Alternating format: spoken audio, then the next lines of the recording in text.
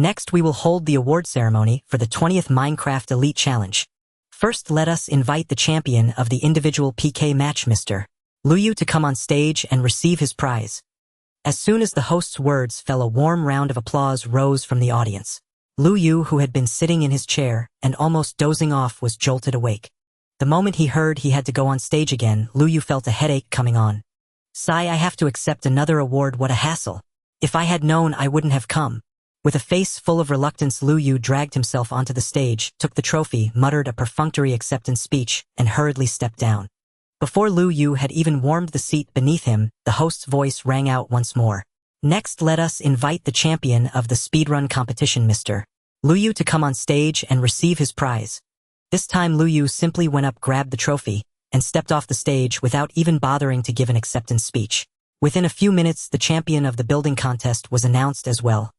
It was still Luyu. Luyu walked onto the stage with a dark expression. Before the host could speak, he opened his mouth first. Can someone bring a chair up here for me? Running up and down just to collect trophies is exhausting. Oh right, and please prepare a truck for me as well. I'm afraid there will be too many trophies later and I won't be able to carry them all away. At these words, the entire venue erupted in an uproar. The audience members were all stunned. Who is this guy? He looks so arrogant. One spectator could not help but complain. You can tell you're new here. This guy is the big shot who swept all the championship titles in the previous season. Another spectator explained. The questioning spectator originally thought the man on stage was just joking. But what happened next made him severely doubt his understanding of reality. Luyu directly sat down on the award platform. Let us invite the champion of the parkour speed race, Mr. Luyu, to come on stage and receive his prize. Let us invite the FMVP of the Bed Wars Grand Finals, Mr. Luyu, to come on stage and receive his prize. Let us invite the champion of the Redstone Challenge, Mr. Luyu, to come on stage and receive his prize. Though the award presenters changed one after another, the champion's name was always the same, Luyu. The spectators had grown somewhat numb from watching. Later on, the host simply handed the script of the awards list directly to Luyu and had him present the awards himself. This suited Luyu perfectly. He cleared his throat and loudly proclaimed, "Let us invite the next guest to come on stage and present an award to me." In an instant, the whole venue turned to stone. The guest who had been about to go on stage to present Luyu with an award froze in place, visibly disoriented. Mom, this big brother is amazing. He's the champion of everything. A young child pointed at Luyu on stage with a face full of adoration.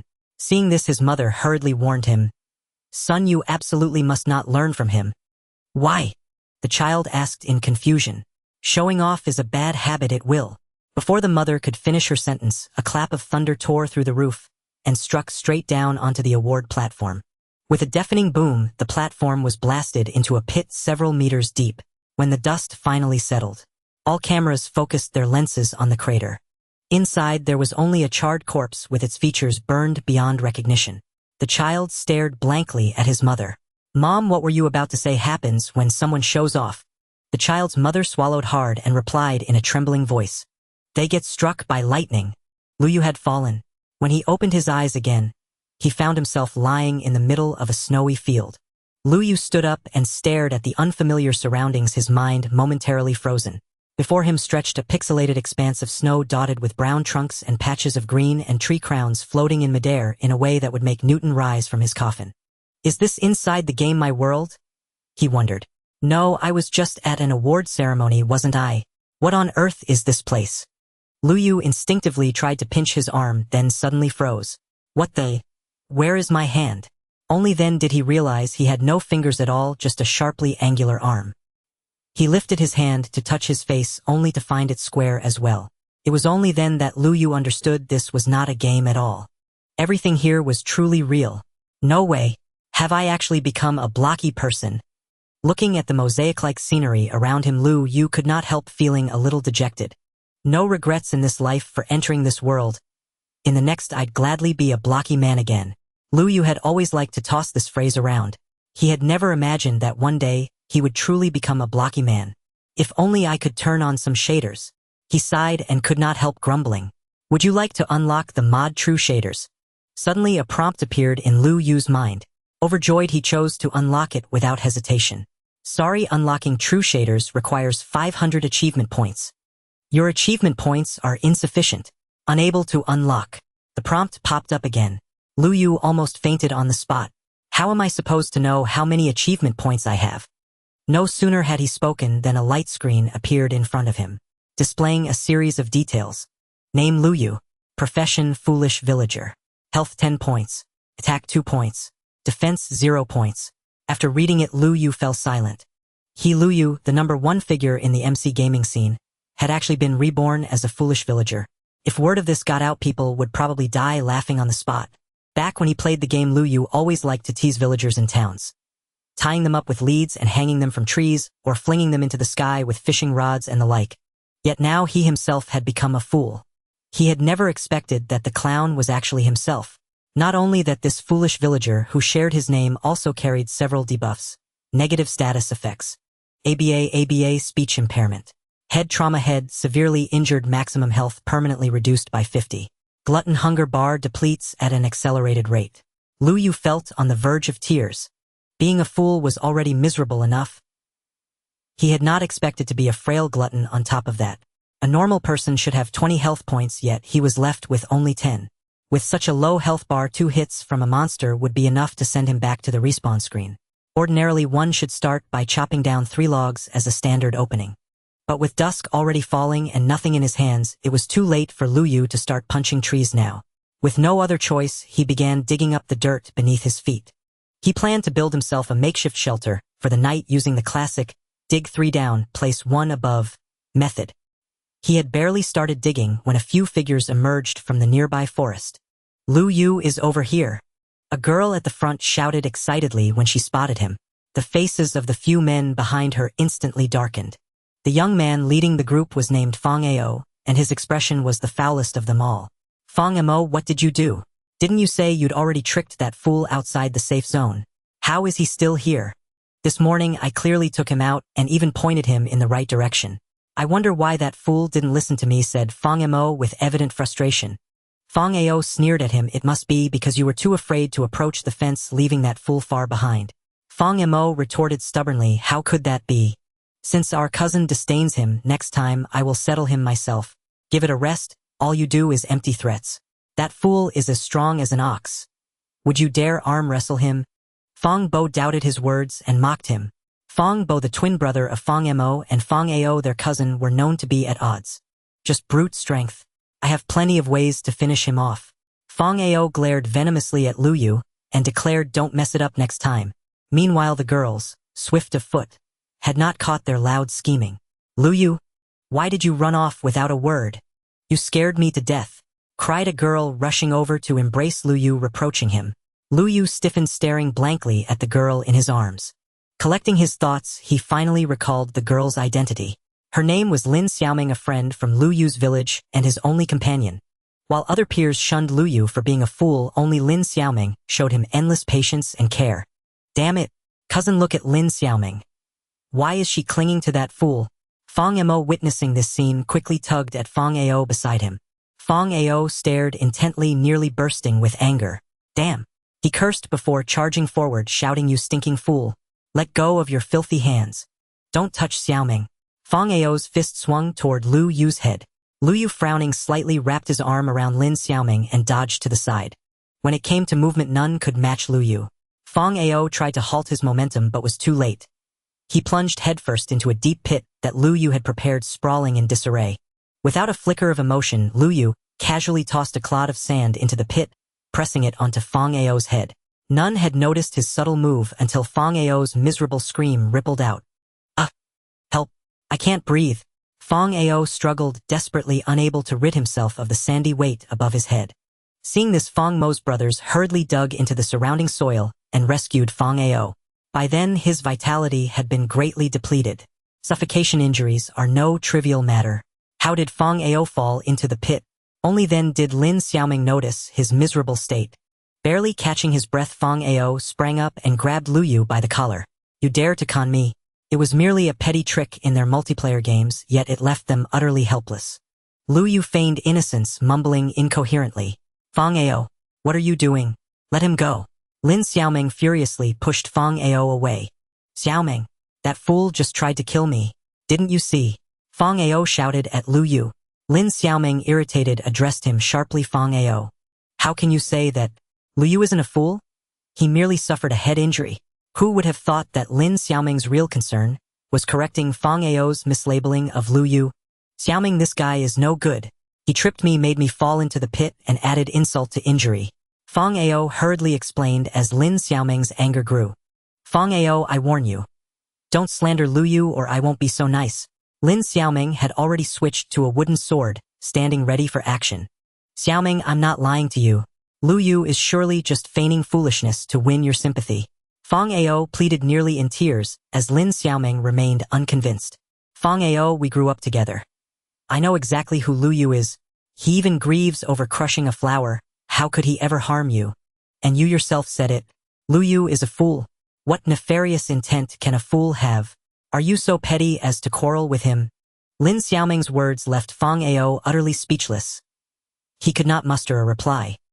He had admired her for so long that falling out with her over a fool was far too costly. For the sake of winning over Lin Xiaoming, he held back his anger. Though he gritted his teeth in resentment, he had no choice but to relent. Lin Xiaoming then turned to Lu Yu and asked Lu Yu, shall we return to the camp?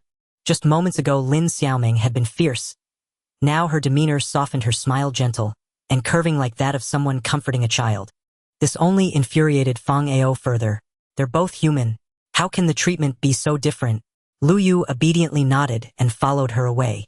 Seeing Lin Xiaoming walk away, Fang Ao could no longer contain himself and launched into a tirade. Damn it.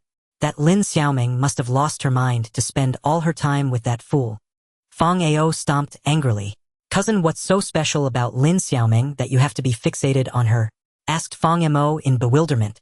Fang Bo, rarely on the same side as him, remarked, exactly, and besides that woman is so formidable. She must be a tigress. Suddenly Fang Ao's expression shifted to one of passionate infatuation. You don't understand a damn thing. Upon hearing Fang Ao's reply, Fang Mo and Fang Bo exchanged looks, rendered speechless, and murmured in unison. Bootlicker doomed. Lu Yu, trailing behind Lin Xiaoming, listened to her incessant nagging. Lu Yu, keep your distance from Fang Ao and the others in the future. They aren't good people. And remember, never leave the safe zone. Monsters lurk everywhere out there, it's very dangerous. I can't always be by your side, you must learn to discern right from wrong on your own. Listening to Lin Xiaoming's endless chatter along the way, Lu Yu finally understood what people meant by the term mama fan. Overprotective like a mother. Indeed, caring like a mother, yet equally nagging. We're almost at the camp up ahead. Lin Xiaoming pointed toward the distance. Looking ahead, Lu Yu's lips twitched involuntarily. The so-called camp was nothing more than a low matchbox-like structure built of packed earth. How pitifully shabby. At least use rounded stones. A young man stood in front of the matchbox camp, constantly looking around, exclaiming, Teacher, I found Lu Yu. Lin Xiaoming waved at the superior. The young man, upon seeing her, broke into a smile. It's good that you're back. After such a long delay, I really thought something had happened to you out there. The young man named Zhuangmu was the elder leading Lu Yu's group. Renowned in the village for his vast knowledge and memorized composition charts, he was respectfully called Teacher. However, Zhuangmu's gaze fell upon Lu Yu with a mixture of complexity. Their journey this time was to collect supplies in the wild. The expected itinerary was 2 days, so they had to spend the night outside today before returning to the village tomorrow. It was inherently dangerous to spend the night outside, yet Lu Yu was running around everywhere. They spent an entire afternoon searching for Lu Yu, which severely hindered their progress in collecting supplies. He sighed helplessly. Not only could Lu Yu not help, but he also caused trouble. However, Lu Yu was just a fool after all, so he didn't say much. Goo! Lu Yu's stomach, betraying him, growled loudly. He scratched his head in embarrassment. It wasn't intentional. The speed at which this body consumed hunger points was simply too fast. After just a while of traveling, he was already nearly out of energy. Lu Yu, you've been lost for so long, you must be starving. Hurry and eat something. Lin Xiaoming took out some bread from her backpack and handed it to Lu Yu. Teacher, this is for you. Zhuangmu waved his hand, indicating that he had already eaten. Upon seeing the bread, Lu Yu's eyes lit up and he began to devour it ravenously, his eating posture quite unrefined. Lin Xiaoming, however, was smiling exceptionally happily. She rubbed Lu Yu's head and gently said, Eat slowly, no one is competing with you. Zhuangmu shook his head at the sight.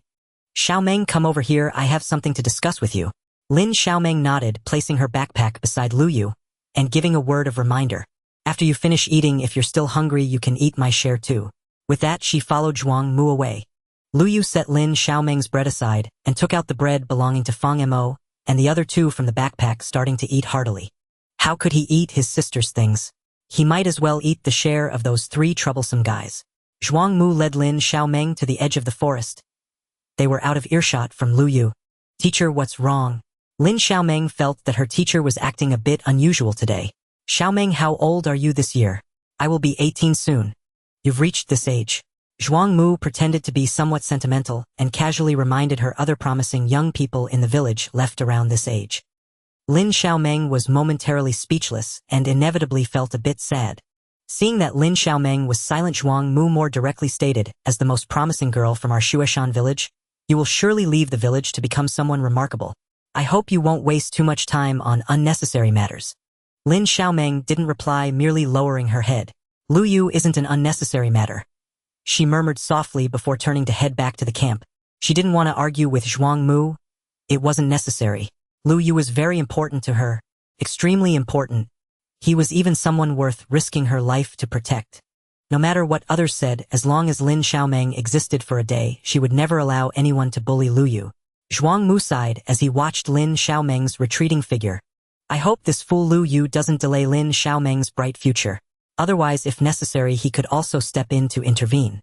Zhuang Mu looked scholarly and cultured. In reality, he was quite selfish. He prided himself on being the only teacher in Shuishan village, believing that all the village's children were his students. He would not allow anyone to hinder his students from bringing glory to themselves. Zhuang Mu's expression grew solemn. Meanwhile, Lin Xiaomeng had just arrived at the camp entrance where she saw Fang Ao and the other two surrounding Lu Yu. Fang Ao, what are you trying to do? Lin Xiaomeng exclaimed in shock. Just as Fang Ao was about to make a move, he heard Lin Xiaomeng's voice. His actions froze and his expression changed repeatedly. Fang Ao, if you have any grievances about today, direct them at me. Bullying a fool, how could you have the face to do that? Lin Xiaomeng said angrily with her hands on her hips. Xiaomeng, two wouldn't dare provoke you. It's just that Lu Yu, this kid, is too ignorant of the rules. He ate all our food by himself and I was just about to take action. Fang Ao explained. Lin Xiaomeng was surprised by his words, looking at Lu Yu with disbelief. How could he eat all the food meant for 3 people? What a huge appetite. Lu Yu, how did you?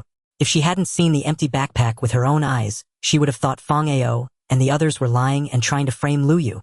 She sighed helplessly. Lu Yu, don't do that next time. If you're hungry, I'll get you some, she said gently to Lu Yu. Fang Ao was already furious. Seeing Lin Xiaomeng so biased towards Lu Yu, he was even more enraged. Just as he was about to explode, Zhuang Mu placed a hand on his shoulder. Calm down, Lu Yu certainly didn't do it on purpose. There are still some leftovers here, hurry and eat before you all need to rest. Zhuang Mu noticed that night was approaching and didn't want to create more trouble. Fang Ao and the others were also hungry, having their mouths stuffed with food. Chewing, they still glared at Lu Yu with resentment. It's not fear of a fool pretending to be clever, but fear of a clever person pretending to be a fool. Lu Yu feigned a foolish demeanor, grinning foolishly. The sky gradually darkened and the group all huddled into the small earthen house. On a night in the wild, monsters roamed freely. Thus they had to seal the entrance to prevent monster intrusion. As the night deepened and the monsters began to stir, the atmosphere grew increasingly terrifying. Outside, the sounds of zombies and the clashing of skeletal bones could be heard intermittently. Fang Ao and his 2 cousins huddled together in a corner, all pale and trembling.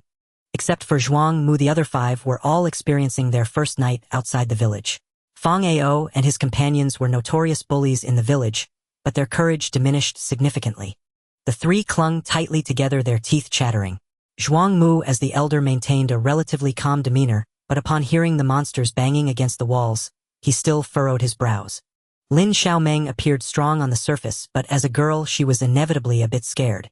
However, she didn't want to show her vulnerable side in front of Lu Yu, so she had to keep pretending to be calm. When she saw Lu Yu's calm expression, she couldn't help but feel curious. She shifted her position and sat right next to Lu Yu. Lu Yu, aren't you scared? Lin Xiaomeng asked softly. Lu Yu shook his head. Lin Xiaomeng thought for a moment and then felt relieved. I really envy you. Knowing nothing means you have nothing to be afraid of. Lu Yu found it somewhat amusing in his heart. It seemed Lin Xiaomeng thought he was fearless because he was blissfully unaware. Afraid? That's ridiculous. For Lu Yu, there was no distinction between day and night in Minecraft. Daytime was for farming, nighttime was for fighting monsters. Wasn't that common knowledge? He was just short of rushing out to have a good slaughter and gain enough experience. Inside there was a lit torch that burned for a while before extinguishing. When the light went out, the house was suddenly plunged into darkness. Oh my god. Fong Ao and his companions were so scared they were on the verge of tears. Lin Xiaoming also froze in place. She was most afraid of the dark. Teacher, can you light another torch? Fong Ao asked tremblingly. The coal is almost gone, so we should conserve it. Just hold on a little longer, dawn is approaching. Lin Xiaoming crouched on the ground, tightly hugging her knees, curling her body in fear. She trembled uncontrollably. Lu Yu noticed this and placed his hand on her shoulder, signaling her to lean against him. When Lin Xiaoming felt Lu Yu's touch, she was startled, as if struck by lightning, her hair standing on end. Her body stiffened in place, unsure whether to lean towards Lu Yu. Suddenly a zombie's cry echoed nearby, sending chills down the spine. Unable to suppress her fear any longer, she suddenly lunged into Lu Yu's embrace. Now it was Lu Yu's turn to be dumbfounded. He merely wanted to comfort Lin Xiaoming, yet she had thrown herself into his arms. Lu Yu's right hand rested on Lin Xiaoming's back, gently soothing her. As she leaned against him, all her tension and fear seemed to vanish. The warmth and aura emanating from Lu Yu felt like the best sleeping potion, and soon she drifted into a deep sleep. When she woke up the next morning, the others were still asleep. Only then did she realize she had spent the entire night resting in Lu Yu's embrace. Lin Xiaoming quickly sat back in her original position, pretending that nothing had happened.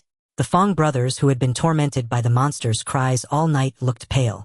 They had hardly slept that night. After dawn, the group left the shelter. We've already wasted a lot of time yesterday or today. We must speed up and gather as many supplies as possible to take back. We'll meet here when the sun sets, so don't wander too far. After giving his instructions, Zhuang Mu led Fong Mo and Fong Bo away. At this moment, only Lu Yu, Lin Xiaoming, and Fong Ao remained. Lu Yu, let's go. Now! Lin Xiaoming tugged at Lu Yu and headed in another direction. Fong Ao hurriedly blocked their path. What do you want? Lin Xiaoming asked warily. Fong Ao mustered his courage and asked, Xiaoming, can I join too? You can come along, just don't cause any trouble. After saying this, Lin Xiaoming quickly walked away with Lu Yu. Fong Ao followed closely behind, his gaze fixed on Lu Yu, filled with resentment. Lin Xiaoming held on to Lu Yu, swatting at the weeds they encountered along the way. As they approached the boundary, she repeatedly reminded Lu Yu, do you see that fence over there? Don't go past it. Lu Yu looked at Lin Xiaoming in confusion. There are monsters beyond the fence. Even during the day, there are creatures lurking in the shaded areas and caves without light. It's fine if you encounter a zombie, but if you come across a skeleton monster, it can shoot you from beyond the fence. Lu Yu scratched his head. Monsters? Isn't that something that can be dealt with in just a few hits? Could it be that the blocky people in this world can't even kill zombies? Lin Xiaoming led them forward. Her hand speed was quick, but for some reason she was quite clumsy. After rustling through the weeds for a while, she only managed to uncover a few seeds. Seeing this, Lu Yu couldn't bear to watch any longer and stepped in to help her. When it comes to speed, no one could outpace Lu Yu, whose hands had been swift from over 20 years of being single. In the blink of an eye, Lu Yu's progress surpassed Lin Xiaoming's. The situation had reversed, and now it was Lu Yu leading the way, pulling Lin Xiaoming along. Fong Ao was stunned. Is this really the same Lu Yu? Previously, Lu Yu had been so dazed and slow, almost like a fool. But now he moved with such agility that Fong Ao struggled to keep up. Hey, Lu Yu, wait for me. In just a few minutes, Lu Yu had already collected a set of seeds. However, he stopped by the fence, standing still. Lin Xiaoming finally caught up, panting heavily, and hurriedly said, Lu Yu, slow down, don't leave my sight. Although her strong sense of responsibility was commendable, it sounded to Lu Yu like a nagging mother. Afterward, he ignored her.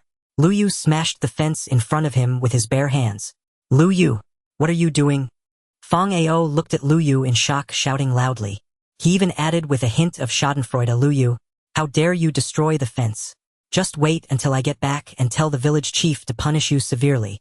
As they tried to approach, Lu Yu restored the fence to its original state. They were left on the other side of the fence. Lu Yu, come back. Seeing Lu Yu walking further away, Lin Xiaoming panicked. Beyond the fence was no longer a safe zone. Monsters only appeared in the safe zone at night, while during the day outside dangers lurked around every corner. With no obstacles in his way, Lu Yu moved forward effortlessly. Not far ahead there was an open mine. Outside the mine iron ore was exposed. This was exactly what Lu Yu wanted. To get rich one must first gather wood. This is an unchanging truth. Lu Yu skillfully struck the nearby tree trunk, collecting 3 pieces of wood. Then he opened the inventory and crafted a workbench. Congratulations on completing the achievement Open Inventory. You have earned 10 achievement points. Congratulations on completing the achievement Gather. Would you have earned 10 achievement points? Congratulations on completing the achievement What is this? Workbench. You have earned 10 achievement points.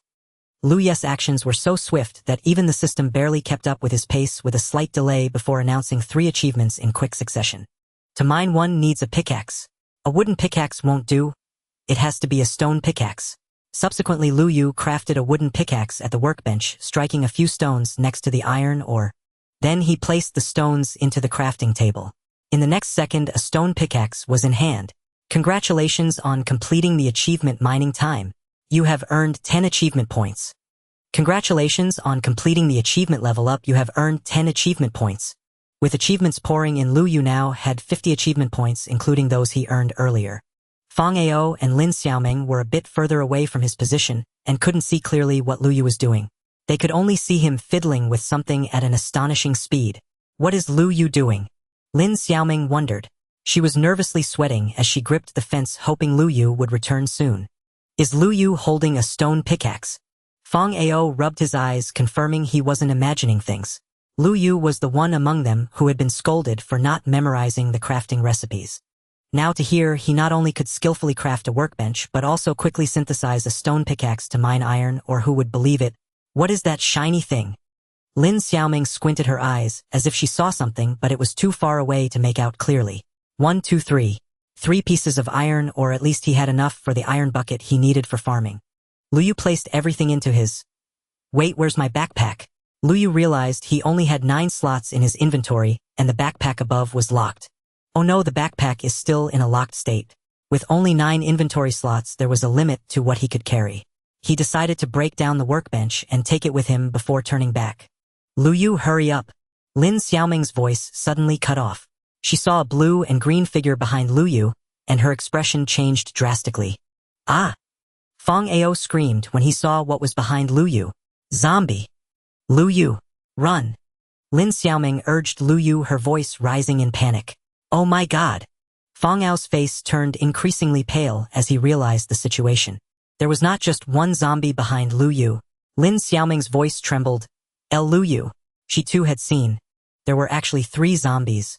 Lin Xiaoming had once inadvertently killed a zombie in the wild, which was why she had earned the reputation of a strong woman in the village. 3 zombies. Even for her, it was beyond her capabilities. Let that fool perish. 2 have to go. Seeing the situation turning dire, Fang Ao began to run back, stumbling as he fled. Fang Ao, you. Lin Xiaoming reached out, wanting to stop Fang Ao, but he had already vanished.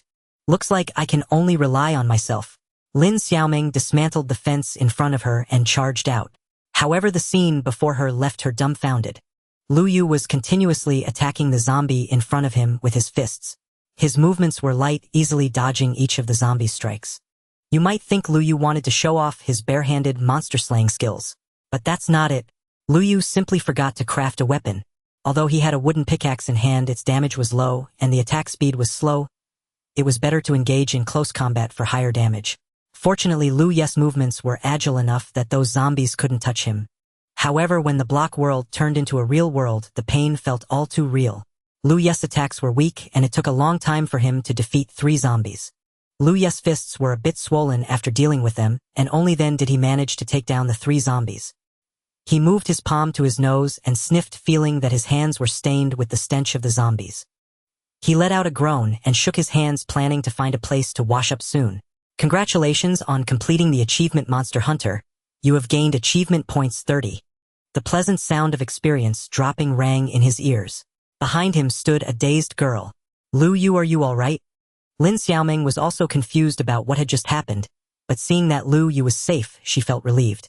Lu Yu, Lu Yu casually picked up the rotten flesh from the ground and leaned closer to the experience orb, intending to absorb the experience. Ah, it's actually a magic crystal. Lin Xiaoming exclaimed in delight, picking up the experience orb to show Lu Yu. Why did the experience orb turn into a magic crystal in their mouths? It seemed that Lin Xiaoming and the others' bodies couldn't absorb experience, but they could pick up the experience orb as if it were a physical object. So many magic crystals, they can be exchanged for quite a bit of gold. Gold was the universal currency in this world. Experience wasn't essential for him yet, as he didn't have an enchanting table, so exchanging it for gold was not bad. He handed the experience orbs to Lin Xiaoming. Lu Yu, when did you become so powerful? Lin Xiaoming was more excited to see Lu Ye's impressive display than to have found the magic crystal. You're amazing. Go tell your mother, she will surely be very happy. Lu Yu. Lin Xiaoming. Zhuang Mu rushed over with the other three in a panic. Teacher, how did you all get here? Lin Xiaoming asked curiously. Fang Ao said you were attacked by zombies. We came to check on you. Are you okay? What about the monsters? It's fine, the monsters have all been dealt with. Dealt with? Zhuang Mu looked at the magic crystal in Lin Xiaoming's hand and was immediately overjoyed. Lin Xiaoming, you are truly the outstanding one among this year's kids. Xiaoming, you are so impressive. At just 17 you managed to defeat 3 zombies. I admire you so much. Fang Ao popped up out of nowhere shamelessly saying, that monster wasn't killed by me, it was Lu Yu. Lin Xiaoming quickly explained. Fang Ao scoffed. Lu Yu. Xiaoming, don't joke around. Just him. Although Lu Yu was strong, he was definitely not a match for those 3 zombies. Zhuang Mu agreed wholeheartedly. He also believed that Lu Yu couldn't have killed those monsters. Lin Xiaoming must have been trying to give the credit to Lu Yu on purpose. Xiaoming, let's talk about this later. It's too dangerous here. We should hurry inside. Faced with everyone's doubts, Lin Xiaoming was anxious. Why wouldn't they believe her?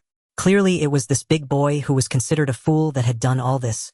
His clever moves left her unscathed, and she had learned a lot from his way of dealing with zombies. Even without powerful weapons, he could kill zombies without taking any damage. She looked towards Lu Yu for help, hoping to hear him confirm her words. But Lu Yu raised his hand to his lips, quietly gesturing for silence. Shoo! Lin Xiaoming was taken aback. Was Lu Yu telling her not to say anything? The group returned to the camp and did a little inventory of the supplies they had collected earlier. Lu Yu dumped a whole set of seeds out of his pocket, directly exceeding the planned amount. Seeing this, Zhuang Mu looked at Lu Yu with a somewhat different expression. Since we've gathered enough supplies, let's head back early. On the way back to the village, Lin Xiaoming kept glancing at Lu Yu, intentionally or not. Lu Ye's previous heroic performance made her see him in a new light. Was it just coincidence? Or had Lu Yu been pretending to be a fool all along? She couldn't make sense of it. Lu Yu noticed Lin Xiaoming's gaze, but said nothing, merely smiling at her. That smile seemed foolish, looking completely innocent. After several hours of trekking, they finally reached their home, Snow Mountain Village, in the 7th district. The entire block continent was divided into 7 regions. The deeper the area, the safer it was, and the more abundant the resources. The 7th district, where they lived, was the outermost circle where the residents of the block continent survived. Most of the places referred to as regions were barren, and only the villagers of Snow Mountain Village managed to survive here. Lu Yu carefully observed the appearance of the village. Their village was even poorer than the villages in the game. At least the villages in the game had small houses. Their homes had no aesthetic appeal and were merely matchboxes. The most ridiculous part was the large area of farmland within the village. They had planted such a large patch of wheat with just 1 line of water and 1 line of land, and the water was sourced from a nearby pond. Seeing this left Lu Yu puzzled, nearly triggering his obsessive-compulsive tendencies. All of them, as professional MC players, had some degree of obsessive-compulsive disorder. However, his fool's persona kept him from acting on the impulse to improve things. Lu Ye's home was right at the village entrance, easily visible. He quietly broke away from the group and hurried into the matchbox. Inside, his mother was making bread. Son, you're back. She wiped her hands on her apron and smiled warmly to welcome Lu Yu home. How was your day? It was okay. Lu Yu answered ambiguously. Turning his head, he glanced at the bread on the table, which was rather meager, lacking any side dishes, not even a bit of minced meat. Lu Yu took out the rotten flesh he had previously acquired from the zombies and placed it on the table. Though meager, this could still count as a meat dish. Rotten flesh. His mother Tao Lan looked pleasantly surprised. Villagers sometimes went out at dawn to search for rotten flesh dropped by burnt zombies. However, outside the fence was very dangerous for them, making even rotten flesh a precious commodity.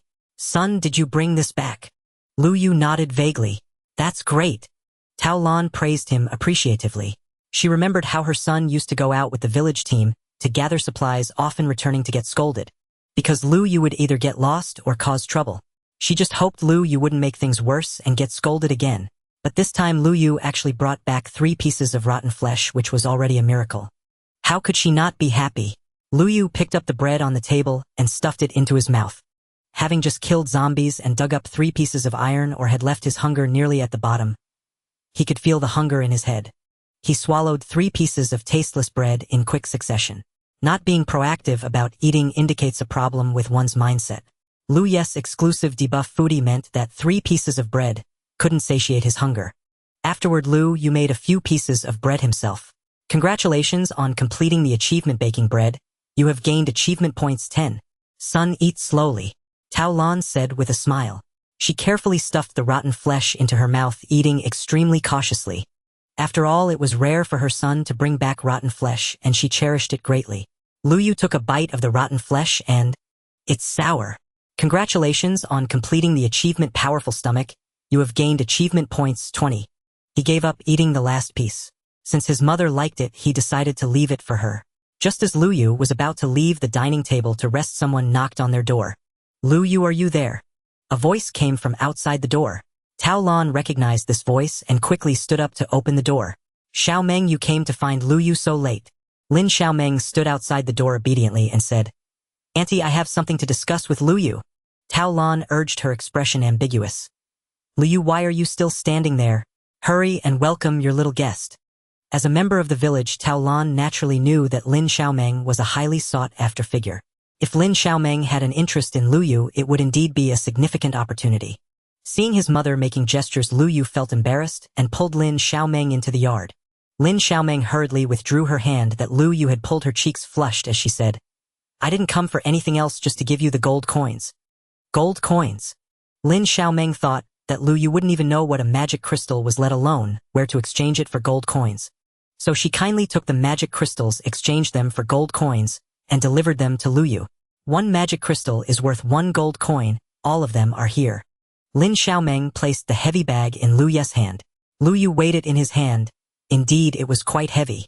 He thought that Lin Xiaomeng running errands was hard work, so he took out a few coins to place in her palm. Lin Xiaomeng frowned and quickly pushed them back. Although she had never seen so many gold coins, how could she accept money that originally belonged to Lu Yu? I don't want it. Why not? Lu Yu's blunt demeanor made Lin Xiaomeng think he was a bit foolish. It was as if Lu Yu had only accidentally killed the 3 zombies. Lin Xiaomeng pouted.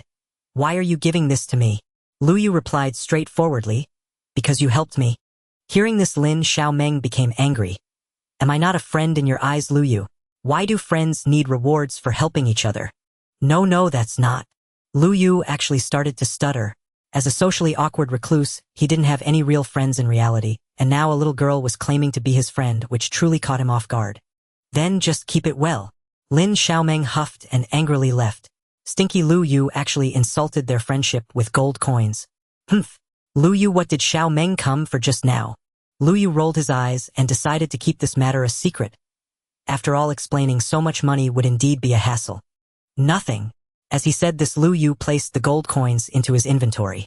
Tao Lan's expression was ambiguous, thinking her silly son was just shy. With laughter, she didn't press further and let the matter slide. After placing the coins, Lu Yu's inventory had no more empty slots. Lu Yu clicked on the lock on his backpack, intending to unlock it.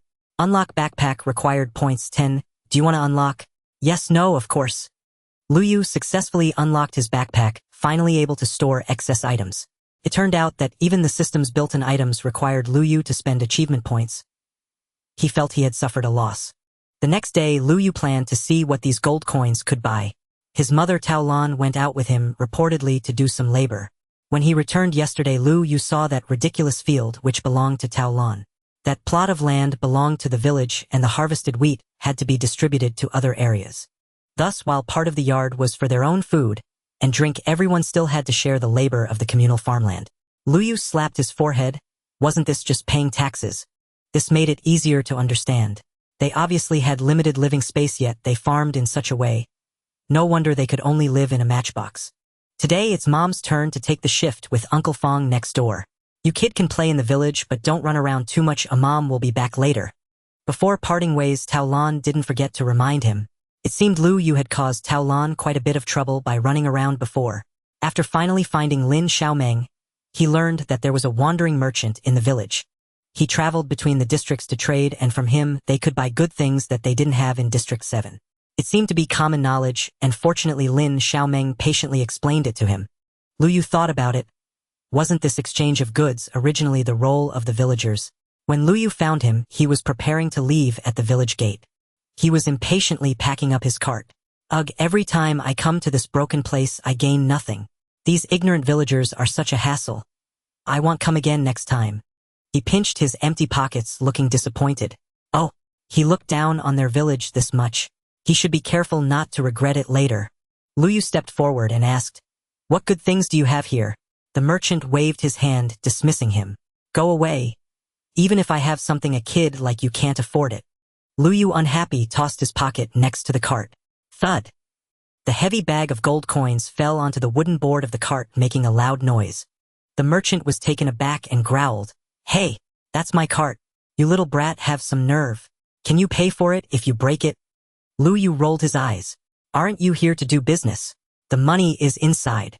The merchant clearly didn't believe him. "You didn't just stuff a bag of stones to fool me, did you?" Lu Yu crossed his arms and snorted coldly. "Why don't you open it and see for yourself?" The merchant disdainfully pushed aside Lu Yu's pocket. The next moment he was almost blinded by the dazzling gold.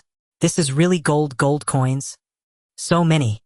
The merchant couldn't believe that this little brat had brought out so much money. But he was just a businessman. He didn't care where the brat got the money. Anyway, he was leaving, and even if the money had a questionable origin, it wouldn't be traced back to him. Head hit the jackpot. "Little ancestor, what do you want to buy? I have meat, minerals, and I'll sell you anything you want."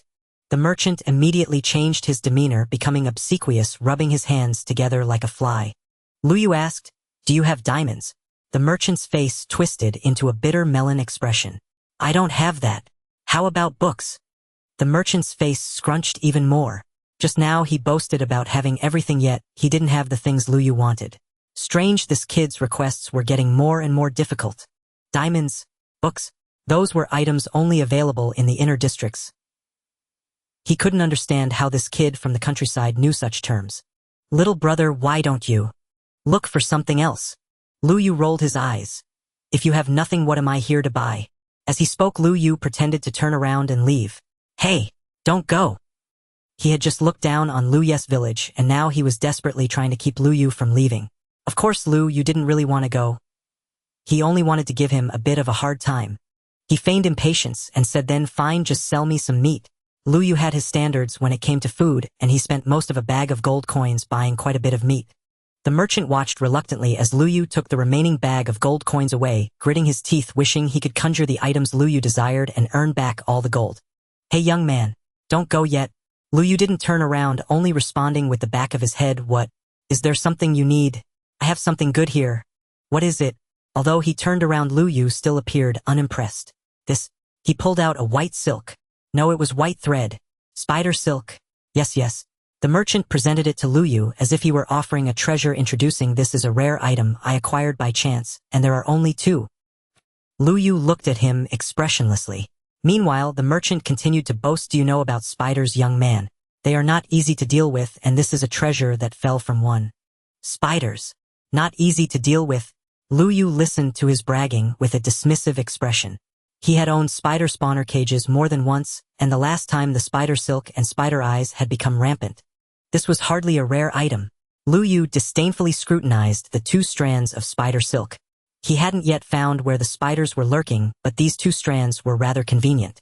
It was just right for crafting a fishing rod.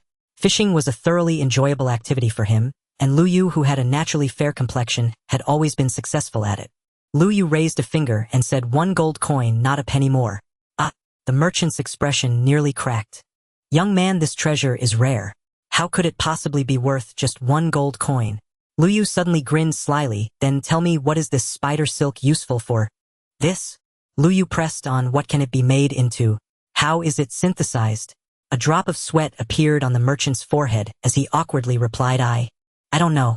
"Then what use do you think I would have for it?" Lu Yu crossed his arms, looking down at him. "Considering your hard sell, I could buy it to take home as a toy. 2 gold coins is my final offer. Lu Yu was completely right, and the merchant nodded repeatedly. All right. 2 gold coins it is. The merchant's mind was in turmoil. If he didn't agree, he wouldn't earn even that 1 gold coin. Congratulations, you have completed the achievement Penny Pincher and earned 20 achievement points. Lu Yu raised an eyebrow, wondering why the system had such a bias. Wasn't he being frugal? How could he be labeled a penny pincher? In the end, Lu Yu's bag still jingled with half a bag of gold coins. Unfortunately, he could only watch as Lu Yu left with the meat and spider silk. On his way, Lu Yu passed by the field where his mother was farming. He saw his mother Tao Lan bent over sweating profusely under the scorching sun. Mom? Lu Yu began. Lu Yu, where have you been playing? Tao Lan managed to straighten her back with difficulty and greeted Lu Yu. I brought back some things. Lu Yu stuffed the items from his pocket into his mother's hands. Lu Mu opened the bag, looked down in shock, and quickly asked, son, where did you get so much meat? Nearby people perked up to listen to their conversation. Meat? Lu Yu almost forgot that for the people of their 7th district, being able to eat fresh meat was probably as difficult as killing a zombie. Their meat was usually rotten. What kind of meat? Neighbor Fong Chong perked up his ears, almost wanting to rush over and pry open Lu Yu's bag to see what was inside. Lu Yu suddenly remembered that they couldn't be too ostentatious, especially not in front of Fong Chong. The man in front of him, Fong Chong, was the father of Fong Ao, who bullied Lu Yu for being a fool. Neither father nor son were good people, both were small-minded and petty. So Lu Yu pushed his mother gently and urged, Mom, why don't you go home and rest for a bit? You can cook later. Tao Lan was so moved, she nearly shed tears on the spot. Perhaps the meat in her hands was something her son had prepared with Lin Xiaomeng last night. Her son had grown up and was planning a surprise with his friends. Thus she couldn't refuse. All right then, he'll head back first. Fong Chong would never let Tao Lan leave so easily. Hey, how can you slack off? Mom, you go ahead. Lu Yu stood in front of Fong Chong, trying to prevent him from stopping Tao Lan. My mom is tired. Let her go home to rest. They'll do the work for her. Fong Chong sneered, you little brat, you're speaking clearly today. What? Did your mom teach you to say this? He thought Lu Yu was making excuses for Tao Lan to be lazy. Did he really think everyone was like him, always looking for ways to avoid work? With a cold snort, Lu Yu said, I said him doing it. Just you. Fong Chong sized Lu Yu up and down. What work can you do? What can your brain manage? What's the difference between letting you work and slacking off? He was built like a brute and appeared capable of much labor. But just a moment ago, it had been Lu Yu's mother Tao Lan, a mere woman working hard, while he lay about on the grass looking thoroughly pleased while the hard-working Tao Lan was drenched in sweat. He actually had the audacity to say such things. Lu Yu gave a cold laugh, then get lost and don't get in my way. Let me handle it. Hey, what are you saying, you little brat? Fong Chong didn't expect the foolish Lu Yu to actually curse, and raised the stone pick he was holding ready to bring it down on Lu Yu's head. What are you doing, Fong Chong? They were in the center of their village, the most important farmland. There was no way other people wouldn't pass by. Is that foolish Lu Yu bothering you again? You're a grown man. Why are you arguing with a child? Bystanders began to criticize Fong Chong. Lu Yu smiled. He never expected his identity to be so useful. He even rolled his eyes at Fong Chong. Fong Chong gritted his teeth and put the pick down, forcing a smile. I was just joking with him. Fong Chong would never compromise like that. Well then, just wait. I'll have my son come take over. Since Tao Lan was slacking off, he would never let anyone take advantage of him. He slipped away and Lu Yu decided to start working. Initially, Lu Yu had already smelted the 3 iron ores he had obtained last night into iron ingots. Congratulations, you have completed the achievement going hard, earning 10 achievement points. At the workbench by the field, he used the iron ingots to craft a bucket and then made a hoe. Congratulations, you have completed the achievement It's Time to Farm, earning 10 achievement points. After that, he filled a bucket with water and was ready to transform the field. First, he filled in their ridiculous rows of water and dirt with soil, then in a 9x9 grid, he filled the center with a square of water. Thus, he completed the most basic farm in MC. Lu Yu covered the water grid with half a brick, as was his habit. Finally, he planted the expansive water grid entirely with the seeds they had gathered during their excursion. For Lu Yu, renowned as the fastest builder in the speed construction competition, this entire renovation took merely a few minutes. Once finished, he stepped aside and wiped his brow. Phew! His obsessive need for order satisfied, he felt deeply at ease. Just then Fong Ao arrived, dispatched by his father, and witnessed Lu Yu completing the transformation. Fong Ao froze in disbelief. Lu Yu, what on earth have you done?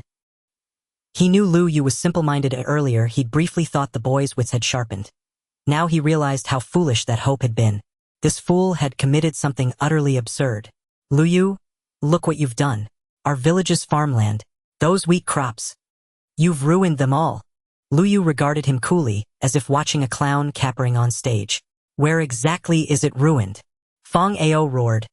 Where's the water in the fields? The irrigation water in the village fields had been laboriously channeled from a distant pond outside the village. Yet Lu Yu had simply filled it all in. We don't need so much water, Lu Yu replied, voice calm and detached. Not need it. Fong Ao stared at him as if gazing upon a lunatic. Without water the wheat will wither and die. What then shall we deliver to the authorities? Wither. Lu Yu smiled faintly. Fong Ao seething longed to summon the entire village to witness Lu Yu's folly. Quick! Fetch the village elder. Look at Lu Yu. He's destroyed our farmland. Lin Xiaoming happened to pass by and gasped aloud at the sight of the transformed field. Lu Yu, why must you act so recklessly again? If we fail to deliver the wheat, the villagers will skin you alive. Frantically tugging at Lu Yu's arm, she urged, hurry. We must restore the field while there's still time. Lu Yu gently withdrew his arm and stood calmly before Fong Ao and the growing crowd of onlookers. This is precisely how farmland ought to be cultivated. His conviction was absolute. Fong Ao scoffed, refusing to yield. Wait. You'll see those fields shrivel up within hours. Lu Yu arched a brow, care to wager on it. Wager on what? Lu Yu chuckled softly. If the wheat continues to thrive, you'll kneel before me and kowtow as your ancestral patriarch. Fong Ao faltered. Lu Yu's unwavering certainty unsettled him. Yet, in his understanding, such a claim was sheer nonsense. To grow wheat without water, Lu Yu must be dreaming. Fine. I accept your bet. And so they lined up beside the field, eyes fixed on the wheat, waiting for its inevitable withering. What's happening here? That simpleton Lu Yu has altered the farmland, claiming the wheat will still ripen this way. He's even wagering with young Fong. Fong Ao, named in the hushed chatter, stared unblinkingly at the field, awaiting the wheat's collapse. Logically sown wheat should wilt within moments if deprived of water. Yet it's been hours already. Reluctant to wound Fong Ao's pride, the villagers glanced sidelong at his expression. Under their collective gaze, Fong Ao's face darkened. He too recalled, the argument had raged for a long time. Why hadn't the wheat withered yet? Lin Xiaoming approached the edge of the field and examined the wheat closely. It thrived. No sign of wilting whatsoever. These wheat stalks appear perfectly healthy. Boldly she declared.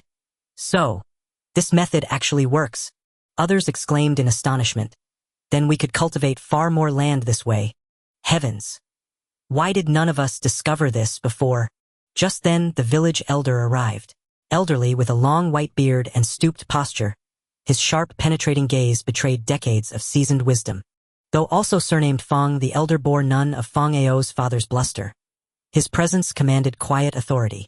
Villagers hurried to recount the events. His expression shifted, from incredulity to exhilaration. Excellent, excellent indeed. Overcome, he slapped his thigh vigorously.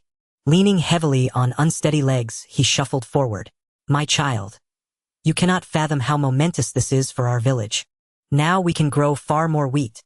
No one need starve. Drawing near, he placed a firm approving hand upon Lin Xiaoming's shoulder. She shook her head. No, it wasn't me. It was Lu Yu who... The elder turned his gaze toward the young man standing quietly nearby. He knew this boy well, the village's reputed simpleton. Yet with his years of discernment, he sensed something profoundly different about him today. Lu Yu's eyes gleamed with uncommon clarity. The dullness that once clouded his pupils had vanished, replaced by vibrant, intelligent light. You are Lu Yu. Lu Yu, ever respectful toward elders, especially one who appeared nearly 80, bowed slightly. Yes, grandfather. You, my boy. The elder scrutinized him closely. You've changed. Lu Yu flinched inwardly. Had the elder somehow sensed the soul within him was no longer his own? Yet the next moment the old man reached out and gently patted his head. You helped her, didn't you? Clearly the elder assumed Lin Xiaoming had masterminded the innovation, with Lu Yu merely assisting. No, elder. Lu Yu did this entirely on his own. Lin Xiaoming interjected firmly. Truly. The elder turned to Lu Yu. Child, how did you discover this?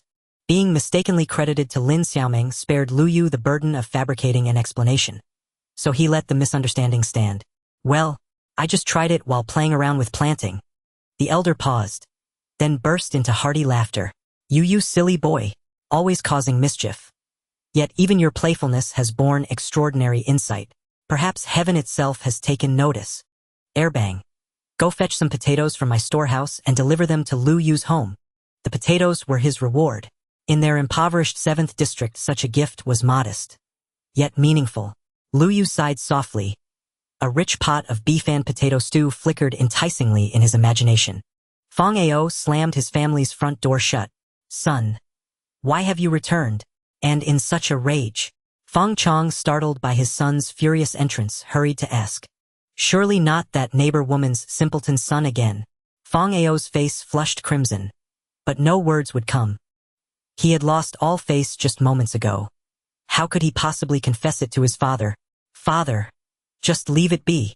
Yet deep into the night, Fang Ao slipped silently into their courtyard. Their family owned a modest plot, self-sufficient, cultivated using the village's traditional method, alternating rows of water and soil. Staring blankly at his own wheat field, a sudden thought struck him. Consider it a fluke that Lu Yu, that fool, by blind luck stumbled upon this way of farming.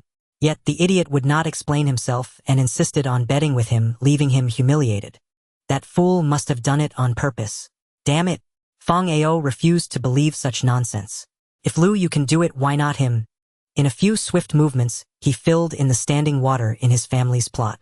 Then he sowed wheat, immediately tucking the freshly fallen seeds into the soil. Fang Ao waited until the next day to see the new sprout. This new method could yield 4 more rows than before. If they could be the first among the villagers to eat more bread, that would be welcome. Fang Ao's anger subsided and he returned to his room to sleep soundly. The next morning his father Fang Chong tugged him by the ear and hauled him out of bed. He cried in pain. Dad, what time is it? I'm still sleeping. Sleeping? As if I'd let you sleep. Fang Chong slapped Fang Ao across the head, instantly wiping away his drowsiness. Fang Ao, you brat. Did you do this to the yard's field? Fang Ao was puzzled. He had tried to double the harvest, so why was his father's tone so furious? Had he heard wrong? Fang Ao answered honestly. It was me, so what? Has the wheat sprouted? Fang Chong was so enraged his eyes nearly rolled back. Sprouted? Are you out of your mind, filling the water in our field? Fang Ao stammered weakly. That's what Lu Yu did. You brat. Why copy that fool? If he eats filth, will you too? There was nothing wrong with it. I saw the wheat growing fine. Go look outside. Our fields are dead. Fang Ao was shocked. Impossible. Stepping outside, he found it true. The fields were a ruin. There was no thriving wheat to be seen. This can't be right, Fang Chong muttered, growing angrier as he looked. He raised the nearby stone hoe as if to strike his son. Look at what you've done. What will our family eat for the next month? Shuishan village could farm for itself, and any shortfall could be earned back through communal labor in exchange for grain. So if their family had no food, they would have to work more. For the indolent Fang Chong, that was unacceptable. Fang Ao wanted to make amends. If he could not make it grow, then Lu Yu must have been lying. What trick had been used that kept the wheat from withering? He had deceived everyone and thus embarrassed himself. This could not end like that. Ignoring his furious father, Fang Ao dashed from the house. Next door was Lu Ye's home, where the village chief stood with Lin Xiaoming and another tall burly man delivering potatoes to the family. Those potatoes must not be given to Lu Yu. In Shuishan village, where wheat was the staple and potatoes a luxury, people naturally envied Lu Yu for receiving so many. Moreover, in Fang Ao's eyes, they had been obtained by deceit. Why shouldn't they be given? The village chief asked slowly. Because Lu Yu is a fraud, his farming method is impossible. The village chief did not wholly reject Fang Ao's words. He turned to Lu Yu and asked, "Is that true?" Lu Yu smiled. Could there really be someone who believed crops could be grown without water? He had simply hidden a single patch of water out of habit. Lu Yu, did you deceive us? No, village chief, Lu Yu replied crisply. You see, our field is planted this way. Nothing has withered. Lu Yu stepped aside to reveal the field behind his house. The wheat was growing strong. How is this possible? Fang Ao could not believe it. I planted like you and our fields died. Lu Yu answered indifferently. How should I know what happened? You. Fang Ao clenched his fists. He had copied Lu Ye's method, and when it failed he blamed Lu Yu. It was like stealing someone's belongings and then complaining they were useless. The village chief gently counseled, "Good child, what is the secret in your field? It seems Fong Ao cannot comprehend it." Luyu said, "Village chief, actually one patch of water can moisten a Ninebonine area of soil, so you don't need much. A single patch will do." "Water? Where is the water?" Fong Ao asked anxiously. "Water?" Luyu walked to the center and tapped open a paving brick. "Isn't the water right here?" Fong Ao suddenly realized. "You hid the water on purpose. Was it to make my attempt turn into a muddled failure?" Luyu retorted with righteous bluntness. "Who cares about you? What are you?" The words struck Fong Ao dumb, almost choking him. Then Luyu turned seriously to the village chief and explained earnestly, "Village chief, one patch of water in the field is not very visible. My mother is old and her eyesight is poor, so for safety I covered the water. What if she had a lapse and fell into the pool?" The village chief was taken aback and a warmth filled his chest. He could not help repeating, "What a good child, Luyu, truly a good child." Luyu had indeed changed. He was no longer the old fool. As village chief, he cared for every villager, and Lu Ye's family had been a particular worry. Seeing Lu Yu regain his wits, he was naturally pleased. "Good child, your method is truly fine. Since you have shown everyone, I will have the whole village adopt this way of farming." Though aged and with clouded eyes, his seasoned gaze fixed sharply on Fong Ao, and he scolded fiercely, "You wretched brat. You couldn't learn and wouldn't humbly ask? After making a mistake you slandered Lu Yu. I'll punish you. Tomorrow you will go out and gather eggs." Fong Ao wailed. Gathering eggs meant going beyond the safe enclosure. They still had not learned to raise animals and could only take their chances outside. Though no zombies roamed by day, it remained fearsome. How could Fong Ao not be distressed? Village chief, I'm sorry." Early the next morning, every household in the village began to bustle with activity. Everyone started reshaping their fields according to Lu Ye's instructions. Do you think this truly came from Lu Ye's mind? If he could devise it, why couldn't I? I was the fool all along. Under the village's admiring eyes, Lu Yu received even more potatoes from the village chief. Lu Yu began to ponder how best to eat them. Practically speaking, beef and potatoes could make a hearty stew. But he only had a workbench and a stove. In the end, he managed nothing more elaborate than roasted beef and baked potatoes. Lu Yu felt quite disappointed. He never expected that while immersed in the world of his creation, he would miss the delicacies of reality. He took a bite of the roasted potato. It wasn't bad, but eating too much would inevitably become monotonous. Lu Yu opened his achievement system only to discover that there was an achievement shop right beside him. He was taken aback, wondering how he had not noticed this before. One-click organization achievement points needed 31, click tree cutting achievement points needed 50, lucky treasure chest achievement points needed 100, real furniture achievement points needed 300, FoodCraft achievement points needed 500. Lu Yu almost spat out his drink. Isn't this just a mod list? But that was in a game, and where he was now was a real world. If this were to be applied to reality, these would be even more convenient than magic. However, he currently only had 70 achievement points, which limited the things he could unlock. He could only browse through the achievement shop to satisfy his curiosity. He continued scrolling down. Programmer backend achievement points needed 99,999. Achievement points needed 99999. The last one required an astonishing amount of points. The was particularly intriguing. In games, such content is usually a surprise gift after clearing the game. Lu Yu began to speculate boldly. Could this be a holy grail that grants all wishes? Or could it be a revival pill that brings him back to the original world and resurrects the self that was struck by lightning? Interesting, the block continent was becoming increasingly fascinating. Lu Yu couldn't wait to go out and complete more achievements to earn more points and unlock those convenient mods more quickly. With that thought, he headed out to the yard. Lu Ye's yard was only 2 slots away from Fong Ao's yard. "You little rascal. You caused this trouble, and now you want me to take the blame for you." The angry shouts of his neighbor Fong Chong were accompanied by the sound of fists hitting flesh. Lu Yu curiously perked up his ears. Who doesn't like to hear gossip? "Dad, please stop hitting." Fong Ao ran around trying to escape, but the stick still landed steadily on him. "Stop. Everyone knows the foolish things you've done, and you've embarrassed me. Today I must peel your skin off." Fong Ao, holding his head, finally gave up on escaping and cried out, "Dad, why do you believe that scoundrel and not your own son? What do you have to say for yourself? You disgraceful thing." Fong Chong's chest heaved with anger as if he were about to explode. Dad, you have to believe your son. It was that scoundrel Lu Yu who framed me. He deliberately showed me incomplete instructions, causing me to make a mistake. Seeing his son so earnest, Fang Chong slowly lowered his stone pickaxe. What you said, is it true? Fang Ao crawled over and clutched his father's thigh, pleading, of course it is. Dad, it was all Lu Ye's fault. Fang Chong's expression suddenly turned sinister. I didn't realize that fool had such tricks up his sleeve. Fang Ao climbed up the slope. Dad, you have to avenge me. Little did they know their conversation was loud enough for Lu Yu to hear clearly. Lu Yu chuckled softly, mocking the foolish father and son. As he listened to their conversation, he burst into laughter. I misjudged you, son. Fang Chong surprisingly admitted his mistake. Fang Ao didn't know whether to feel touched or relieved from a near miss, and tears almost fell. Watch me teach that little rascal a lesson. Fang Ao looked at his father with surprise. Dad, what do you plan to do? Under the cover of night we will. The foolish father and son. Did they really think that Lu Ye's farmland was something they could touch? It seemed that Lu Yu would have to stir things up a bit. He first harvested the wheat from his field, collecting both wheat and a good amount of seeds, and redirected the water back into the iron bucket. Then he began digging down from the water drainage slot. He planned to build an underground farm. This was a habit of his survival mode. Lu Yu was not one to choose options that prevent his constructions from being destroyed. There is risk in fun.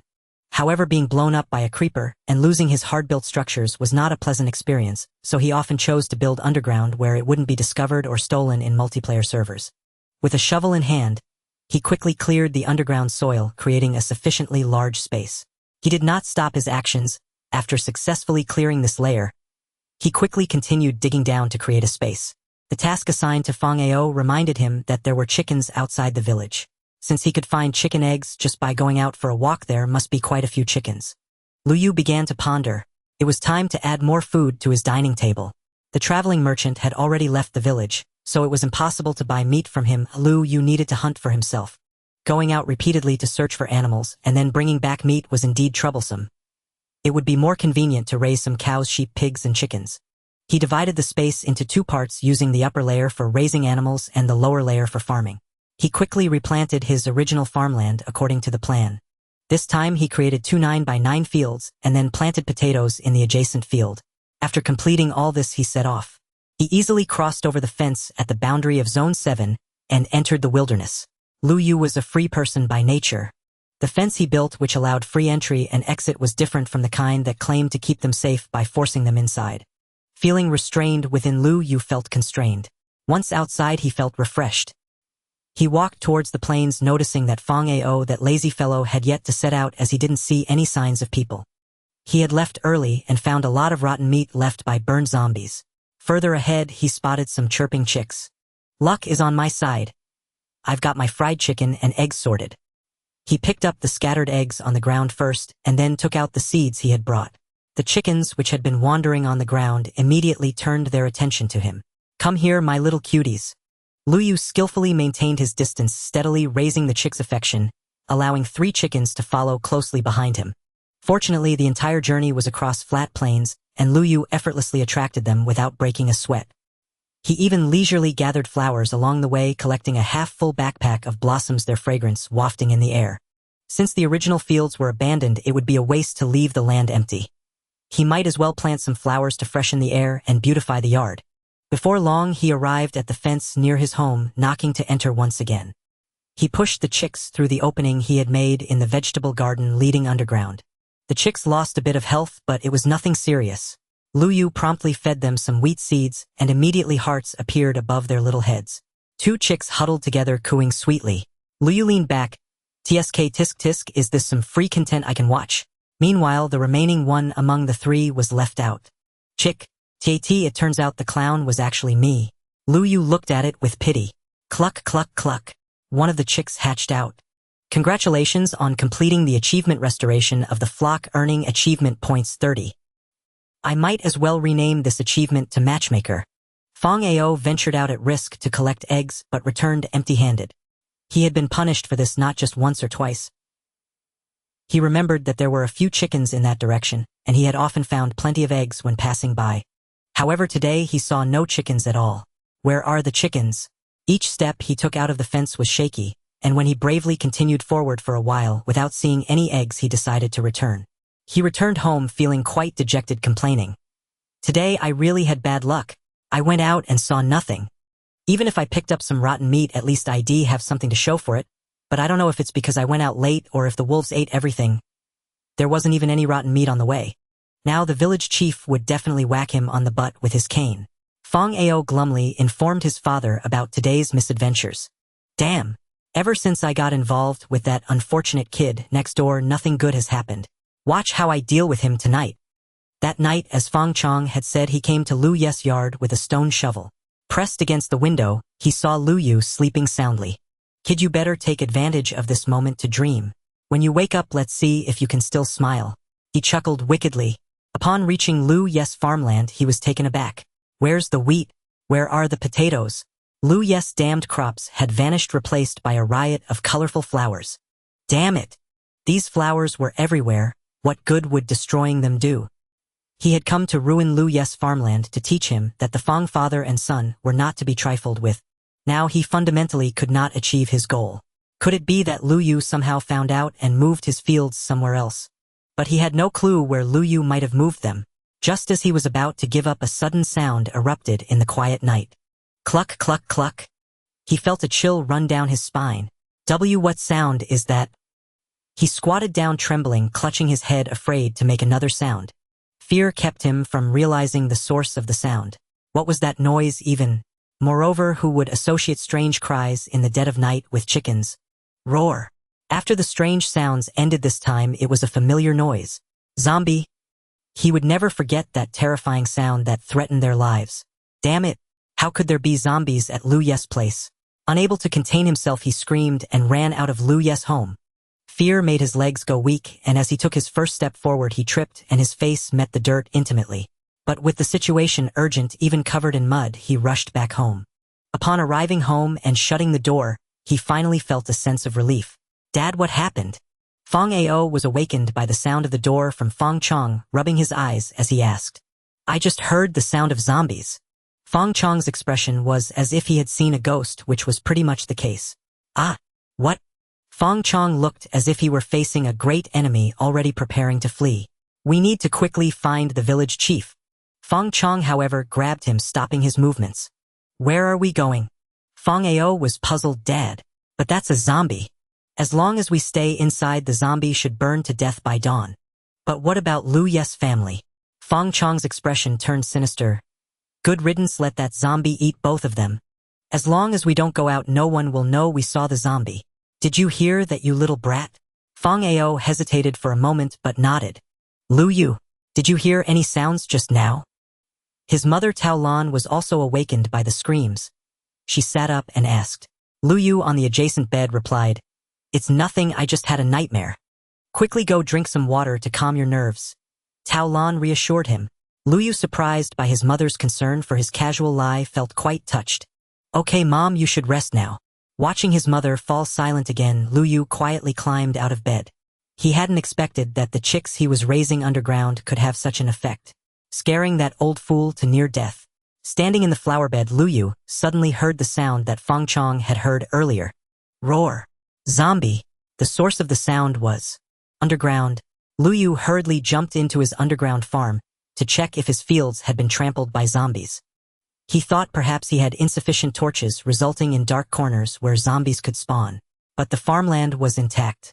He calmed down and carefully discerned the direction of the zombies' sound coming from. Behind the wall. Lu Yu immediately switched to his stone pickaxe, digging through the nearby rocks. To his surprise, just beside his farmland, there was an empty space separated by 2 blocks. This is a natural cave. Lu Yu quickly harvested some potatoes from the ground, baked them in the furnace, and ate them to replenish his hunger and stamina. He then directly crafted a stone sword at the nearby workbench, grabbed the leftover torches from when he built the farmland, and ventured into the mined cave. Roar. Lu Yu walked in with his torches and soon spotted a large green face. Roar. Lu Yu swung down at his pancake-like face. The zombie staggered back half a step from the attack, and Lu Yu continued to strike. After several strikes, the zombie fell to the ground, leaving behind a satisfying sound of experience drops. Unfortunately, this time, there wasn't even a piece of rotten meat. Lu Yu picked up the experience orb. Right-click to use. It turns out that the experience orb can still level up just like in the original game, and it can also be exchanged for gold coins like Lin Xiaoming did. However, the gold coins from last time were already enough for him, so this time Lu Yu used the experience orb without hesitation. The experience bar surged upward and Lu Yu became level 2. Continuing forward, the space in front of the mine was small, just a narrow passage, and Lu Yu continued to advance with the torch in hand. Here the space was quite large, with the walls densely embedded with coal mines. Fortune was on his side. Such a large amount of coal was a valuable resource in the early stages. At least he no longer had to burn logs with wooden planks. He never expected that the people of Snow Mountain Village would rather waste trees than mine coal underground. In the real world, this would be such an environmentally unfriendly thing, as his memories as a fool named Lu Yu reminded him. For ordinary block people, entering underground to mine was not allowed. Only those who had obtained a mining qualification certificate in the upper area could become real miners and go underground. Otherwise, if others casually went underground to mine, it would be akin to seeking death, and it was a serious violation that would be punished. Unfortunately, he could not restrain Lu Yu. He planned to keep these coal mines and the underground farm a secret, taking some home when needed. No one knew that Lu Yu had come underground to mine, so he had not made any mistakes. Lu Yu cleared out the coal in the current area, and a long time had passed. He had collected a full 2.5 stacks of coal. Lu Yu then crafted a box specifically for storing ores. Estimating the time, dawn was approaching. Wanting to avoid being seen coming up from underground, Lu Yu climbed up early. He stood in the yard for a while before Lin Xiaoming arrived. Lu Yu, I came to see your field. Lin Xiaoming was stunned when she saw the state of Lu Yu's yard. Lu Yu, what is this? Where is your wheat? Lin Xiaoming could not deny that the appearance of Lu Yu's yard was indeed beautiful at this moment. On his way back, Lu Yu had collected plenty of flowers. He simply arranged the flowers in common patterns according to their colors in the yard. However, for the villagers of Snow Mountain Village, food security was paramount, so Lin Xiaoming was more concerned about the whereabouts of the wheat. Lu Yu chuckled and replied, I moved it to another place. Where did you move it? It won't be stolen or trampled, right? You mustn't let you and your mother go hungry. Lin Xiaoming asked anxiously. Faced with Lin Xiaoming's agitation, Lu Yu simply smiled and said, It's a secret. Lin Xiaoming seemed to hit a cotton ball, unable to exert any strength. She stomped her foot. You! Lu Yu naturally knew that Lin Xiaoming meant well, genuinely worried about him and his mother. Thus, he could not let Lin Xiaoming's kindness go to waste. Lu Yu casually plucked a flower from the yard and placed it in Lin Xiaoming's hand. Lin Xiaoming. She received a fafa flower. A red fafa. Hiss. Lu Yu scratched his head. Oh no, I gave the wrong one. How did I end up giving a rose? No wonder I bled a little while picking flowers. Lin Xiaoming's cheeks visibly flushed red, and she began to cover her face, feeling shy. Fang Ao, that fool, couldn't keep secrets. Early in the morning, as the sun rose, he arrived at Lu Yu's house to observe closely. Fang Ao was of course hoping to see the scene of Lu Yu and his mother perishing at the hands of zombies, but unfortunately, he did not witness this. He only saw Lu Yu leisurely tending to the flowers in the yard, with Lin Xiaoming standing next to him. Lin Xiaoming saw him hiding behind the fence. Fang Ao's large figure was impossible to conceal, and he was completely exposed. Seeing him, Lin Xiaoming's good mood vanished, and she frowned, asking, Do you need something? This brat had come to find Lu Yu early in the morning. She wondered if he was here to bully the pure and kind-hearted Lu Yu again. Lu Yu followed Lin Xiaoming's gaze and saw Fang Ao. Meeting Lu Yu's gaze, Fang Ao's face turned pale, as if he had seen a ghost, and he exclaimed, Why aren't you dead? Lu Yu tilted his head, looking at him innocently. Lin Xiaoming heard it all clearly. Fang Ao. Just because Lu Yu is not dead, you curse him to die. Lin Xiaoming shouted loudly, causing the neighbors to gather around. What happened, Xiaoming? Lin Xiaoming held her chest, looking genuinely angry. Uncles and aunties, listen. Fang Ao came early in the morning to ask if Lu Yu is dead. Fang Ao, what do you mean by that? Don't you wish for Lu Yu to die? Hearing the commotion, Tao Lan emerged from the house. After understanding the situation, the gentlewoman immediately shed tears. Fang Ao, we are neighbors after all. Lu Yu is a bit foolish and has caused quite a bit of trouble in the past, but he hasn't done anything heinous. How could you say such cruel words? Fang Ao was at a loss, unable to defend himself. I didn't. Lu Yu was pulled behind Lin Xiaoming for protection, and then a group of villagers stood in front of him. Holding the script of a pitiful character, Lu Yu. Fang Ao, I thought you were just a bit willful, but I never expected you to be such a venomous brat. I really misjudged you. Suddenly, the piercing gazes of the crowd fell upon Fong Ao. Fong Ao thought that what he said was only superficial, but he had no idea it was understood so seriously by the villagers. I really didn't. Fong Ao was on the verge of tears. The villagers all had children of similar age, and they had heard rumors from their own kids about Fong Ao's bullying behavior. He relied on being a relative of the village chief, so he had always been arrogant. If he bullied Lu Yu today, tomorrow he might bully their own children. They couldn't imagine that and immediately began to reprimand Fong Ao. You little brat, you're not that old. How could you say such things? Lu Yu has some difficulties. You should pity him and take care of him. How could you wish for his death? Fong Ao's face turned red as he tried to find an opening to speak amidst the villagers' uproar. No, it's not like that. Fong Chong, who had been watching the commotion from his own yard, thought that Lu Yu and his mother had died at the hands of zombies, which was why there was such a stir. While eating, he watched the chaos leisurely. After listening for a while, he paused. Something didn't seem right. No wonder Fong Ao turned out so reckless. How could he possibly grow up well with a father as overbearing as you? What are you going to strike us now? And, before you lay a hand on anyone, ask yourself what vile words your own son just uttered. And all Lu Yu did was make your boy lose a little face. And yet your son wished Lu Yu dead? En Fong Ao scrambled forward, desperately clutching Lin Xiaoming's pant leg in frantic explanation. No, it's not like that. I never cursed Lu Yu. En Lin Xiaoming snapped. I heard it with my own ears. En Fong Ao shook his head wildly, tears and snot flying with each desperate motion. It's true. I overheard last night that a Jiangshi had entered Lu Ye's courtyard. I thought he must have been devoured by it. That's why I asked. I never cursed him. Never. En Fong Ao screamed, voice raw and ragged. But the moment the word Jiangshi left his lips, no one cared about the rest of his explanation. A Jiangshi. Last night. A Jiangshi entered your courtyard? En Fong Chong stared at his foolish son, and darkness swam before his eyes. Damn it. Why did he blurt it all out? En Taolan paled instantly, a cold dread gripping her heart. And that blood-curdling scream she'd heard last night. Could it be? Quick, fetch the village elder. Dawn has broken. Perhaps the Jiangshi was already burned to ashes. But what if it still lives? Lurking somewhere dark and hidden within our village. At those words, every face turned ashen. Moments later, the village elder arrived in haste. His aged legs, too frail to walk, carried on the shoulders of two burly villagers. Upon arrival, the elder seized Fong Ao and demanded, Did you truly see a Jiangshi in Lu Yu's courtyard? En Fong Ao hesitated, stammering, Not me. It was... what was it? Speak up now. Before the elder, Fong Ao knew deception was futile, and this old man was sharp as a blade. No fool to be fooled. It was my father. My father saw it? En Fong Chong seethed inwardly, cursing Fong Ao's entire lineage. Then, remembering it was his own ancestry, clamped his mouth shut. Fong Chong. Where is Fong Chong? Yet the towering man had shrunk behind a cluster of gawking women, hunched and furtive, his dignity utterly dissolved. By blood, the village elder was Fong Chong's distant uncle. En Fong Chong reasoned. Surely kinship might afford him some leniency. He stepped forward, bracing himself. Uncle. And the elder's expression hardened.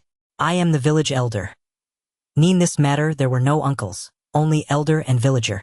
Tell me, did you truly see the Jiangshi last night? En Fong Chong scrambled for an excuse. I only heard its sound, and fled in terror. Fong Chong, ever obsessed with saving face, would rather suffer mild shame than bear full responsibility. Proof enough that he grasped the gravity of his silence. This was grievous concealment. A sin that could unleash catastrophe. And he believed his lie flawless, until the elder frowned, his weathered, calloused hand settling gently upon Lu Yu's shoulder. Good lad, did you hear anything unusual last night? Lu Yu's eyes crinkled at the corners, a telltale sign to those who knew him that mischief was stirring. He wore that same expression when rigging traps during village competitions, and to strangers, however, it looked merely foolish, innocent even. His smile was disarmingly guileless, revealing 8 gleaming white teeth. No, I dreamed last night that a Jiangshi ate me. I screamed so loud I woke mother. Lu Yu, a youth of refined features, radiated such unspoiled charm that the surrounding mothers and aunts melted instantly into tender pity. Taolan pulled her son close, murmuring reassurance. It's all right, my child. Just a nightmare. Poor dear. Perhaps he heard the Jiangshi's cry in his sleep, and that's why he dreamed it. Had Dawn delayed, And before them stood a boy whose smile was pure, unblemished light. How could they bear to imagine him transformed into a bloated green corpse? In unison their glares locked onto Fang Chong, and he shuddered under their collective gaze, pleading silently toward the elder. The elder's voice cut like steel. If you saw the juncture, why did you not warn the village? Why flee alone? And that single question pierced Fang Chong's heart like a dagger. Lu Yu and his mother nearly failed to greet today's sunrise.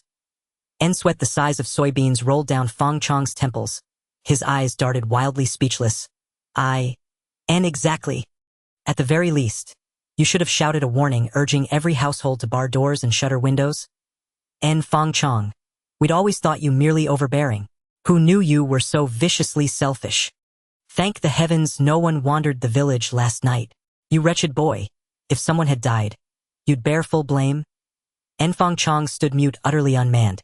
The elder, who had read countless faces across decades, saw the truth plainly in Fang Chong's. The scoundrel hadn't fled in fear, but in cruel anticipation of spectacle. Meanwhile Lu Yu stood serene, as though oblivious to it all, his faint, tranquil smile unwavering. And how could anyone slander such a virtuous youth?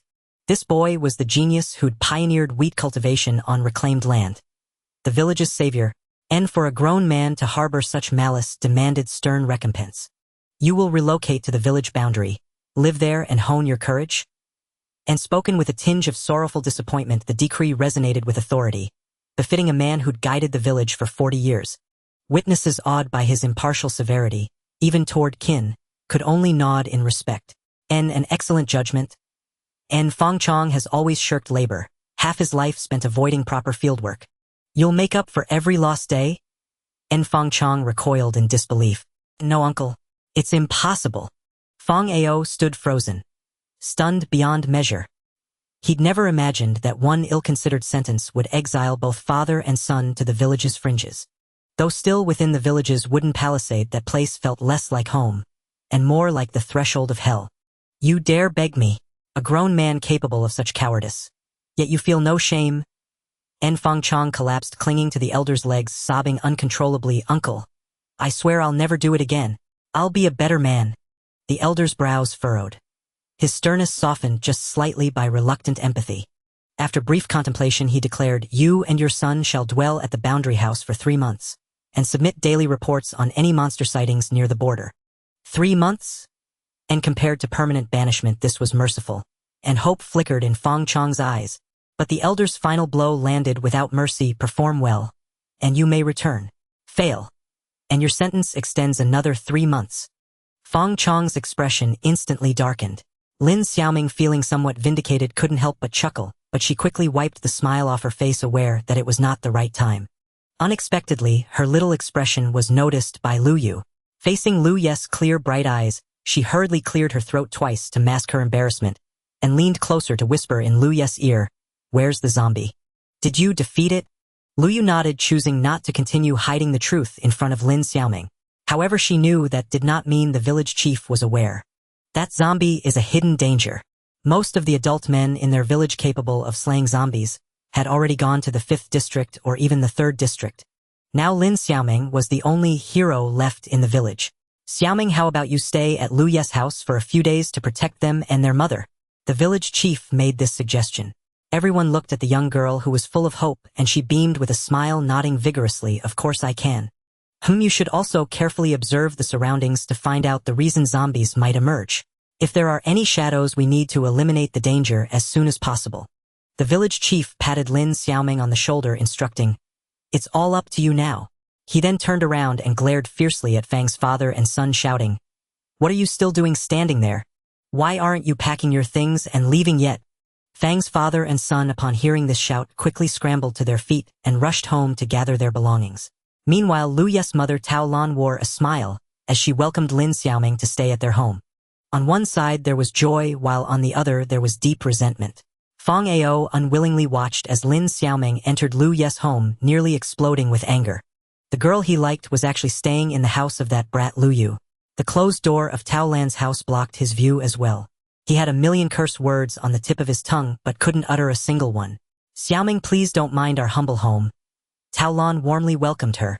Lin Xiaoming shook her head repeatedly, saying, "Not at all. How could that be? Lu Yu on the side sarcastically remarked that the entire village was like matchboxes, so there was no concept of being humble or not. Perfect timing, your Uncle Lu will be back tomorrow night. I wonder what he will bring back this time. Tao Lan said, her face filled with anticipation. Lu Yu scratched his head, realizing he actually had a father. Upon hearing Lu Yu's father's name, Lin Xiaoming's eyes suddenly sparkled with excitement. Really? Uncle Lu is coming back. I can finally see Uncle Lu again. Lu Yu searched his memories. His father was a miner, elusive as a dragon. Lu Yu's impression of him was not profound, as he had hardly seen his father a few times growing up, truly embodying the phrase vanishing without a trace. However, in their eyes, a miner who could stand on his own was highly respected. It was said that he navigated underground with ease, able to slay zombies and defeat small threats. Lin Xiaoming naturally admired him greatly. Although there were rumors in the village that his father was merely a lackey carrying packages behind the mining team, not a renowned miner, Lin Xiaoming firmly believed in the legends of Uncle Lu. Seeing Lin Xiaoming more excited than himself, he shyly rubbed his nose. Mom, I'm going out to get some food to treat Xiaoming. Tao Lan affectionately held Lin Xiaoming's hand, casually responding to her son. All right. Xiaoming, what flavor of toast do you like? Auntie. No, I mean I will make it for you. From their warm interactions, it was clear that Tao Lan had already considered Lin Xiaoming as her daughter-in-law, while Lu Yu was left puzzled. How old were they, and why were they already talking about marriage? Thankfully, Lu Yu was quick on his feet and went underground to gather some eggs and chicken. Seeing these items, Lin Xiaoming was naturally delighted. Wow, eggs! I haven't had those in ages. For them, these were precious items that could only be found by luck. Lin Xiaoming's admiration for Lu Yu grew even more as he pulled out these items. Lu Yu, how did you become so capable again? Is there anything else about you that I don't know? Hey, there are many things you don't know. Lu Yu teased her, raising his head playfully. How infuriating! Lin Xiaoming exclaimed. You actually kept this from me and secretly became so strong. Despite her words, a smile bloomed on her face. She felt genuinely happy for Lu Yu. In the afternoon, Lu Yu planned to go out to chop wood and collect materials to renovate his home. Lin Xiaoming wanted to join him, so Lu Yu tossed her a stone axe. Lu Yu looked at her playfully, saying, Following me means you have to work. Isn't it just chopping a few trees? What's so difficult about that? Lin Xiaoming pouted defiantly. What I need is not just a few wooden boards, it's more complicated than that. Lu Yu preferred the texture of raw wood and always chose oak wood when building, so the amount of material needed was considerable.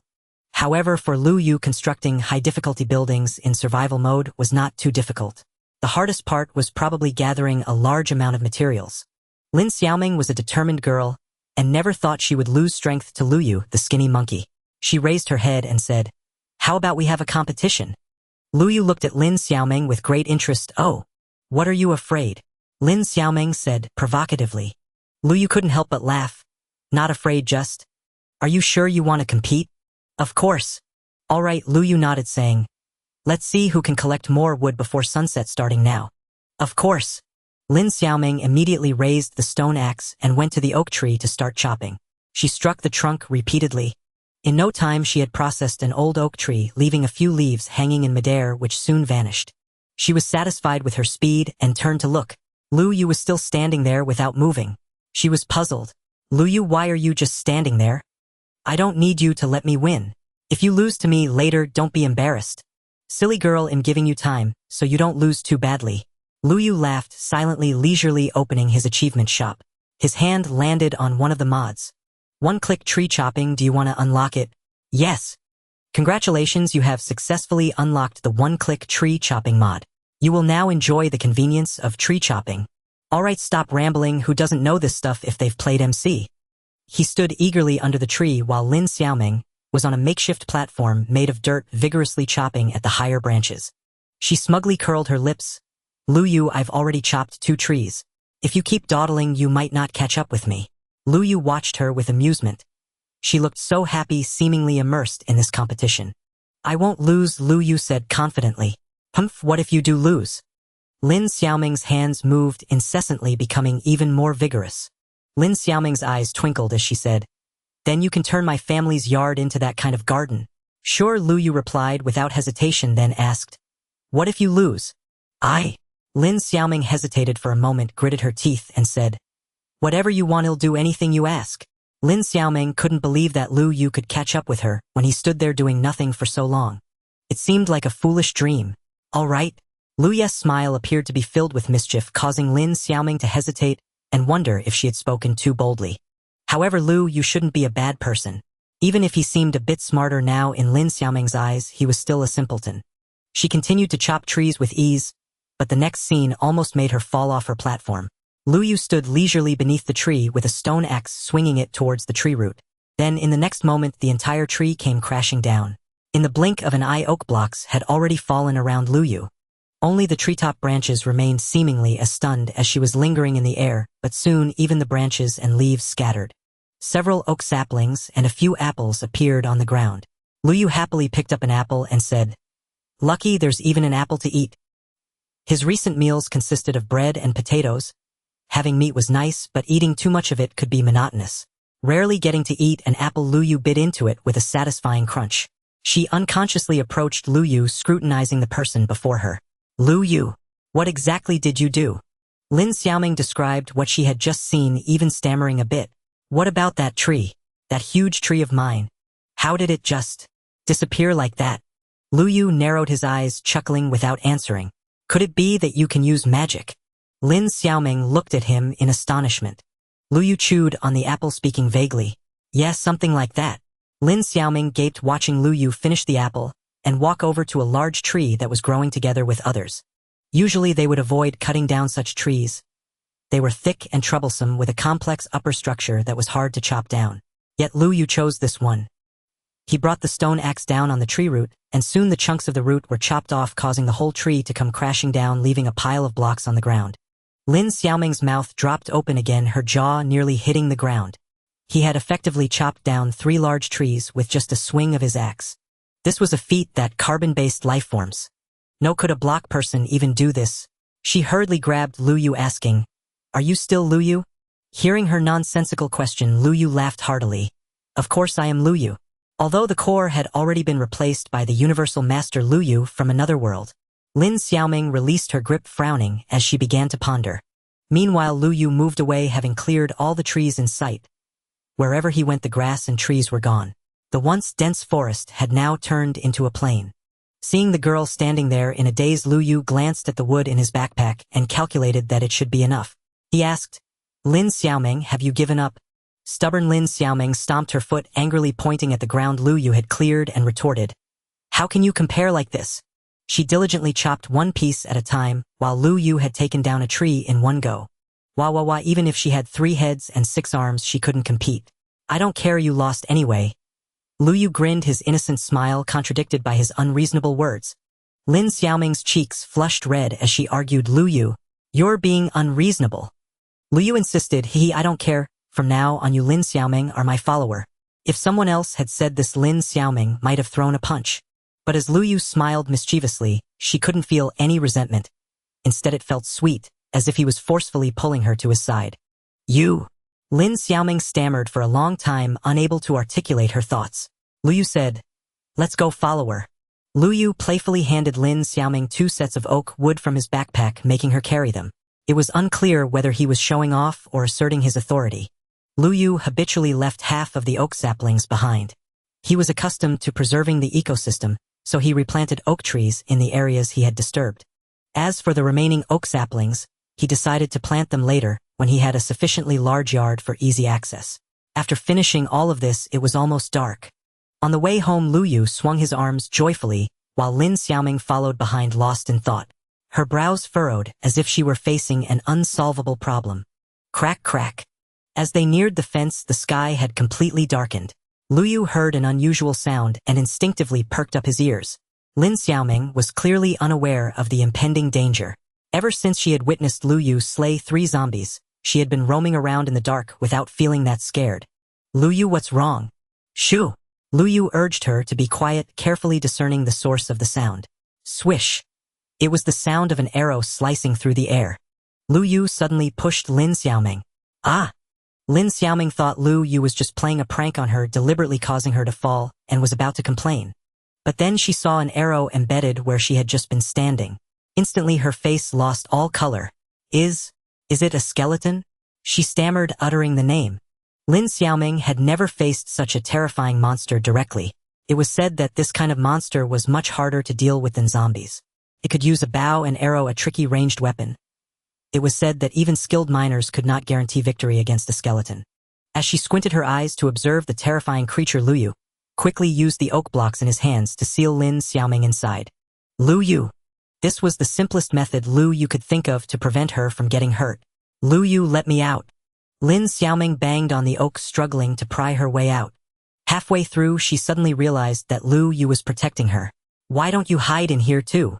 Lu Yu was still facing the skeleton monster outside, taking on a huge risk. What she didn't know was that Lu Yu was wearing a confident smile at that moment. Just one that's manageable. Lu Yu weighed the axe in his hand. Swish! Another arrow shot through the air and Lu Yu swiftly dodged it. Then he leaped up and swung an axe at the head of Xiao Bai, a jumping slash dealing 1.5 times the damage. Xiao Bai's skeleton trembled, producing a crisp sound. Lu Yu watched as its hand lifted again, the movement obvious like a slow-motion prelude in his eyes. As soon as his feet touched the ground, he turned and leaped again to the side.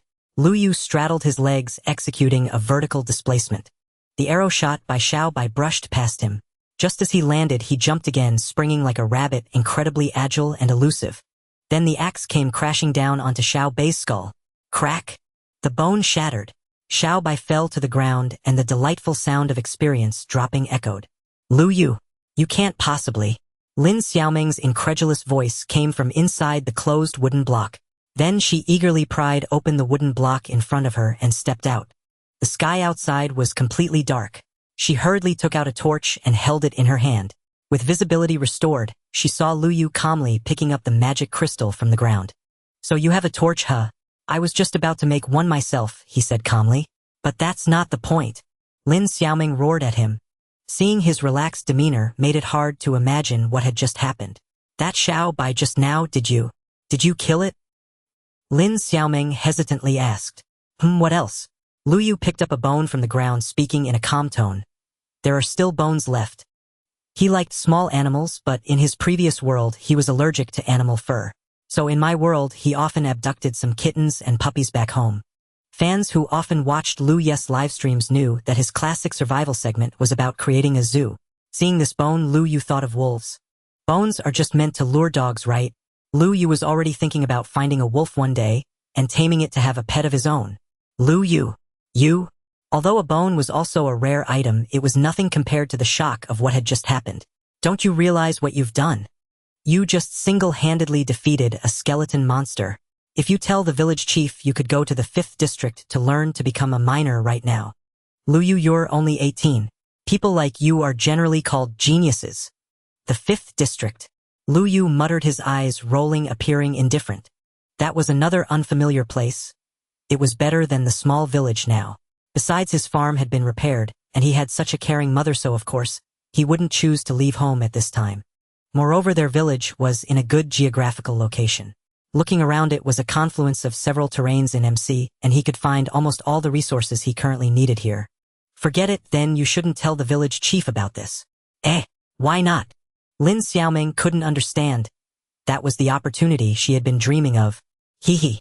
Lu Yu just smiled and brushed it off, then he started walking home. Lu Yu, do you even understand what I'm saying? Lu Yu, are you still being foolish? Lin Xiaoming hurriedly chased after him, and the two returned to the village, one in front and the other behind. Just as they walked a short distance, a person holding a torch approached from afar. He saw the arrows on the ground and was taken aback. Did a Xiao Bai spawn near the village? He looked up again and saw a makeshift house built at the edge of the fence. He didn't even get close before hearing the sounds of snoring from inside the house. Looking through the window, he saw a father and son sleeping soundly. You two are still sleeping. Xiao Bai just passed in front of the village and you didn't even keep watch. The man's voice boomed, disturbing the two deep sleepers. Fang Chong groggily opened his eyes and said irritably, Who are you? I'm having a good sleep. Hee. The man sneered and said, Since you live here, you should be serving as the guards of Shuishan village. It's nighttime and vigilance is necessary, yet you're sleeping soundly. The village chief won't let you off lightly for this negligence. Fang Chong was displeased and retorted, The village chief. He's my uncle. Who do you think you are to give me orders? Your uncle. The man pondered for a moment, then coldly snorted, Then I know who you are. Then he no longer argued with them and silently turned back to the village. In the village, smoke was rising from the kitchens as families were starting their meals. Lin Xiaoming sat at the table mechanically chewing on bread. Suddenly she stood up and slapped the table. "I've figured it out." Lin Xiaoming realized that Lu Yu was a survival genius. He couldn't grasp other matters. Yes, that's it. She understood. A talent like Lu Yu could easily be exploited by bad people, so she needed to protect him and not let anyone know about his talent. After finally comprehending this, Lin Xiaoming devoured 2 pieces of bread, more determined than ever to protect Lu Yu. Just as they finished dinner and were preparing to clear the table, they heard a commotion outside. "What's going on outside?" Tao Lan asked curiously. Lin Xiaoming quickly walked to the door to take a look. "I'll go see." The village chief was standing outside and the person opposite him. "Uncle Lu." Tao Lan was even more delighted, the child's father. I turned out to be her own father. Lin Xiaoming was even more excited than her son and dashed out. "Uncle Lu, why are you back early?" Liu scratched his head and asked, "Weren't you supposed to come back tomorrow? Why did you arrive tonight?" Tao Lan tapped Lu's head and scolded, "You little brat, why aren't you happy that your dad is back?" After laughing and scolding, Tao Lan followed him out. However, the atmosphere outside was not as joyful as that of the 2 women. "Is what you said true?" the village chief asked cautiously. "Yes, I saw the arrows when I came here," Lu's father Lu Zhan explained. "Ah!" Everyone gasped in shock. Except for Lu Yu and Lin Xiaoming. "This is bad. Quickly spread the news, notify each household, and for the next few days it's best not to go near the fence. The arrows could shoot across the fence and hit us, so be very careful." Sigh. After speaking, the village chief sighed heavily with worry. Lu Zhan continued. "Today it was the Fong family father and son on night watch, right?" Lu Zhan clearly misunderstood, but it didn't matter. It wasn't their turn, but rather they had been punished. Almost, but what happened to the 2 of them? Humph. Lu Zhan, being a man of integrity, could not stand such negligence. He snorted coldly. "When I discovered the bow and arrow, those 2 were still fast asleep in their room." This. The village chief turned red with anger. "Absurd. These 2 have completely tarnished the reputation of our family. I told them to reflect properly, and they actually managed to reflect on it in their dreams. Quick, have someone bring them back to me." Lu Yu fixed his gaze on the bow and arrow in his father's hand. Oh, he had forgotten to retrieve this good stuff. What a blunder. The village chief's anger had not subsided, but he did not forget the most important matter. "Where has that skeleton monster gone?" he asked Lu Zhan. Lu Zhan frowned and replied, "I searched the surroundings carefully and found nothing. Generally speaking, a skeleton monster doesn't wander too far after it appears. Moreover, the bow and arrow left at the scene. It's possible that the skeleton monster has already engaged in a fight with someone. Then there is only one possibility: the skeleton monster has been killed." "Ah!" The crowd gasped in astonishment. "But that was a skeleton monster. Our village has never produced a warrior capable of killing a skeleton monster on their own. Could it be that some other formidable miner passed by?" Just as they were speculating, Fang Chong and his son were brought before the village chief. Seeing their faces, the chief's expression darkened like a pot bottom. "You 2 scoundrels!" He raised his cane and struck at the 2. Ouch! Ouch! They had been dragged from their dreams and were still in a daze. With that strike, they finally woke up a bit. "Uncle, what are you doing? We were just peacefully watching from the little house by the fence." "You still have the face to say that?" the village chief exclaimed as he threw the arrows brought by Lu Zhan onto the ground. "Take a good look. What is this?" "This?" The 2 men were also frightened upon seeing the arrows.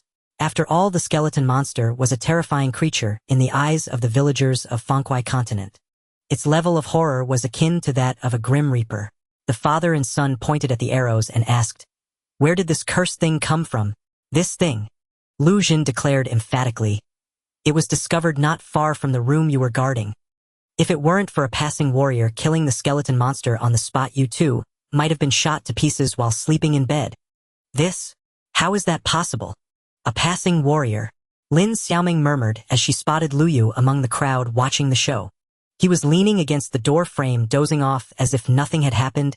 He was not a formidable miner passing by to help, but had clearly been the one to slay the skeleton monster in just a few moves. At that moment, Fang Chong spoke up. "What warrior?" Someone had voiced their inner thoughts. Lin Xiaoming was puzzled. Turning around, she saw that the speaker was actually Fang Chong. She was stunned. Could it be that Fang Chong had witnessed Lu Ye's actions? Did he already know? As she pondered, Fang Chong continued to speak. It was us, the two of us, who killed it. You. Looking at the expressions of the crowd, it was clear they did not believe him. Lu Zhen also looked at the bow and arrow in his hand with a doubtful expression. You too. What else? You think anyone else could appear in that cursed place? Naturally, it was my son and I who killed the skeleton monster and then went to rest. After all our hard work, you little brat actually accused us. Fang Chong reprimanded Lu Zhen. He then put on a pitiful expression towards the village chief. Uncle, how can you believe outsiders? My son and I were so tired and scared, just as we finally fell asleep you dragged us over here. My nephew and grandson are suffering. As Fang Chong told his first lie, he knew he had to weave more lies to cover it up. But he felt no guilt and even began to feel a sense of secret delight. How clever am I to come up with such a creative excuse? Clearly the village chief was moved by his seemingly sincere words. What you said, is it true? False. A crisp voice interrupted them. Lin Xiaoming pushed through the crowd and stood up, her face flushed with anger.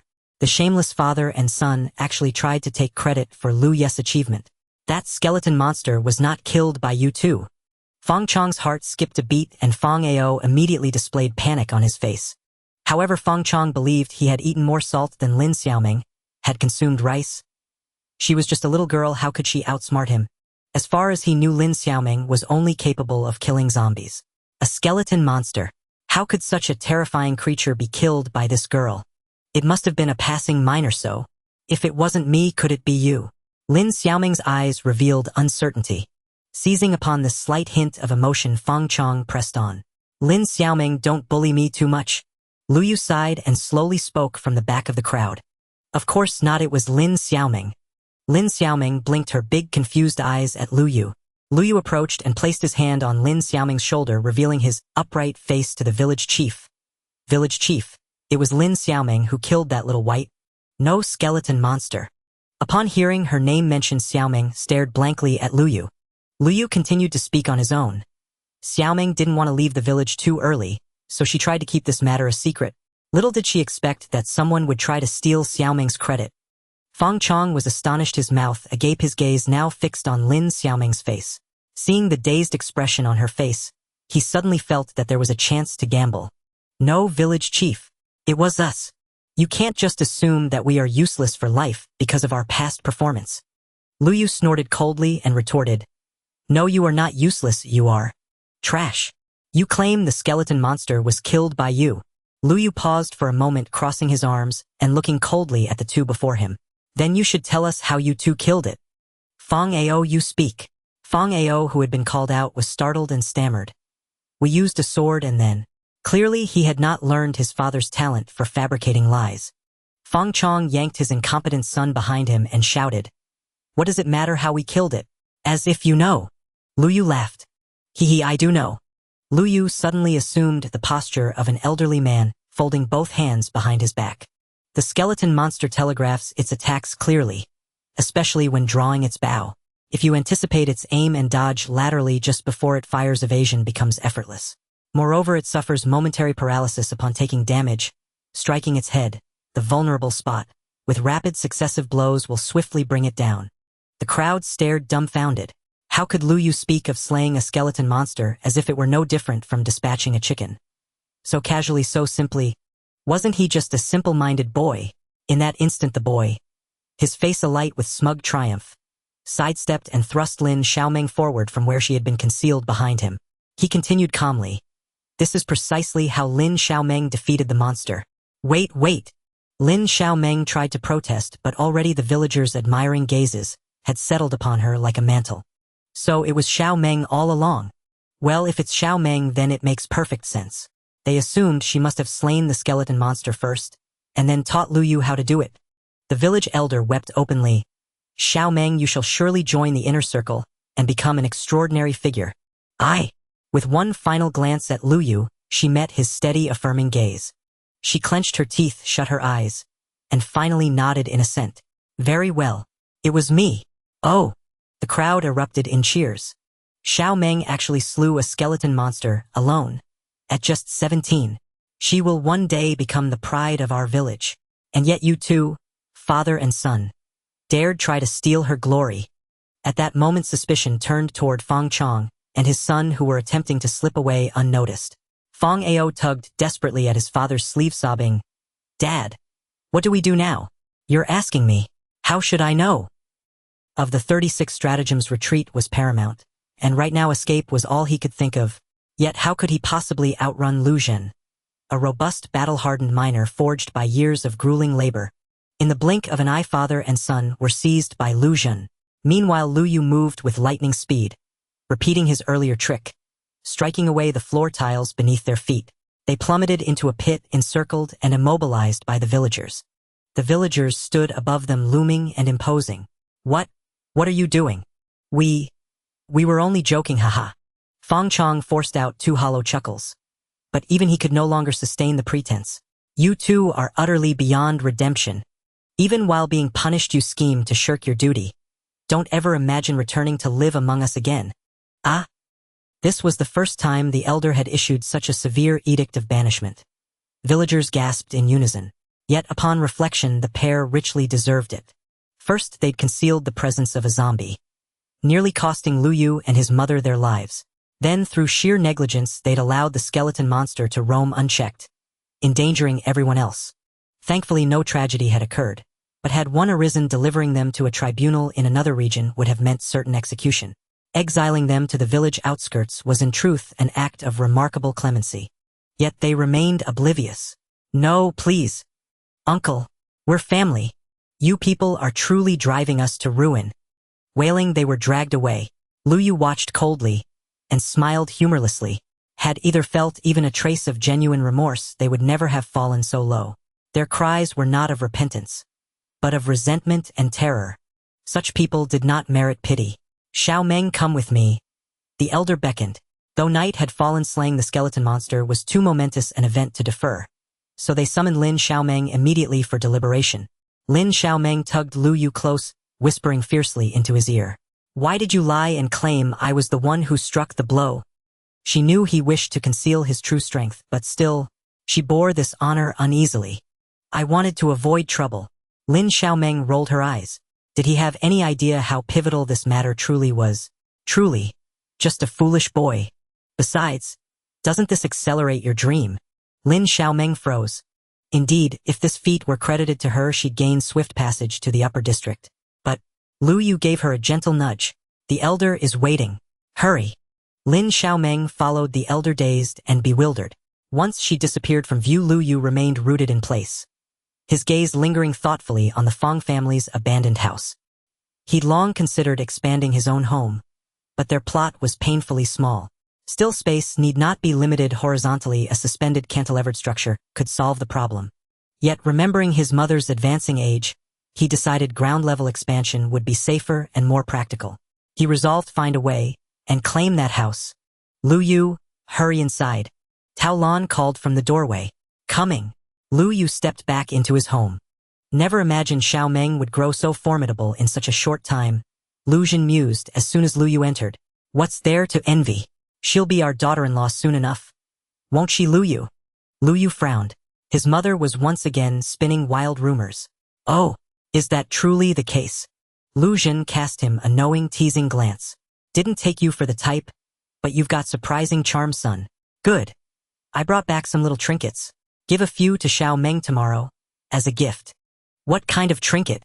Curious Lu Yu wondered what a miner might bring home. This. Lu Zhen opened his palm, revealing a gleaming crimson artifact. Ah, what is this? Lu Yu leaned in, intrigued by the vivid red object. Redstone. Lu Zhen explained. I unearthed it deep underground. No idea what it does. Just thought it looked beautiful, so I brought it up. Perhaps Xiao Meng enjoys bright colors. They had no inkling of its function. Clearly redstone technology remained undiscovered in this world. Not due to the ignorance of 7th District dwellers alone, but because the entire world lagged behind in scientific advancement. Redstone. What a marvel. With it Lu Yu could construct automated redstone farms, freeing himself forever from manual harvesting. A most welcome development. If his father could find it, so could he. With proper preparation, he'd descend into the mines again soon. Noticing Lu Yu's rapt attention, his father chuckled. Son, you seem quite taken with this thing. Dad, Do you have more? Lu Yu asked. There's more below. But they deemed it useless and stopped digging. Only then did Lu Jin notice the sudden brilliant light kindling in his son's eyes. His expression hardened instantly. He fixed Lu Yu with a grave, unyielding stare. Son, I warn you, under no circumstances may you enter the mines without official mining credentials. Father probably doesn't realize that Lu Yu has already relocated their entire food supply underground. At this point, forbidding him from going down there seems rather belated. To avoid unnecessary complications, Lu Yu merely flashed a broad, simple-minded grin. Seeing that innocent smile, Lu Jin suddenly recalled that their son's mind wasn't quite sound. He had nearly been deceived earlier today by Lu Yu's eloquent defense of Lin Xiaoming, his articulate charm almost masking the truth. What truly worried him was the boy's ignorance of danger and his reckless decision to descend underground alone. Lu Jin felt his earlier warning hadn't been in vain. My foolish child, I don't expect you to rise above others. I only wish you to grow up strong and healthy. These heartfelt words warmed Lu Yu's chest, a rare tenderness for an orphan who had lived his previous life without family. Yet inwardly he offered his father a quiet apology. Lu Yu was no obedient, docile son. Lu Jin raised a hand and gently patted Lu Yu's head, thus concluding the matter. By dawn the next day, Lu Jin had vanished without a trace. Aside from the red stone left behind the night before, Lu Yu discovered that the household storage chest now held many new items. Most were provisions, the rest were odds and ends. Lu Yu claimed 2 woolen blankets for himself, intending to craft a new bed for his Suntoba-built home. There was also a set of leather armor. When Lu Yu asked his mother about it, she informed him that Tao Lan had already taken and worn her own set. So he donned the remaining one with perfect equanimity. Lu Yu gathered the gold coins remaining from his prior experience orbs and set off directly for the village chief's residence. Lu Yu, what brings you here? If you've come looking for Lin Xiaoming, she's already returned home, said the chief, smiling warmly. Was he somehow bound to Lin Xiaoming? Lu Yu shook his head. No. I've come to buy something. The chief stroked his beard and chuckled heartily. Young man, have you lost your wits again? I'm the village chief, not some wandering peddler. Yet this is something only you can sell me. Oh, the chief frowned. And what, pray tell, might that be? Lu Yu replied, Feng Chang's house. A heavy silence fell over the chief. Lu Yu continued, I want to build a grand home for my mother. Ah, child, you have a noble heart. But this matter proves rather difficult. What makes it so difficult? Lu Yu asked. Feng Chang and his son violated village law by betraying their fellow villagers and were exiled to the frontier. Their land and dwelling rightfully reverted to the village. But if the property now belongs to all villagers collectively, then I possess no authority to dispose of it unilaterally. The chief sighed regretfully. Lu Yu placed all his gold coins upon the square block between them. Here is the sum. Consider it the full purchase price paid by the entire village. You may distribute these coins among everyone as you see fit. The chief blinked in astonishment. Where on earth did you get so much gold? Then, recalling Lu Yu's formidable father, he assumed, without question, that Lu Jin had left the money for his wife and son during this visit. Once the source seemed clear, however, the chief still refused to relent. Though this gold is tempting, I doubt the villagers would readily agree. The chief shook his head. Lu Yu furrowed his brow and instantly grasped the chief's meaning. To the villagers, converting that plot into arable farmland promised greater yield and eased their annual grain tax burden far more than any coin could. Yet if wheat was their true desire, then surely this posed no obstacle at all for Lu Yu. Then hear this chief, distribute these coins among every household as my gratitude for granting us this land. And in return our family will deliver 50 bundles of grain at year's end. Lu Yu spoke with unwavering conviction. 50 bundles? The chief staggered, his cane slipping sideways. He nearly collapsed onto the ground. That's half our usual annual tribute. Lu Yu, are you jesting?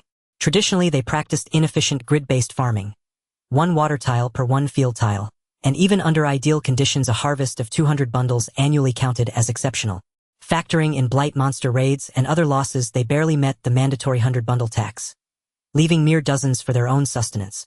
Lu Yu's audacious pledge to deliver half their total annual yield left the chief deeply skeptical. Certainly not, Lu Yu declared. I, Lu Yu, keep my word. The chief studied the young man before him, the very one who'd devised the revolutionary 99 planting method, doubling productivity. Yet even with such efficiency, how could a single family possibly produce 50 bundles? Lu Yu flashed his brilliant white teeth.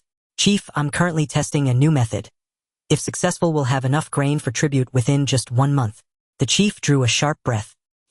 He'd once mistaken this youth for a flightless, clumsy bird, but now realized he was instead a sky-shattering firecracker primed and ready to explode upward. Since you offer such extraordinary terms, I shall summon the heads of every household to deliberate. Persuaded by the chief, the assembly unanimously approved the proposal. Aside from the disgraced Fong Chong and his son, the villagers were all simple-hearted and kind. With the chief's endorsement, they trusted Lu Yu implicitly, and even if he failed, the improved farmland he'd engineered already secured their surplus. Tao Lan returned home after a day of honest labor, unaware her family's landholding had doubled in size. Villagers summoned to the meeting greeted her with warm congratulations. Aunt Tao, you've raised such a dutiful, devoted son. He's striving so hard just to give you a grand new home. Don't even mention it. We once feared this simpleton would become your burden. But look at him now. What an outstanding young man he's become. I wonder when my own foolish boy will show me a fraction of such filial devotion. Not a mansion, mind you. Just bring me more delicious food. Tao Lan stood bewildered. What on earth has Lu Yu done? What mansion? Only upon returning home did she grasp what they meant. Lu Yu, Xiaoming. What on earth are you two doing? There they stood side by side, leveling Fong Chong's entire house, including its courtyard. Auntie Lu Yu has already settled matters with the chief. He acquired the Fong family's land in exchange for grain and gold. That's right, Mom. The land belongs to us now. Only then did Tao Lan understand this was why everyone had been congratulating her. Her composure broke instantly, and she burst into radiant laughter. You rascal! With Lin Xiaoming's help, they felled the final fence post in Fong's courtyard, assuming their work for the day was complete. But Lu Yu wasn't finished. His claws now turned toward his own front door. Lin Xiaoming gasped and rushed to stop him. Lu Yu, are you planning to demolish your own house now? It's nearly noon. If we don't finish building the new home today, we'll be sleeping under the stars. Lu Yu grinned broadly. How do you know I won't finish it today? Lu Yu rolled up his sleeves, ready to start working. Wait, are you serious, Lu Yu? Lin Xiaoming placed her hand on Lu Ye's wrist, staring at him with wide eyes. Of course, I'll have you all over for dinner in the new house later. Lin Xiaoming's mouth fell open, her expression, as if she could fit an egg inside. What are you standing there for? Hurry up and help me clear out my territory. Mom, are you tired? Lu Yu chuckled, handing over an axe. How about you help too? Tao Lan had been doing farm work since she was young, her strength surpassing that of the two children. She joyfully took the axe, saying, I'm not tired, I'll help you too. During the construction process, the most time-consuming task was clearing away the original buildings. If it were in creative mode, a simple click would break the blocks, but now it was survival mode. He could only chop down the original blocks one by one with the axe, and they only had stone axes, making the efficiency even lower. It was best to have some help. Lin Xiaoming exclaimed, quickly rushing to help. She didn't want to sleep outside at night. Meanwhile, Lin Xiaoming and her mother Tao Lan were still dismantling the original building, while Lu Yu had already moved back to the next door. He planned to start building his new home from here. Lu Yu had a house template he was accustomed to building in survival mode, which was a wooden-style hamster treehouse villa. The feature of this building was that it could be constructed in survival mode without needing many scaffolding blocks, as its outline was a trapezoid. Lu Yu held the logs in his hands and began to construct the main outline of the house. He laid a foundation with 4 logs, and then added blocks one by one to create a 4-sided side with curves. Then he filled the entire outline with oak blocks, leaving only the windows. He continued to use logs to extend the horizontal length of the house, enclosing Lin Xiaoming and Tao Lan, who were busy inside. At this moment, the two of them were so astonished that they forgot their actions, only remembering to watch Lu Ye's swift movements. How can he be so fast? Lu Yu frowned, being told he was fast by a woman wasn't exactly a compliment. I didn't even see how my son did it, and here it is. Both of them had already seen the outline of the house.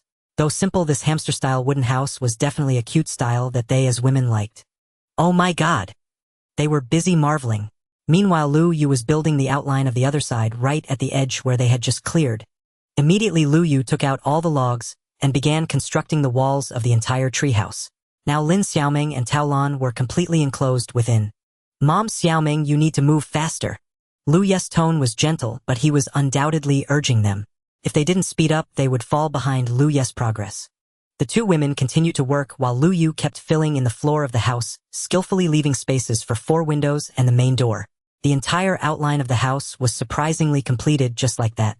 Lin Xiaoming wiped the sweat from her forehead, rushing to keep up. It took both her and Aunt Tao Lan a lot of effort to catch up to Lu Yu's pace. Lu Yu was busy inserting torches into his new home. Although there was light coming through the windows, there were still dark corners. Lu Yu did not want to face a zombie's green face at home. Mom Xiaoming, you should take a break now.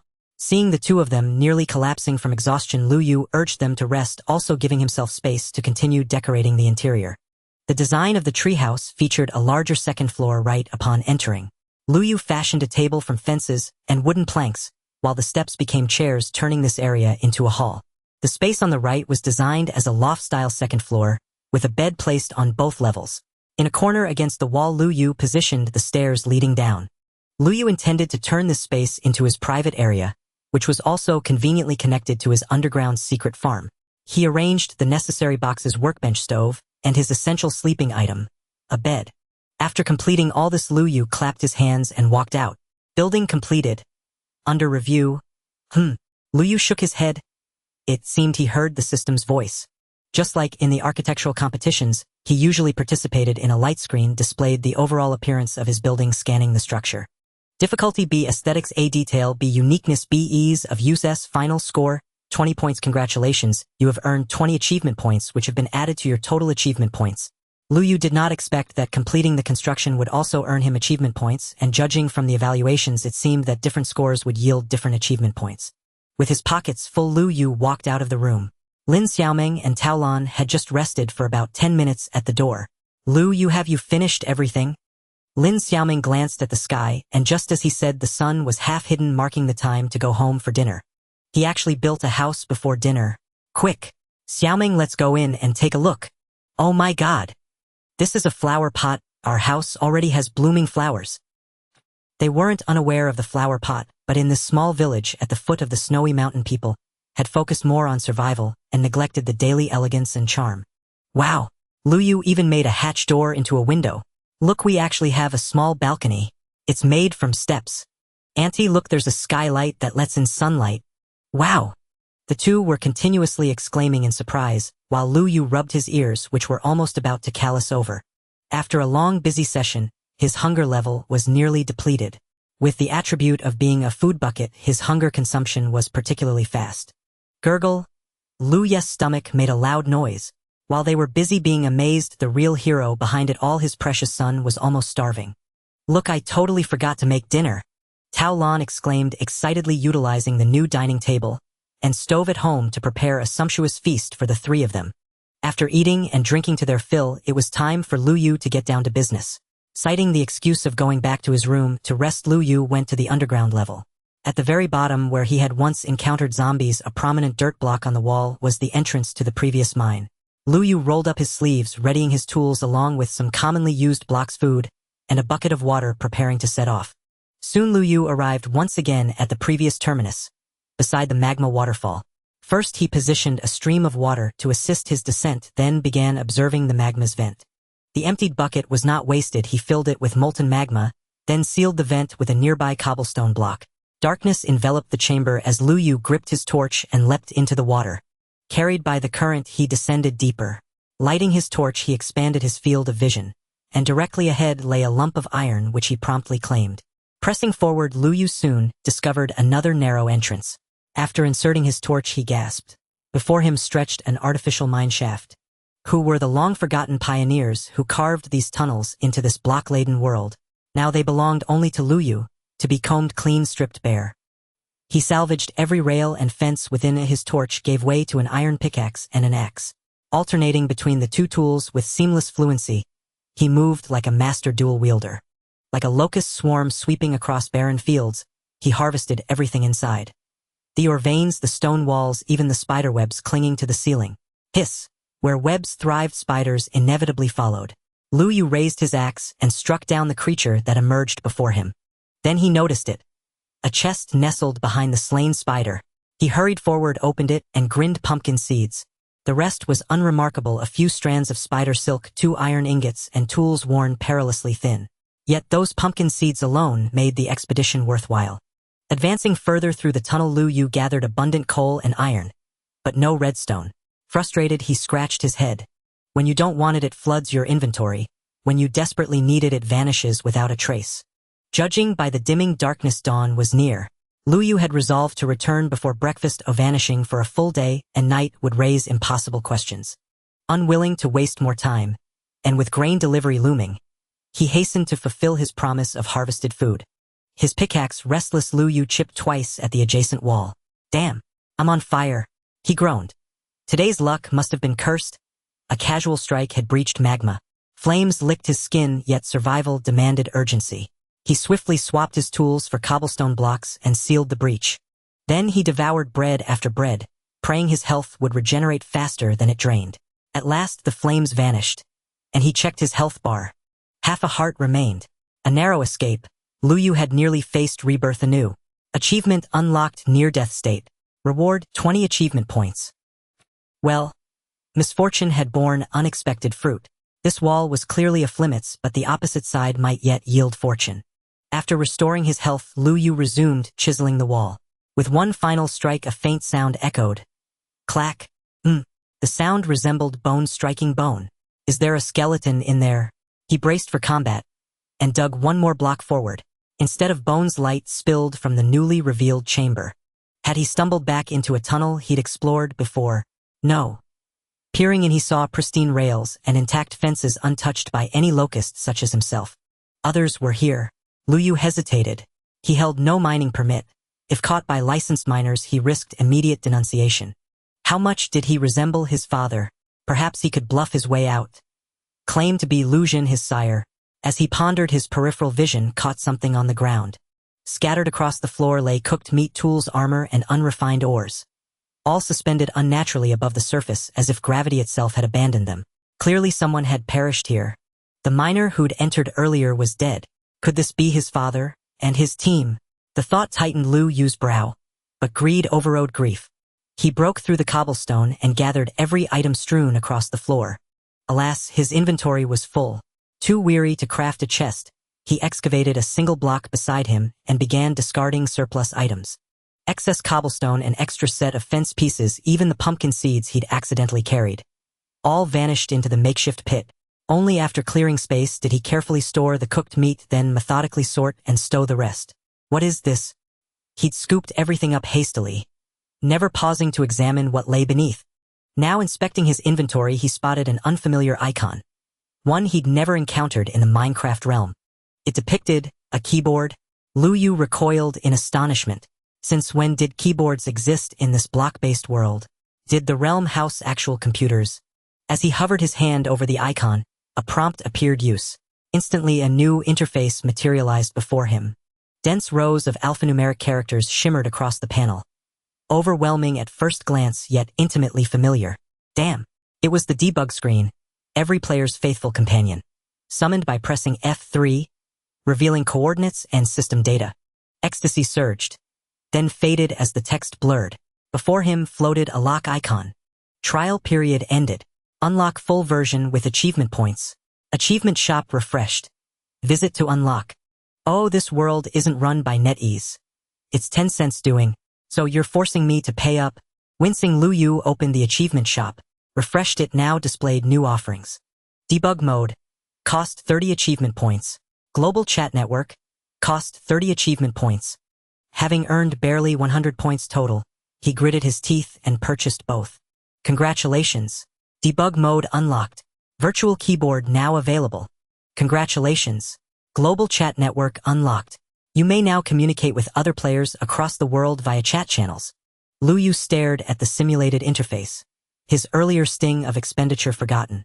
Leaning closer, he scrutinized the messages scrolling across the screen. Hey everyone. Where the hell are we? No idea. Monsters everywhere. I've been holed up in an underground cave all day. What are those things outside? Zombies. Skeletons. Mom, I want to go home. Lu Yu froze, stunned. He wasn't alone. Others had also crossed into this block-laden world. Lu Yu carefully studied their conversation. It seemed that they had just crossed over and possessed a function akin to a global chat group. Why did he not have such a thing? However, based on their words, it appeared they had suddenly arrived in the block continent. And what about Lu Yu? He had reincarnated into the foolish Lu Yu, and he came with an inherent debuff that might have resulted in a flawed system. Such luck was simply absurd. Isn't this world less interesting than the original one? Bro, it's already a miracle that we can survive and you still think it's fun. You don't know about my world. What world? Your world. What is that? Flu, you couldn't help but laugh while eavesdropping. Poor transmigrator who had never come into contact with this game, his survival difficulty must be quite high. So what is that thing? Is there a big shot? You all don't know. Then you should count on yourself. It seemed that these brothers who were aware of the MC game were also reluctant to divulge more. Just like the servers in the original world, players could indeed develop harmoniously within the same world, but it was inevitable that some aggressive players would instigate conflicts. In server chats, players generally wouldn't expose the locations of rare resources or their addresses. The resources in the vast world are limited and it's unclear how many players exist from the chat group. The most straightforward and effective method to seize most of the resources is to simply survive. Luyu often secretly killed ender dragons, stunning everyone. It seemed that the current world had already formed a confrontational mode, and Luyu certainly wouldn't play the Good Samaritan. I've been eating bread for 3 days. Help, where are the pigs, cows, and sheep? Other comments diverted the topic. At least you have bred him about to throw up from eating apples. I only have one tree on this island, and I have to wait for it to grow before I can chop it down to make a boat. I'm next to a desert, desolate all around. Is there anyone born in a cave? Am I the only one this unlucky? It seemed that most of the people speaking now had been born in the wilderness, while those like Luyu born in a village with such favorable conditions were non-existent. He had originally planned to continue eavesdropping to gather information when a sound interrupted him. Crack! Luyu heard the sound of bones clashing. Without a doubt, the little white was right here, and at this moment he couldn't care less about the newly acquired chat group. The newly discovered owner of the legacy might also have died because of the little white. Perhaps this person was not a miner but rather a player who rashly ventured into the cave. Luyu mourned for him for 3 seconds, grateful for the keyboard he left behind. Immediately Luyu became alert, pricking up his ears to carefully observe the position of the little white. Crack! It's over there. Luyu looked in the direction of the sound and saw that the torch extended to the end, where an incoherent dirt block was blocking the rounded stone wall. Right in front was the pale skeleton monster, the little white. He saw it slowly raise the bow and arrow in its hand. Luyu immediately switched the item in his hand to a block, stacking 2 blocks and building one horizontally. In an instant, Luyu had built a barrier before his eyes. The cave was narrow and Luyu could hardly maneuver. Several arrows struck the dirt blocks Luyu had built, and he let out a satisfied hum while waiting for it to approach. During the clumsy attempt of the skeleton monster to retaliate, he took it down. Luyu then approached the entrance that the predecessors had blocked with dirt. Crack! Crack! Upon listening closely, many sounds of bones clashing could be heard from inside, causing Luyu to frown. No wonder miners had suffered a tragic fate here. There was likely more than one little white inside. Luyu knocked away the dirt block below, revealing a pair of white skeleton feet, and with his strong attack axe he chopped down one little white. But as one fell, another slender leg appeared before Luyu. Sure enough, there were more. Luyu calmly took it down. But then another big white leg appeared in front of him. How can there be more? After that, another one. Huh? One after another, Luyu felt pain in his arms, as if he had undergone a familiar craftsmanship that left him sore. No way. Luyu smiled bitterly. There weren't just a few skeleton monsters inside. Damn, there's a monster spawn here. Finally, no more little whites appeared, clearly indicating that his speed of taking down monsters exceeded the spawning speed. Luyu quickly knocked away the dirt blocks in front of him and entered the cave. He inserted the burning torch to obtain visibility. Damn! Just as he entered, another little white appeared. But the priority was not to deal with the little white but to seal the monster spawn. Luyu took out the torch and inserted it into all sides of the black iron monster spawn to complete the sealing. Ouch, ouch, ouch. Unfortunately, during this process, the little white had already firmly embedded an arrow in his waist. Damn you! My kidney! Luyu roared, raising his iron sword and wildly slashing at the little white. Finally, Luyu ended the battle, collecting many arrows and bones. The little white that attacked his kidney was viciously defeated by him and ruthlessly turned into experience points. Current level of Luyu, level 7. Name Luyu, profession foolish villager, health 10 points, attack 4 points, defense 0 points. His attack power had recovered slightly, but everything else remained unchanged. Looking again at the status bar, the 3 debuffs that originally existed, Arba Arba, had already disappeared. Only head injury and glutton remained. Debuff negative state, discovering the monster spawn early in the game was naturally a stroke of luck. But I want redstone now. Lu Yu let out a soul cry. Sighing, he estimated the time. If he returned now, he would probably make it home by nightfall. Searching for redstone would have to wait until tomorrow. But Lu Yu suddenly thought, what if someone is home? If he suddenly appears at home after disappearing for a day, wouldn't that be somewhat suspicious? Lu Yu looked up and then came up with a plan. Why not? Dig upwards. Lu Yu had an excellent sense of direction, and he measured in his heart. This position should be outside the village, and digging up would likely not be noticed by other villagers. Moreover, as it was close to nightfall, even if there were villagers working outside, they should have returned home. More importantly, right below was the monster spawn. He would inevitably have to come here again, so creating a direct path to drop down would be nice. And now, without a map or marking function, he could only use this method. With such a decision, Lu Yu changed his tool, holding a block, and started to step up. Before long, Lu Yu saw the sky peeking through the blocks above. It was now sunset when the moon began to show. Lu Yu quickened his pace, crawling out of the pit. Seeing no one around, he hastened his steps back inside the village's fence. Before long, he saw his uniquely styled new home. Hey, Lu Yu is back. Where have you been busy? The neighbor lady approached, warmly startling Lu Yu, who took half a step back, fearing for his innocent status. The neighbor lady pointed with a grin, exclaiming, "Your home is truly beautiful." Indeed, it was simple yet far more aesthetically pleasing than a matchbox. Lu Yu felt a surge of pride, but couldn't express it outwardly. He pretended to be shy, scratching his head, and replied, "Thank you. Who would have thought that you, Lu Yu the fool, actually have such skilled hands? This child, seemingly foolish, actually hides great talent." The villagers stood at Lu Yu's door, their eyes filled with envy. "How did you manage to create this house in such a short time? Right? It's almost like magic. Incredible." Tao Lan stepped out through the door, looking at the crowd gathered at the entrance, playfully scolding, "You lot all jealous, huh? Jealous that your sons haven't built new homes yet?" The ants, hands on their hips, pointed at the proud Tao Lan, saying, "Look at her, how arrogant." Lu Yu sighed, inwardly thinking, "Mother, why have you pushed such a troublesome task onto me?" However, thankfully, they were caught up in the excitement, and Tao Lan forgot to question Lu Yu about his whereabouts today. Back home, she cheerfully invited Lu Yu to dinner, delighted that he had brought her honor. Lin Xiaomeng helped set the food on the table. Unintentionally, a sigh escaped her lips. "What's wrong?" Lu Yu asked. Since yesterday, after Lin Xiaomeng returned from the village chief's place, they hadn't spoken privately. Now that he thought about it, Lu Yu couldn't help but be curious about what the village chief had said to Xiaomeng.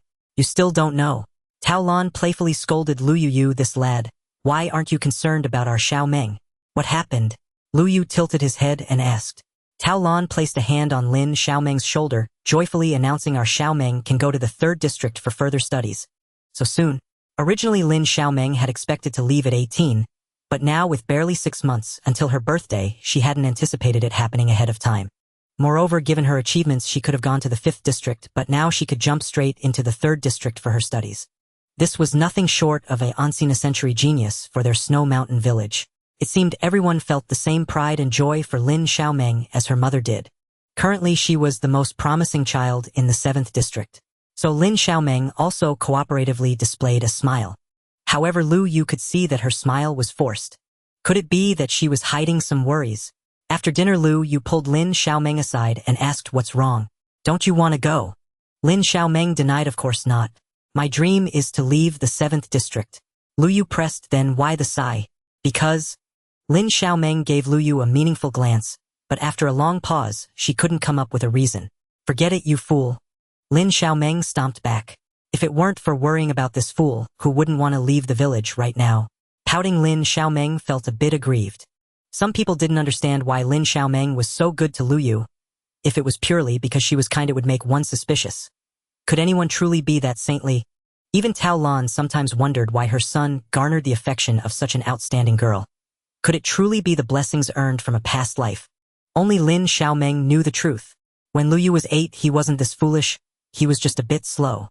He took a long time to learn anything, and his movements were sluggish. Once Lin Xiaomeng and Lu Yu, that fool, were playing on the outskirts of the village when they unexpectedly encountered a natural pit. Lin Xiaomeng slipped and was about to fall. That perpetually dazed Lu Yu actually rushed over to protect her. He tightly embraced her, tumbling beneath her and ensuring she was unharmed. Lin Xiaomeng was moved to tears. After that, Lu Yu sustained a head injury, falling into a deep sleep for a whole day. When he awakened, Lin Xiaomeng felt that Lu Yu seemed quite foolish. Tao Lan and the villagers believed Lu Yu had simply fallen due to his own clumsiness. Only Lin Xiaomeng understood that Lu Yu had acted to protect her. Thus, for the next 10 years, she compensated Lu Yu by unconditionally supporting and protecting him. But now that day had finally arrived. Lu Yu had come to his senses, and she was about to leave the village. Is it that Lu Yu no longer needs me? Lin Xiaomeng returned to her room head downcast, and then covered herself with a blanket feeling depressed and unable to sleep all night. Meanwhile, Lu Yu was in his room sorting through the gains of the day. He had cleared out the mine and collected nearly a full set of spider silk. Looking at the spider silk, Lu Yu fell into contemplation. In the past, when he had no clear goals in the game, he would usually prepare his daily tools and then start looking for spiders to hunt. By collecting spider silk, he could obtain a fishing rod. What could be more interesting than fishing? In the past, when luck was on his side, Lu Yu often reeled in top-tier enchanted books with a success rate that never failed. Lu Yu believed the essence of sandbox games was the exploration of the unknown and the uncertain. Fishing. Coincidentally, Lin Xiaomeng was in a bad mood, and she was about to leave the village. Lu Yu pondered. The next day, early in the morning, Lu Yu was already waiting at the door for Lin Xiaomeng. As soon as she stepped out, she saw Lu Yu holding a long pole at the entrance. Her mood was low, and in a flat tone, she asked, "What are you doing, Lu Yu?" Lu Yu replied with a grin, "I'm waiting for you." Waiting for me? Instantly a spark ignited in Lin Xiaomeng's eyes. What are you waiting for? She struggled to suppress her excitement and asked coyly. To take you somewhere, Lu Yu said as he tossed one of the 2 fishing rods into her hands. What is this?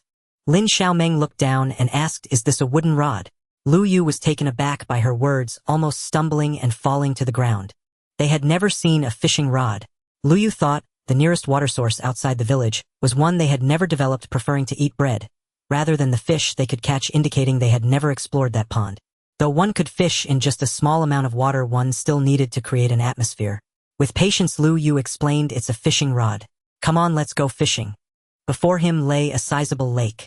At this moment, it was the time of sunrise, and the yolk-yellow sunlight cast a warm orange hue upon the water's surface. Although the scene lacked a lighting mod, the beauty before him was already sufficient.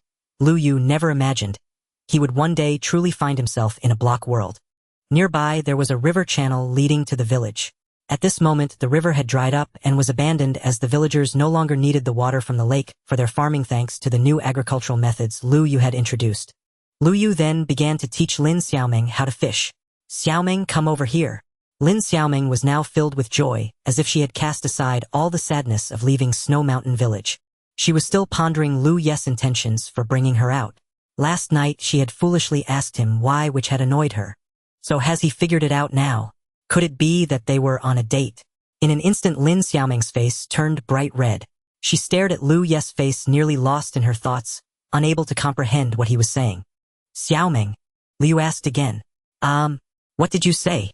Lin Xiaomeng made an effort to focus and perked up. Look at me. Just throw the fishing rod into the lake like this. Do you see the float? The float? Lin Xiaomeng observed closely and asked, is it that red thing? Exactly. Lu Yu smiled with satisfaction and continued. Wait for it to sink and then you can reel it in. Just then bubbles began to rise from the part of the rod that Lu Yu had cast, and a series of bubbles came towards the fishing rod from afar. Plop! Suddenly the float sank beneath the water. Lu Yu quickly reeled in and a blue fish was caught on his line. Congratulations, you have achieved the title of Fishing Master, earning achievement points 10. It was Lu Yu's first catch and a new achievement popped up. It's a fish. Lin Xiaomeng exclaimed in delight. Lu Yu, you actually learned how to fish. When did you learn? Why didn't you tell me? Lu Yu chuckled and said to her, you can do it too, give it a try. Okay. Lin Xiaomeng excitedly swung her rod, but as a girl with great strength, she nearly flung the fishing rod across the riverbank, making Lu Yu break into a sweat. What a terrifying girl. He wasn't in a hurry to continue fishing himself, but instead continued teaching, pointing at the water's surface and saying, look, bubbles are coming up. It may not align with scientific principles, but in MC, bubbles would indeed appear under the fishing rod, signaling to players your fish is on the hook. However, Lin Xiaomeng tilted her head in confusion. Bubbles? Where? Can't you see them? Lu Yu wondered. No. Where are they? Lin Xiaomeng squinted her eyes, carefully scanning the surroundings, while the rolling bubbles were clearly right in front of her. Lu Yu suddenly realized that as a player he could see the bubbles, while Lin Xiaomeng as a native block person of the block continent could not. The player's perspective was indeed relatively convenient. After a moment of contemplation, Lu Yu continued, just watch the float. When it sinks, it means a fish has bitten the hook. Okay. Lin Xiaoming replied with a smile. Then Lu Yu also cast his line. The spot where his hook landed quickly had bubbles rising, and then bubbles came toward his hook, accompanied by the sound of the float, sinking, indicating that Lu Yu's hook had caught something new. Hey! How did you catch something so quickly again? Lin Xiaoming looked at Lu Yu in surprise as he deftly reeled in, while her fishing rod remained still in the water. Her competitive spirit flared up again, and pouting she said, just wait and see, I'll show you this cast. Lu Yu smiled helplessly and continued to cast his line. Native block people like them wouldn't produce bubbles while fishing. It seemed they could only wait for the fish to bite the hook, which was a long process. Lu Yu reeled in again, while Lin Xiaoming still had no luck. Why? Lin Xiaoming looked at Lu Yu with frustration, carefully inspecting his hands and fishing rod, trying to discover what made him different. We're all in the same pond. Why do those fish only bite your hook and not come to mine? Lu Yu joked, perhaps it's my charm. I don't believe that. Lin Xiaoming stuck out her tongue. Meanwhile, Lu Yu continued to cast. When he reeled in this time, the catch was not blue but a red fish. The scales were vibrantly beautiful. Ah, how did you catch another one? What is this? Lu Yu explained, this is a salmon. Lin Xiaoming became even more frustrated, puffing up her cheeks like a goldfish with a swollen face. Why can't I catch anything? Is it that all the fish from this side have gone to yours? No way, no way. You go fish somewhere else. Lu Yu spread his hands, being considerate of her as a girl. He chose to give way since he could fish anywhere, even in a single block of water. All right. Lu Yu picked up his fishing rod and moved to a spot along the riverbank that was a distance away from Lin Xiaoming. So, can I fish here? Yes, but don't go too far. After all, they were still outside the village, so it's better to be cautious. At last, Lin Xiaoming's float sank. Ah! Lin Xiaoming shouted excitedly. Lu Yu reminded her, quick, reel it in. Reel it in right. Lin Xiaoming hurriedly lifted her fishing rod. At the same time, Lu Yu's fishing rod also dipped down and he reeled in as well. How did it go? Lin Xiaoming laughed heartily, showcasing her catch to Lu Yu. Look, I caught something too. Awesome. After the compliment, Lu Yu casually looked at his own catch. Not looking was fine, but upon seeing it, Lu Yu also felt a surge of emotions. What is this? It was neither blue nor red, but emitted a purple glow. An enchanted bow. Lin Xiaoming exclaimed, her jaw nearly dropping. Lu Yu, how did you catch a bow? It should be noted that spiderwebs are quite rare, so bows are also considered precious weapons for them. After all, those are the weapons used by the skeleton monsters they fear.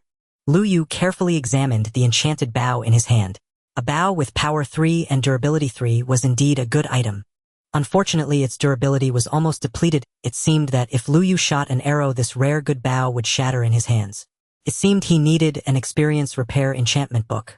Such a book could only be obtained through fishing, indicating that his fishing journey now had a goal.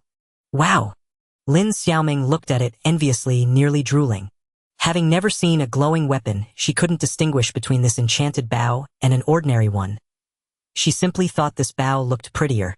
The two of them were making a commotion along the lakeside, disturbing someone who was barely scraping by at the village edge. Fang Ao heard the voice of a girl and perked up to listen. It's Xiaoming. It's Lin Xiaoming's voice. Could she be looking for me? Perhaps this is nothing more than a lovesick fool's self-delusion and feeble consolation. Fang Chong rolled his eyes, reproaching his son for being so utterly useless. How could she possibly come looking for you? Can't you stir that pig-headed brain of yours and think for once? Since the village chief's reprimand and the order forbidding them to return, the father and son had been living like walking corpses in a tiny house outside the village. Their days consisted only of eating and sleeping, devoid of any dreams. When Fang Ao heard Lin Xiaoming's voice, a faint ember of hope finally kindled within him. Ignoring his father's curses, he bolted toward them. He saw Lin Xiaoming laughing with another man. The two pressed close, as if playfully tussling over something in Lu Yu's hand. The sight inflamed Fang Ao so much he felt as if he might spit out a mouthful of old blood. What are you doing here? Fang Ao's attention was fixed on Lin Xiaoming, and he failed to notice the object in Lu Yu's hand. Lu Yu, unwilling for others to see, flipped the item into his backpack. Nothing, just fishing. Lu Yu's measured tone clipped Fang Ao mute. You were clearly just... Lin Xiaoming said displeasedly. What we do is none of your business. Xiaoming, you know very well. Fang Ao pleaded, eyes full of supplication. Lin Xiaoming frowned. No, what am I supposed to know? Fang Ao shot back, mind your status. You are no longer considered one of Shuishan village, so do not meddle in our affairs. Lu Yu let us go, Lin Xiaoming added briskly. Her pleasure spoiled Lin Xiaoming had no desire to linger and play any longer. She looped her arm through Lu Yes and tugged him firmly toward the village, leaving Fang Ao shattered and staring after them. Xiaoming, how can you be so heartless? Halfway along, Lin Xiaoming realized how close they were. A half her body was pressed against Lu Yes. In the heat of the moment she had reached out, and only now did she feel the awkwardness. She hurriedly withdrew her hand. Her face burned so fiercely that one might fry an egg upon it. Well, I didn't. It was just a momentary. Lu Yu stared at her with round, innocent eyes as if nothing had occurred. Relieved by his dazed expression, Lin Xiaoming breathed easier. Lu Yes' simple-mindedness here was a blessing. At that moment someone passed by, breaking the awkwardness between them. It was their teacher Zhuang Mu supporting the village chief as they inspected the outskirts. Xiaoming. Zhuang Mu, proud to have Lin Xiaoming as his prodigious student, was naturally delighted. As her teacher he took pride in her success, and at the sight of her his face blossomed into a smile like an old chrysanthemum. Xiaoming, so early? What were you doing? After asking, they finally noticed Lu Yu beside her, and the smile on Zhuang Mu's face slipped with a faint crack. He had heard that Lu Yu had suddenly come to his senses, and even altered the village's farming methods, but Zhuang Mu dismissed those tales as mere coincidences. As Lu Yu's teacher, he believed he knew the boy best. There had been countless times when Lu Yu could not even memorize the simplest synthesis lists, prompting Zhuang Mu to strike his hand with a ruler in exasperation. In the end, he had to accept the simple truth: every child possesses different talents. Yet he resented how close Lin Xiaoming and Lu Yu had grown. Lin Xiaoming was a bird meant for soaring. She must not let Lu Yu, a lowly fish, flap about and wet her wings so she could not fly. Seeing them together filled his chest with a sour grievance. Why are you two together? Lin Xiaoming smiled brightly, and with pride began to boast of Lu Yu's achievements to the village chief and teacher. Lu Yu led me to fish outside the village this morning. Look, this is my catch. Lin Xiaoming produced a greenish fish from her pocket as she spoke. The elders could not help but show surprise. Actual fish. Proud of Lu Yu, Lin Xiaoming declared. Lu Yu caught even more than I did. He even caught another kind of fish. And Zhuang Mu frowned. He felt Lin Xiaoming's words were contrived, as if she were deliberately claiming credit for Lu Yu in front of the village chief. In his mind, the scene warped. Perhaps Lin Xiaoming had caught the fish herself, and was pretending they were Lu Yu's angling for praise on his behalf. The village chief looked at the two children with benign warmth and smiled. Wonderful, you two are truly capable. Better than many of the adults in our village. He reached out with a wrinkled hand and patted Lu Yu and Lin Xiaoming on the heads. But fishing beyond the village can be dangerous, you must be careful, he admonished kindly. Lu Yu interjected calmly, no need, village chief. We do not have to go to the lake outside the village. We can fish right here within the village. Really? The village chief's face brightened. Their village lacked livestock, most meals were little more than bread and potatoes with meat, a rare luxury. If they could fish within the village, it would provide a new food source.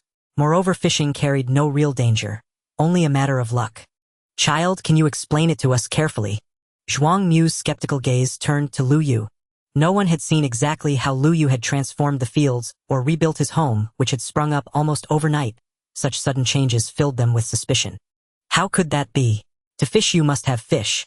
Without a living water source with fry, how could you possibly catch any? Lu Yu tugged at the corner of his mouth and stood by his claim. If I say it can be done, then it can. Lin Xiaoming already believed him without question. Village chief teacher Zhuang Mu, just watch how Lu Yu does it. With Lin Xiaoming stalling them, Lu Yu left them to wait by the village fields and returned home himself. Lu Yu found an iron bucket in his little hut. Unfortunately, it contained magma, so he poured the molten rock into a nearby empty compartment. He then took the iron ingot he had smelted that morning and placed it on his workbench to craft something. With the newly made object and an empty bucket in hand, Lu Yu went to the agreed spot. By then, not just the village chief Zhuang Mu and Lin Xiaoming were present. Many other villagers had gathered. An uninformed villager asked, "Why are you all assembled here? I heard that foolish boy Lu Yu has another new trick to teach us." Really? What novelty is this time? Call him foolish if you like, but I don't think the boy is a fool. Which supposedly foolish child has so many ideas? Do they think Lu Yu's discoveries are all mere accidents? Look, Lu Yu is coming. Under the crowd's eager eyes, Lu Yu appeared, feeling self-conscious before so many faces. He scratched his head. So many people. Lu Yu, what are you planning today? Lu Yu answered with calm resolve. I intend to fish within the village. Fishing? At the mere mention of the word fish, someone instinctively smacked their lips. Munch munch. I can almost taste it. They hadn't eaten fish in ages. The outside world filled them with dread. A spider silk was scarce, and none dared venture beyond the village to fish in the lakes. Is this truly possible? Of course it is. Lin Xiaoming interjected before Lu Yu could answer, her eyes gleaming with eager anticipation as she waited for him to demonstrate his skill. Lu Yu, get started already? To everyone's surprise, he did not produce a fishing rod, but instead retrieved an iron bucket. What on earth are you doing, Lu Yu? Lu Yu blinked innocently and replied, First I'll build a small pond. Zhuang Mu asked, Are you planning to divert water from outside the village? Before Lu Yu could respond, Zhuang Mu continued, Bringing water in used to demand tremendous effort. How could you possibly manage it alone? A single block of water yields roughly 7 units, and continuous replenishment would be required for diversion. Such a crude method would indeed be cumbersome. But would Lu Yu, the master of Minecraft's definitive guidebook, resort to such inefficiency? Lu Yu abhorred unnecessary labor. Even a short trip from his workshop to execute such a tedious project was unthinkable. With a sly, knowing glint in his eye, Lu Yu smiled. I alone am sufficient. And with that, he scooped a single block of water from the farmland into his bucket. Seeing Lu Yu steal water from the field, someone cried out in alarm. Lu Yu, your crops need that water, or they'll wither and die. Zhuang Mu's brows knotted fiercely at the remark. If you don't know what you're doing, Lu Yu, don't meddle recklessly. Don't let our harvest fail because your folly dries up the fields. Lu Yu merely smiled. After all, he had taught them this very method of cultivation. How dare they now presume to lecture him? Patience. Just watch closely. He dug away 1 block of soil, then placed the item he'd prepared earlier into the hollow. What is that thing, Lu Yu? He said nothing, only smiled faintly and carried on. He poured the water from his bucket onto the grid just above and to the right of the alchemy cauldron. The water flowed downward, filling the cauldron, and then astonishingly spread sideways into an adjacent block. This was the simplest form of infinite water Lu Yu could draw from the central cauldron endlessly. The principle was elegantly simple. Once water entered the cauldron, the system registered it as a reservoir, and even after extraction it would instantly refill. In essence, he had tricked the humble alchemy cauldron into believing it was raining. Lu Yu dipped his empty bucket into the cauldron, drew water, and returned it to the center block of the farmland. Then he began constructing his pond. He excavated a small patch of bare earth, carving out a 44 square.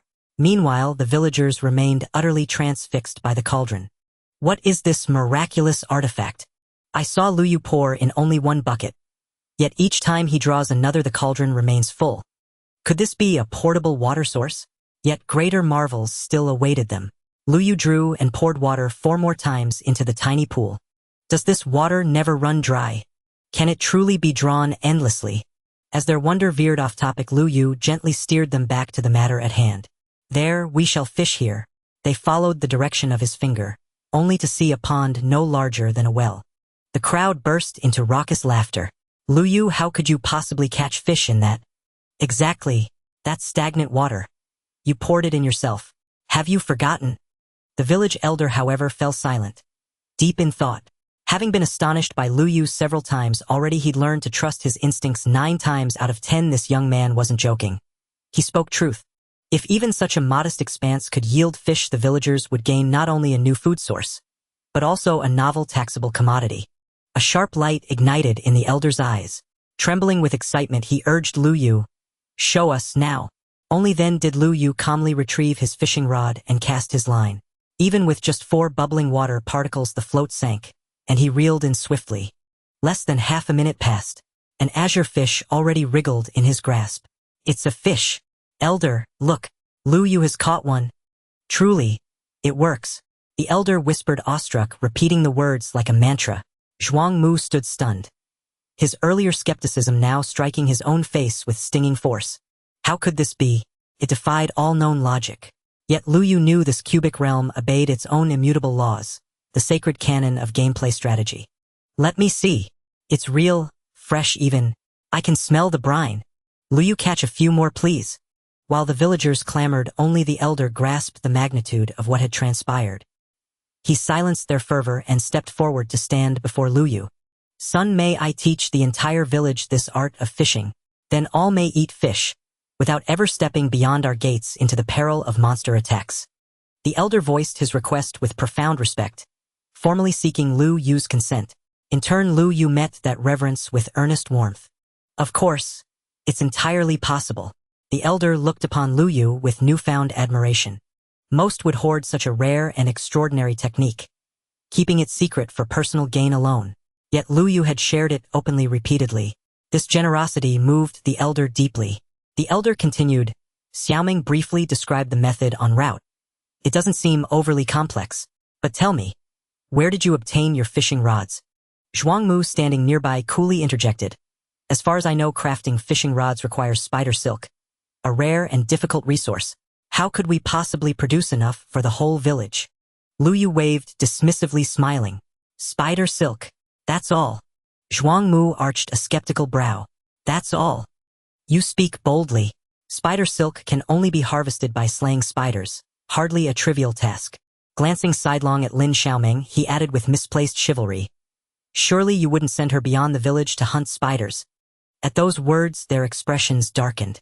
"That's far too dangerous. We'd rather go without fish than risk Xiaoming's life. No child of ours will perish before even crossing the threshold." They refused to let their brightest hope fall before taking her first step beyond home.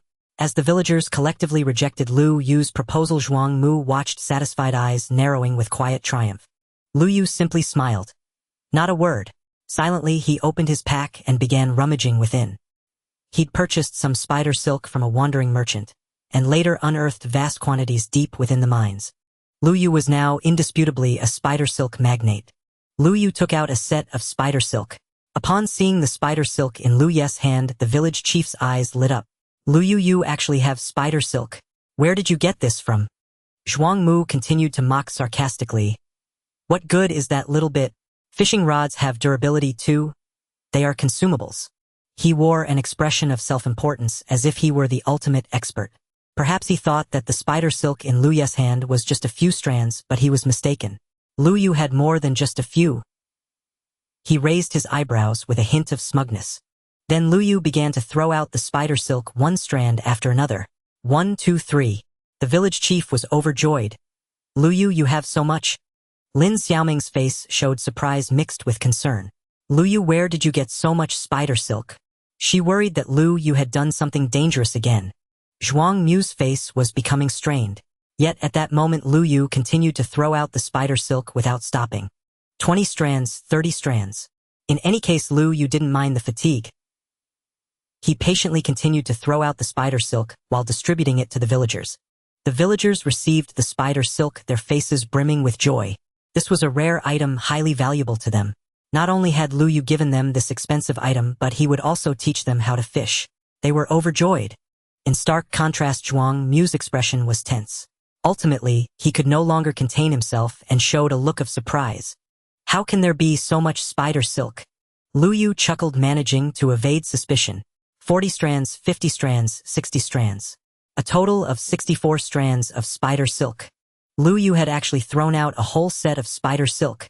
"Lu Yu, you're amazing. Is it really okay to give us so much spider silk?" Lu Yu replied generously, "No problem, everyone can use it freely." Next to the farmland was a workbench, and Lu Yu pointed and said, "The synthesis method for the fishing rod. Do I need to explain it again? Although I memorized it during our previous lessons, I haven't used it in so many years and have long forgotten." This was indeed the case. Recently, most of the conversations in the Big World chat group revolved around asking for synthesis tables. In the real world, ordinary players playing this game could install a synthesis table mod. While they might have memorized some basics, they still needed to look up unfamiliar recipes, unlike Lu Yu, who had the synthesis table memorized. It was akin to memorizing formulas in school. Formulas that weren't frequently used were often forgotten. Lu Yu understood this too. Just as he was about to tell everyone how to synthesize a fishing rod, Zhuang Mu interrupted him. "You don't remember. You need a wooden rod and spider silk arranged diagonally from the bottom left to the top right." Ah, as expected of teacher Zhuang. Lu Yu had outshone everyone just moments ago, and now hearing someone praise him, Zhuang Mu finally felt vindicated. A smile appeared on his face. Humph. Zhuang Mu, clearly an elder, was competing with the young Lu Yu, losing the dignity of his role as a teacher and elder. Lu Yu didn't hold it against him and walked straight to the pond. Zhuang Mu glanced at Lu Yu expecting to see disappointment on his face for having his spotlight stolen, but Lu Yu seemed unfazed. It felt as if he had punched a pillow. The frustration in his chest had no outlet, making him feel even worse. The villagers had made their own fishing rods at the workbench and were lining up at the pond. Seeing that the small pond was not enough, Lu Yu dug another spot nearby where the infinite water came in handy. So if we learn this, can we fish in our own yards? Really? We can fish without leaving home. Lu Yu confirmed their assumption. Indeed, it is possible. Lu Yu had once fished and grilled fish in a waterhole he dug when he had nothing to eat in the underground mine. The village chief squinted his eyes, beginning to envision a bright future as he stroked his beard. Then teach us quickly. The crowd had gathered by the small pond ready for action. Fishing is actually quite simple. Just cast the rod and let the hook sink into the water. When the float goes down, you can reel it in. Lu Yu succinctly explained. Is it that simple? Really? Lin Xiaoming volunteered, unable to stand by while others doubted Lu Yu. I'll demonstrate for everyone. Lin Xiaoming cast her rod into the water. Splash! The hook and float fell into the water. The villagers focused intently on the water's surface, holding their breath, waiting for the moment Lu Yu mentioned when the float would sink. However, Lin Xiaoming's luck was indeed lacking. She had spent a long time with Lu Yu earlier before finally getting a bite. A minute later, some people began to lose patience. Is it not working? Their doubtful gazes fell on Lu Yu, beginning to wonder if he had made a mistake again, leading them in circles. Among them, Zhuang Mu's dissenting voice was the loudest. You dug this pond casually. How could there possibly be fish? True, but if you're going to fish, there needs to be fish. Yet just earlier it was Lu Yu's miraculous hands that created the infinite water, so how could such a capable Lu Yu possibly mess this up? At that moment, they did not want to doubt Lu Yu. Glub! Finally, Lin Xiaoming's rod sank. She had a fish on the line. I got one. Lin Xiaoming joyfully reeled in her catch, proudly showcasing a small blue fish to everyone. Look, I caught it. Lu Yu was right. I'll give it a try too. Me too. The crowd surged forward, crowding around the pond and casting their lines, nearly causing a tangle of fishing lines. Zhuang Mu glared, unwilling to accept it, and eventually made his way to the pond. Could it be that Lin Xiaoming had gone astray? Had she learned to lie and deceive everyone from that rascal Lu Yu? This is impossible. He was determined to shatter Lu Yu's lies with his own hands. But unexpectedly, he also hooked a fish on the fishing rod made from Lu Yu's gifted spider silk. Now he could no longer hold back. There really is a fish. He joyfully touched the fish's scales, forgetting the fishy smell. Suddenly reminded that he was in a standoff with Lu Yu, Zhuang Mu quickly retracted his smile. The village chief could no longer contain himself, and usually composed joined the others in their excitement. His eyes turned and he came up with an idea. Since so many people from the village are here, let's take advantage of the excitement and hold a fishing competition. The person who catches the most fish will receive a special reward. Someone asked, Village chief, what is the reward? It's a secret for now. I'll announce it when the fishing champion is determined. The village chief surprisingly teased them with a mystery. Even if the village chief didn't call everyone for a competition, the enthusiasm for fishing was already palpable among the people. Now the atmosphere was simply more heated. We have 1 hour, the fish caught will be used for lunch later. Everyone rolled up their sleeves and got to work. Among them Lin Xiaoming, who was naturally competitive and eager to be first, and Zhuang Mu, who was in a spat with Lu Yu, were the most active. But as Lin Xiaoming cast her line, she glanced and noticed Lu Yu still lazily standing there. Lu Yu, why aren't you joining in? Lu Yu smiled slightly. Wouldn't my participation be a form of dimensionality reduction? Lin Xiaoming tilted her head, asking, What do you mean? If I join, I'll definitely be first. There will be no suspense in this competition. Oh really? You are so arrogant. Uncle Chunda from the village laughed heartily. Come on. We've done plenty of farm work. Our strength is several times yours. How could we lose to you? Lu Yu wanted to correct him. Fishing wasn't about strength. Uncle Chunda busily began organizing. This kid Lu Yu has already made a bold statement. If we adults lose to him, it wouldn't be embarrassing, right? Brothers, put in some effort and get to work. Ha ha ha. The villagers laughed heartily. Lu Yu was pushed into action and took out his fishing rod from his backpack. While everyone was sweating profusely, Lu Yu strolled over to a patch of water in the field. Lu Yu, aren't you starting yet? Lin Xiaoming urged. But Lu Yu pointed to the patch of water and said, I can fish here. He cast his line into the water. A patch of water. How can you catch fish in just a patch of water? Luyu, well, clear a bit of space for you. Stop messing around and come over. As they kindly attempted to adjust the position for Luyu, he had already reeled in his line. In just a few seconds, Luyu himself didn't expect his first cast to go so smoothly. A red salmon appeared in his hands, stunning everyone. Wow, he really caught a fish. And it's a red one. Most of the others had caught ordinary blue fish, making Luyu's red salmon particularly eye-catching. Tisk. Zhuang Mu voiced his displeasure. What kind of luck was this kid having? Not only did his outstanding student get entangled with this foolish boy, but now his luck was also so good. While his fishing rod remained silent in the water, Luyu, on the other hand, quickly cast and retrieved with fish automatically hooking onto his line in under a minute each time. This is strange. Why is that kid catching them so fast? Is it because there's no place for the fish to escape in just a patch of water, so they hook on quicker? They began speculating among themselves. No way, I'll try over there too. Someone skeptically moved to Luyu's side. Luyu smiled and clarified. It's not about the water. Uncle Chunda frowned, clearly not believing him. Don't try to fool me. You've caught so many here, I don't believe I can't catch even one. Then give it a shot. Luyu didn't mind him and gave him some space to try. Uncle Chunda cast his line into the water, but his rod remained silent. This is ridiculous.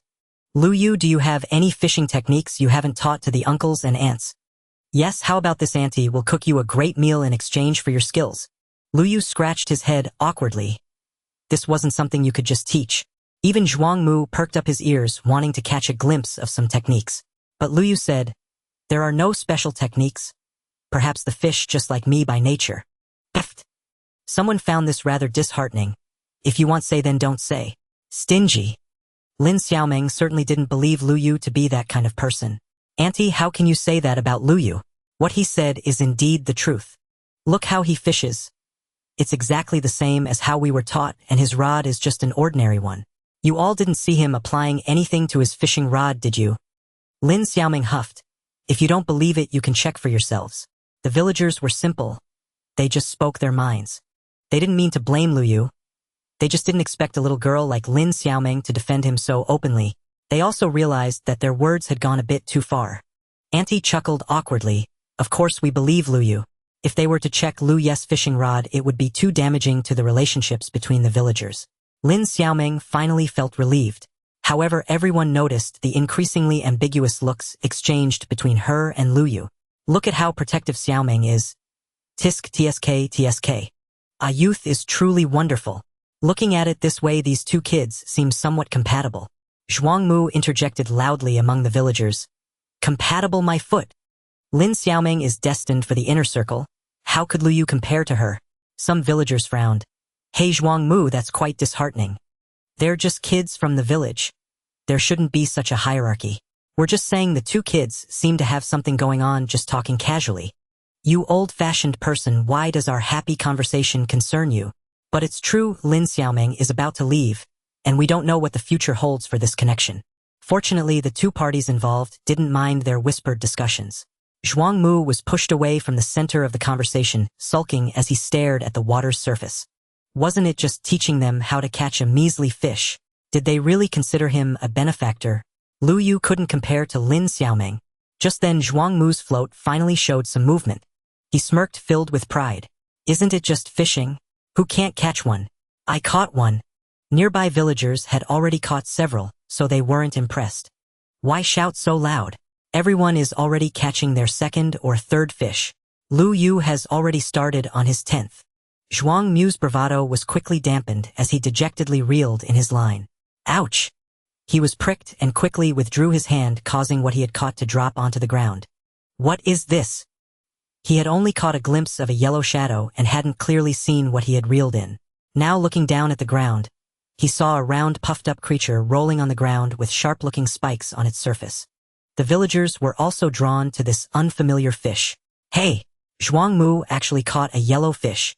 Look, this fish has spikes on it too. This fish is round too, how interesting. Zhuang Mu, seeing that he had captured everyone's attention, put on a proud expression again. I caught this, don't touch it randomly. Luyu glanced over and immediately understood. Ah, that's a pufferfish. Luyu hesitated for a moment. Although he could sense that Zhuang Mu was not kind to him, Zhuang Mu had not actually done anything to harm his interests. Thus, after some deliberation, Liu spoke up kindly. That fish is best not eaten. Zhuang Mu prided himself on being the village's know-it-all. After all, he had studied in the 5th district and returned to teach the children of Shuishan village well-versed in poetry and the foundational synthesis table.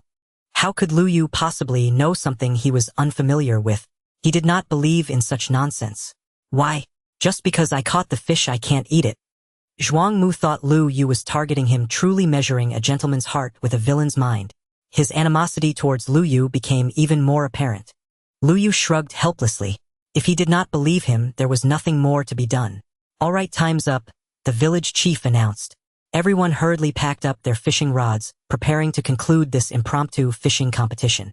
However, the villagers were now disinterested in determining who came first, as it was undoubtedly Lu Yu. I don't need to say who came first, right? Haha.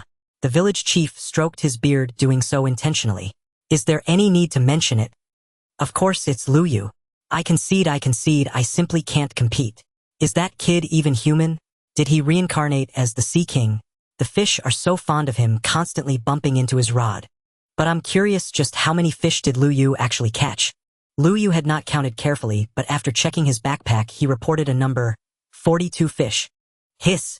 Everyone gasped in shock, truly astounded. We can't compete for first place, but we must determine a second, right? Just a moment ago, Uncle Chun, eager to compete with Lu Yu, confidently believed he could vie for second place. Looks like you old man are quite confident. Tell us how many fish you caught, the village chief asked. Hehe, I caught 22 fish. Not bad. Slightly lacking. Lin Xiaoming raised her hand in the crowd, reporting, Village chief, I caught one more than him. Oh. Only then did the village chief shift his gaze to Lin Xiaoming. The uncle inquired anxiously, how many did you catch? Lin Xiaoming imitated Lu Yes' manner and responded leisurely, not much, just one more digit than you. What a pity. Just as the uncle felt fortunate, Lin Xiaoming corrected him. No, it's actually 2 digits more. I caught 33 fish. The village chief laughed heartily, his head thrown back. Ha ha ha. It seems the student surpasses the teacher. Our village's juniors are formidable. Lin Xiaoming laughed happily, clearly satisfied to secure second place behind Lu Yu. All right, let's call everyone over for grilled fish. As she spoke, someone casually set up a fire pit on the ground, placing wooden blocks for everyone to grill fish.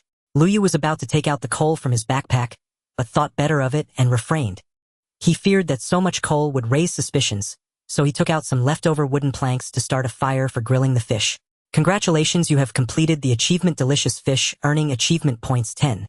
After grilling a fish to perfection, Lu Yu unlocked another achievement. Instantly, the village by the fields became lively, resembling a festival, even though it wasn't one. Perhaps their usual festivals had never been as joyous as this atmosphere, where they could enjoy such a lavish feast. Some villagers had many mouths to feed, but caught few fish, so Lu Yu generously shared his bounty with everyone. Thank you, Lu Yu. Receiving the villagers' gratitude, Lu Yu continued to move on to the next person. This person was Zhuang Mu. Thinking of how Zhuang Mu had only caught one pufferfish, Lu Yu hesitated, planning to offer him a fish to eat. Unexpectedly, Zhuang Mu wore a cold expression, refusing. I, Zhuang Mu, do not accept charity. I can support myself as a lone wolf. He put on an air of integrity, but Lu Yu could only see his pettiness. Lu Yu once again kindly advised, eating that fish will cause poisoning.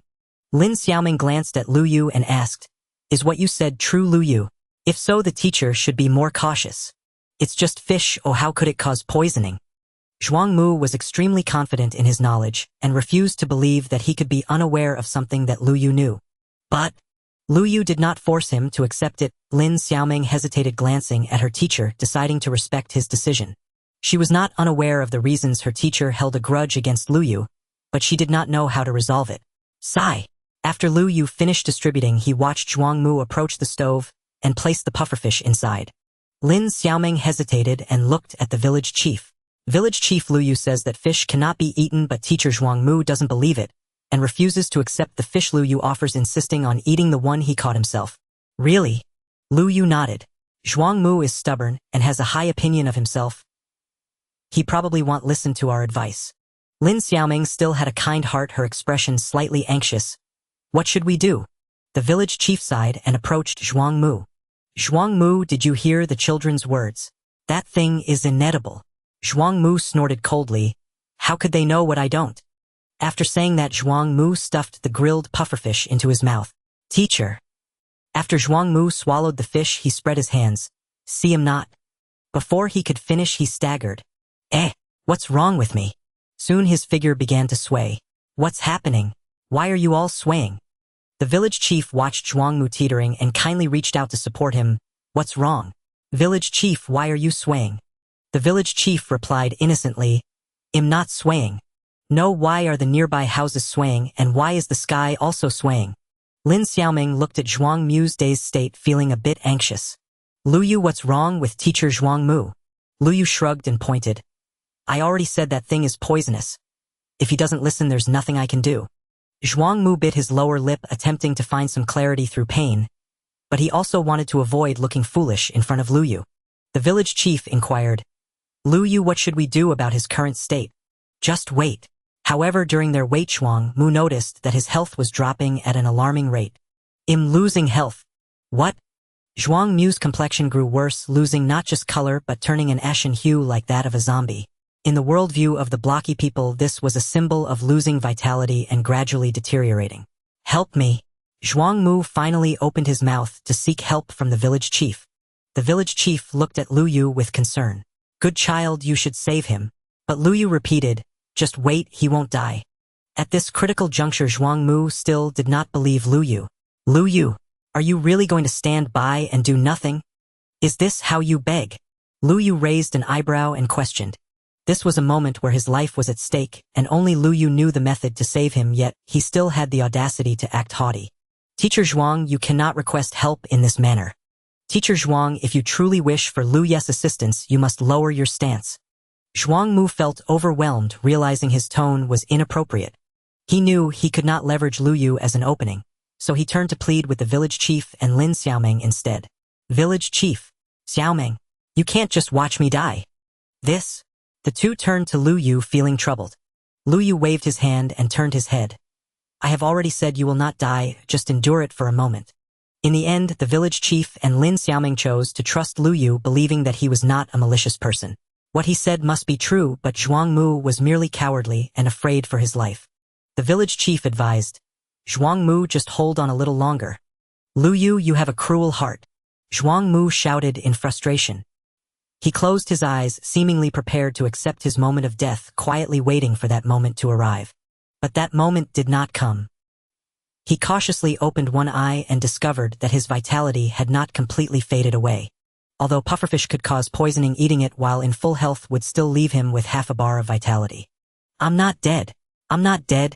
Zhuang Mu stood up, filled with joy from surviving. His head no longer felt dizzy, and the surroundings no longer spun around.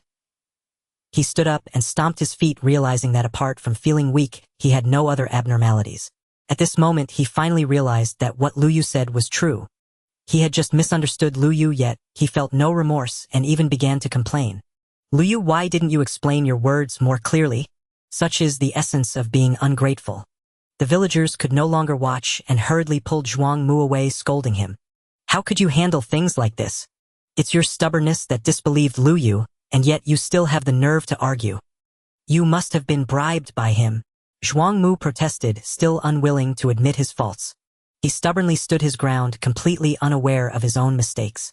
Lu Yu looked at him, throwing a tantrum, and let out a cold laugh. Seeing him like this reminded Lu Yu of his teacher from the original reality. That teacher had once made a mistake on a problem. Instead of acknowledging his error after Lu Yu pointed it out, he scolded Lu Yu for disrupting the class. Zhuang Mu was probably just like that clueless teacher. Stubborn and lofty, he would eventually pay the price for it. Lu Yu chose to ignore him and walked away.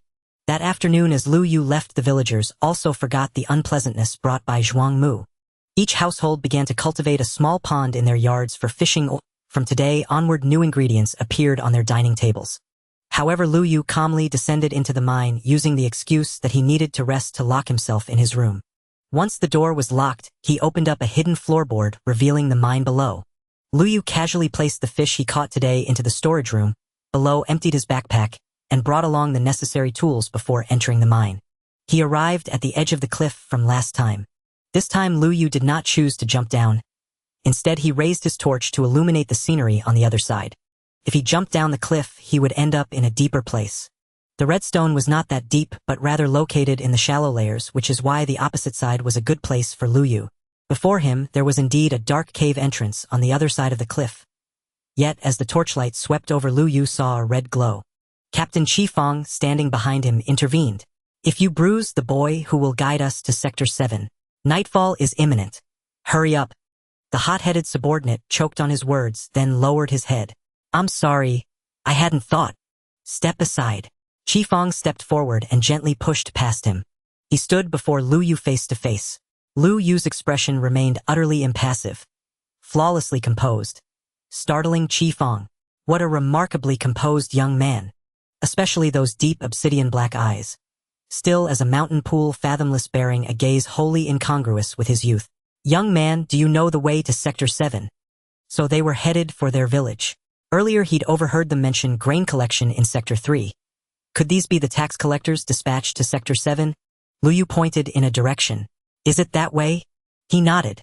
Qifeng hesitated, scrutinizing Luyu's inscrutable face. No flicker of emotion, no trace of intent. Then you'll lead us there. Luyu shook his head. He still had unfinished business. At the very least, he needed to replace the circular stone beneath his feet with loose soil, then pour water over it to construct a rudimentary water lift. Convenient for future ascents and descents. Thus he chose to remain rooted in place. But Qifeng misread his silence, assuming instead a calculating, deeply guarded mind. Could this boy be scheming to shield his village from grain tribute? He was well aware of Sector 7's plight. It was impoverished, its grain quotas perpetually strained. This year certainly had brought neither bountiful rain nor gentle winds. Had they resolved to become outright defaulters? His expression hardened instantly. Take us to your village. Luyu shook his head again. Qifeng's eyes narrowed, his gaze turning sharp, dangerous. At that moment a voice rang out from the village entrance. Who are you? Luyu turned, and saw Xiao Feng-ao approaching. Judging by their fine attire, Feng-ao's tone was uncharacteristically deferential. Qifeng wore a sleek, stylish leather coat. His subordinate bore gleaming iron armor, ever ready for combat. A sight that to villagers radiated formidable authority. Another one. The subordinate sought his captain's counsel, glancing toward Qifeng. With a subtle nod he stepped forward and asked Feng-ao, Are you also from Sector 7? Yes. I mean, esteemed sirs. Why are you here? Are you miners? The subordinate snapped to attention and declared proudly, No. We are the grain collection squad dispatched by Sector 1. Though the villagers knew little of intersector hierarchies, the mere title Sector 1 carried immense prestige. Indeed, the assignment originated there. But whether they hailed from Sector 1 remained uncertain. Across the cubic continent, sectors exerted profound dominance over one another. Luyu watched silently, expressionless yet intimately familiar with such power dynamics. Feng-ao, ever guileless, actually believed their claim, and stammered nervously. Why you truly? From Sector 1? The subordinate puffed up with self-importance, wielding his minor authority like a royal edict. I am from Sector 7. I'll escort you to the village. Then lead on, night falls soon. Do you wish us to battle zombies here?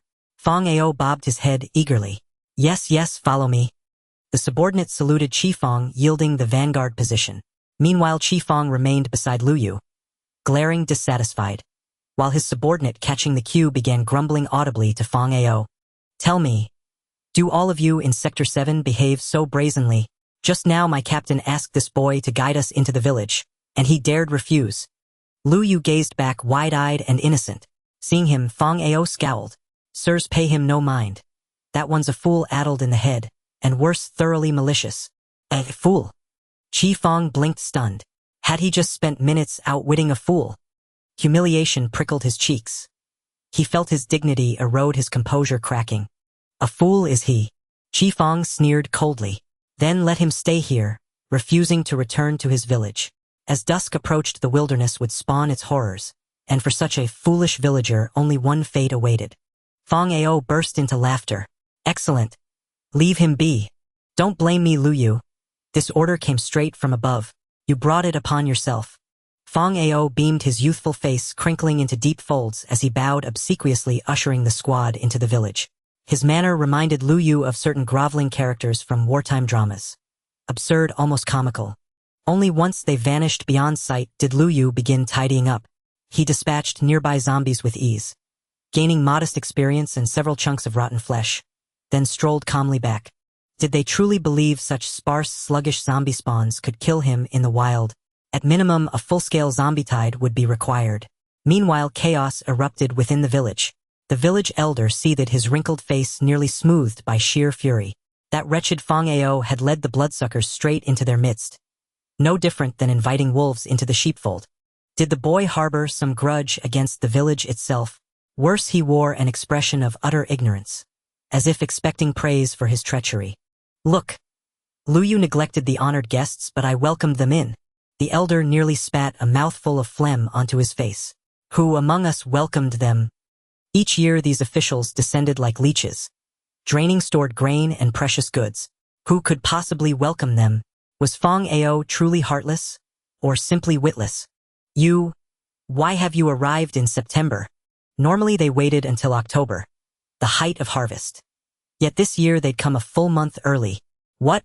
Is grain tribute optional in September? And no, not at all. Chi Fong stretched languidly, stifled a yawn. His implication unmistakable. Elder, with night falling, might we request lodging? Fong Ao offered, feigning concern. Exhausted Chi Fong's team wholeheartedly agreed. Let's settle matters tomorrow. We've walked all day. Our legs feel shattered. Chi Fong grumbled, resenting the village's wooden indifference to his needs. Why wise? The elder and his attendants ground the word out through clenched teeth. They wished they could dig a pit for them to resolve their issues on the spot, but they could not. Offending them meant facing unknown difficulties ahead. Thus the village chief compromised. Indeed, there were empty rooms in the village for hosting guests, and he planned to find someone to take them there. After a few steps, Chi Fong spoke up. Where are you taking us? To the guest room. To what guest room? Your entire village is like a matchbox, it's still that building. Chi Fong pointed his finger, landing squarely on Lu Ye's house. That is a villager's home. Chi Fong asked in confusion, looking at the village chief, and inquiring, is it your home?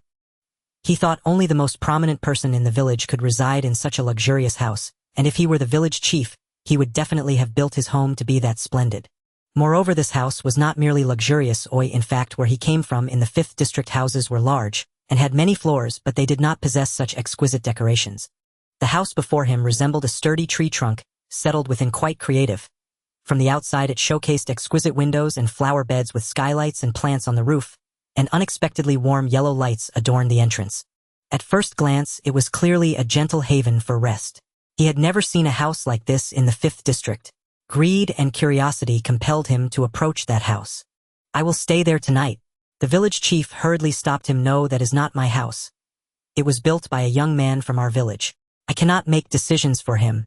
Chi Fong snorted coldly, seemingly mocking the village chief's ineffectiveness.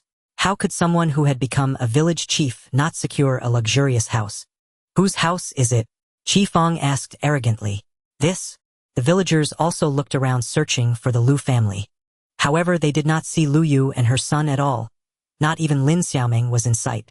The grain requisition team marched into the village in full force. What were they busy with? At that moment, Lu Yu was at her doorstep carrying a load of red stones. Looking at her family's simple door, she had an idea and modified it into a mechanism door linked to the red stones. Lin Xiaoming and Tao Lan watched curiously. Lu Yu, what kind of door did you install? Why is it so heavy?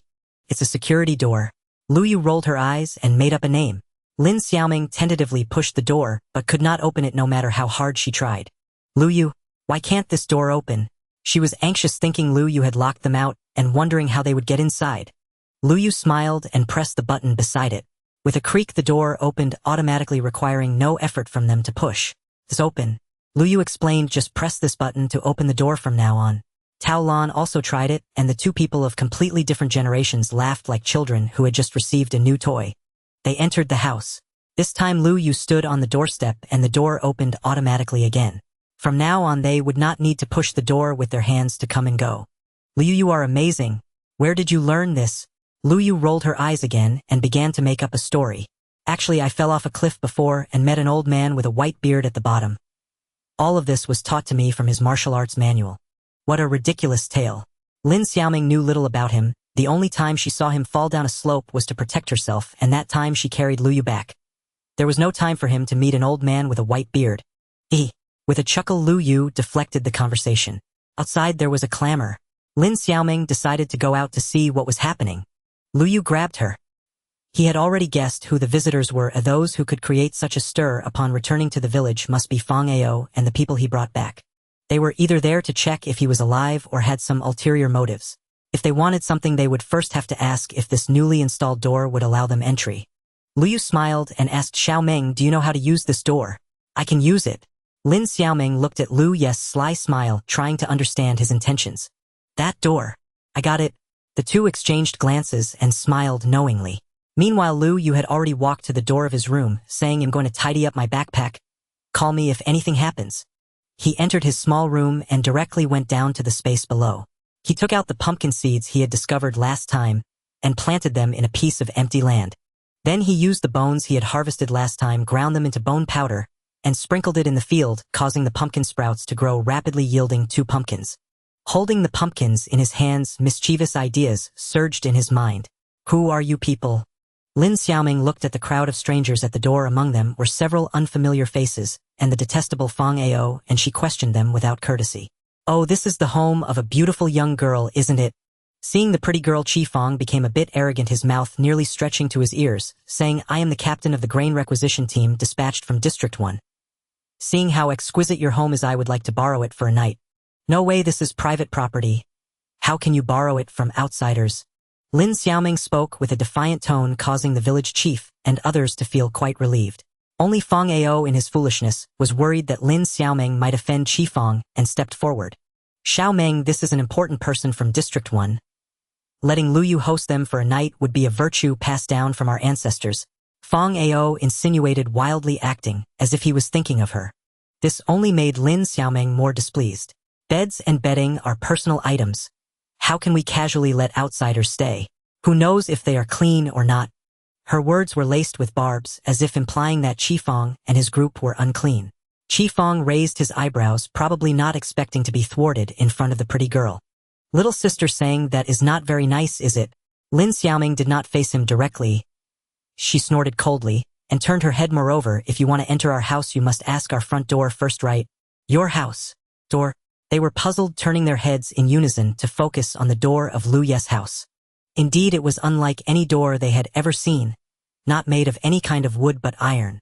It looked heavy and solid. Chi Fang misunderstood, thinking it was a test of strength. His subordinates were genuine guards, reportedly with 3 years of mining experience. How could they be weaklings? "You go push the door open." A subordinate rolled up his sleeves, revealing some muscular arms. He wiped his palm with saliva, preparing to muster all his strength to push the door.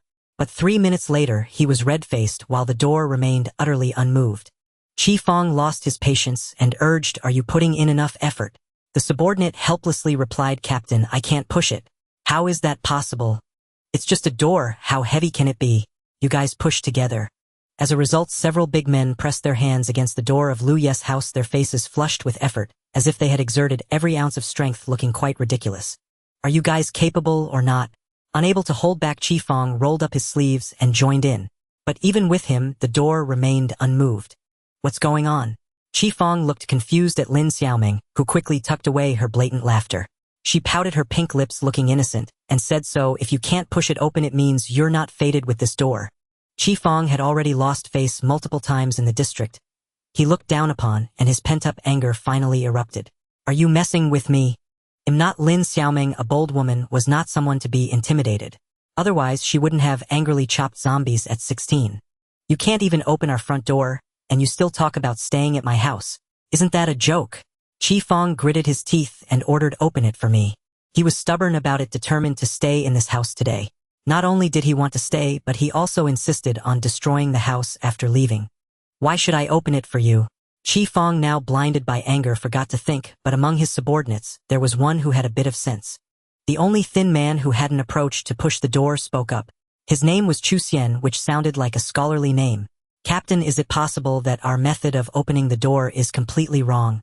Lin Xiaoming's heart sank. This was bad. Could it be that someone had discovered the secret of their door? Chi Fang listened to him as if a bucket of cold water had splashed on his face, making him suddenly awaken. Right, doesn't this door need something done to it before it can open? So the group leaned against the door again, starting to search around, carefully feeling every edge and corner of the door and frame. Meanwhile, Lin Xiaoming was nervously staring at a button not far from the right side of the door. Fortunately, their focus seemed to still be on the door itself and hadn't shifted to the side. Is it? Not on the door. Chu Xian once again made a startling remark. Lin Xiaoming's heart tightened, but before they could discover it, the door opened. Creak. This time the door opened slowly, revealing the furnishings inside. They saw a terrifying face in the room. The face had dark sunken eye sockets and an impossibly wide mouth that split to the ears, smiling with a strange curve. Its orange face also had cracks. At this moment, Qifeng was only a palm's distance away from the face. After a moment of silence, he let out a terrified scream. A ghost. Lin Xiaoming was also startled by the suddenly appearing ghostly face, but upon closer inspection, she realized it was just a dummy wearing a pumpkin head. Lu Yu. Behind the dummy at the door, there were also human legs. Lu Yu finally stepped out from behind the dummy. He wore what looked like a friendly smile and reached out to help Qifeng up, saying, "Sorry for scaring you." Qifeng then saw clearly that it was just a pumpkin head. The room was not lit. Only the dim light from outside illuminated it, casting an eerie glow on the pumpkin head. Qifeng recognized Lu Yu's face. "You did that on purpose, didn't you?" Lu Yu innocently replied, "No, I didn't." Qifeng loudly questioned what kind of decent person put such a scary thing at their doorstep. Lu Yu, with a calm expression, replied, "It's not. Didn't you know about our village's pumpkin festival?" Upon hearing this, the villagers also looked over in confusion. What pumpkin festival? At this moment, Qifeng had his back to them, so he couldn't see the villagers' expressions. Lu Yu continued earnestly, "This is our village's tradition. Every year at this time, the pumpkins harvested are made into these pumpkin ghosts to scare away those who try to destroy the fields." "Oh no, monsters. Pumpkin ghosts." Qifeng raised an eyebrow. "Yes, that's it." Lu Yu pointed at the pumpkin head placed at the door. Having been startled just moments ago, Qifeng, though now knowing it was just a pumpkin head, still felt a psychological shadow and couldn't bear to look directly at it. "You need to remove it now," Qifeng ordered. "No way." Lu Yu firmly refused, saying, "If we move it, monsters might come. It's our village's tradition." "What tradition? How come I don't know about it?" Fang Ao stepped forward, planning to expose Lu Yu's lies and make him pay. Just then, the village chief spoke up. "Fang Ao, you're good for nothing. You've even forgotten the rules passed down by our ancestors." The chief's loud questioning left Fang Ao bewildered. "Fang Ao, you little rascal, you've been punished to guard the village gate and still don't know to reflect." Others echoed the chief's words, making Fang Ao even more confused. What do they really sound so serious? Could it be that he really forgot about this tradition of the village? Lu Yu exchanged a glance with the village chief. The chief lived up to his reputation over the years in the village with his clear judgment. Without prior discussion, he could follow Lu Yu's thoughts. Indeed, experience is the best teacher. In recent years, the village has been barren, and there haven't been any pumpkins growing, which is why we didn't make a big deal out of it, the chief said solemnly. Lu Yu then picked up from where he left off a few days ago. "My family's field was damaged by zombies, so I had no choice but to dismantle the field and went out to finally find a pumpkin to make the scarecrow. You can ask Fang Ao, he knows too." Upon hearing about Lu Yu's family being attacked by zombies, Fang Ao's expression changed, recalling that was the reason they had been driven out of the village. Really? Compared to those villagers, Qifeng felt he could still trust Fang Ao, who was being kind to him. "Ahu." Fang Ao nodded. Only then did Qifeng believe it. Compared to a harmless pumpkin that didn't move, he was more afraid of zombies. "Then just leave it there." Lu Yu innocently asked, "Do you still want to stay at our house?" "If I say I'm not staying just because of a pumpkin head, wouldn't that be embarrassing?" Besides, Lu Yu's house indeed looked the most luxurious in the village. So Qifeng forced himself to reply, "Of course, just get out of my way." Lin Xiaoming still wanted to stop him. "Why are you all so unreasonable?" Lu Yu stopped her. "It's fine, just let them stay for one night." "Lu Yu." Lin Xiaoming stomped her foot in defiance. She was certainly unwilling to give up her room to a tyrant. However, Lu Yu mysteriously winked at her. Could it be that Lu Yu had some tricks up her sleeve? Thus Lin Xiaoming ceased her objections, and instead went inside to help Aunt Tao Lan out. "Lu Yu, what's wrong?" "Mom, let's stay in Lin Xiaoming's old house for a night," Lu Yu explained. Lu Yu went inside to pack a few things, confirming that her underground space was well hidden before leaving. Meanwhile, Qifeng was already standing proudly in their living room.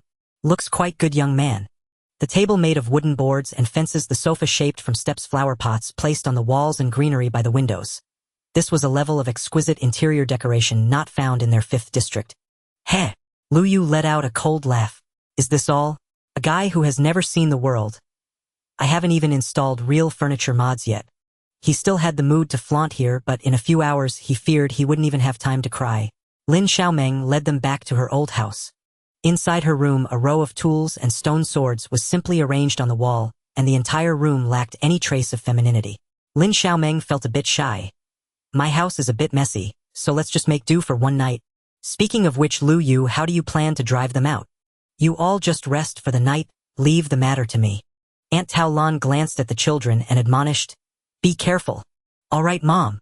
It wasn't until deep into the night, when everyone was resting, that Lu Yu finally stepped out. He casually glanced at the front door of his house, noticing that Qi Feng wasn't a fool. He had arranged for his subordinates to guard the entrance. However, they had been lost for a day, terrified in the deep mountains outside the 7th district, and were surely both physically and mentally exhausted. At the moment, they were all leaning against Lu Ye's front door, dozing off. However, if Lu Yu approached, he would definitely startle them, as one of the men was blocking their front door. Did they think there was only this one road to their house? Lu Yu began to calculate the amount of iron ore in his home, and upon careful consideration, he still thought it might not be enough. So he took a detour, jumping into a stream in the wilderness and searching for iron ore through a natural cave. After mining half a set of iron ore, he chose to return to his room through the underground passage. Meanwhile, Qi Feng, sleeping on the first floor, turned over oblivious. Lu Yu got to work, first smelting all the iron ore in his bag into iron and then forging iron blocks. Holding the heavy iron block in his hand, Lu Yu wore a sly smile. He also took a pumpkin from his bag and then brought both the iron block and the pumpkin to the first floor. The pumpkin scarecrow he originally placed at the door was gone. Qi Feng, indeed unable to stand the sight, had dismantled and thrown it away. Lu Yu shrugged helplessly, thinking, just use the pumpkin ghost to punish him a bit. Qi Feng lay sprawled on what used to be Lin Xiaomeng's bed, snoring like a dead pig. Snore. Lu Yu clicked his tongue, wondering how he could still sleep after dismantling the scarecrow he had placed at the door. Lu Yu arranged the iron blocks in an upright position, forming a shape mimicking the shape of the scarecrow. The sound of the iron blocks hitting the ground was quite loud. Qi Feng, still on the bed, furrowed his brow, turned over and muttered, "What are you doing in the middle of the night?" As he turned, he ended up facing the iron blocks that Lu Yu had set up. Lu Yu chuckled and then placed the pumpkin head on top as well. In the next moment, a pair of red eyes appeared in the dark hollow eye sockets of the pumpkin face. Then the iron figure began to grow taller. Lu Yu breathed a sigh of relief, thankful that the ceiling of his house was high enough. Soon after, the iron puppet was born. Congratulations on completing the achievement bodyguard, earning achievement points 30. Wow, I didn't expect this tin can to be worth 30 achievement points. Lu Yu examined the iron puppet before him. It resembled a rusty iron body covered in green vines with a pair of blood-red eyes. Creak! The iron puppet began to move. So noisy! Qi Feng sat up, opening his eyes. In the next second, his deep voice turned into a high-pitched scream. Ah! His scream nearly pierced the roof. Ghost! There's a ghost! Those scarlet eyes, gleaming ominously from the dark hollows, were fixed on him. Ghost! The subordinates outside were also startled awake, hurriedly standing up and shaking their heads to dispel their sleepiness. They quickly searched the wall for the button to open the door, pressed it, and rushed into the room. They too saw the massive ghostly figure and all let out a scream. Ghost? Qi Feng made them perceive this as a ghost, nearly forgetting that monsters existed in this world. However, Chu Xian calmly analyzed, could this be a monster? But given its size, it could easily squish them into meat paste with a single step. Hurry and get the captain out. Okay. With some shoving, someone finally had the courage to lift Qi Feng, whose legs were too soft to move, and dragged him outside. They shut the door, thinking they had successfully kept the monster inside. However, Qi Feng was still uneasy. Whether it was a ghost or a monster, it was dangerous.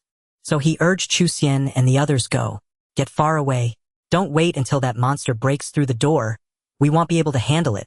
All right? Chu Xian had the strong and sturdy carry Qi Feng and run to the other side of the village, but before they could run far, they bumped into the village chief and several villagers who had come to investigate the strange noises. What happened here, everyone? Qi Feng shouted loudly. What kind of sinister place is your village? There's actually a monster inside the house. The village chief looked aggrieved, but seeing Qi Feng's weak and flustered state, he knew that Lu Yu must have pulled some strange tricks on him again. He secretly chuckled. Not just Lu Yu, he and the villagers also couldn't stand this bully. It was about time to deal with him. How could that be? If the torches are lit inside the house, how could there be a monster appearing there? The village chief had an innocent look and seemed to suddenly remember something, whispering, "Could it be the pumpkin ghost?" Because it wasn't placed correctly, the pumpkin ghost drove the monster away, allowing the monster to sneak in. Qifeng was taken aback. He indeed felt that the pumpkin scarecrow was an eyesore, and he couldn't sleep peacefully with it nearby, so he had his subordinates dismantle and throw it away. He couldn't really have thrown away the pumpkin scarecrow and thus invited retribution, right? How could this happen? From his guilty tone, the village chief sensed that he probably believed it.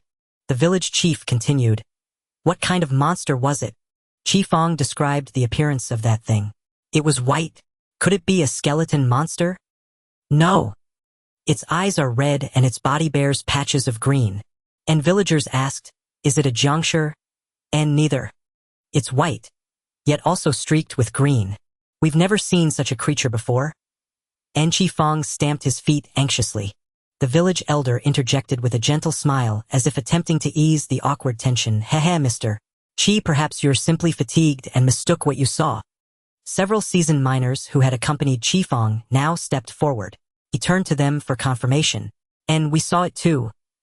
And indeed this creature is unlike anything we've ever encountered. But it is real. It was colossal, terrifying in appearance." And they recounted the encounter with theatrical fervor, as though exaggerating its horror would justify their hasty retreat. After a moment's contemplation, the village elder continued, "Then why did you not eliminate the creature on the spot?" This, and though they claimed seniority as miners, even they had trembled before that monstrous behemoth. Mostly none among them understood the creature, nor knew how to confront it. And now the elder's question landed like a stinging rebuke. As miners, and sent as guards from First District, their immediate flight was an unforgivable disgrace. And we were unprepared. And that creature may well be beyond our capacity to defeat. The elder pressed further, "Weren't you esteemed miners?" And silence fell upon the group. "And I can assist you in preparing supplies." Here the elder sighed and added, "Yet as you see, our village is impoverished. We possess few resources and thus can offer only a few loaves of bread." True to his word, he produced several loaves and extended them toward the group. And they hesitated, neither daring to accept nor refuse. And the elder's intent was never sustenance, it was coercion. To thrust them straight back toward the monster. Refusing the bread would betray fear, shaming First District and undermining their authority. How then could they collect grain over the coming days? Accepting meant returning immediately to Lu Yu's house to subdue the creature. And Chuxian had intended to advise postponement. Life mattered far more than face. But Qifeng was different. Ni's face flushed crimson. Gritting his teeth, he declared, "Very well. We'll return now and destroy it." After all, he was their captain. He need not fight himself, only command, preserving dignity with words alone. And no sooner had the words left his mouth than his subordinates cursed him inwardly. Through 8 generations of ancestors. "Move now." Ni's legs had regained sensation. He stood upright, issuing orders. Having entirely forgotten his earlier humiliation, carried like a limp, spineless rodent upon his men's backs. Grumbling, the guards trudged toward Lu Yu's residence. And meanwhile Lu Yu was concealing his iron golem, though it refused to follow him and its sheer size made it unwieldy and cumbersome. Having labored long to forge the iron golem, Lu Yu had no wish to dismantle it outright to resolve the crisis. Ni's conclusion was singular: bury it underground. He pried up floorboards, first outside then within his own room, and lowered the golem into his secret subterranean chamber. Yet its massive frame proved too tall. The top of its head still protruded above the floor.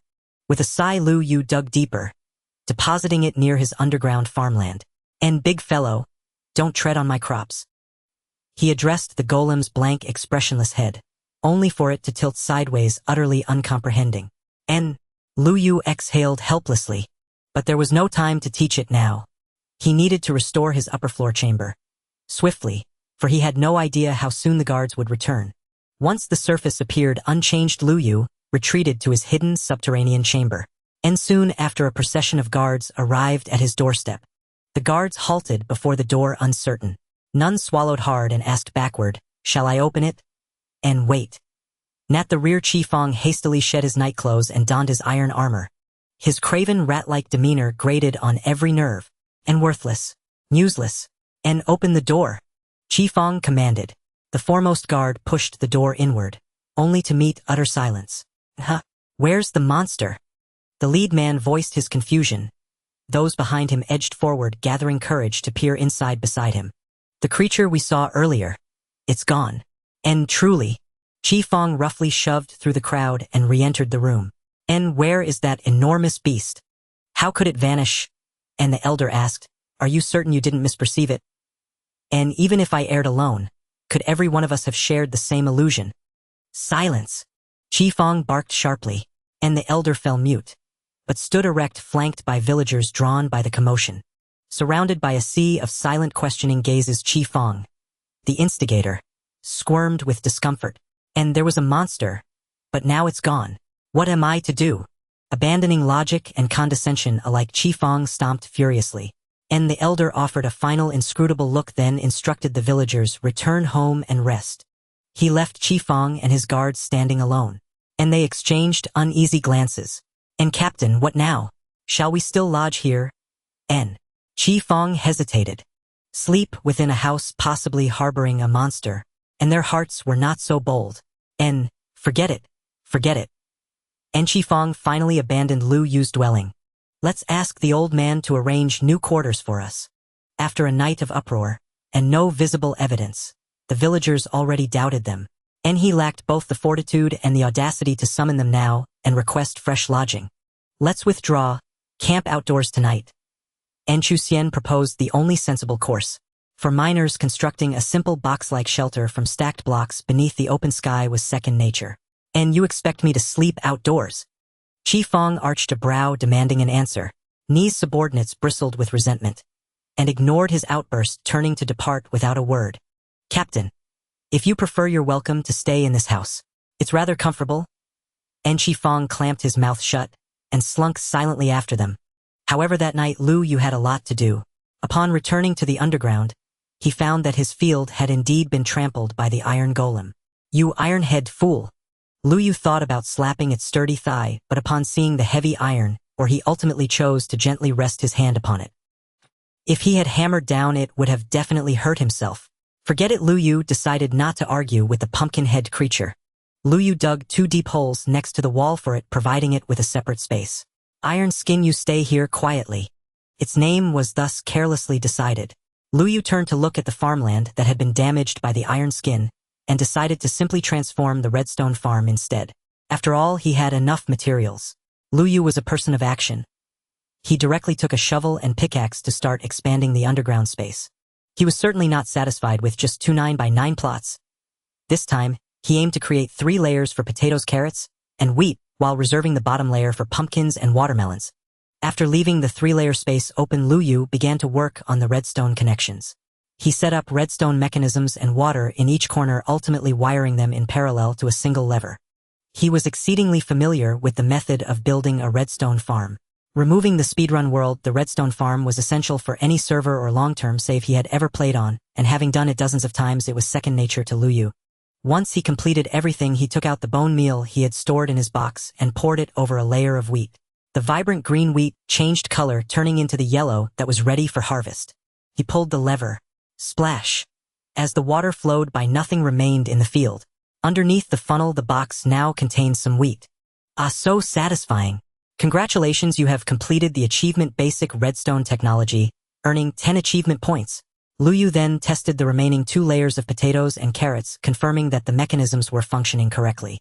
Lu Yu took out a set of torches to illuminate the 3 layers of farmland, without any dark corners, replanted the seeds, and left the underground feeling satisfied. When he went outside, the sun was already up. The night warrior and immortal battle god, Lu Yu needed no sleep, so he directly went to fetch Lin Xiaoming and Tao Lan and conveniently prepared breakfast for the 2 of them. It's still more comfortable staying in the house built by us, Lu Yu. Tao Lan exchanged a glance with Lin Xiaoming and they both laughed. Lu Yu, where are the others? Lin Xiaoming asked. I don't know, let's go take a look later. Lu Yu grabbed the cheapest bread from the table and went out. He found the matchbox they had used for camping outside the village, and at that moment some other villagers encountered him, curiously watching from outside. They really dare not live in Lu Ye's house anymore. Look how scared they are. They would rather stay outside than in Lu Ye's house. Serves them right. Bah! I wonder what trick Lu Yu used. Just as they were talking about him, Lu Yu arrived. Lu Yu, you're here. Lu Yu chuckled and greeted the older villagers, before directly taking out his pickaxe to dismantle their matchbox. The villagers stopped him. Isn't this inappropriate? Luyu, be careful, they might bully you. It's fine. He thanked the villagers for their concern. They had only fallen asleep around midnight, and at first they couldn't sleep due to fear. It was only after barely holding on that they finally fell asleep, and now was the time they were sleeping soundly. Suddenly the bright sun shone down on them, as if it were trying to pry open their eyelids. Qifeng complained, "Who is it? Who turned on the lights?" But they not only felt the blinding sunlight, but also the slightly cool morning air. A breeze blew by instantly waking them from their drowsiness. Who the hell did this? They actually dismantled our camping spot. Luyu cleared his throat and loudly delivered his opening line. Good morning, gentlemen.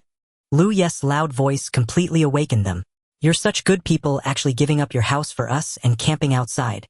Luyu acted as if he were deeply moved, saying, as he pulled out bread from his bag to stuff into their hands. Quick, accept this as a small token of gratitude. Seeing the bread now made them feel a bit blocked in their hearts. They simply couldn't eat it, but fine. I knew you all weren't bad people. Looking at the silly boy in front of them, inexplicably they grew angry. Qifeng snorted coldly, deciding not to argue with a fool. Since he was awake, the villagers shouldn't think about sleeping in. Get up, it's time to harvest. As soon as he said this, the villagers instantly turned into sullen faces. Harvest what? They had come a month early, and they hadn't even prepared the necessary grains. Even though Luyu had helped them raise their fields, increasing their yield, growing crops still required time. But why aren't you going to find the village chief? Someone took off running, almost losing their shoes. Seeing the panicked villagers, Luyu sighed. What's the panic? What's there to be afraid of? He was here. The village chief arrived in time, looking at Qifeng, sitting on a tree stump with his legs crossed, looking like a lord. As expected, what was meant to come still could not be avoided. The village chief actually had some dark thoughts last night. Since they said there were terrible monsters, let them deal with the monsters. If they couldn't handle it and perished heroically, their village wouldn't have to pay taxes. Unfortunately, things did not go as planned. The tax collection still couldn't be avoided. What orders do you have, my lord? The village chief seemed to want to exchange his humility for some sympathy. Unfortunately, Qifeng was not someone who would fall for this. What do you think I'm here for? 200 bundles of wheat, hurry up and hand it over. 200 bundles. The village chief frowned and asked, My lord, did you remember incorrectly? We only needed to pay 100 bundles in previous years. Is that so? This year it changed. We need 200 bundles now, Qifeng said haughtily. This. The village chief revealed his panic, his hands trembling, showing his helplessness. Suddenly having to pay double the taxes was something he, as the village chief, could not accept. How can this be possible? The villagers were also furious. Are you bullying people? 200 bundles of grain. We simply don't have that much time or land. Even our 7th district is so impoverished, and you still want to exploit us. Don't you have a heart? This is outrageous. You're draining our blood. Are you trying to eat people? Everyone shut up. Qifeng pulled out his sword and shouted angrily. Where did all these grievances come from? You must comply with the orders issued from above. Then he returned to his original volume and said, You're in a remote countryside, not knowing is normal. Everyone looked bewildered. The 1st district plans to officially attack Hell. If you don't support it wholeheartedly, it's equivalent to betraying the block continent. Upon hearing this, the villagers gasped. Hell? Luyu frowned in contemplation. Indeed, the development pace of the inhabitants of Zone 7 and Zone 1 was not on the same level. While the people of Zone 1 were already plotting to conquer Hell, those in Zone 7 were still troubled by their basic needs. Once the big hat is placed upon them, they have no choice but to comply. As of yesterday, their village had only 50 units of stored grain, and Luyu had promised him 50 units, but only a few days had passed since that promise. Even Luyu could not possibly fulfill it. The village chief was so anxious that he felt his white hair might fall out. At that moment, he inquired, Can we exchange other goods instead of wheat? Chu Xian, standing in for Qifeng, replied, Of course, anything edible will do. Can we exchange potatoes then? Qifeng scoffed, asking, You lot can still grow potatoes. Yesterday he had carefully observed the village. Although their fields looked peculiar, the crops being grown remained unchanged, all wheat. The villagers of Snow Mountain Village in Zone 7 were already impoverished and had no other agricultural skills. Was he now asking nonsensical questions? Did you buy them from outside? Or did you pick them up in the wild? Luyu did not answer, but continued to press, First, answer my question. Qifeng disdainfully replied, feeling it a waste of time, and waved for Chu Xian to deal with this fool. Of course you can. Then how many units of wheat is one potato worth? Chu Xian frowned. One potato is worth about one stalk of wheat. Liu continued, what about carrots? Chu Xian thought for a moment. One carrot is worth 2 stalks of wheat. And what about eggs? What about chicken? Qifeng, listening to their conversation, became increasingly puzzled. Why are you asking so many questions, you fool? Eggs.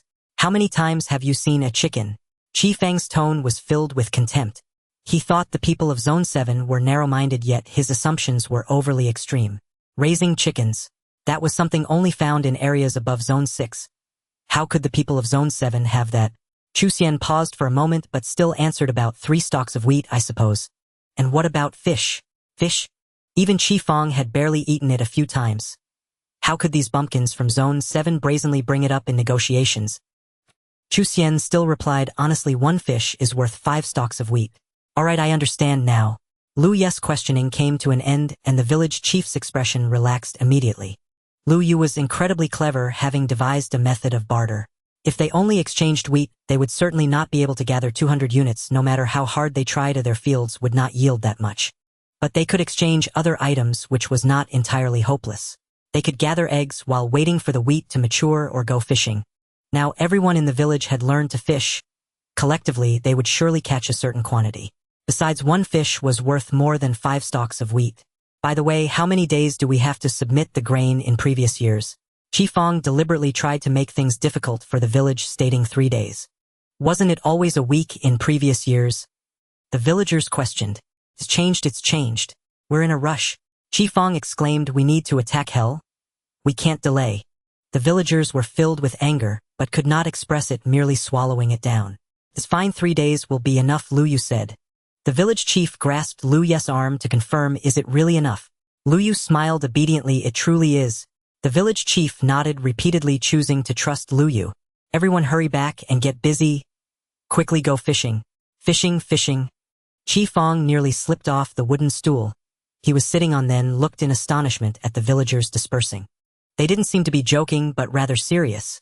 Could it be they really could fish? But their village had no water source. And where would they even get spider silk in Zone 7? Follow them, Qifeng commanded, and they immediately chased after. They watched as the villagers returned to their homes and took out fishing rods by the small pond in their yards. They have fishing rods. Soon after, they saw the villagers pulling fish out of the tiny pond. Chu Xian felt a bit regretful about what he had said. If fishing was that easy for them, they could indeed save a lot of effort. Qifeng might again shift the blame onto himself. Damn it. However, upon calming down and observing, fishing wasn't that simple. Sometimes a fish would take over 10 minutes to bite, while at other times one would have to wait a long time. Let them exchange fish then. With that, Qifeng licked his lips. In fact, Zone 7 didn't need to deliver 200 units. Although the grain collection amount had indeed increased, it was only 180 units. Some unscrupulous collectors would even increase the amount a bit, pocketing the excess and selling it elsewhere. It was quite common. Meanwhile, Lu Yu did not rush to his farmland, but instead went to his monster spawning cage. Lu Yu dug down 16 blocks, just enough to create a spot that could kill the little white ones. Then he used flowing water to wash them down. Standing below, Lu Yu waited to collect the experienced bones and bows from the little white ones that fell to their deaths. A simple monster spawning cage was completed. Lu Yu currently had no time to create complex redstone mechanisms, so he designed it this way for now. Lu Yu completed all this in less than an hour, with the most time-consuming task being digging stones.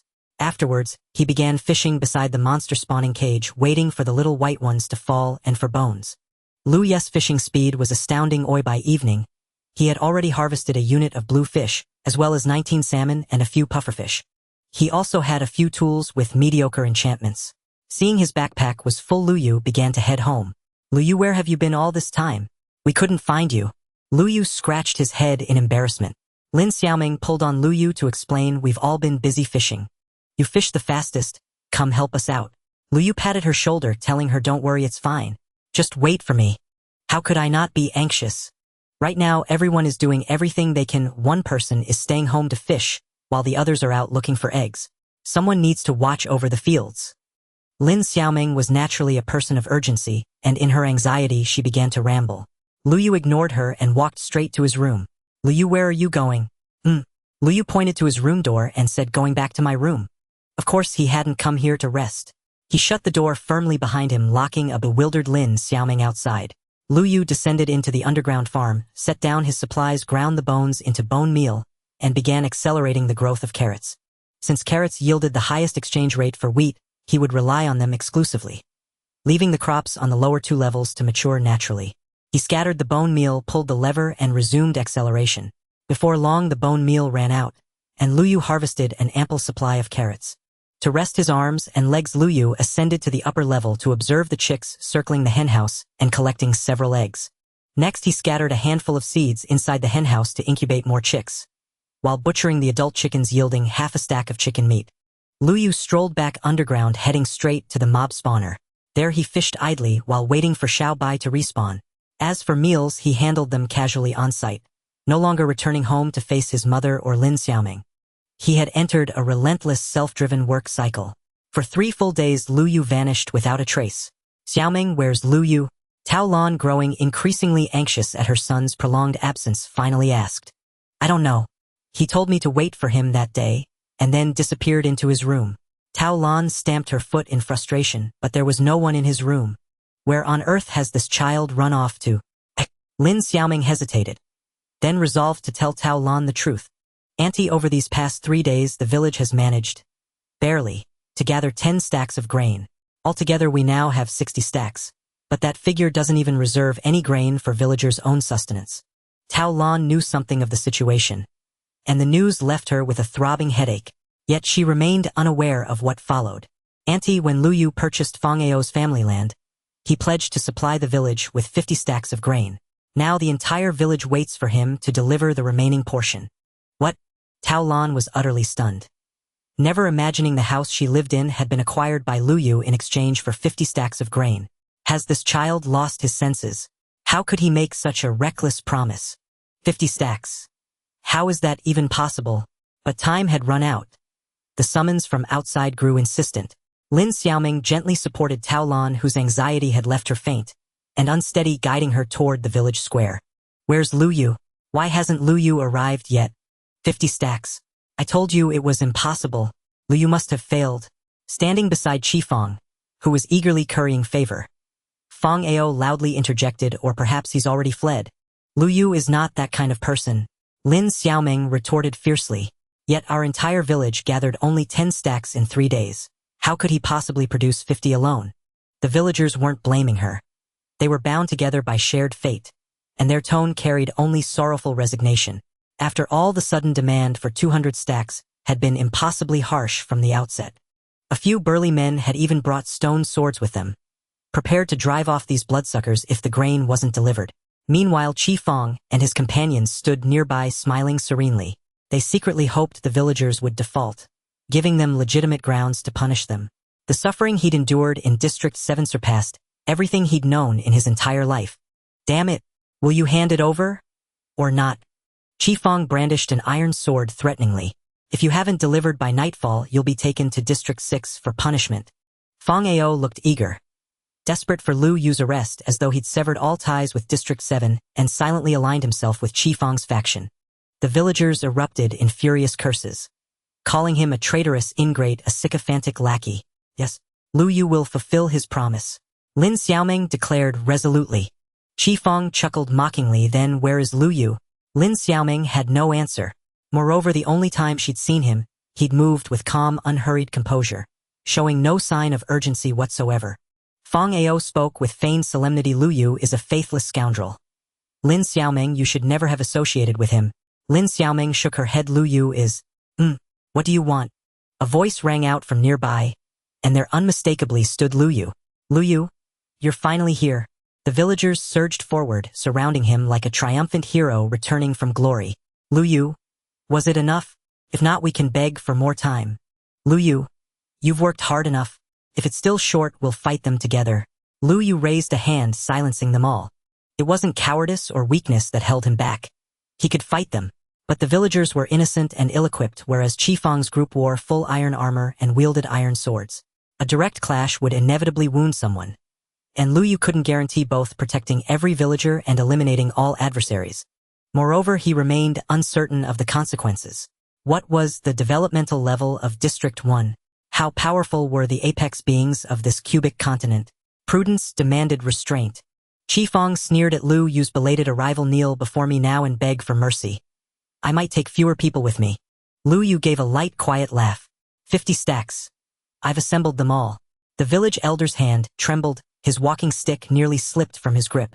Seeing the elder's overwhelming emotion, Lu Yu gently patted his shoulder. Keep those 10 stacks for the villagers' rations. I'll deliver the rest. Qifeng stared incredulous at Lu Yu's unwavering confidence. You're serious? Lu Yu stepped forward and asked calmly. The goods are somewhat disordered. Who'll tally them? Chu Xian stepped forward. I'll do it. Very well. Lu Yu tossed out 10 stacks of carrots. How did you grow so many carrots? Where on earth did you plant them? Qifeng was astounded.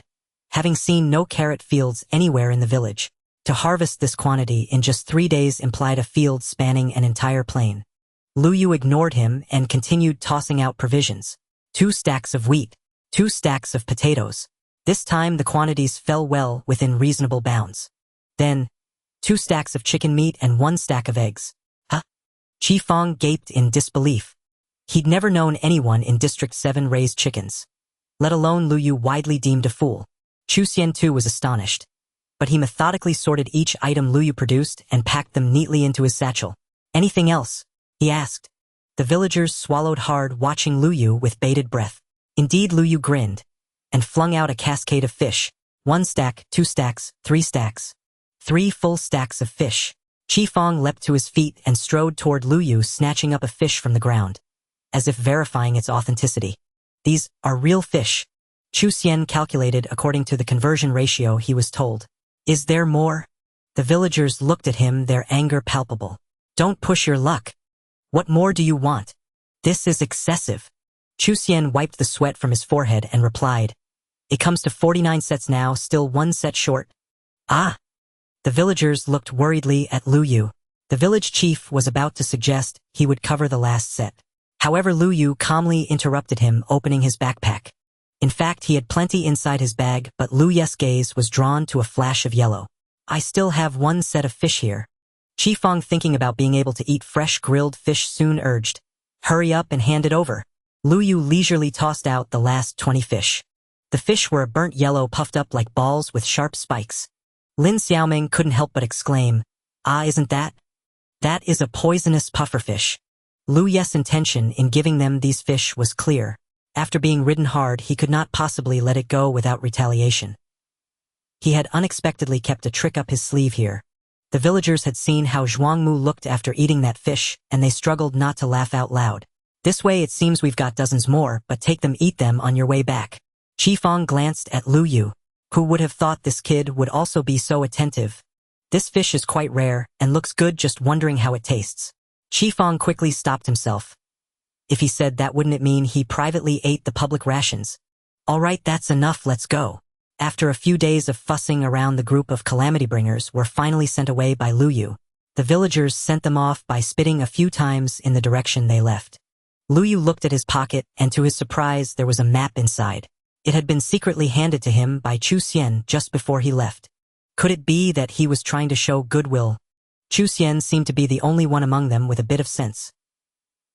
He truly understood people recognizing Lu Yu's strength, while he followed Qifeng, a foolish person perhaps, just to secure his meal. However, he didn't know when he would see him again, so Lu Yu didn't dwell on it further.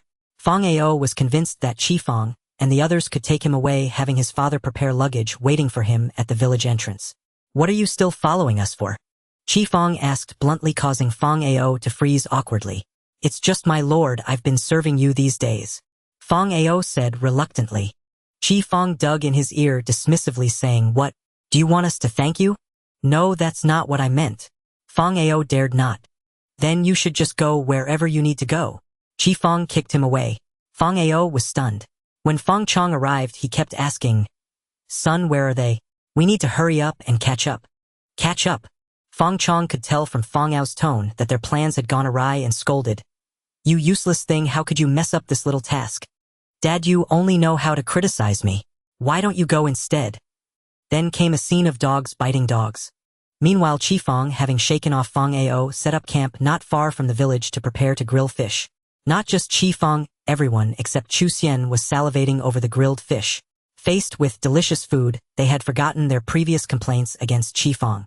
Qifeng rummaged through his backpack, ultimately choosing the colorful and particularly fresh-looking pufferfish. Let's eat this. I've never had it before. They had seen bluefish before, but they had never heard of this yellow plump fish. Hurry, set up the stove. They placed the stove on the ground, added charcoal, and started grilling. Soon the fresh grilled fish was ready, and they began to share it. Chu Xian, why aren't you eating? Someone kindly offered grilled fish to Chu Xian. Chu Xian shook his head, replying, I don't eat fish. Monster. The burly man felt he was not manly enough and complained. Chu Xian was helpless. It wasn't that he couldn't eat, but that he was too afraid to. He shuddered at the thought of Lu Yu's sly gaze when he handed him the pufferfish. There's something fishy here. His intention in giving Lu Yu the map was to trade for some information, but unexpectedly Qifeng rushed them to leave, and they had no time. However, Chu Xian felt that his instincts were correct, that fish was definitely not safe to eat. Lu Yu must have calculated it. Qifeng surely spoke of more numbers, and they must be pocketing part of it. The part they pocketed must be these fish. Chu Xian sat at a distance, watching them devour the fish's heart in his throat. He hoped Qifeng and the others wouldn't bring him trouble. Yes, he was that selfish. Even if they faced some punishment, it was their own doing. Captain, why are you swaying? Why are you swaying too? Chu Xian frowned and asked, What's wrong with you? I feel like the whole world is swaying. Me too. Qifeng held his dizzy forehead, complaining, Damn, we're poisoned. This fish is toxic. Captain, my blood is leaking. I'm leaking too. We're not going to die here together, are we? They grabbed the only one who hadn't been poisoned, Chu Xian, pleading, Chu Xian, hurry, think of a way to save us. Chu Xian replied, I've never seen this kind of fish either. I don't know what to do. He hadn't anticipated Lu Yu would be so ruthless. If they all died, he wouldn't be able to explain it to the higher-ups. Why don't you drink more water? To flush the toxins out. Chu Xian randomly suggested a method. Right, that's it. This method works. Nearby was the river leading to the village. They staggered towards it, wanting to lean by the river to drink water, but they were dizzy and unstable, and several fell into the river. Help! They feared drowning, starting to flail in the water. It was chaotic. I think I'm not dizzy anymore. They couldn't tell if it was because they had woken up in the water or if drinking too much water had worked, but it seemed to have helped them stay alive. A group of drenched chickens emerged from the water, quickly replenishing their blood. Qifeng gulped down carrots, finally restoring his blood level to normal. That kid definitely did it on purpose. He clenched the remaining carrot in his hand, gritting his teeth. He intentionally gave us the poisonous fish, wanting us to die on the road. His exhausted subordinates were also filled with resentment at this moment. Captain, we can't just let them go like this. Heh! Not just him, I won't spare anyone in this wretched village. They all must die. Dad, look. They're back. Feng Ao had been brooding all day, lying face down by the window, gazing blankly into the forest. Even as night fell, he refused to lie down and sleep. He leapt up in ecstatic dance. Feng Chong hurried to the window beside him. Did Feng Ao truly believe they'd returned to fetch him? That notion belonged only to dreams. From their bearing, fierce, unrelenting, and the grim resolve etched across their faces, one word blazed unmistakably: vengeance. Trouble. They've come to cause trouble. Feng Chong pressed Feng Ao's head down, urging concealment. Dad, they... But Feng Chong clamped a hand over his son's mouth, silencing him. Crouching low beside the window, they heard approaching footsteps, and the sharp, rhythmic thud of axes biting into wood. Feng Chong's heart lurched. Could it be? Only after the footsteps faded did he cautiously peer outside. Indeed, nearly an entire section of the perimeter fence had been torn down. As villagers of Sector 7, they knew precisely what that meant. The fence was their sole barrier against monstrous incursions, and now it lay in ruins. They were deliberately unleashing monsters upon the village, to slaughter its people. Dad, what do we do? Should we patch it up? No need. Feng Chong's eyes flickered with quiet calculation as he restrained his son. Son, do you recall the aunt who married into Sector 6, your mother's side? What was her name? What do you mean, Dad? We're going to... As he sealed every door and window, Feng Chong began gathering supplies inside the small cottage. At dawn, we leave. Lu Yu sensed something uncanny about this night. Indescribable yet deeply unsettling. Exhausted from 3 consecutive days of labor, he ought to have been resting soundly in bed. But instead, restlessness coiled like smoke within his chest. In the end, Lu Yu descended underground to install iron plating. "Hey big guy, what are you up to?" The iron golem remained silent, answering only with creaking metallic groans. They exchanged no words, only stillness. Lu Yu studied the hulking figure, realizing it was wasteful to keep such strength confined beneath the earth. So he conceived a plan: carve a gentle ascending ramp, a staircase, to guide the golem back to the surface. Yet the creature was simple-minded, incapable of independent navigation. It would need to be guided step by step. Thus Lu Yu excavated laterally, shaping a smooth, sloping passage. Judging by its angle, it would likely emerge within their own courtyard. He did not release the golem just yet, leaving a final layer of packed earth at the ceiling. Just as he turned to return to his room, a guttural bestial snarl echoed from directly above, separated only by that thin earthen veil. Grr. He remembered torches blazing everywhere in their courtyard. No shadow left unlit. How then could a zombie possibly spawn there? The iron plating itself trembled with agitation, straining upward toward the surface, eager to tear into the undead. "Easy now. I'll handle this alone." Having calmed the golem, Lu Yu ascended to ground level and found far more than one zombie. Several stood motionless in the village square, and among them Xiao Bai. He drew his axe and felled the nearest zombie in one clean stroke, then paused, axe still raised, lost in thought. Their village had long maintained vigilance against monster spawns. Every night torchlight bathed every corner. No darkness, no breaches. Not once in years, not even during the sole prior incident, which had occurred solely within Lu Yu's own cellar, had any breach occurred. These zombies then had not spawned here. They had entered from outside. Their village fence had been breached. Lu Yu deduced the breakage could not be accidental. It must have been deliberate. "Lu Yu, what's happening?" Lin Xiaoming stirred awake, drawn by the commotion. Rubbing her drowsy eyes, she pushed open their front door. Still deep in the pre-dawn hush, her limbs heavy with sleep, her yawns wide and unguarded. "Close the door now." Startled by Lu Yu's sharp command, Lin Xiaoming's eyes snapped wide, only then registering the horror before her. Zombies! And skeletons too! Peering through the narrow crack in the door, she froze, stunned by the sight beyond. Not a single torch had dimmed.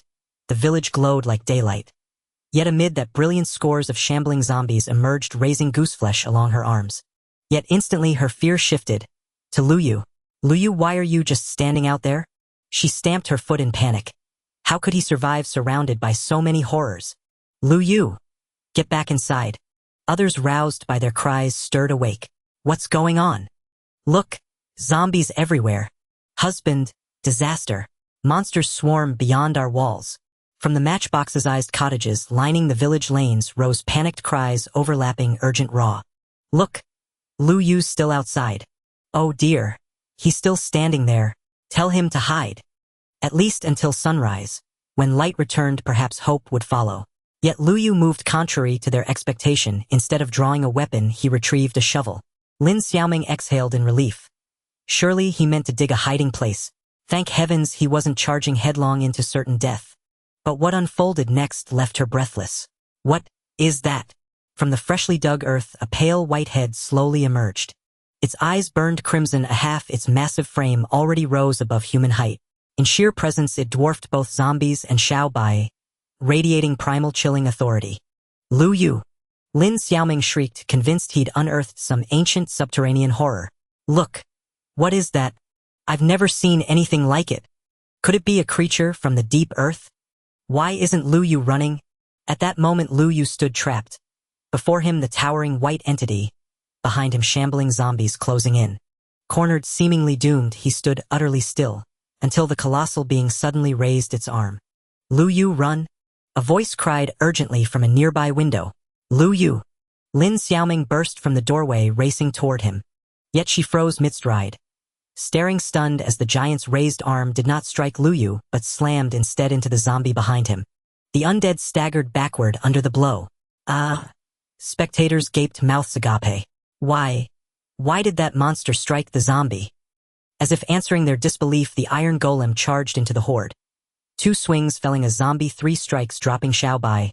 Like a battle god unleashed, unstoppable, fearsome in might and mastery. "Oh! Unbelievable! Tepi, splendid work." Lu Yu watched the iron automaton's tally with satisfaction, then came to Lin Xiaoming's side. "Why did you come out? Go back inside."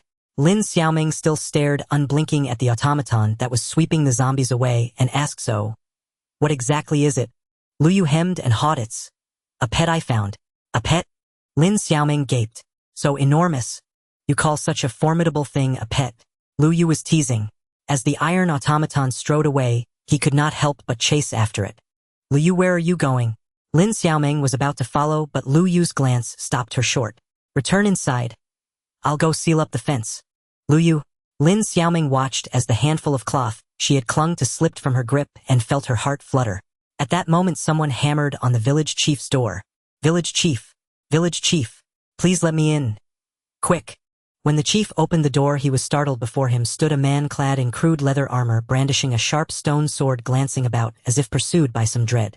What has happened? Don't ask. Please open the door and let me in. The man squeezed into the house and bolted the door, a hoarse from shouting and breathless from running. He nonetheless hurriedly recounted the scene outside. The village fence was somehow broken and a great horde of zombies poured into the settlement. The chief, aghast, scolded, then why did you come out? Taking such a risk? The man protested. Chief, listen, Lu Yu brought along a huge, monstrous creature that helped him slay many of the zombies. Really? The chief, curiosity overcoming his frailty, stumbled to the window to peer out. Dawn was already whitening the horizon. A warm light leaked up from the earth. Morning approached.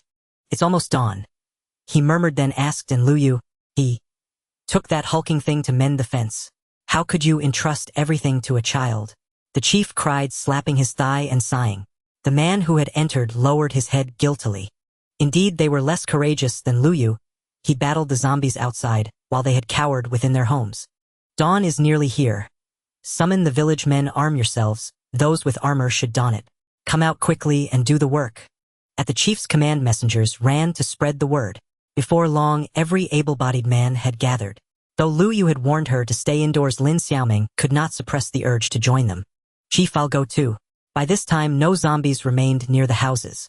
A testament to the prowess of Lu Yu and the iron automaton. The risk to the villagers had been greatly reduced. They planned to pair up in small groups to further minimize danger. Where is Zhuang Mu? Someone asked suddenly. If every man was to assemble, Zhuang Mu could not be overlooked. Has anyone seen him? No. Send a team to look for Zhuang Mu. Make sure no accident has befallen him. The chief issued the orders. Just as they prepared to set out, Lu Yu returned. Why are you all outside? Lu Yu regarded them with complicated emotions. How could we leave the work to a mere youth? We ought to pitch in as well. Exactly, Lu Yu. They finally noticed behind him a vast entity, each step deliberate, its heavy tread drawing it slowly toward them.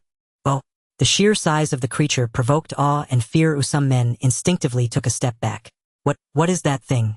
Some had already heard of Lu Yu and the brute's brave deeds, while others had not and were mocked for being out of the loop. Ha! What are you afraid of?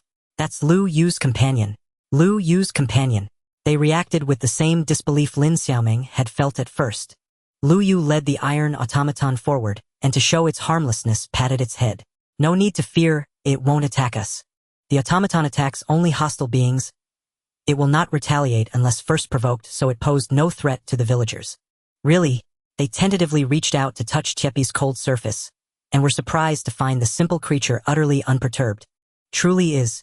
Could it be? Sharp-witted Lin Xiaoming fell into thought as she stared at Tiepi. Lu Yu might the thing Qifeng and the others saw that day have been this. Her observation snapped everyone to attention. Yes. Perhaps it was at your place and Qifeng's group mistook it for a monster. Liu answered vaguely, that seems likely. Serve them right for being frightened. Should have scared them half to death. He joked, his palm falling on Tiepi as if in praise.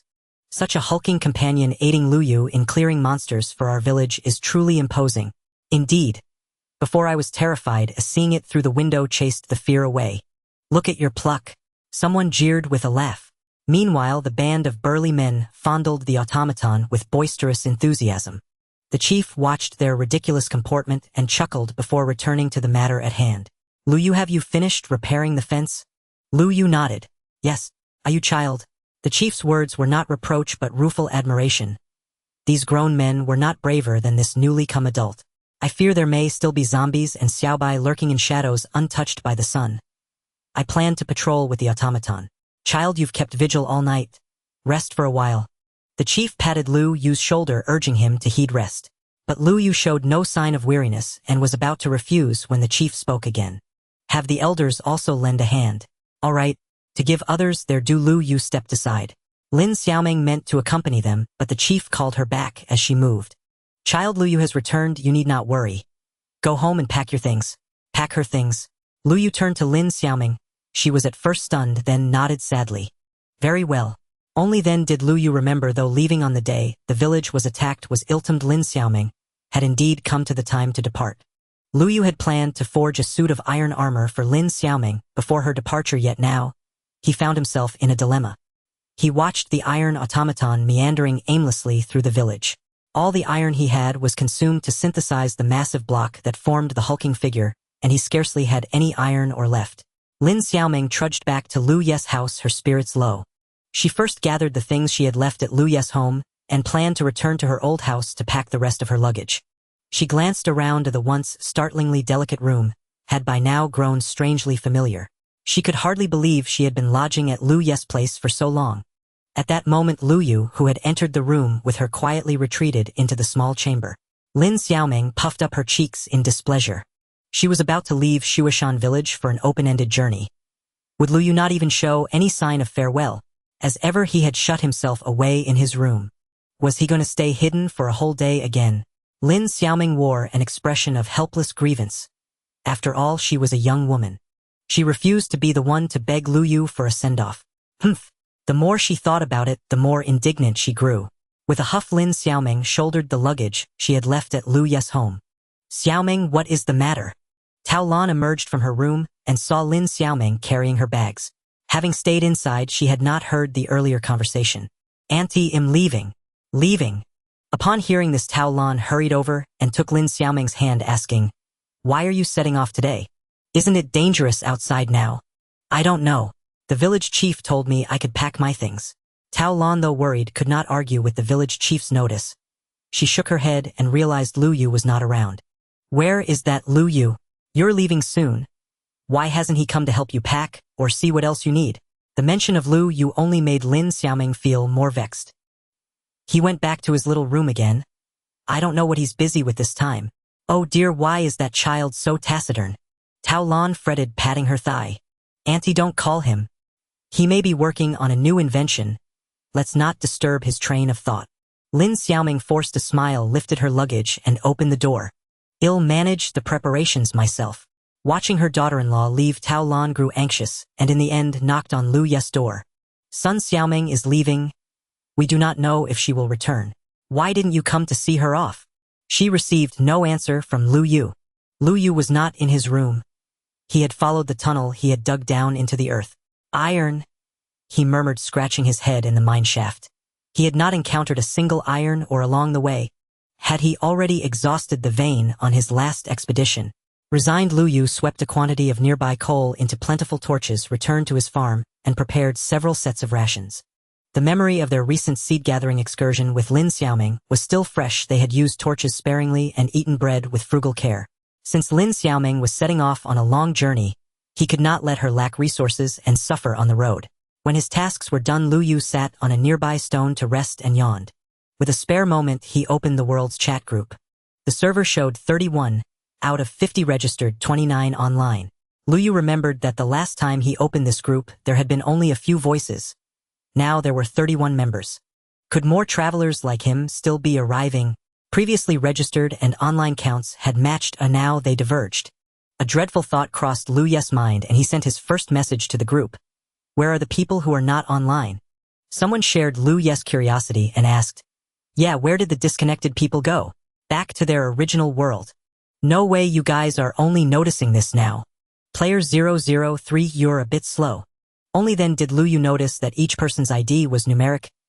His was 003. Perhaps he was the third to arrive in this world. They're dead. It was as suspected in the Fengkuai continent. Death meant permanent disconnection. Dying in the early stages could be misfortune or complete lack of skill. The 50 figure nagged at him. Surely it was the server's capacity. What would happen once the server reached full capacity? The question intrigued Lu Yu. His message had roused the chat into sudden liveliness. I only just noticed this group exists. Brothers, where are you all? Can we team up? I'm so inexperienced. Does anyone remember how to craft shears? Without Baidu, I'm lost. Every day I'm worried about food. Why do my wheat grow so slowly? It's bred every day. Where are the pigs, cows, and sheep? Lu Yu could only nod speechlessly as he glanced at his redstone farm. Where is Xiao Bai? I need some bones. I need string. Anyone want to trade? Lu Yu thought of his Xiao Bai mob spawner. How could they still fret over the most basic food and shelter when Lu Yu had already settled into his well-furnished house? A friendly reminder: the full moon is coming, and on that night, there will be a zombie tide. Lu Yu paused and scrutinized the speaker. Player 001 sounded like a seasoned veteran, someone with ways of foreseeing the full moon zombie surge. What? For a moment, the chat filled with exclamations. No way. Can I survive this? I'll start stockpiling food and live underground. Farewell, brothers. That might work, but subterranean zombies also go berserk during the full moon. Some messages dissolved into panic. Mom, I want to go home. Lu Yu frowned. Most of these people were lone survivors intent only on saving themselves. Lu Yu had been born in a village. The townsfolk might not withstand the zombie tide. It seemed he would have to make further preparations. Rested, Lu Yu set out. With a backpack full of supplies, he found Lin Xiaoming speaking with the village chief at the village entrance. A person stood beside them. The armor that person wore turned out to be enchanted iron armor. What is that armor emanating a purple glow if not enchanted armor? Lu Yu furrowed his brow, realizing he truly underestimated the wealth gap in the block continent. While those in District 7 struggled for food and drink, people from District 3 were already donned in enchanted armor. The man bore a solemn expression, his demeanor exuding authority. Even the old village chief felt a hint of nervousness in his presence. Previously, no prodigy had been sent to District 3 from their village. According to the rumors Lu Yu heard, the last one they sent was Lu Ye's father, who vanished without a trace. Moreover, his father had only gone to District 5. Despite this, the village chief still ventured to ask, is it safe to set out now with the village surroundings being unsafe? He was cautious in his speech, fearing that if he was perceived as questioning the man's abilities, it might provoke discontent. Heh! The man in enchanted armor let out a cold laugh. Lu Yu looked at him, realizing that for someone clad in complete enchanted armor, being hindered by a mere lowly white zombie was utterly ridiculous. However, the current situation was different. Lin Xiaoming appeared quite anxious, twisting her clothing so tightly that it seemed she might turn it into a ball of pickled vegetables. Lu Yu suddenly interjected, but I heard the full moon is approaching in a few days. He too was concerned that Lin Xiaoming might encounter a zombie tide on the road, fearing she might sacrifice her life before even reaching District 3 to embrace her new life. Lu Yu? Child, what are you doing here? The village chief was also worried Lu Yu might provoke the man before them, urging him to leave. However, Lu Yu stubbornly stayed. Oh! The man chuckled, saying, you little brat actually know about the full moon. Lin Xiaoming was unfamiliar with the term they were discussing. What is a full moon? She asked curiously. The village chief seemed to have heard of it. Full moon. I think I've heard that name from my father. Originally, this wasn't information that people from District 7 should know. The man in enchanted armor narrowed his eyes and then laughed. Originally, the full moon was supposed to occur in a specific area, but for nearly a century, it has only been in the earlier districts, having no relation to your remote District 6 or 7. However, recently, I haven't heard any reports from other districts as the full moon approaches, so it seems it might be in your area this time. District 6 and 7 occupy a small area, making the chances of being selected very slim. Hence, this is the reason why the villagers are unaware of this news. Lu Yu observed the man's relaxed smile, yet he clenched his fists. He knew the truth but chose not to disclose it. It seemed that, in the eyes of people from District 3, the lives of those from District 6 and 7 were not particularly significant. In fact, they cared more about controlling information than the lives of people from District 7. The enchanted armor on his body made it clear that the information disparity across regions in the block continent was alarming, and they regarded the information they possessed as a source of pride. But Country Bumpkin, you don't know that there are direct routes to District 3, do you? The man in enchanted armor grinned. A vehicle? Could it be a mine cart? Are there tracks leading directly to District 3 underground? Seeing Lu Yu furrow his brow in thought, the man in enchanted armor assumed Lu Yu was confused about what a vehicle was. Ha ha ha. He let out a derisive laugh. However, Lu Yu was only worried about Lin Xiaoming. The strange man was of no concern to him. Lu Yu approached Lin Xiaoming. Lu Yu. Lin Xiaoming tilted her head to look at him. The gloomy mood she had earlier vanished, and she thought Lu Yu had forgotten about her impending departure. It turned out he still remembered. Lin Xiaoming looked at Lu Yu with eyes full of anticipation. Lu Yu began to present items to her one by one. This is bread, carrots, potatoes, and some fish and chicken. Take them with you to eat on the road. Lin Xiaoming did not expect such simple gifts, and after a moment of surprise she smiled. Thank you. The man in enchanted armor was also taken aback by the unexpected bounty Lu Yu presented. He didn't expect their food supply to be quite so generous. It was not much different from what they had in District 3. Following that, Lu Yu took out a set of torches. Take this too. And Lu Yu produced an iron sword. This was Lin Xiaoming's first time owning an iron sword, as iron ore was quite rare in District 7. She was used to using a stone sword. Owning her very own iron sword for the first time, Lin Xiaoming was enamored. I will cherish it well. Besides the abundant food, the other items Lu Yu presented were rather ordinary, just as the man from District 3 was beginning to lose interest. Lu Yu pulled out a pumpkin. Lin Xiaoming remembered how Lu Yu had frightened her with that pumpkin head and laughed. What are you giving me this pumpkin for? She laughed sweetly and innocently, but Lu Yu replied seriously. This is for self-defense. Upon hearing this, the village chief and the man who had been watching the two youngsters grew curious. How could a pumpkin head be used for self-defense? Lu Yu elaborated. If you encounter a tall, thin black creature, remember not to make eye contact with it first, then put on the pumpkin head. All right? Lin Xiaoming did not understand the details, but Lu Yu wouldn't deceive her, so she obediently accepted the pumpkin head. At that moment, the man in enchanted armor was visibly shaken. You!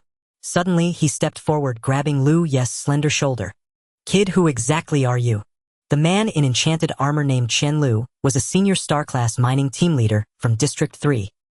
He had once encountered the tall, thin black creature Lu Yu mentioned, which was a nightmare for them. To this day, they had not found a correct method to deal with that black demon, so they only had two options: either confront it head-on to see who has thicker blood, or flee. He never expected that the country bumpkin from District 7, whom he had just belittled, would know how to deal with the black demon. Chen Lu's eyes widened in disbelief. Yet the other party remained calm and replied, I just discovered it by chance. Discovered it by chance? How? How could that be? Lu Yu responded, I discovered it while playing outside wearing the pumpkin head. When I have it on, it doesn't attack me. I see. So as long as you don't make eye contact, it should be fine. This child actually grasped such a subtlety. Could it be? District 7 has been blessed with two prodigies this year. Chen Lu was still musing, and due to his status, neither the village chief nor Lin Xiaoming dared to interrupt him. However, Lu Yu was not afraid of him. Uncle, shouldn't you be setting off with Lin Xiaoming? Chen Lu seemed to snap back to reality, gazing at Lin Xiaoming and muttering. Right, I still have to take her back. It's time to go. However, before leaving, he couldn't help but take one last glance at Lu Yu.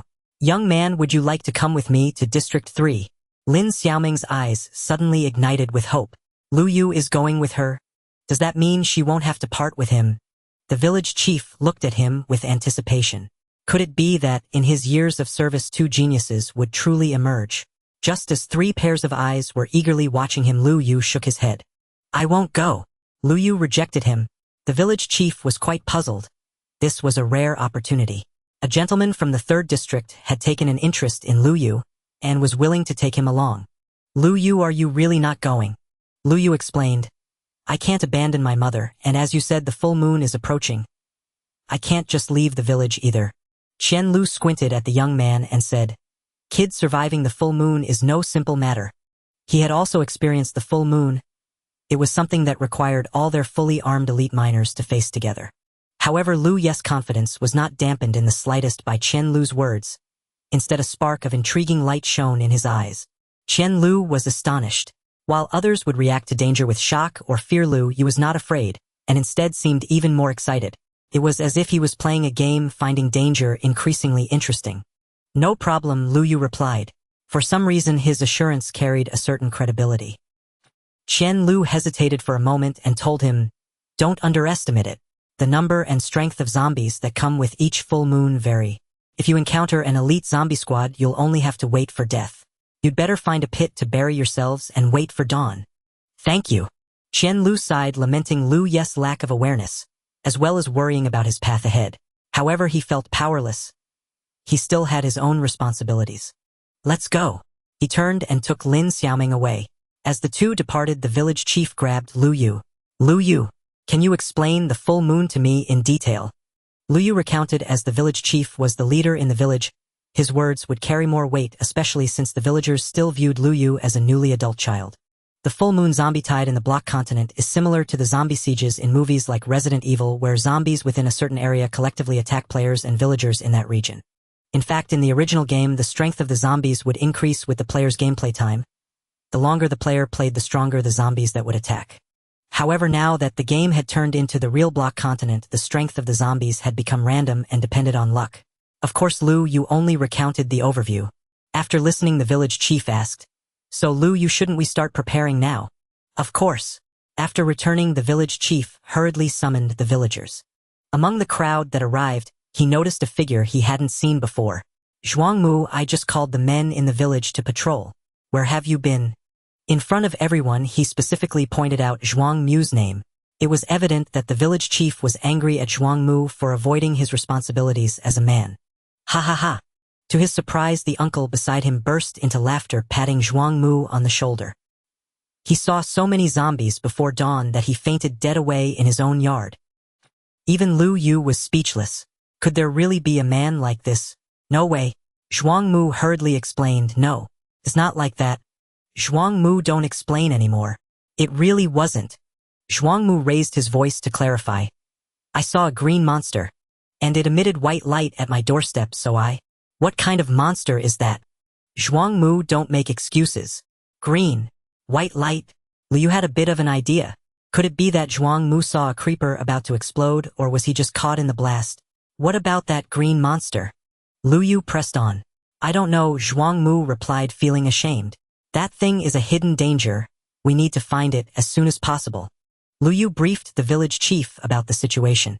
"Lu Yu, let's discuss the urgent matters first." Indeed, in the face of the full moon zombie tide, the creeper was a minor issue. "Everyone, as you can see, yesterday, we faced an unprecedented wave of zombies and skeletons. Fortunately, Lu Yu helped us defend the village and survive the night. However, we just learned from the gentleman from the 3rd district that in a few days we will face an even more powerful zombie attack." "Ah?" The crowd erupted with astonished voices. "Is that true?" Some timid individuals trembled in fear. There were even young children who had started to cry, "Mom, I don't want to see zombies." The village chief raised his hand to calm their emotions, saying, "Fortunately, Lu Yu learned about this in advance. We still have time to prepare to defend against the zombies." Despairing, Zhuangmu asked, "How do we defend?" "This. The people from the 3rd district suggest that we temporarily hide underground." After saying that, the village chief looked at Lu Yu. Lu Yu nodded, tentatively agreeing to this method. "We need to temporarily hide underground that night, so we must prepare sufficiently large shelters and enough food." This. Another problem arose. Where would they get food from? They had just undergone a grain collection and had exhausted their supplies. Each household had only a little food left. If they had to survive a few nights, they would likely starve to death underground. "No worries, I have some." The crowd was astonished. Lu Yu had previously taken out 50 sets of food. Now he still had food. How could he be so brave? Next, the village chief began to allocate tasks according to Lu Ye's suggestions. First, he assigned several groups to inspect and reinforce the fences that formed the village's first line of defense, while others started digging underground shelters, and the rest tried their best to prepare food. "Everyone hurry up." The village chief was stepping down from the speaking platform. From last night until now, this elderly man had not closed his eyes for a single moment. Lu Yu could see his fatigue and said, "Grandpa village chief, why don't you take a rest for a while?" But the village chief stubbornly shook his head. "No, how can I rest when the villagers are busy? It's no trouble. Although I am old, my body is not that weak yet." Seeing the village chief slowly join the patrol, Lu Yu sighed. He also prepared to return underground to make his redstone farm work harder. At that moment, they had completely forgotten about the green monster that Zhuangmu had mentioned. Lu Yu prepared several sets of provisions and was about to head to the mine. Suddenly, he heard a commotion outside. An inexplicable sense of foreboding gripped Lu Ye's heart. Could it be? Something happened. It's bad. At the village entrance. There's a monster. Is there any clean cloth available? Whoa! Village chief. Village chief. Lu Yu heard cries from outside, the sorrowful voices striking a chord in his heart, causing him to furrow his brows. What happened? Lu Yu hurried over and saw a large crowd gathering. Among them, the village chief was being carried on Uncle Chen's back, his lower body soaked in blood. The sight was blood-red and heart-stopping. "Village chief, wake up, don't sleep." He heard the villagers who returned with the village chief wailing in despair. Uncle Chen walked briskly, fearing that quickening his pace would further tear at the village chief's wounds, yet he dared not waste time. The village chief on his back was struggling to keep his eyes open. Lu Yu stepped forward asking, "What happened to the village chief?" But he was ruthlessly pushed aside by others. "Lu Yu, get out of the way. Hurry and find Zhuang Mu to treat the village chief. Do square people need a doctor when injured?" "Wait, is Zhuang Mu even a doctor?" From Zhuang Mu's earlier demeanor, Lu Yu seriously doubted his abilities. Watching the crowd disperse, Lu Yu quickly grabbed the last person, inquiring, "What exactly happened?" Seeing the village chief's condition, Lu Yu could not remain unaffected. When he arrived in the square continent, aside from Lin Xiaoming and his mother, the village chief had been the one to help him the most, consistently supporting and aiding Lu Ye's thoughts and actions. Lu Yu wanted to help him. The person who was grabbed looked shocked before starting to recount. "It's a monster." A green monster exploded suddenly. "A monster?" Lu Yu frowned. "I told you there was a monster," Zhuang Mu shouted. Upon receiving the news, Zhuang Mu's first reaction was not to tend to the critically injured village chief, but to reclaim his lost dignity. "What's the use of saying that now? Quickly look at the village chief." The villagers urged Zhuang Mu, realizing he was focusing on the wrong thing. The pressing matter was the injured village chief. "Oh, I'll take a look." At that moment, Lu Yu pushed through the crowd to find the village chief. They had placed him on the bed, but soon the sheets were stained red with blood. Zhuang Mu hastily wrapped the village chief's explosive lower body wounds with cloth, revealing that the village chief's legs were already mangled beyond recognition. Lu Yu frowned at Zhuang Mu's clumsy actions. By the common sense of his original world, what he was doing was far too unhygienic. Even by the standards of the square continent, the village chief was still losing blood, indicating he was draining his life force. After a flurry of activity, Zhuang Mu had made no improvements. The village chief's complexion was growing increasingly worse. It appeared that, with the loss of his life force, his face was turning a ghastly gray. The crowd grew anxious. "Zhuang Mu, why isn't the village chief getting better?" Before Lu Yu switched souls, Zhuang Mu was indeed one of the few knowledgeable individuals in the village regarding many synthesis formulas. Villagers relied on his knowledge, and there had been instances where someone injured sought Zhuang Mu's help. However, because these were not fatal injuries, even though Zhuang Mu seemed busy, much of the healing was due to time. By a twist of fate, both the villagers and Zhuang Mu believed they could handle injuries. Unfortunately, he absolutely could not. Lu Yu could not allow the village chief to be harmed further and pushed him aside. "Your treatment is completely wrong." Zhuang Mu glared at Lu Yu with displeasure. "If my treatment is wrong, do you think you can treat him?" Lu Yu pointed at the village chief's face, reprimanding. "Do you see the village chief's face? If your treatment was correct, would the village chief look like this now?" Other villagers also felt their hearts sink. The village chief's face isn't improving. It's getting worse instead. According to their observations, the village chief's face was nearly the same color as a corpse. "Yeah, what should we do now?" You are just talking nonsense." The villagers pressed on. "Then do something. We can't let the village chief continue like this." He was at a loss. Zhuang Mu stubbornly wanted to maintain his dignity, but Lu Yu would not give him the chance. "Get out of the way. If something happens to the village chief, will you take responsibility?" Lu Ye's serious words left Zhuang Mu speechless. Next, Lu Yu pushed Zhuang Mu aside, who offered no resistance anymore. The most urgent matter at hand was to replenish the village chief's blood, or rather his life force. Lu Yu then took out a roasted potato from his backpack. The soft roasted potato could be consumed even by a weak patient. He lifted the village chief's head, calling, "Village chief, wake up, take a few bites of this." The village chief was weak but not entirely unconscious. He opened his mouth slightly. Before the village chief could eat, Zhuang Mu began to question him. "Lu Yu, what are you letting the village chief eat at this time?" Lu Yu nearly rolled his eyes. Someone who could do nothing felt that others could do nothing either, even criticizing and questioning others while they were working. No wonder Zhuang Mu was so disliked. Lu Yu was too lazy to argue with him, simply saying, "Watch closely, learn well." To his surprise, the seemingly unreliable act of feeding led to the village chief's complexion gradually improving, regaining some color. All right, look quickly." "Village chief, how are you feeling now?" "Much better." The village chief was still weak but was able to speak. Zhuang Mu was dumbfounded. Lu Yu continued to feed him, and although the village chief's blood volume seemed to have increased, the blood at his lower body had congealed into a dark red color, appearing to be gradually healing. However, Lu Yu still did not see the missing half of the leg return. He couldn't help but feel distressed. It seemed that this severe injury still required other means to heal. In the game, healing potions could be made, but they required flame powder, which needed to be found in hell, something Lu Yu did not possess at this stage.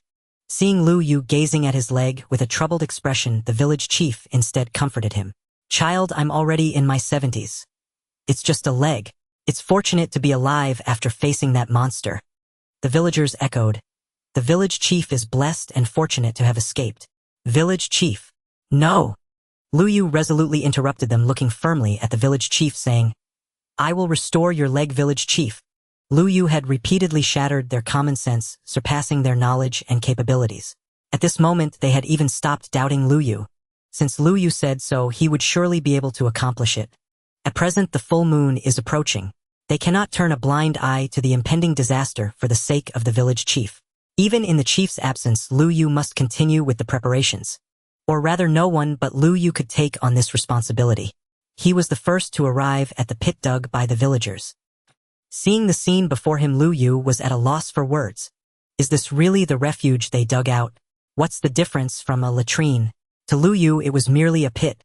Like a novice just starting to play this game, digging a pit is simply creating a square hole, and building a house is just making a square matchbox. Noticing the helpless look in Lu Yu's eyes, a villager asked, "Lu Yu, do you see any problems?" Lu Yu rubbed his forehead. "The issues are quite significant. As a refuge, it at least needs some resting areas and a route to observe the outside world. Moreover, if the enemy attacks from the front, they would need another exit for escape." So Lu Yu began the modifications. With a shovel and a ladder in hand, he quickly opened up multiple layers of space. Naturally, the lowest layer was the safest. As he watched the sunset on the horizon, Lu Yu gave his orders. "Let the village chief and the children go in first." No one opposed Lu Yu's decision, and they responded in unison. "All right." Soon, the injured village chief was carried in. Before everyone's eyes, Lu Yu showcased his superb construction skills. He divided the underground space with wooden boards and fences, creating bed-like structures similar to those on a train. In the blink of an eye, he crafted a sufficiently large dormitory for the villagers to rest. Construction completed. Under review, the system suddenly popped up to evaluate the underground refuge Lu Yu had built. Lu Yu felt sweat on his brow. Is this system a bit out of place? Difficulty C, aesthetics B, exquisiteness C, uniqueness B, ease of use S. The refuge he casually built was also assessed with average ratings, but Lu Yu earned 10 achievement points. Forget it, one should not refuse achievement points that come for free. The villagers were initially prepared to sleep on the muddy ground, but when they saw that Lu Yu had quickly built a resting area with plenty of space, they were taken aback. "Lu Yu, it's just a temporary refuge, yet you've made it so exquisite." The crowd was astonished. Moreover, Lu Yu demonstrated his skills in front of them. Previously, they had only seen the finished products from Lu Yu's family. Now, witnessing it firsthand was truly impressive. "This is even better than my home. It's so comfortable down here that I don't want to go back home." Someone joked, but it revealed the sentiments of many. It wasn't a joke. They were serious. Even Zhuang Mu couldn't contain himself and directly sat down on one of the beds at the back. His intentions were clear. The innermost space was naturally the safest, and by sitting down it made it difficult for others to occupy his spot. Lu Yu frowned at his behavior. Finally, he pointed out harshly, "Zhuang Mu, this is for the elderly and children." Zhuang Mu was left speechless. Since he had fallen out with Lu Yu, his true nature was fully exposed without any pretense, and it was quite unpleasant. He then stood up and said, "Oh, I see." Little did he know he hadn't changed out of the muddy clothes he had worn after being scared to the point of rolling on the ground yesterday. Moreover, he had just treated the village chief, and there were still some bloodstains on him. The spot he had occupied was met with disdain from everyone. A child with no filter exclaimed, "No, Uncle Zhuang looks dirty. I don't want to go to the place he sat." "Boo-hoo!" The child nearly cried out of grievance. Zhuang Mu felt even more embarrassed at this point. Lu Yu chuckled and thought of a way. "Zhuang Mu, why don't you clean this place up?" Being ordered around by Lu Yu ignited a fire in Zhuang Mu, who was already feeling competitive. He was about to erupt when a strong man carrying the village chief brusquely pushed him aside, chiding, "Make way, let the village chief rest quickly." In that moment, Zhuang Mu felt his status in the village plummet. Even random villagers could now command him. His once proud knowledge was trampled upon, and his unique role as a doctor was replaced. Now no one respected him. Zhuang Mu felt as if he were being trampled underfoot by the entire village. Seeing his expression, Lu Yu could roughly guess what he was thinking. Such people, when flattered for too long, begin to feel they deserve to be in a lofty position. Now that their true lack of skills has been exposed, they feel as if they have plunged from the heavens into the mire. Lu Yu shook his head. Accepting one's ordinariness is also a good thing. One must have a correct understanding of oneself. A fox wearing a tiger skin is still a fox, not a tiger. Now is the time for Zhuang Mu to accept his true self. However, it would be best for him to stay underground for now and not cause trouble during such a critical time as the full moon. Therefore, Lu Yu wanted to finish the underground quickly, allowing Zhuang Mu and the other adult men a place to reside. Lu Yu transformed the second underground layer into a space for women. He created a private area for the girls using leaves for cover, and made several flower pots from clay to place a few flowers in the corners. Congratulations on completing the achievement potted plant cultivation, earning 10 achievement points. Lu Yu casually unlocked an achievement. Lu Yu really knows how to win the hearts of girls. The girls huddled together, whispering to each other. No wonder this silly boy can make Lin Xiaoming so devoted to him. Turns out this iron tree can bloom, and the fool can really have his moments of brilliance. The layer closest to the surface was reserved for the strong men of the village. Being nearer to the danger, Lu Yu made it somewhat simpler. He constructed a skylight from glass to facilitate observation of the village's surface situation. With everything prepared, Lu Yu set up 2 boxes in the open space. This box is for food and this box is for weapons. While the sun sets, let's quickly gather the food and weapons back. In an invisible way, Lu Yu had become the leader of this group. When he spoke, everyone followed his orders and began to act accordingly. Leaving Zhuang Mu sitting on the bed with a dazed expression, not knowing what he was thinking, Lu Yu ignored him and left the underground refuge, returning to his home to gather food. Apart from the food that was already grown, Lu Yu used bone meal produced from the redstone farm and the underground monster spawner to hasten the ripening of another batch of food. Afterwards, he returned to the underground refuge. Everyone took out the weapons and food they had collected. Recently, they had just experienced a grain collection, so what they produced was from their own harvest. They lined up to start storing food and weapons in the storage boxes. Lu Yu did not seek special treatment and quietly stood at the back of the line. Finally, it was Lu Ye's turn. The items everyone placed were chaotic, not organized, taking up most of the box. Lu Yu placed his items inside. He had dug up quite a few round stones from the underground cavity earlier. As soon as Lu Yu placed them in, they filled the entire box. Lu Yu was stunned. Congratulations on completing the achievement, so many round stones, earning 30 achievement points. Previously, they had witnessed Lu Ye's miraculous feats, conjuring 50 sets of food overnight. Now, in the blink of an eye, Lu Yu produced half a box of food. They were aware that there were no fields in Lu Ye's yard. Who exactly was this earthly Yuan Yi? Someone earnestly questioned. Where did the food come from? Lu Yu replied, from the fields. I don't believe it. You must have found some wizard and made a deal. I think Lu Yu might have discovered an endless granary. Perhaps it's a magic lamp. The villagers exercised their futile imaginations, and Lu Yu couldn't help but chuckle. Night soon descended. Lu Yu sealed the exit with dirt blocks, creating a seamless ground. He placed a chair for himself beneath the glass window, sitting there to observe the activity outside. On the first day, despite no longer being children, they couldn't help but feel excitement about the new environment, as danger had yet to approach. Moreover, this was their first collective living experience.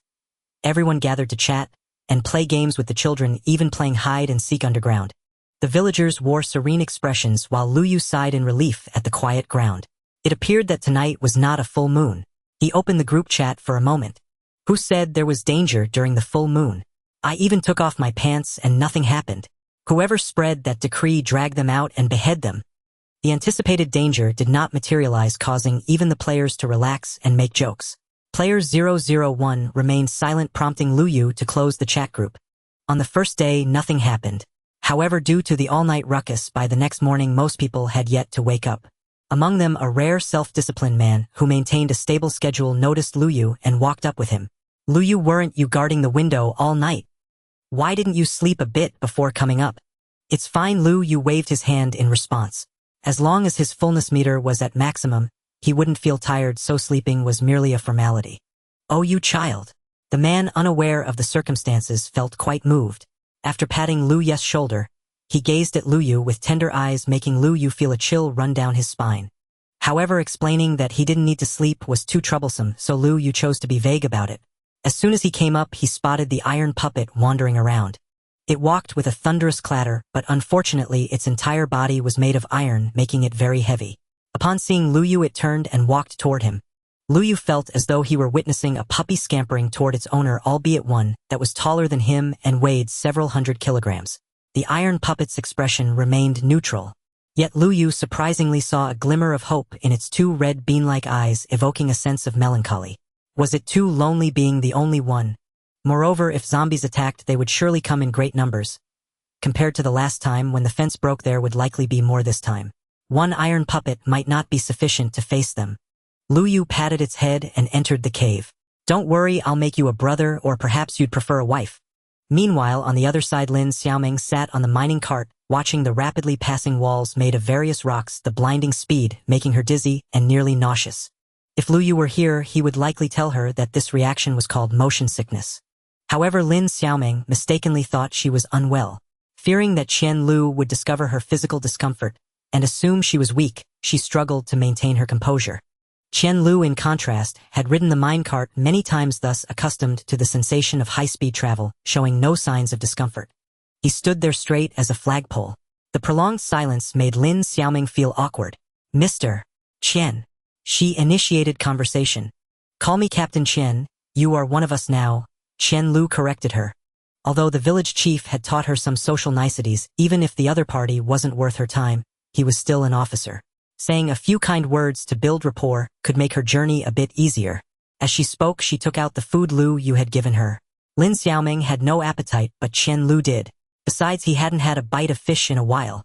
So he unceremoniously stepped forward to take the grilled fish and began to eat heartily. Thank you. Seeing that she could engage him in conversation, Lin Xiaoming hurriedly stated her purpose.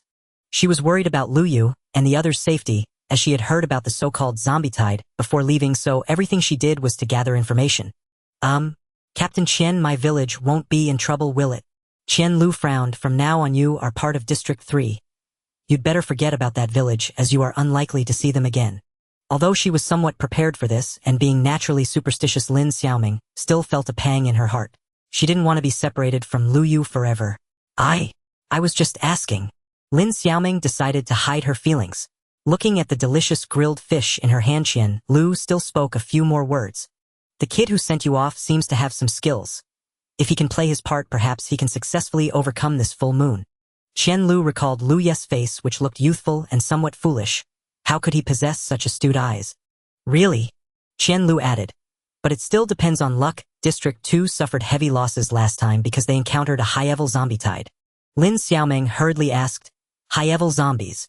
Qian Lu's expression turned grave, as if haunted by memories. Those zombies can destroy the walls we built. They will attack as soon as they sense human presence. Upon hearing this, Lin Xiaoming's heart tightened. Destroying the walls. Didn't that mean their fence would be completely useless? She had thought that was terrifying enough, but what Qian Lu said next sent chills down her spine. Not only that, Lin Xiaoming trembled, asking, could it be that these zombies have even more terrifying aspects? Yes. At this point, Qian Lu clenched his fists, his brow furrowed. These zombies are not afraid of sunlight. Lin Xiaoming's eyes widened in disbelief. Once they appear, unless killed, there is no other way to eliminate them. And they come in large numbers, not much fewer than the low-level zombie tides. This is so terrifying. That time District 2 suffered a heavy blow, the population sharply decreased, and most of the buildings and facilities were destroyed. It took us half a year to clear all the zombies, and it was only after about a decade that District 2 regained its former vitality. I survived that full moon event. Qian Lu shook his head and said, and it still vividly comes to mind. Lin Xiaoming's heart tightened. How will Lu Yu and the others survive such a zombie tide? Qian Lu shook his head. There's no way. Lin Xiaoming, having received a despairing answer, squatted down in a daze. Qian Lu, lacking sensitivity to the mood, continued to explain. District 2 has a relatively complete defense system, and with a large population, the miners have elite equipment and weapons. Even so, they still suffered such great losses. And you in District 7? Lin Xiaoming's District 7 has nearly nothing. It is almost barren. What do they have to fight against such a terrifying zombie tide? At that moment Lin Xiaoming thought of Lu Yu's unstoppable pet. No, with Lu Yu their District 7 is no longer a backward and barren area. Perhaps Lu Yu could. Qian Lu noticed Lin Xiaoming's silence and realized that he might have frightened the young girl with his grim words. The straightforward man regained his composure and comforted her. But the chance of encountering such a zombie tide is only 1 in 10,000. After all, as far as I know, it has only happened once in hundreds of years, and that was decades ago. It's unlikely to happen again in a short time. That's true, Lin Xiaoming nodded in agreement. However, I do hope that Guy can lead the people of your village through this crisis. Qian Lu smiled as he thought of Lu Yu.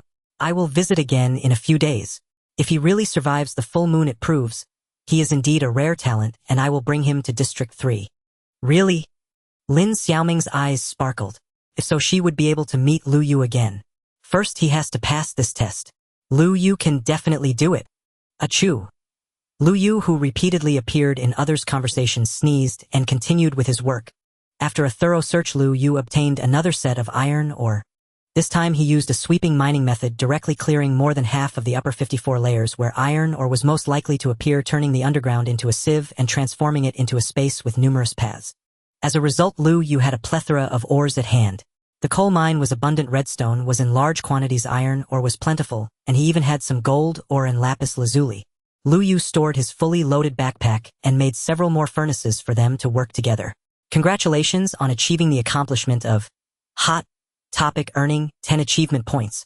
Suddenly, the underground space became extremely hot, nearly causing the nearby crops to wither. Even those passing by Lu Yu's home felt the scorching heat, thinking they had entered a tropical region. Hey, what's going on? Why is it so hot here? A puzzled villager wiped the sweat from his forehead. Underground, Lu Yu took out the smelted iron ore to make iron blocks. He then found the stairs leading to the surface to start making iron golems. After all, he couldn't build them in front of the villagers, otherwise the villagers would use their imagination and wonder what he really was. Stacking the iron blocks, he finally placed a pumpkin head on top. The newly born iron golem emerged. Hey! Lu Yu greeted it and noticed that there were indeed differences between the iron golems. The iron golem looked like a sturdy child. In its eyes, Lu Yu surprisingly saw a hint of innocent shyness. Could it be that I've really made a wife for the iron golem? Well then, let's name this iron golem Iron Jiaonyang. Lu Yu watched the iron golem walk step by step, and then he didn't hesitate to use the iron blocks in his hand to quickly build another humanoid figure. He then placed 2 pumpkin heads on them. Instantly, 2 more iron golems came to life. One of them exuded a silly vibe, and Lu Yu decided to name it Iron Han Han without hesitation. As for the other one, why was it still a male? Lu Yu saw its eyebrows raised, displaying a somewhat dignified expression. Then you shall be called Iron. Still Iron? Did Lu Yu think to categorize it as part of the Iron family? After naming 3 with the surname Iron, Lu Yu found it boring. Seeing its serious face, Lu Yu waved his hand and decided, you shall be called Gouda. Gouda tilted his head. Lu Yu opened the way to the surface and let the 3 eagerly waiting iron golems ascend. On the surface, Iron Pie could hardly wait. Upon seeing its companions, Iron Pie even quickened its pace. As the villagers returned from their labor, they were astonished to see 4 iron golems moving back and forth in the village, thinking they were seeing things.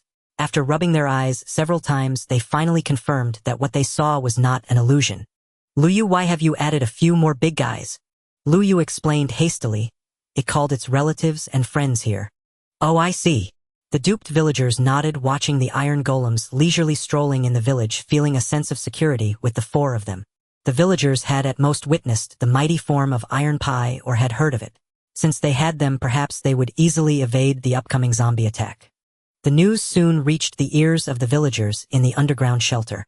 A group of children excitedly climbed up and surrounded them, bouncing around joyfully. By the time night fell again, Lin Xiaoming had already reached District 3. Although it was dark, she saw lights shining brightly in the distance, illuminating a patch of sky as if it were daytime. The grandeur of District 3 and its densely packed buildings left Lin Xiaoming greatly stunned. However, reality did not give her time to observe as Qian Lu strode forward, and she could only jog to keep up. But after only a few steps, she saw a familiar figure. This person she had just encountered a few days ago. Chu Xian. Qian Lu was the first to call out his name. Lin Xiaoming suddenly realized, oh right, he was Chu Xian, the arrogant subordinate of Qifeng, who had come to District 7 to collect food before. What are you doing here all alone? Normally, he should have been following Qifeng. As the two adults conversed, Lin Xiaoming followed Qian Lu closer. We encountered zombies on our way back, and each of us got injured and got separated. The sky was about to darken. However, just as Lu Yu intended to wrap up some work on the ground, his chat group was buzzing with relentless notifications. Help me! Help me! Help me! Save me! Hundreds of messages flooded in, almost all cries for help.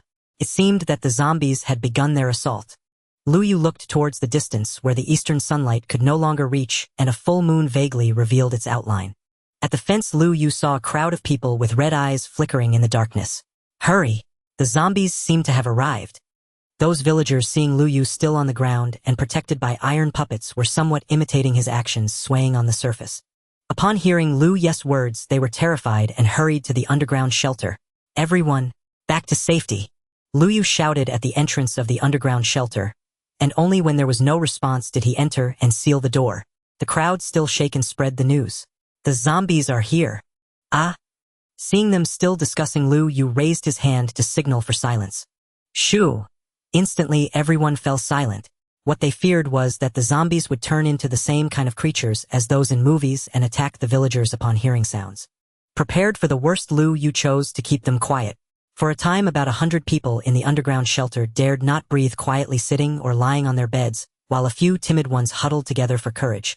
Lu Yu crouched by the glass window watching the scene outside, and some curious ones gathered to look as well. He saw the sun and its afterglow completely submerged on the horizon, and then the moon arrived at the center of the stage. Originally shrouded in mist, the clouds dispersed, revealing the moon in its entirety. The light of the full moon spilled onto the ground, not much inferior to that of the day. If this were not an ominous sign, it might have been a suitable night for a date, but unfortunately tonight was anything but peaceful. The roar of the zombies shattered the beautiful scene, and the iron puppets became agitated, rushing towards the direction of the zombie attack. They swept across the surface of the underground shelter, causing some dirt to fall from the ceiling. But the villagers could hardly care. They had already heard the sounds of iron puppets clashing with the zombies. The zombies had successfully breached the fence outside the village and entered. Through the glass window, Lu Yu saw the appearance of these full moon zombies. They seemed to be larger than ordinary zombies, stained with more blood, their scarlet eyes exuding a fierce glare with sharp fangs bared. If the original zombies were at the beginner village level, now these zombies were at least at the boss level of the first breakthrough. This leap was quite substantial.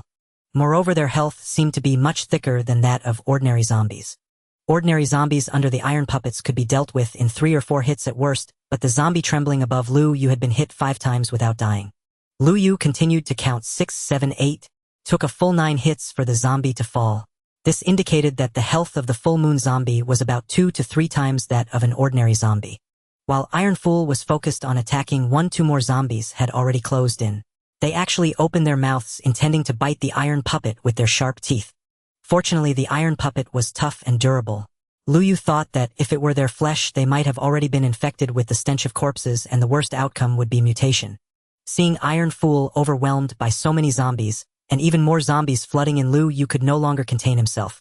No longer pretending if he stayed down there any longer, all 4 of his iron puppets would likely perish in the tide of zombies. Lu Yu donned a full suit of iron armor, crafted an iron sword, and prepared to open the door. Lu Yu, what are you doing? A villager uncle grabbed Lu Yu, lowering his voice in concern.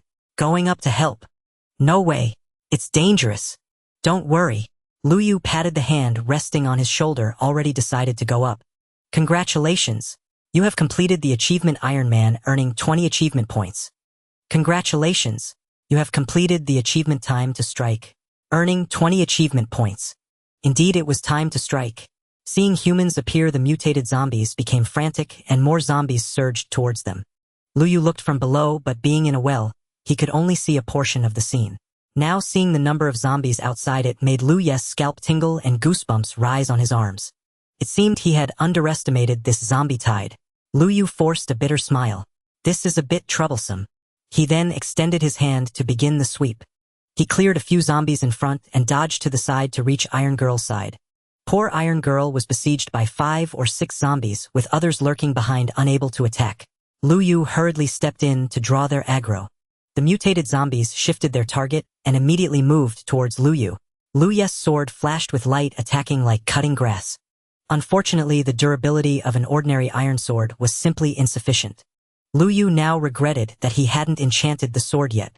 He quickly replaced it with the nearest cobblestone block, building a wall in front of him to keep the zombies at bay. Taking this opportunity, Lu Yu hurriedly pulled out another iron sword from his backpack and switched it to his hands. Before he could step out, he was interrupted by a strange sound. The zombies outside seemed to be using their bodies to batter against the cobblestone wall Lu Yu had built. Bang! Bang! The sound was terrifying. If he had slammed his shoulder against the stone and made such a loud noise, it would have hurt immensely. Lu Yu gasped. These zombies were truly mindless and reckless. The next moment, a more horrifying scene unfolded before Lu Yu's eyes. The cobblestone wall began to crack. Crack! With their relentless collisions, the cobblestone shattered. The green, blood-stained face of a mutated zombie appeared before him. Lu Yu was astonished. They could destroy the fragile wooden fence, but these zombies could even dismantle the stone wall. This incident seemed far from ordinary. Lu Yu was caught off guard and lost 3 health points. Ah! Seeing Lu Yu injured, a child peeking out from the underground in concern let out a scream. Lu Yu, brother, be careful. He hurried away from the wall to a safe place, maintaining a safe distance while eating a potato to keep his health up. But at that moment, the zombies that had been chasing Lu Yu suddenly broke away from the group, turning towards the underground shelter where the sound had come from. Glass is inherently fragile. Under the assault of a high-attack mutated zombie, it shattered instantly. Shatter! Splintering glass exploded across the floor. The piercing sound snapped the last fraying nerve of the timid villagers. Some immediately shrieked in terror. Villagers' voices. More zombies converged toward the sound, drawn far more powerfully to the villagers than to the iron golem. In an instant, Tiepi and his group felt immense pressure lift. Swarms of zombies diverted their advance toward the underground shelter's location. Lu Yu's heart tightened. Of all places, why did I strike that pane of glass? Fortunately, the zombies remained slow-moving. Lu Yu sprinted to the shelter's entrance, drew his iron sword and leapt, slashing downward with brutal precision into a zombie's face. The zombie reeled back, severed and staggering 2 steps. In doing so, it vacated the shelter's entrance. Lu Yu urged sharply, "What are you waiting for? Seal the entrance now." Stunned villagers, finally roused from paralysis, trembled as they hastily gathered dirt blocks to barricade the opening. Fortune favored them. The iron golem had relieved enough pressure to let them clear the attacking zombies with relative ease. Now, however, the horde pivoted entirely, rushing toward Lu Yu and the swarm encircling him. His greatest challenge was not the zombies' strength, but their overwhelming numbers. As Lu Yu sidestepped to evade, momentarily drifting away from the shelter's overhead position, a zombie lunged, stomping hard on the dirt blocks above the refuge. The soil caved inward beneath its tread. From below rose panicked shrieks. "Help me!" Lu Yu frowned. The villagers' rising terror was to the zombies' irresistible bait. More zombies joined the assault, stamping relentlessly upon the earthen ceiling. Down in the first sublevel, Zhuang Mu, timid as ever, had turned ashen green with fear. Lu Yu cursed under his breath. It felt like playing a bullet hell game. If he dodged attacks, would land squarely on his base. The very crystal he swore to protect. Yet standing still meant certain injury. A cruel dilemma, yet not unsolvable. Align himself and the crystal along the same axis and the threat could be neutralized.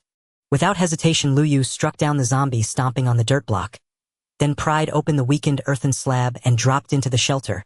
Seeing Lu Yu descend, the villagers, who moments before had been praying to heaven, even preparing for reincarnation, suddenly kindled with hope. They had never imagined that every soul among them now relied upon a mere youth barely come of age. "Lu Yu, you're back." Even though the zombies above remained unvanquished, even though danger still coiled tightly around them, the moment Lu Yu stood beside them, hope returned. "Lu Yu, are you hurt? What's happening up there?" He ignored their anxious questions and stated plainly, "Move deeper. This level won't hold."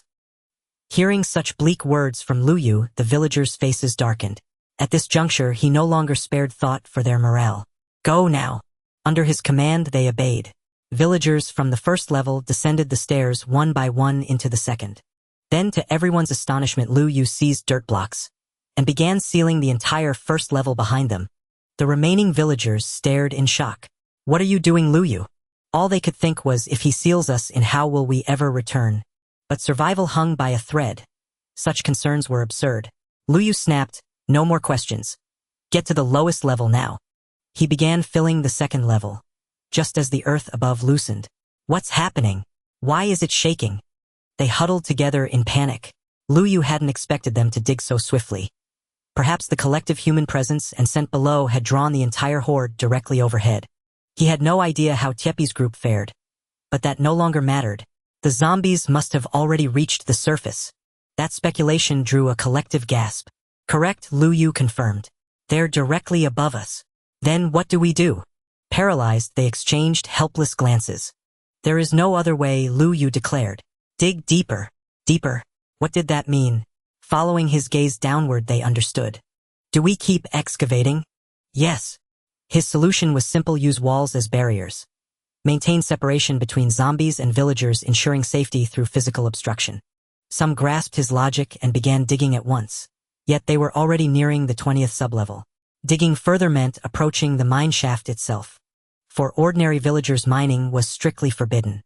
Zhuangmu warned sternly, "No, we cannot mine. None of you hold miners' licenses. You have no right." His words gave pause to those who'd raised their shovels. All eyes turned to Lu Yu, the sole authority now issuing commands. And Lu Yu ground his teeth in fury. Zhuangmu was 30, vigorous in his prime. Even the village elder twice his age had stayed silent. Yet this man, young in years, possessed the rigid mind of a fossilized relic.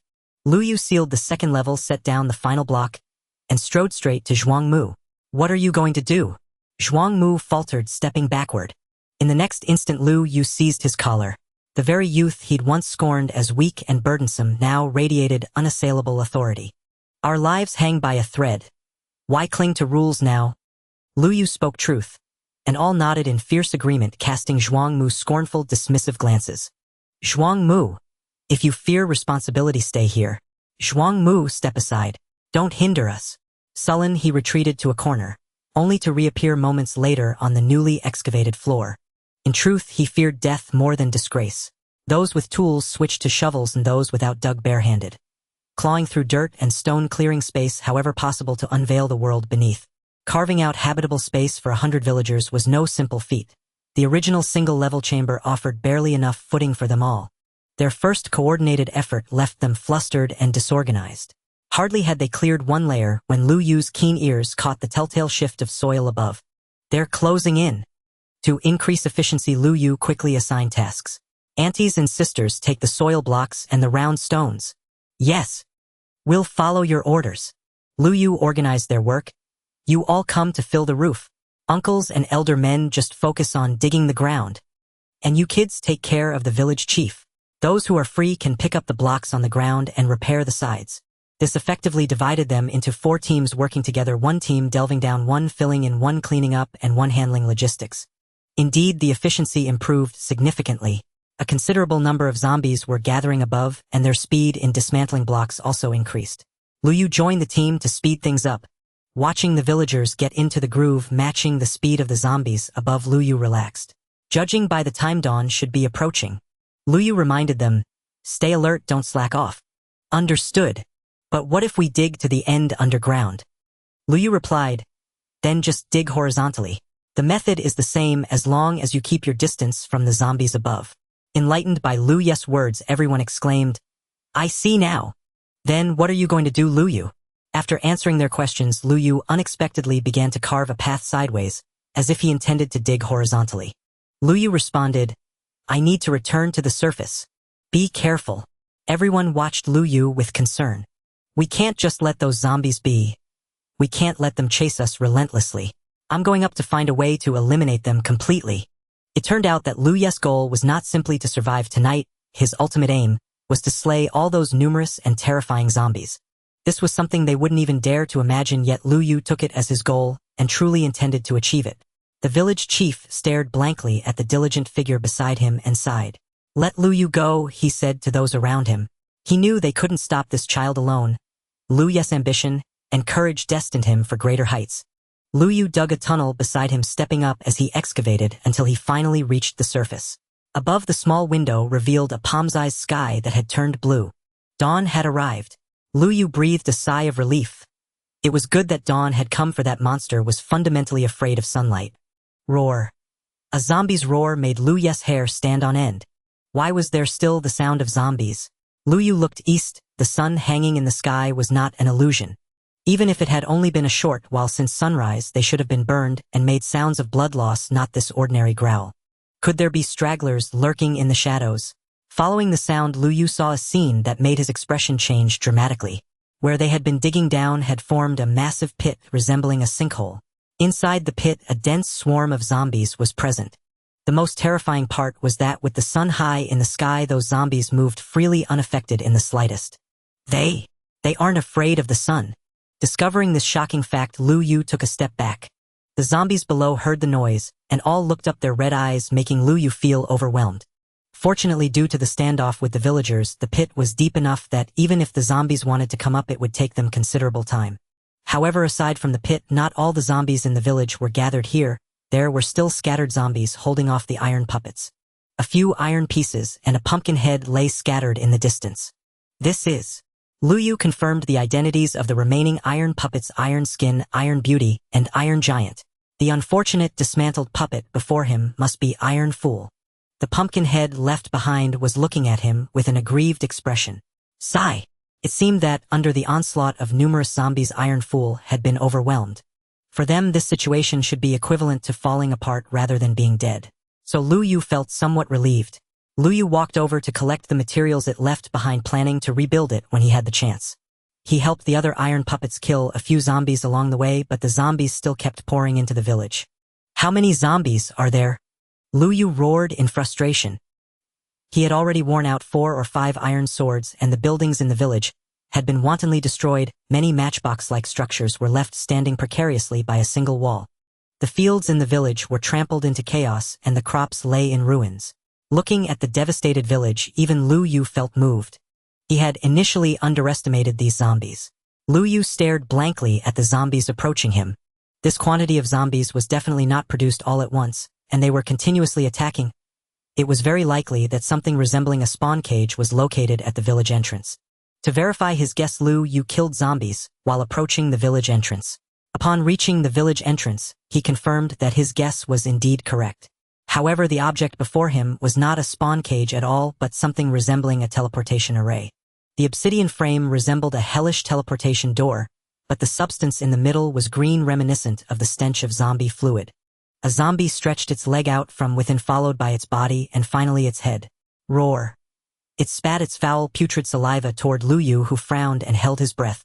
Didn't your mother teach you to brush your teeth before going out? Lu Yu raised the iron sword in his hand and slashed at it, resolving the problem with the foul-breathed zombie, but he looked troubled at the obsidian before him. Looking up, he noticed there was a countdown above. The current countdown read 20130054. Lu Yu was astonished. Was this 201 minutes? Then the speed at which the numbers changed told him that it was not minutes at all. It was hours. He didn't have a diamond pickaxe, so he couldn't destroy the teleportation array before him. The only option was to wait for the portal to disappear. If the portal disappears after the countdown ends, then it would likely take nearly 9 more days to vanish. Lu Yu felt a darkness descend over him, nearly fainting. 9 days? To have him fight the zombies that continuously spawn alongside villagers whose combat ability is virtually zero, and also provide them with food. Lu Yu recalled the conversation he had with Qian Lu. The impression left by the enchanted armor man was not too faint. Lu Yu remembered what he had said. It was within a specific range. If they were to leave this range, could they then escape? Subsequently, Lu Yu returned underground. He told the villagers about what he had just witnessed. Those zombies are not afraid of sunlight.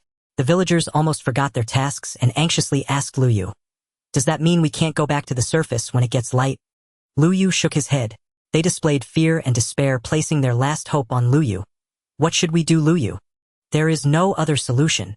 Normally, for zombies of this intensity and the duration of their onslaught, Lu Yu deduced that their survival duration should have been over 100 days before reaching this level of strength. But now such a tricky problem had been thrown in front of Lu Yu. He didn't even have enough reserves or sufficiently strong equipment to cope.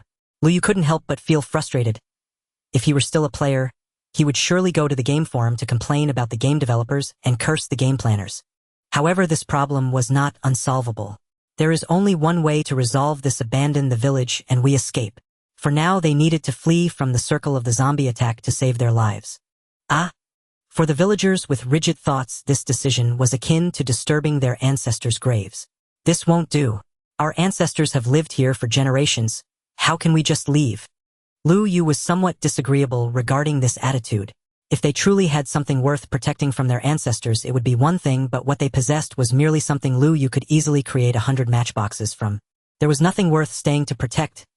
Aside from the things in Lu Yu's family's underground, he could even disregard the redstone farm underground. So why couldn't they leave the village? Most importantly, what mattered more now, nostalgia or life? Do you really want to stay here and keep entangled with the zombies? They were stunned for a moment, then shook their heads. But Lu Yu's attitude was firm as he said, "No buts. If you don't leave now, you'll either be killed by zombies or starve to death underground." The village chief shook his head and said helplessly, "Let's listen to Lu Yu. If you have any belongings at home that you wish to take, don't rush. Wait until the zombie tide passes, and I will come back to help you retrieve them." Finally, Lu Yu added a gentle remark for everyone's consideration. His earlier firm attitude combined with now considerate words made it hard for anyone to resist. The village chief smiled and glanced at the young man. Lu Yu's talents were not limited to being formidable against monsters. He also invented curious and novel things, and he was even skilled in manipulation. He used a slap to guide them, making them obediently follow him. Lu Yu told them to stop their actions and let him handle the aftermath. "You all step up one by one from the side, don't rush." Lu Yu assured that the zombies wouldn't invade their refuge. As long as they dismantled the blocks, he would immediately block them off. If Lu Yu's speed couldn't keep up, the falling zombies were quickly dispatched by him. At first a few dropped down and the villagers screamed in fright, but now they watched Lu Yu's actions with blank expressions. Ah! Suddenly a scream came from the side. Lu Yu thought they had encountered lava or another monster and hurriedly asked, "What happened?" A villager covered in dust emerged and replied, "We just dug to a place and the soil above collapsed, almost burying me underneath." The villager patted his chest, still fearful. Perhaps due to the dim light underground, they hadn't seen clearly a collapse. Wasn't it just sand-like gravel? "Be careful and replenish your health," Lu Yu advised. "When you go up, find the iron golem to group up with. If the zombies try to approach you, use blocks to isolate them." Understood. Lu Yu originally planned to continue with his actions, but their words lingered in his mind. Gravel. Fire starter. Lu Yu handed the tool in his hand to the nearby villager and asked, "Did you understand what I just did?" The person nodded and replied, "I understood. Help me hold them off for a while, just do your best. I will be back soon." After saying that, Lu Yu took the shovel and went to where the villager had mentioned there was a gravel collapse. "Where is the collapsed area?" "Right here." He pointed in a direction, and in the dim light Lu Yu saw that it indeed was gravel. He picked up the shovel and started digging. Lu Yu was lucky. Soon a black stone fell out and landed in Lu Yu's pocket. "All right, you all continue." Lu Yu took out the iron ingots he had stored in his backpack and laid them out along with the black flint, forming a fire starter. However, it was not something he needed to use at the moment, so Lu Yu put it back in his pocket. Soon the villagers heard Lu Yu and made it to the surface. Lu Yu warned them to group up with the iron golems once on the surface. Lu Yu climbed up and saw the villagers had formed 3 teams around the iron golems. At this moment, they were also systematically resisting the zombies as Lu Yu had instructed. It seemed to boost their confidence. One person, mustering his courage, asked Lu Yu, "If we do it this way, will we survive this zombie tide? I feel like they aren't that hard to deal with." "Yeah, Lu Yu, do we really need to leave?" Lu Yu frowned. The most terrifying aspect of the zombie tide was not the undestroyable spawning points or the high-intensity monsters, but rather the gradually increasing intensity. Seeing that Lu Yu had not responded for a long time, they thought he was hesitating. However, Lu Yu looked over their shoulders at something else. The green figure swaying in the shadow of the corner. "Go! Leave that house!" Seeing Lu Yu's serious expression, they realized they were in a trap and started to move. They hadn't walked far when an explosion erupted behind them. Boom! The ground behind them erupted, creating a large pit. Someone screamed in terror, "It's that monster!" The village chief was killed by that monster. In a panic, they scattered in all directions. The difficulty of the zombie tide was gradually increasing, and the most common occurrence was the appearance of other types of monsters. "Don't run around. Stay close to me." Hearing Lu Yu's loud shout, they regained their senses and immediately gathered around Lu Yu. "What should we do, Lu Yu?" The village chief, carried on someone's back, was deathly pale and still trembling. He could not forget the agony of being blown by that creeper. That thing was not to be trifled with. Lu Yu peered into the distance. Sure enough, more of those glossy green creatures were closing in on them. The villagers followed his gaze, their faces ashen, as if they had seen ghosts. "And The main force of those green monsters is coming this way. Lu Yu made up his mind. We cannot afford any delay. Let us leave at once. If the portal lay at the heart of this zombie tide, then whichever direction they headed would be the shortest route out of the afflicted area. Lu Yu glanced around and saw the snow-capped mountain. Their village itself had been named after that very landmark. In the real world, crossing such a mountain might be the hardest choice, but on the Fengkuai continent climbing mountains was not so difficult. Besides, the snowy peak would form a natural barrier and be as safe as they could hope for. Hiding behind it might be a fine plan. Perhaps these 10 days would pass with ease. Lu Yu pointed toward the mountain. Let's head in that direction. All right, we'll follow you. The village chief agreed with Lu Yu and added, if we reach the border of Dilu district, asking them for aid would not be out of the question. So Dilu district lay that way as well. It seemed Lu Yu had stumbled into choosing the road toward Dilu district by chance. It was not a bad choice. As the villagers prepared to set off, the village chief called after Lu Yu, are the Fong family father and son still there? How did they get through last night? Village chief, don't bring them up. Do you remember the day you were blown by the green creature? What about that day? The village chief asked, puzzled. On the day we were patrolling, that father and son were gone. Lu Yu thought the monster invasion must have been caused by someone sabotaging the fence. The Fong father and son had motive, but they clearly lacked the nerve. The deed could only be blamed on Chi Fong and his crew, yet the Fong family lived so close to the scene, they could not possibly have missed it.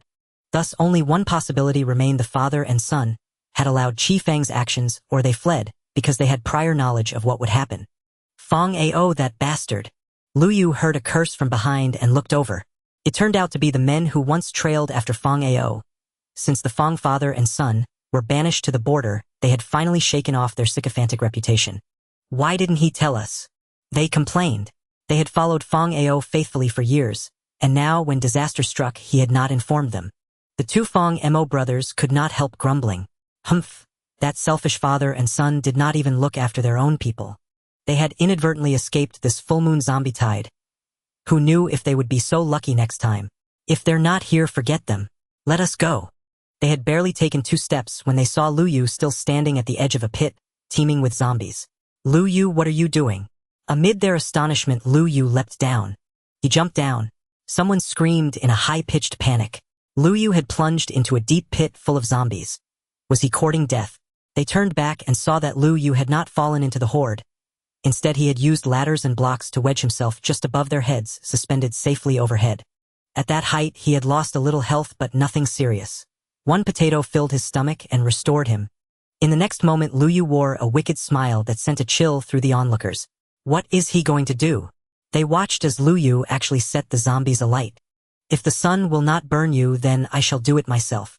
The mutant zombies emitted a rending howl as Lu Yu then tiptoed back down to the ground. A true man does not look back at the explosion behind him, nor at the roaring fire. Ignoring the inferno and the burning zombies, Lu Yu addressed the villagers with an almost genial tone. Let us depart. Having Lu Yu among them was indeed a blessing. The road was relatively peaceful, but the numbers were large, and the iron golem's clumsy movements kept the pace slow.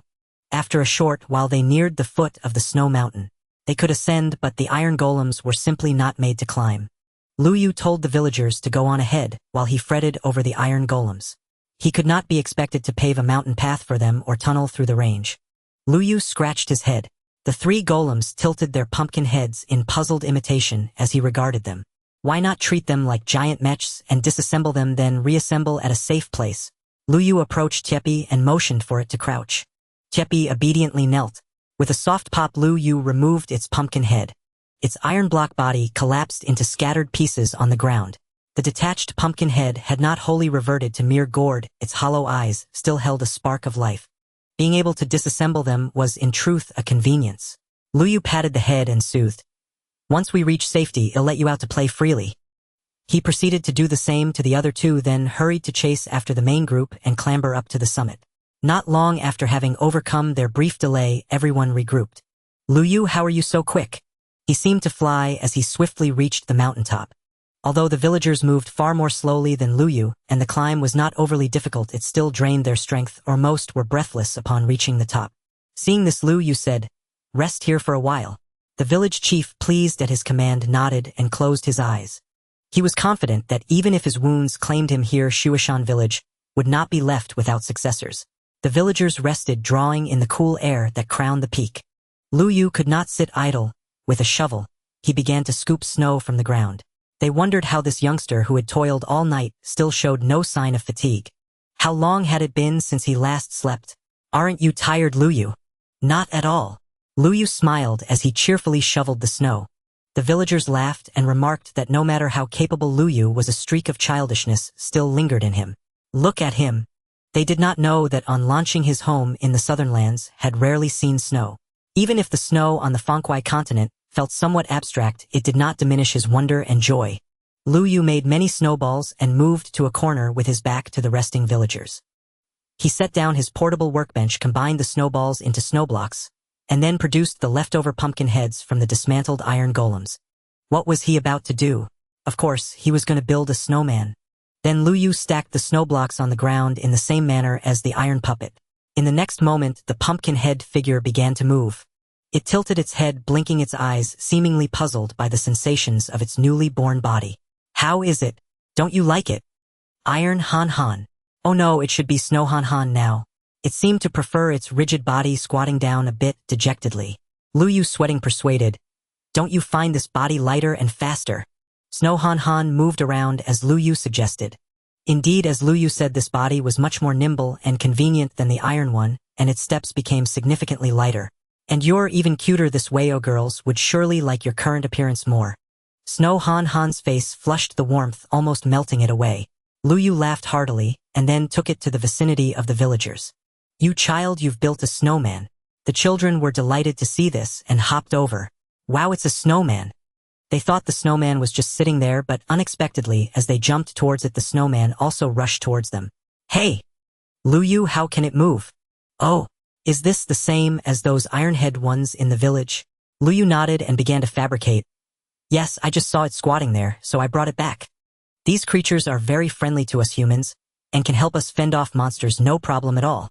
Lu Yu realized that his skill in spinning tails was becoming more and more adept. After resting for a while, Lu Yu glanced over the cliff of the return path. Indeed, the zombie creepers were not easily shaken off. They gathered at the foot of the mountain, while some zombies had already climbed partway up the sloped steps. Everyone get up and let's move forward. Lu Yu pointed at the cliff and said, Those monsters are about to catch up. The relaxed atmosphere from watching the children play with the snowman was instantly dispelled. The expressions of the crowd turned serious, and they did not delay their movements. During the villagers' hustle and bustle, Lu Yu noticed that Zhuang Mu had walked over to the snowman, inspecting it closely. His face was filled with confusion, as if such a creature had never existed in his dictionary, questioning his worldview.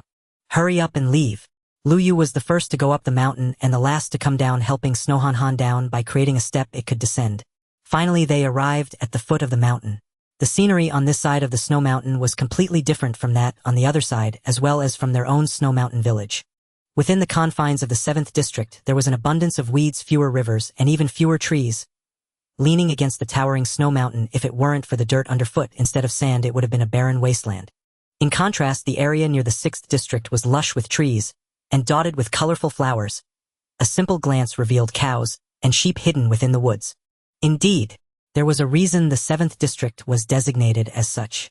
The village chief seemed to have visited the 6th district, while most villagers had never seen the scenery of the 6th district. Curiosity drove them to want to see more of the scenery and play in the flower beds, but the reality was not so pleasant. Behind them, regardless of the consequences, zombies were chasing them and even fell directly off the cliff.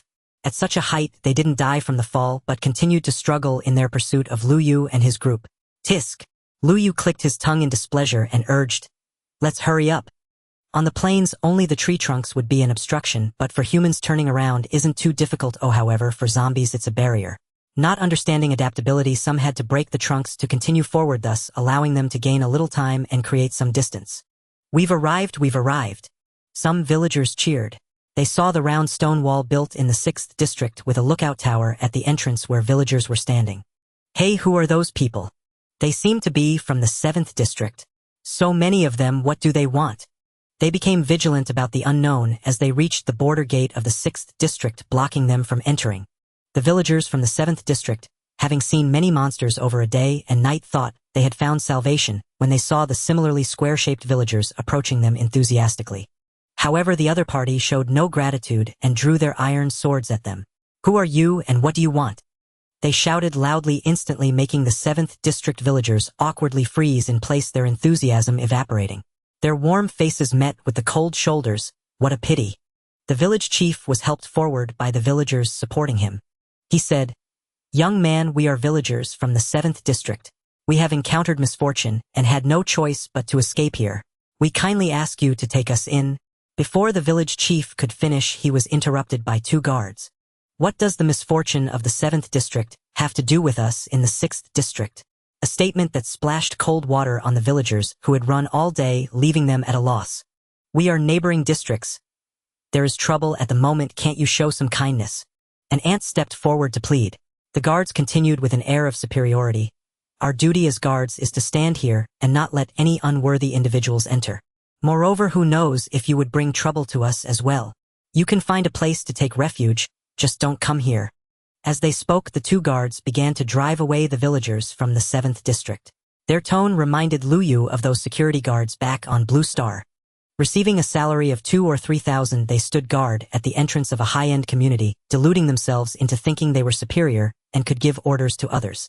They weren't even worthy of being seen as tyrants. They were just typical skunks letting off foul odors. Luyu scoffed disdainfully. He turned around to see the zombies that had caught up to them swirling around in the nearby woods as if they had suddenly lost their direction. This behavior was easy to understand. They must have been outside the activity range of the mutated zombies, thus losing their attack targets. Indeed, this place was safe. "Who are you calling unworthy? Lacking respect, even if the village chief is not your chief, he is still an elder. Do you have no manners?" The villagers were not pleased, and several strong aunties immediately stood up to reason with them. The village chief called out to them, "Stop arguing, stop arguing." For Luyu, whether or not he could get in was irrelevant. Even if they didn't allow him, he had 100 ways to sneak in. He was just curious about what the inside of the 6th District looked like. As Luyu peered inside, he suddenly spotted a familiar foolish head, hiding behind a tree trunk in the distance. Fong Ao. No wonder they hadn't seen them. It turns out they had already run to the 6th District. The corners of Lu Ye's mouth curled up as he smirked. "Fong Ao, what are you doing here?" Upon hearing the familiar name, everyone turned to look. It turned out their guess was correct. The Fong father and son had indeed received news and come to the 6th District to seek refuge. An agitated person asked, "Why can he enter while we cannot?" One of the guards was actually a distant relative of Fong Ao's mother, making him a cousin of Fong Ao.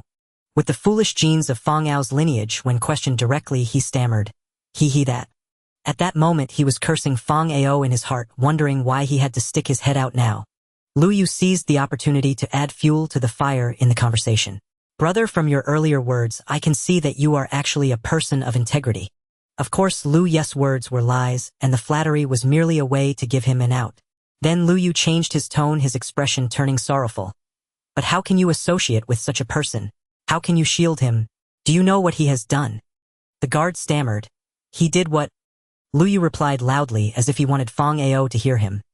He knew there was trouble in the 7th District but failed to report it. He even allowed the entire village to fall into disaster while he and his father fled first. "You just said he was indecent. Is there anyone more shameless and despicable than him?" This was a direct slap in the face. Fong Ao stood in the distance, his face flushed, unsure whether from anger or shame. But he did not dare to come over or refute.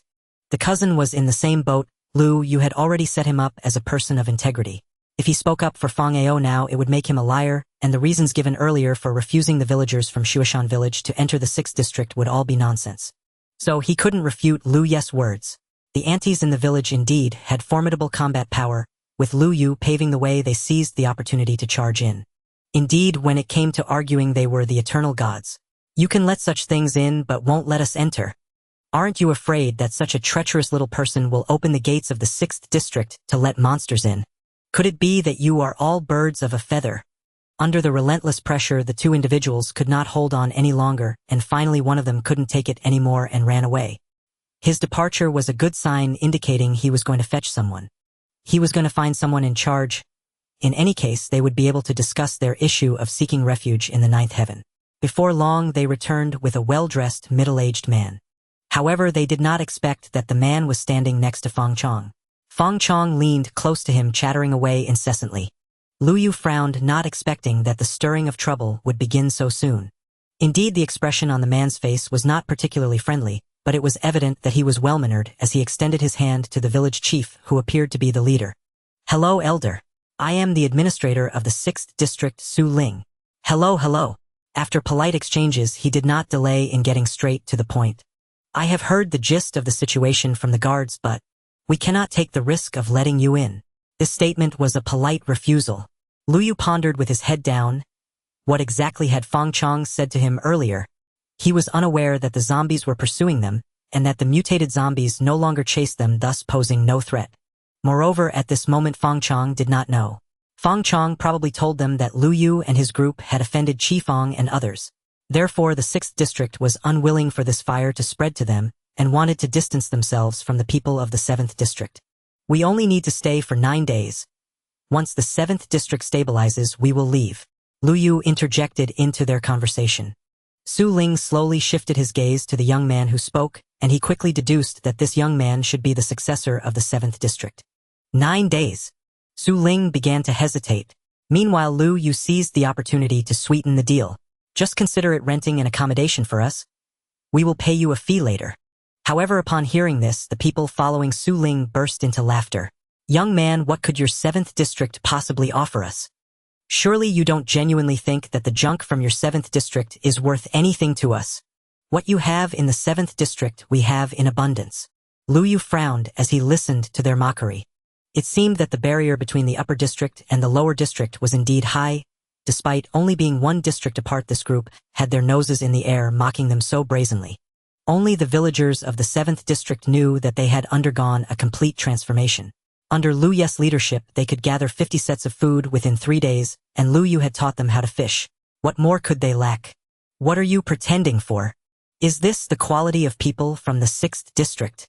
Su Ling saw their impolite and abrupt remarks and raised his hand to silence his subordinates. "Do not speak out of turn." Su Ling was well-mannered.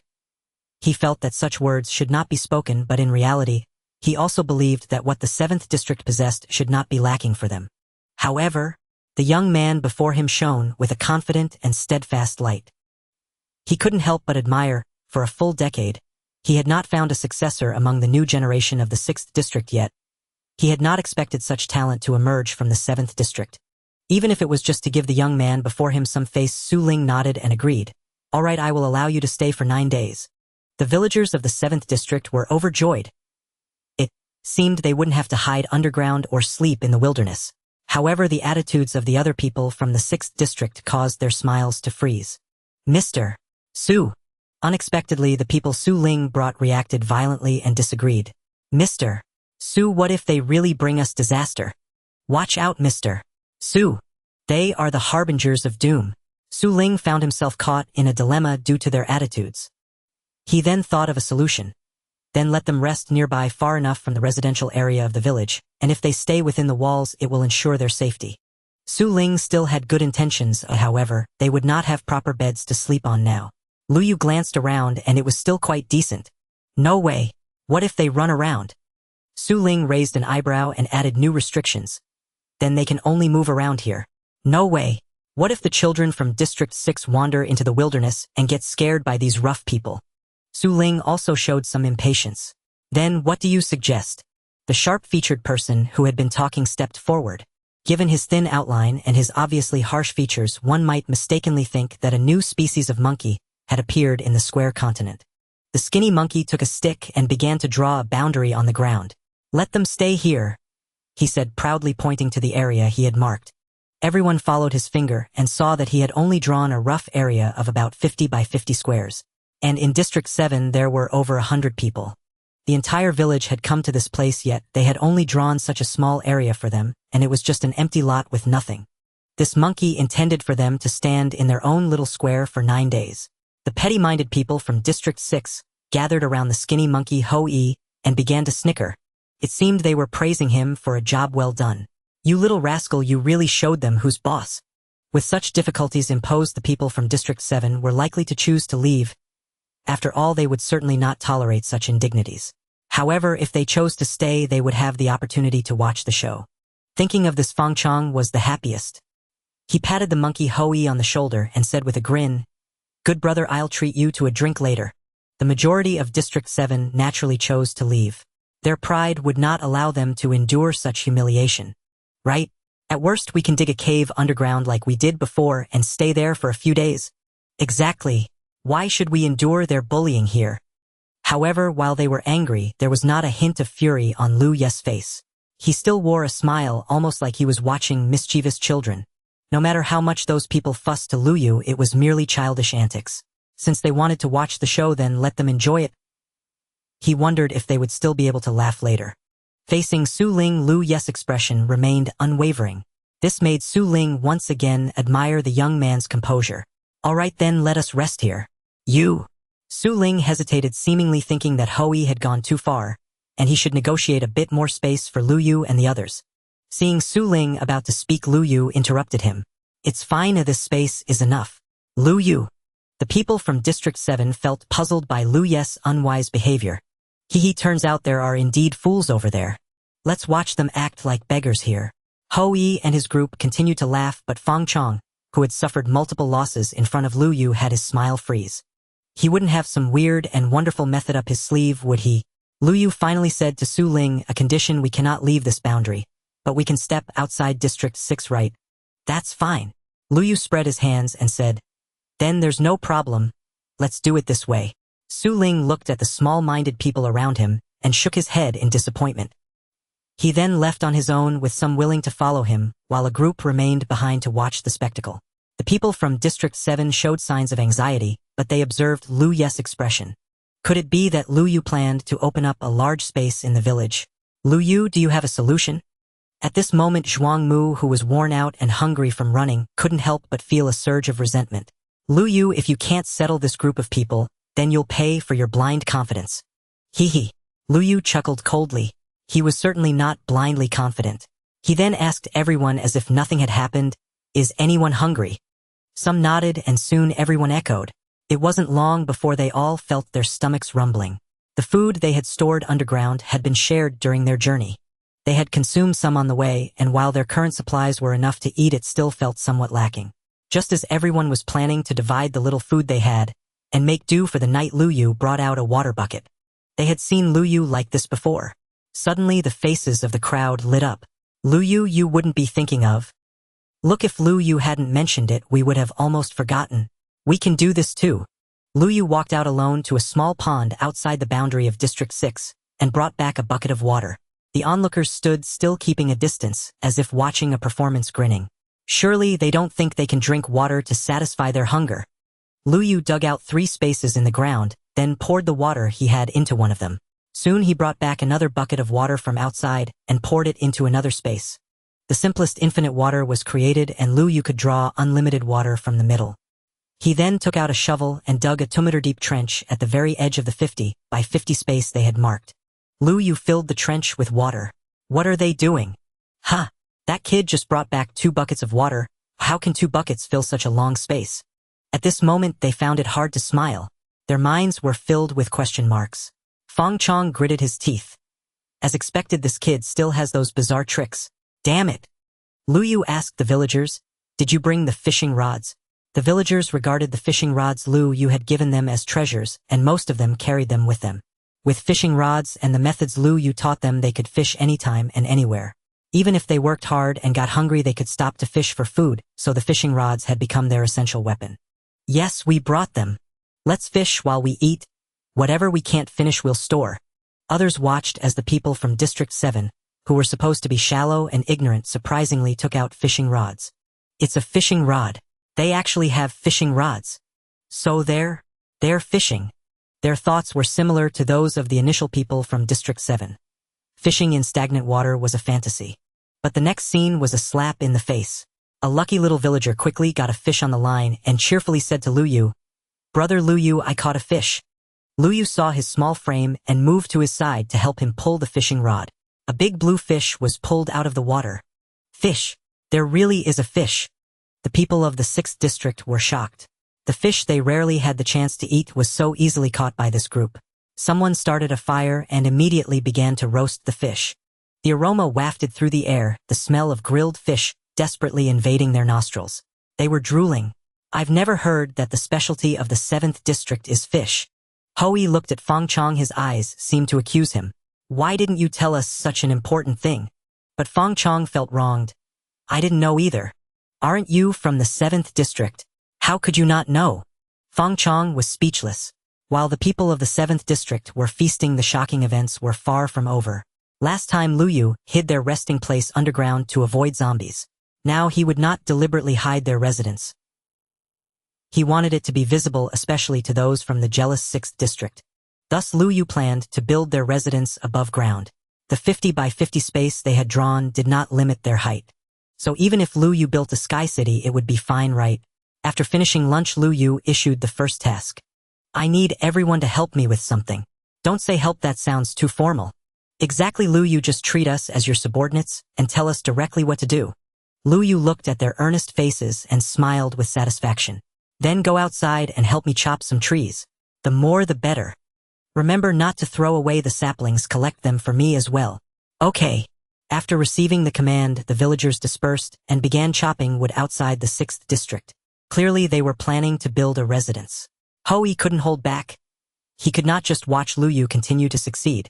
You can't just randomly harvest the resources of our 6th district. Luyu looked innocent.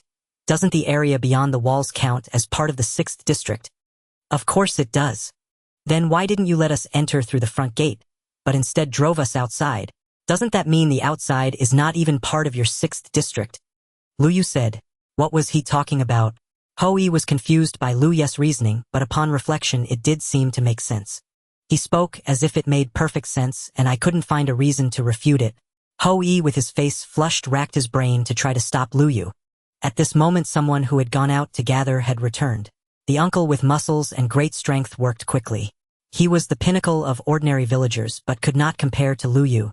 Their backpacks had small capacities, and they couldn't carry much wood before needing to return to empty their bags. At this point he had already brought back a full pack. Luyu, those weeds and saplings are wasting space in my bag, so I'm going to put them down, heh. He grinned foolishly at Luyu. Seeing him return, Luyu thought it was just right and extended his hand. Then hand me the saplings. The moment the saplings landed in Luyu's hands, he planted them in the ground, raising an eyebrow at Hui. I've planted the trees back, is there a problem? Hui was now completely speechless. Luyu used the logs they had collected, not directly converting them into planks, but instead constructing the basic outline of the first layer of the building with the logs. It looked like a towering tree growing freely, particularly beautiful. Luyu quickly took out iron pieces from his backpack and crafted scissors, handing them to an ant who had just returned. Auntie, you don't need to chop trees for now. Please collect some leaves for me. All right. Then he handed the scissors to another person. 2 people specifically responsible for gathering leaves should be enough. After building a platform similar to a trunk on the first layer, Luyu connected it to the second layer with rotating stairs. Here he built a platform with wooden planks and created walls from tree trunks which also resembled lush leaves growing naturally. Next, Luyu began constructing a resting place for the villagers inside, covered by leaves. It was built with wooden planks and fences resembling a large dormitory. Throughout this process, Luyu's speed was extremely fast. The people from the 6th district who had originally come to watch saw Luyu weaving through the branches like a fleeting shadow. As they watched, their jaws dropped lower with the progress of Luyu's construction. By the time Luyu finished the first layer and wiped his sweat, their jaws were almost on the ground. What is he doing? He should be building a house, right? Someone replied uncertainly. Can a house be built like this? In their understanding, a building was at most 4 walls and a roof, and a skilled person could create a slanted roof. They had never known that buildings could actually be constructed in this way. Luyu descended from the spiral staircase, helped the resting village chief who was seated on the ground, and said, Village chief, you shouldn't just sit here. The first layer of the residence is already built. You can go up and rest now. All right. The village chief who had lost a leg was assisted by Luyu, and then taken to the second floor where Luyu arranged the innermost bed for him. The village chief took a deep breath. The room still had the natural fragrance of leaves, and Luyu had not completely sealed the walls. He mixed wooden planks and leaves, allowing some natural light to sprinkle into the building through the leaves, making it not too dim, even without torches. It's wonderful. It looks like I can sleep well tonight. Outside they were astonished by Luyu's words. What did he just say? Is it already arranged inside?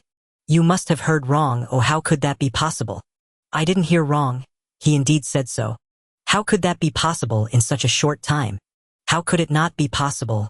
Lu Yu was someone who had high standards for quality of life. Even if it was just a temporary residence for a few days, he did not want them to feel too shabby. Moreover, with people from the 6th district watching, Lu Yu even wanted to make it look good to make them envious. Lu Yu opened his achievement store. At this point, he realized that he had accumulated quite a few achievement points during this time. Achievement points 320. Lu Yu confirmed that real furniture required 300 achievement points. Lu Yu would have to spend all his achievement points to unlock that mod, and he couldn't help but feel a bit of pain. However, for the sake of his quality of life, real furniture required points 300. Do you want to unlock? Yes, no, yes. Loading real furniture mod. Loading successful. Open your crafting table to discover new items. The system's oddly cheerful tone resembled that of a greedy merchant. You took so many achievement points from me. Could you return some? Lu Yu then went to the workbench and crafted tables and chairs from the real furniture. He also made 2 comfortable sofas. The village chief felt amazed when he sat down. This is just as comfortable as my wool bed. Hee. In fact, the sofa was also made of wool. Lu Yu returned to the ground and grabbed a little girl who had come back to empty her bag. Can you help me gather some flowers? Following that, Lu Yu used the flowers brought back by the girl to decorate the first layer's floor into a garden. Afterward, he brought in the snowman that had been left outside the 6th district watching them for a long time.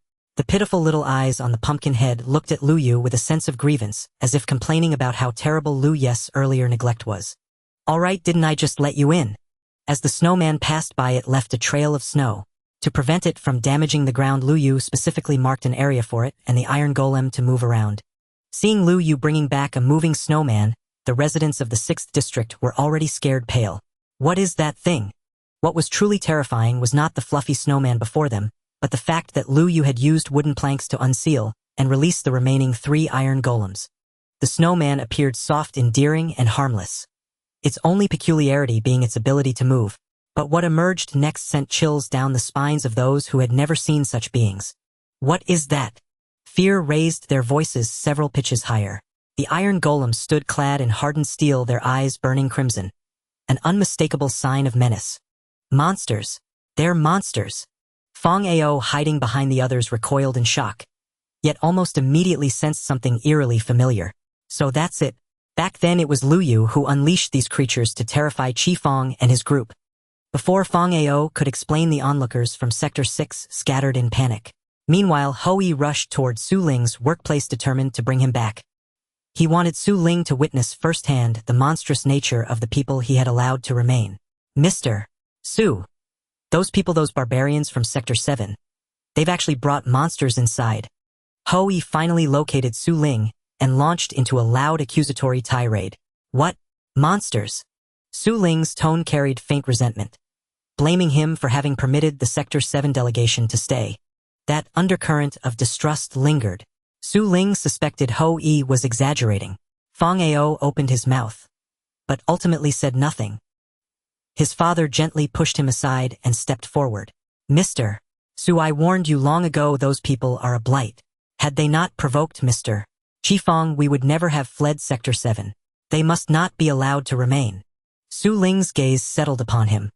He recalled Lu Yu's words. Brief as their meeting had been, Su Ling found himself instinctively inclined to trust Lu Yu's judgment. Moreover, no rhetorical flourish could obscure the truth. This man had abandoned the villagers of Sector 7 and concealed that betrayal entirely. Such a person naturally earned Su Ling's disdain. Fong Chong spoke earnestly, yet met only with Su Ling's impassive silence, confirming his suspicion that Lu Yu's earlier words had already eroded all trust. He shot Hui a sharp glance. Hui understood instantly. Mr. Su, if you doubt us, come see for yourself. They've built dwellings and the monsters are kept inside. Su Ling set aside his work and rose. Then I'll accompany you. But if this proves false, and you waste my time, you'll labor twice as hard as punishment. Hui flinched at Su Ling's stern warning, then remembered he had seen the creature with his own eyes. There could be no deception. Let Su Ling inspect it himself. The burden of consequence would not fall upon him. And those lowborns from Sector 7, they would surely be expelled. A procession marched resolutely towards Sector 7's temporary settlement. From afar, they spotted a towering tree. What is that? Su Ling asked. When he departed, Lu Yu had not yet begun construction. Now witnessing the dwelling rise with breathtaking speed, he was deeply astonished. Did they plant some colossal tree? Su Ling asked with genuine wonder. Hui watched it seething with suppressed resentment. He refused to accept that villagers from the lower-tier Sector 7, whom he deemed inferior, could erect such elegant structures by hand and in so short a time. Little did he know that Lu Yu had once been a national architect. Given sufficient time, reconstructing an imperial palace on the block continent would pose no challenge. He replied curtly, "That's no tree. It's a building." A building? Su Ling's eyes lit up. He had never beheld architecture so exquisitely crafted. Were it not for the soft light filtering through the foliage, the structure might easily pass for a mystical treehouse grown organically, while Sector 7's people moved freely within its boughs. Even the ground had been transformed. Gentle streams meandered amid vibrant blossoms. As they drew nearer, the structure continued to grow. Lu Yu had not yet ceased building. 1, 2, 3. Lu Yu had completed 3 levels for the villagers' rest. Above them more space remained reserved, but today's work would conclude there. He dismissed the villagers early. His stamina relied on satiety, but theirs did not. Of fearing exhaustion, he halted labor before sunset. From a distance, Su Ling asked, "Where is this monster you spoke of?" Before him stretched a scene of serene beauty he had never witnessed. Had true monsters roamed here, would not people flee in terror? "I saw it just moments ago." Hui hurried forward, and indeed there stood Lu Yu's 3 iron golems motionless in a corner. "Look there." Su Ling followed Ho Yi's outstretched finger. At first glance, the golem's appearance was unsettling. Yet in truth they merely stood still, neither threatening nor attacking. Villagers passed them indifferently, even patting their iron arms in casual familiarity. Unlike the 3 iron golems, slightly overlooked, the snowman had become the children's beloved companion, encircled by laughter and joyful leaps. Though its movement startled many, even the blind could sense it bore no malice. Certainly no harm intended. Su Ling let out a cold laugh. "Ho-yi, is this the terrifying monster you described?" "This?" Su Ling pressed further. "Is it our people of Sector 6 who lack courage? Or do the folk of Sector 7 possess such extraordinary fortitude that they treat a snowman, harmless enough to amuse children, as a threat?" Hui faltered, speechless. Regret welled within him. He had rushed to report based solely on appearance without verifying the truth. Damn it! If only they'd seized irrefutable evidence. Something that could have sealed Sector 7's fate outright. Su Ling's expression shifted from mockery to stern gravity as he turned to Hui. "You ought to broaden your minds. I granted your request to keep them distant from our quarters. Yet you still harbor such narrow intolerance. They should never have been permitted to stay." Hui insisted with self-righteous fervor. Fang Chong chimed in, "Exactly. They should have been barred at the gate." A single piercing glance from Su Ling silenced Fang Chong. "Then perhaps you should share their hardships. Live among them as equals?" Su Ling asked.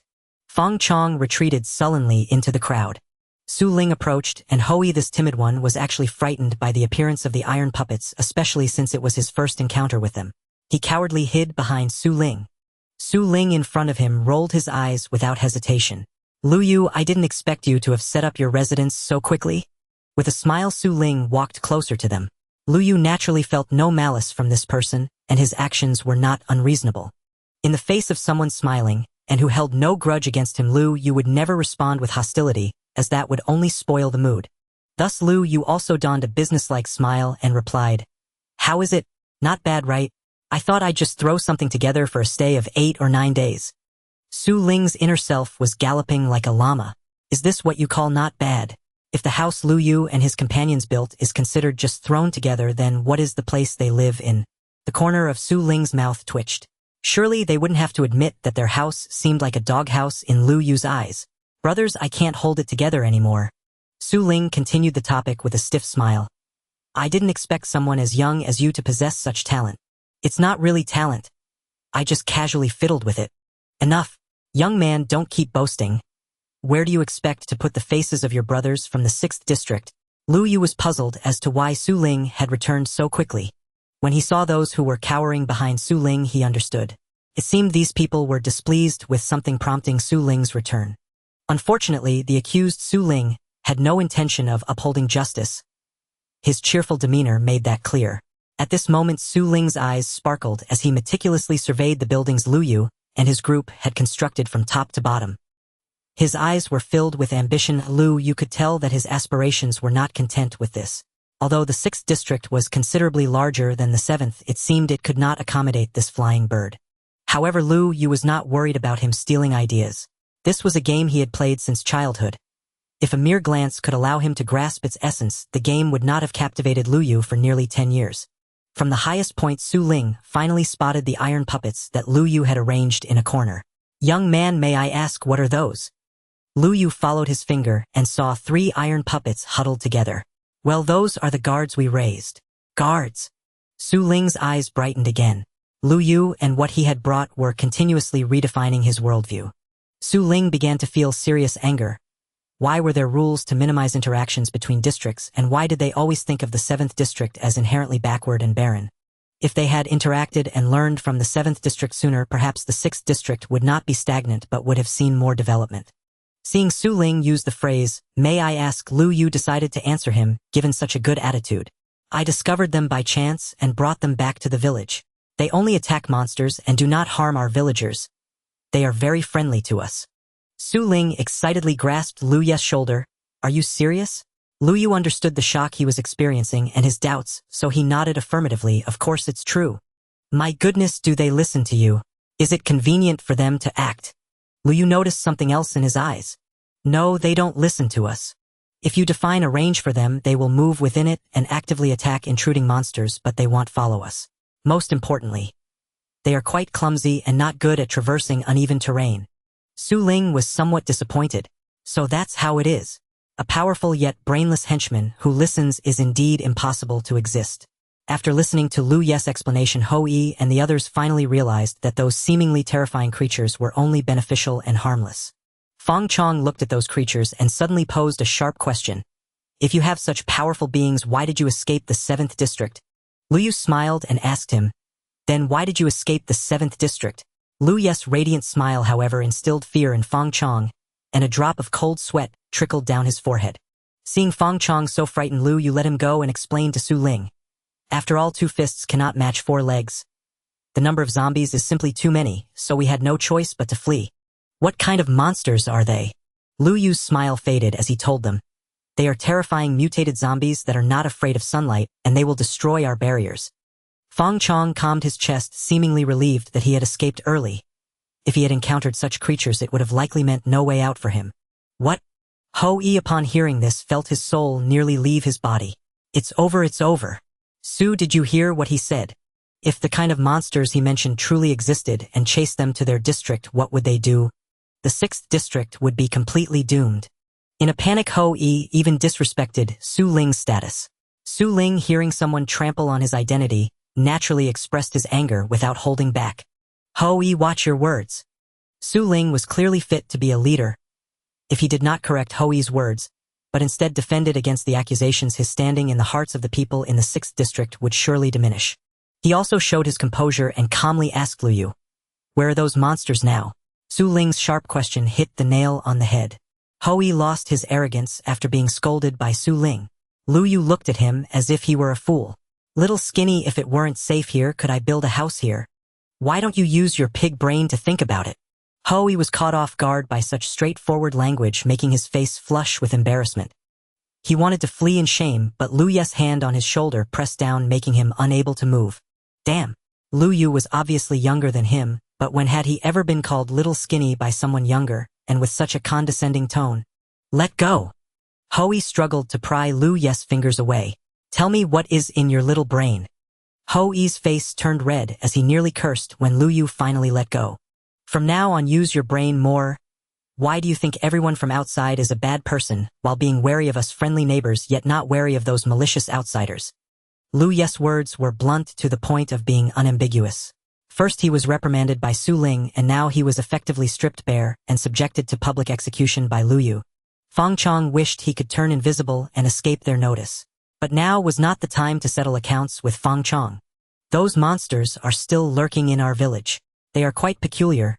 They only attack our villagers within a specific range, and once we exceed that boundary they stop pursuing us." Yu pointed outside the village, saying, "After we crossed the snow-capped mountains to reach this vicinity, they ceased their pursuit." "I see." Su Ling wasn't completely fearless either. After hearing what Yu said, He secretly let out a sigh of relief. Then you all should stay here peacefully. Su Ling patted Lu Yu on the shoulder and said, "You're quite knowledgeable young man. We should chat privately another day. I'd love to hear your stories." Sure. Lu Yu was also curious about what the world looked like through the eyes of someone in a high position in this 6th district. Su Ling turned and walked away, clearly intrigued by the things that had emerged under Lu Ye's command, but he didn't feel comfortable enough to ask too many questions at once. It was a gradual process and he wasn't in a hurry. Clearly Su Ling did not want to be associated with Ho Yi at that moment, so he quickened his pace, leaving them behind. Ho Yi just then came to his senses, realizing what he had said to Su Ling. He hurried to catch up, almost tripping and falling flat on his face. His clumsy appearance made people laugh, and it was at this moment that Lu Yu heard the voices of the villagers behind him, unable to hold back his laughter. "Pfft-ha-ha-ha. That guy is just looking for trouble with us. Isn't he just asking for discomfort? Humph, now he knows that our 7th district is not to be trifled with." Lu Yu turned to them, puzzled as to why they had been so silent when Su Ling was present. In fact, people in the 7th district were relatively free. The village chief was not the type to bully others with his position, and most of them were simple folk with no ill intentions.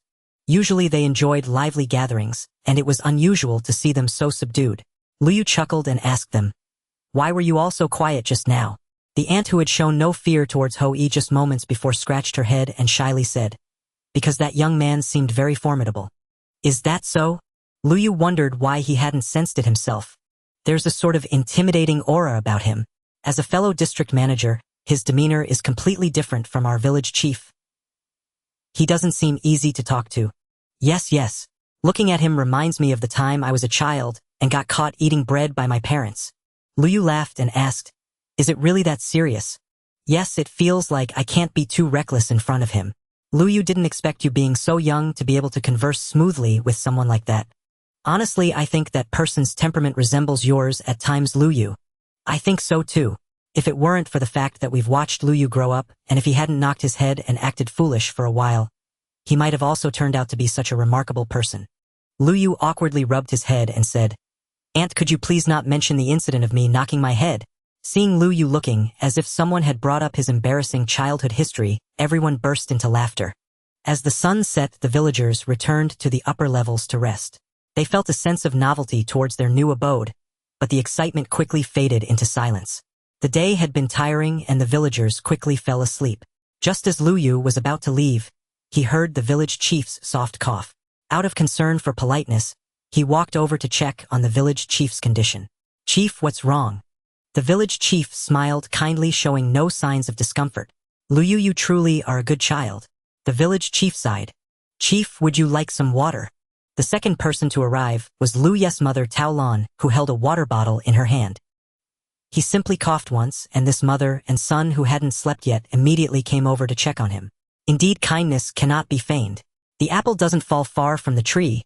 The Lu family's genes are excellent. There are no bad people among the Lus.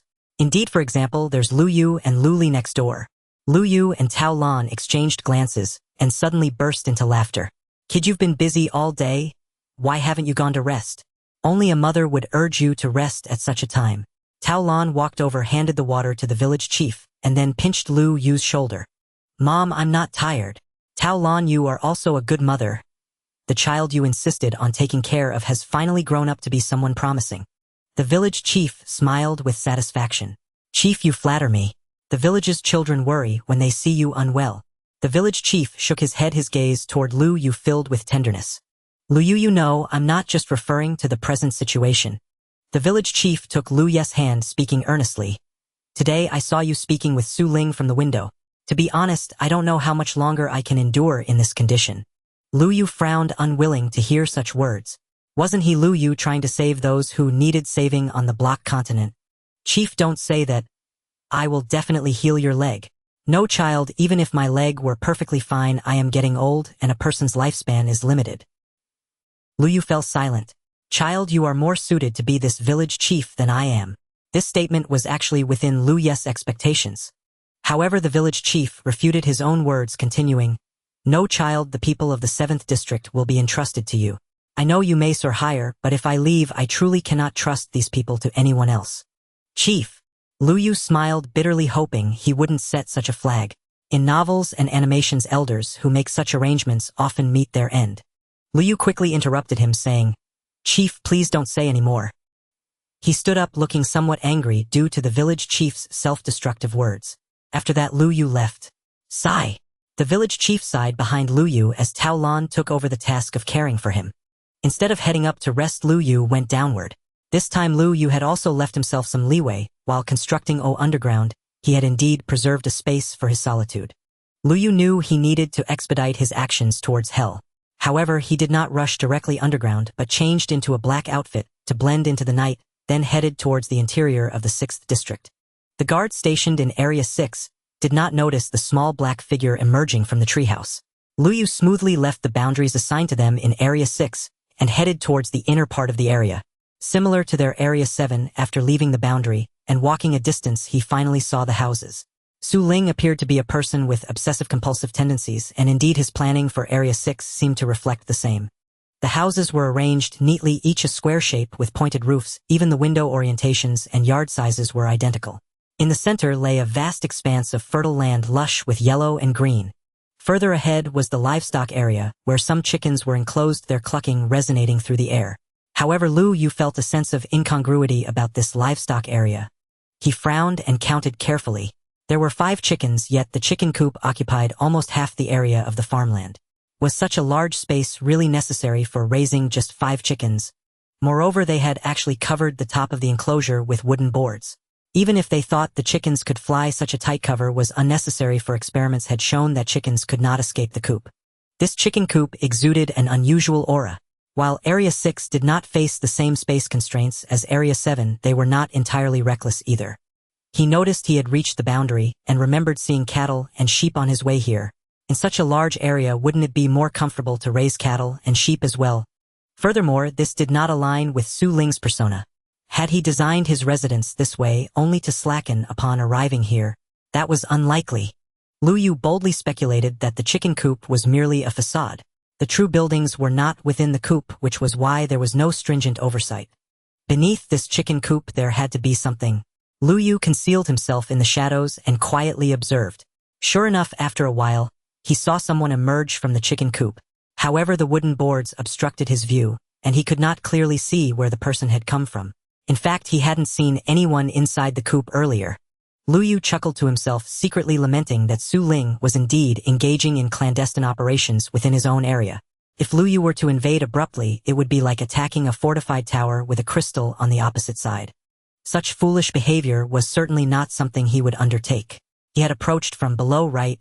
Liu returned to his underground space and began digging. After digging about 20 layers down, he changed direction, starting to dig towards the chicken coop. It was not long before he struck something.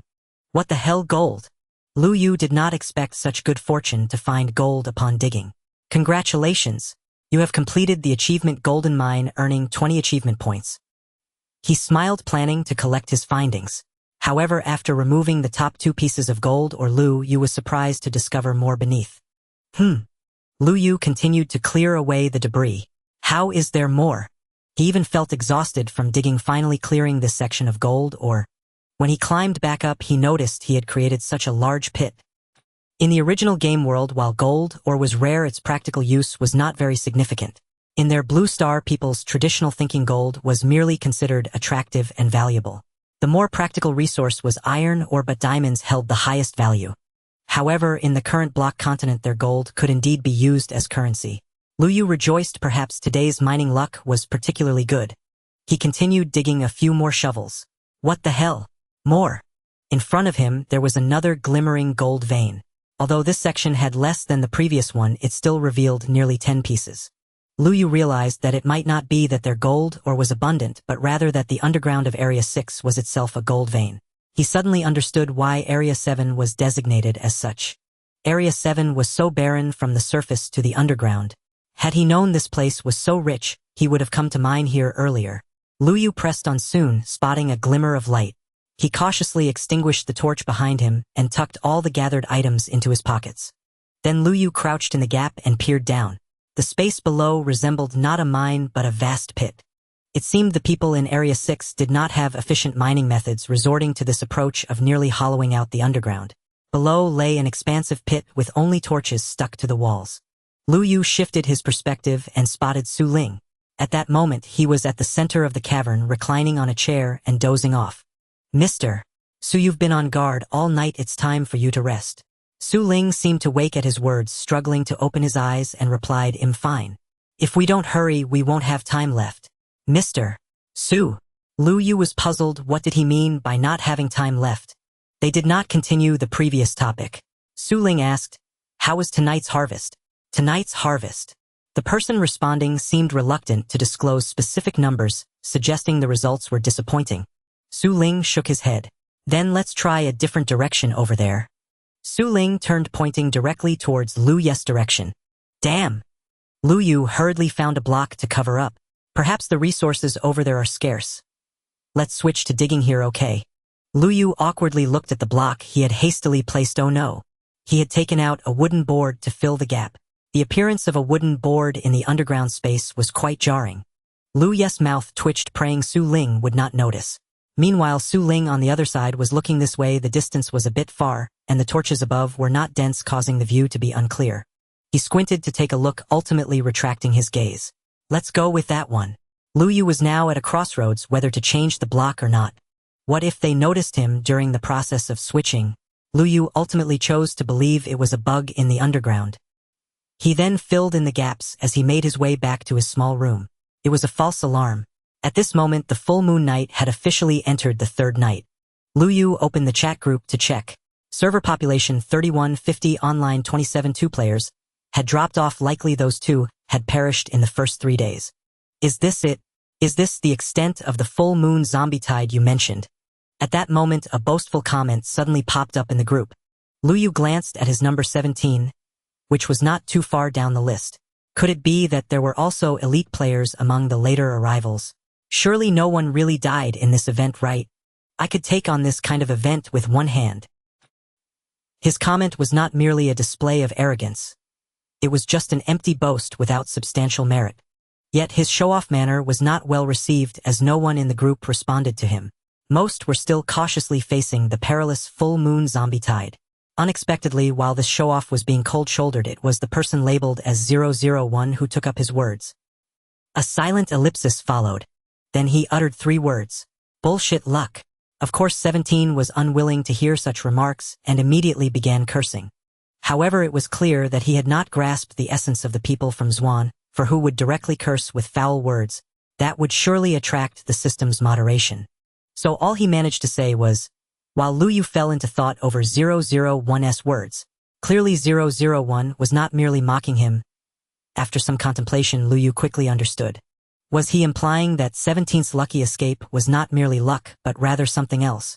With such arrogance, Lu Yu did not believe these individuals possessed high gaming skills, for true experts quietly put in effort behind the scenes, poring over countless guides and conducting their own experiments to achieve their current state.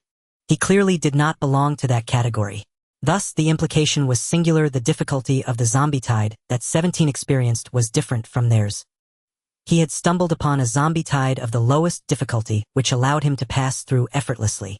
Lu Yu chuckled, realizing the truth. "Let me explain. The zombie tide has varying difficulties. Though I don't know the exact levels, your casual tone suggests you encountered a relatively easy one. Congratulations." While Lu Yu feigned congratulation, he was actually mocking. "Unlike me this time, the zombies are not afraid of sunlight, have thick health bars, and can destroy homes." 17 fell silent. Lu Yu's statements seemed to imply that he was battling a level 100 boss and was still making smooth progress. "You just finished off monsters in the newbie village and came here to show off? Are you a bit out of touch?" The others were equally startled upon hearing this. "Grass, a type of plant. I thought my luck was bad. Turns out there are people with worse luck than me. You're quite impressive surviving such difficulty." Then Lu Yu surprisingly started a live typing session.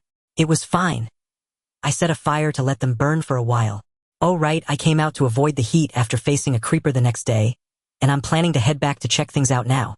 Be careful, big guy." Lu Yu sent a single character. "Big guy, what's wrong? I didn't expect to encounter a small black monster on the 3rd day. This progress is a bit fast." At this point, 17 was completely silent. What was there to show off about the difficulty of the newbie village? As the saying goes, there's always someone better. He truly underestimated this game, his luck this time. So Luyu decided to pray for him, hoping his luck would be just as good next time. Laughing, Luyu closed the chat group, staring absent-mindedly at the flickering purple light in the distant woods. Wait, were all the players experiencing this zombie tide? But the zombie tide had a range. It shouldn't be so unfortunate for all the zombie tides to spawn right where the players were. It should be the opposite. Because of the players present, the spawn was within their range. Luyu was in Zone 7. So this zombie tide's range was exactly in Zone 7, perfectly enveloping that area. In the end, the villagers were actually dragged into this calamity because of him. However, understanding the principle, Luyu knew how to respond next time. As daylight had yet to break, he proceeded to move outside Zone 6, keeping a safe distance from the mutated zombies. Also, he took the opportunity to engage in some of the most basic activities. Luyu raised his hand and began to gather grass. After all, he needed some seeds to plant for food. He promised to return to Zone 7 in 8 or 9 days, but it was not that simple. Luyu looked at the distant monsters, unsure if they would disappear after the full moon ended. The most likely scenario was that these monsters would not spawn again once the time was up, but the existing monsters would need to be completely defeated before they were eliminated. Seeing the small black monster in the distance, Luyu felt that eliminating all the monsters would not be something he could achieve in a short time. Continuing forward, Luyu discovered a pond. Next to him was yellow sand and, sugarcane. In a pond in Zone 7, Luyu hadn't seen even a scrap of sugarcane, but now he finally spotted some. He was one step closer to his enchanting journey. Luyu immediately knocked down the sugarcane and stuffed it into his pocket. After gathering the sugarcane, he set up a torch on the ground and sat down to rest. This place was far enough from Zone 6, and they couldn't see the side, so Luyu felt a bit reckless. The light reflected on the water surface, and Luyu saw an octopus swimming inside. That creature swam correctly to the bank near Luyu, then turned around, exposing its mouth. Luyu grimaced in disgust. He had always disliked the appearance of octopuses. To Luyu, they inexplicably diminished his sanity, feeling too cursed. Did all octopuses look like old gods? Luyu shifted his gaze from it to the riverbed beside him. He vaguely discerned a pattern at the riverbed. Through the deep water, he could make out a rough outline thanks to the light from the torch. Indeed, he had the best eyesight in the national server. That patch of gray land, could it be clay? Luyu approached, instantly sinking into the water, and got a clear view of what lay on the ground. The gray clay formed a diamond-shaped pattern, and Luyu rejoiced. Perhaps many players did not know that clay patterns could accurately predict the location of diamonds. Upon seeing the clay pattern, Luyu felt as if diamonds were beckoning him. If it weren't for him reminding himself to stay steady, he would probably have cheered out loud. Now he envisioned a large diamond standing before him. Oh ho! Luyu promptly took out his shovel, locating the center of the clay diamond pattern, and began counting to the right. 1, 2, 3, 7. A total of 7 squares, and at that position along the vertical axis he was likely to see diamonds. This is the spot. Unfortunately, all he had was an ordinary iron shovel, and underwater his efficiency dropped. After digging for a while, the first block of sand fell away, and Luyu hurriedly dug up the block beneath it. By the time he reached the third block, Luyu had little oxygen left. His face turned red as he held the last bit of air in his mouth. He fought against his last bit of willpower to avoid succumbing, but finally, he could no longer hold it back. Puff! Luyu released a stream of bubbles. The full moon zombie tide is inspired by the dog settings in Don't Starve and the Zombie Apocalypse mod, and I will incorporate the plundering events of the disaster villagers into future events which will differ from the current zombie tide. Luyu remained alert, burrowing into the 3-square hole he had dug and sealing off the top. Water gradually disappeared from the narrow opening as Luyu had just gulped down a bellyful of river water, desperately coughing it up. Don't ask why the water would vanish in a confined space. Those who discuss Newton on the square continent must have some common sense. Once Luyu regained his composure, he held the torch in his left hand to illuminate the space before him. Then began his quest to find diamonds along the vertical axis as Luyu dug deeper. Fortunately, apart from a fall that cost him a few health points, he encountered nothing else, such as falling into lava. When Luyu finally saw the bedrock, he spotted the blue gleam of diamonds. Goodness, so this is what lies at the bottom, he exclaimed with joy as 4 diamonds were exposed at his current position. At least he had the materials to craft a diamond pickaxe now. He used his iron pickaxe to clear all the debris around the diamond vein, revealing at least 7 diamonds. Tears welled up in his eyes at the abundance of resources in the 6th zone. Meanwhile, those others were lamenting their meager harvest from the night, wondering if it was their clumsy digging methods or just bad luck. Diamonds were not rare treasures for the former Lu Yu. He had once filled a room with diamonds using villagers on his server and had even built structures out of them. Yet today Lu Yu gazed at the diamonds before him with the same wonder as a girl receiving a diamond ring for the first time. Hiss-ha hiss-ha. This was not quite the demeanor of a girl, but more like that of a weirdo. Lu Yu quickly swallowed back his saliva and cautiously mined 3 diamonds. Congratulations on completing the achievement diamond, earning achievement points 30. He used the 3 diamonds to craft a pickaxe head, deeming it too wasteful to mine the rest right now. Of course, this was also the usual approach of seasoned players. Waiting to have luck on his side before mining the rest would prevent waste, but Lu Yu suddenly grew anxious as he pondered how to hide the diamonds. The people in the 6th zone were clearly mining, and he hurried to craft a lucky diamond pickaxe to retrieve the diamonds before they could get away. He feared not the inefficiency of those in the 6th zone, but the other players lurking in the chat room. Lu Yu glanced to the side. While clearing the debris, he discovered a lava pool nearby. He was grateful he had brought a water bucket. He surrounded the location of the diamonds with cobblestone, creating a hollow chamber designed for pouring lava. Back and forth, he went utilizing the lava until he finally concealed the diamonds. Next, Lu Yu began to devise a way to return to the surface. Using the old method of jumping to reach higher ground, Lu Yu made his way back to the surface. By the time he returned, half the morning had already passed. When Lu Yu returned to the 6th zone, the villagers were searching for him. "What have you been doing, Lu Yu?" Tao Lan approached, grabbing Lu Yu with an anxious expression. Even if Lu Yu was now capable of incredible feats, a mother would still worry for her son. "I haven't gone anywhere. You mustn't go off alone to deal with those monsters," Tao Lan cautioned, holding on to Lu Yu's arm. Others might have guessed that he had gone back to slay those mutated zombies. Although Lu Yu was indeed capable of such things. Seeing Tao Lan's doubtful gaze, he produced the seeds he had obtained. "I just couldn't sleep this morning, so I went to get some seeds to plant food." Upon seeing the items, Tao Lan finally relaxed. "If you're going out, at least take those 3 with you." She pointed to the iron golems. Thus, the villagers in the 7th zone had grown somewhat immune to Lu Yu's shocking actions. Now they merely reminded him to stay safe and increase his combat strength. Lu Yu helplessly made his way to the top level of the treehouse. This level was originally reserved for his planting. He transported soil and water, planting wheat, and afterwards found some remaining potatoes and carrots from their reserves to plant. By the way, Lu Yu had seen some beetroot in the fields of the 6th zone and thought to ask for a few to plant to enrich the variety of crops. With the 2-layer small farm completed, he finished laying the floor on the last level and set up safety railings around the perimeter. It would be a shame not to leave a viewing tower after building such a tall structure. Lu Yu placed tables and chairs on top, transforming it into a viewing platform. He then invited the villagers to come play up there. "Wow, Lu Yu, these tables and chairs you've made look quite impressive. So high. Besides the last time I climbed a snowy mountain, I've never been to such heights before. Wow, from up here we can almost see the 6th zone clearly. Look how tidy the 6th zone is, truly deserving of its reputation. I have a bit of acrophobia." Zhuang Mu, curious, came up to have a look but quickly crouched down, weak in the knees, as he held onto the railing. A bold child leaned against the railing, peering down, only to be pulled back by their parent by the collar. "Be careful. What if you fall?" Lu Yu turned to see that mischievous child was Hui Zai, and it was his fierce mother Aunt Hua who had pulled him back. Lu Yu began to explain. "Falling wouldn't be a problem." Aunt Hua replied sternly, "Lu Yu's safety issues are no joke." Lu Yu smiled playfully on the surface, but he never made jokes. "What have you done this time, Lu Yu?" The people of the 7th zone had grown used to Lu Yu's antics. If he said something, there was surely a reason. Hee hee. Lu Yu slowly edged closer to the railing, turning back to them with a silly grin. Then he knocked the railing off. "Lu Yu, what are you doing?" Aunt Hua was stunned. Lu Yu jumped down. "Ah! Lu Yu!" Some screamed in fright. Even though they knew Lu Yu was quite the trickster, they never imagined he would jump from such a height. Zhuang Mu looked on like someone afraid of heights, witnessing a bungee jump, his eyes rolling as if he might faint. However, Lu Yu landed safely in the water unscathed.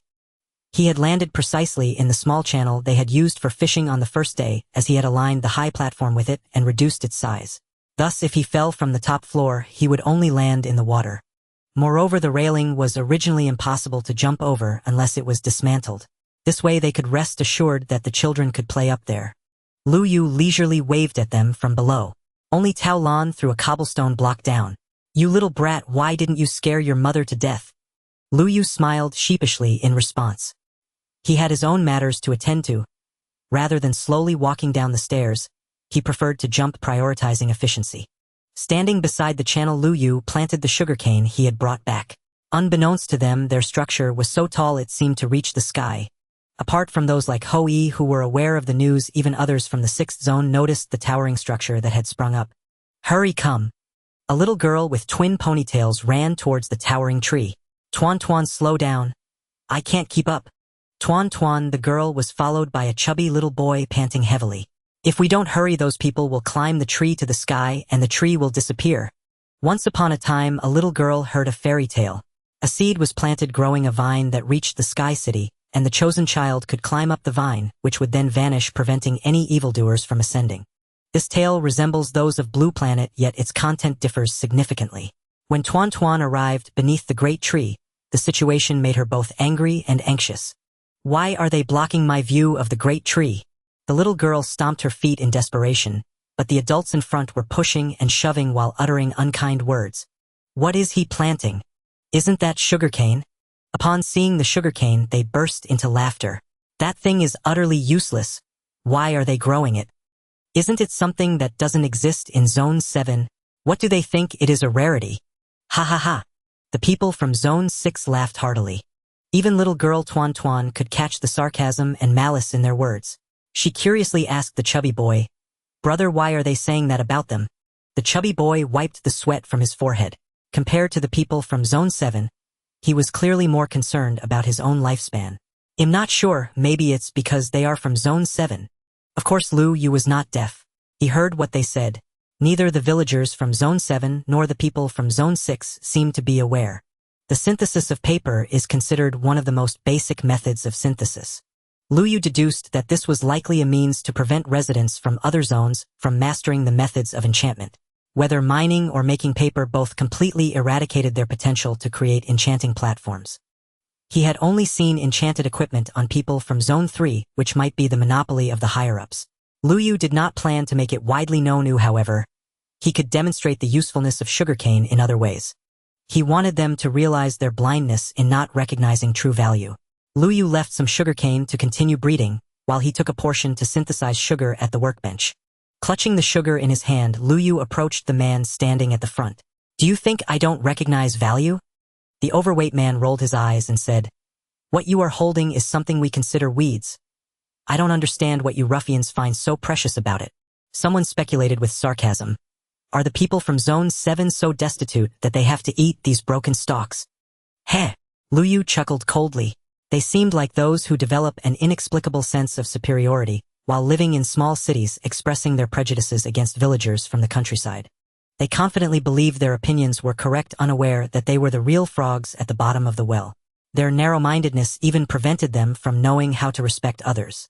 Regardless of where one is born or their background, it is talent that truly matters. They have inverted the essence of things and are the real petty people, the true frogs at the bottom of the well. Is it you who don't recognize value, or me? He opened his palm to reveal the granulated sugar. The translucent little particles lay quietly in the palm of Lu Yu's hand. "What is this?"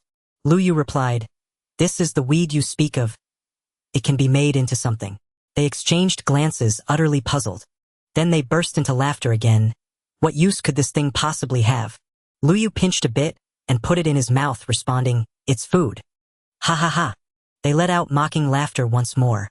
"See, I told you the people from Zone 7 are so down and out that they have to eat this stuff. That's hilarious." Lu Yu raised the item in his hand and asked, "Does anyone want to try?" At that moment, the chubby boy perked up, standing up in excitement. "What? Food?" Meanwhile, little Tuan had also squeezed through the crowd and saw the thing in Lu Yu's palm.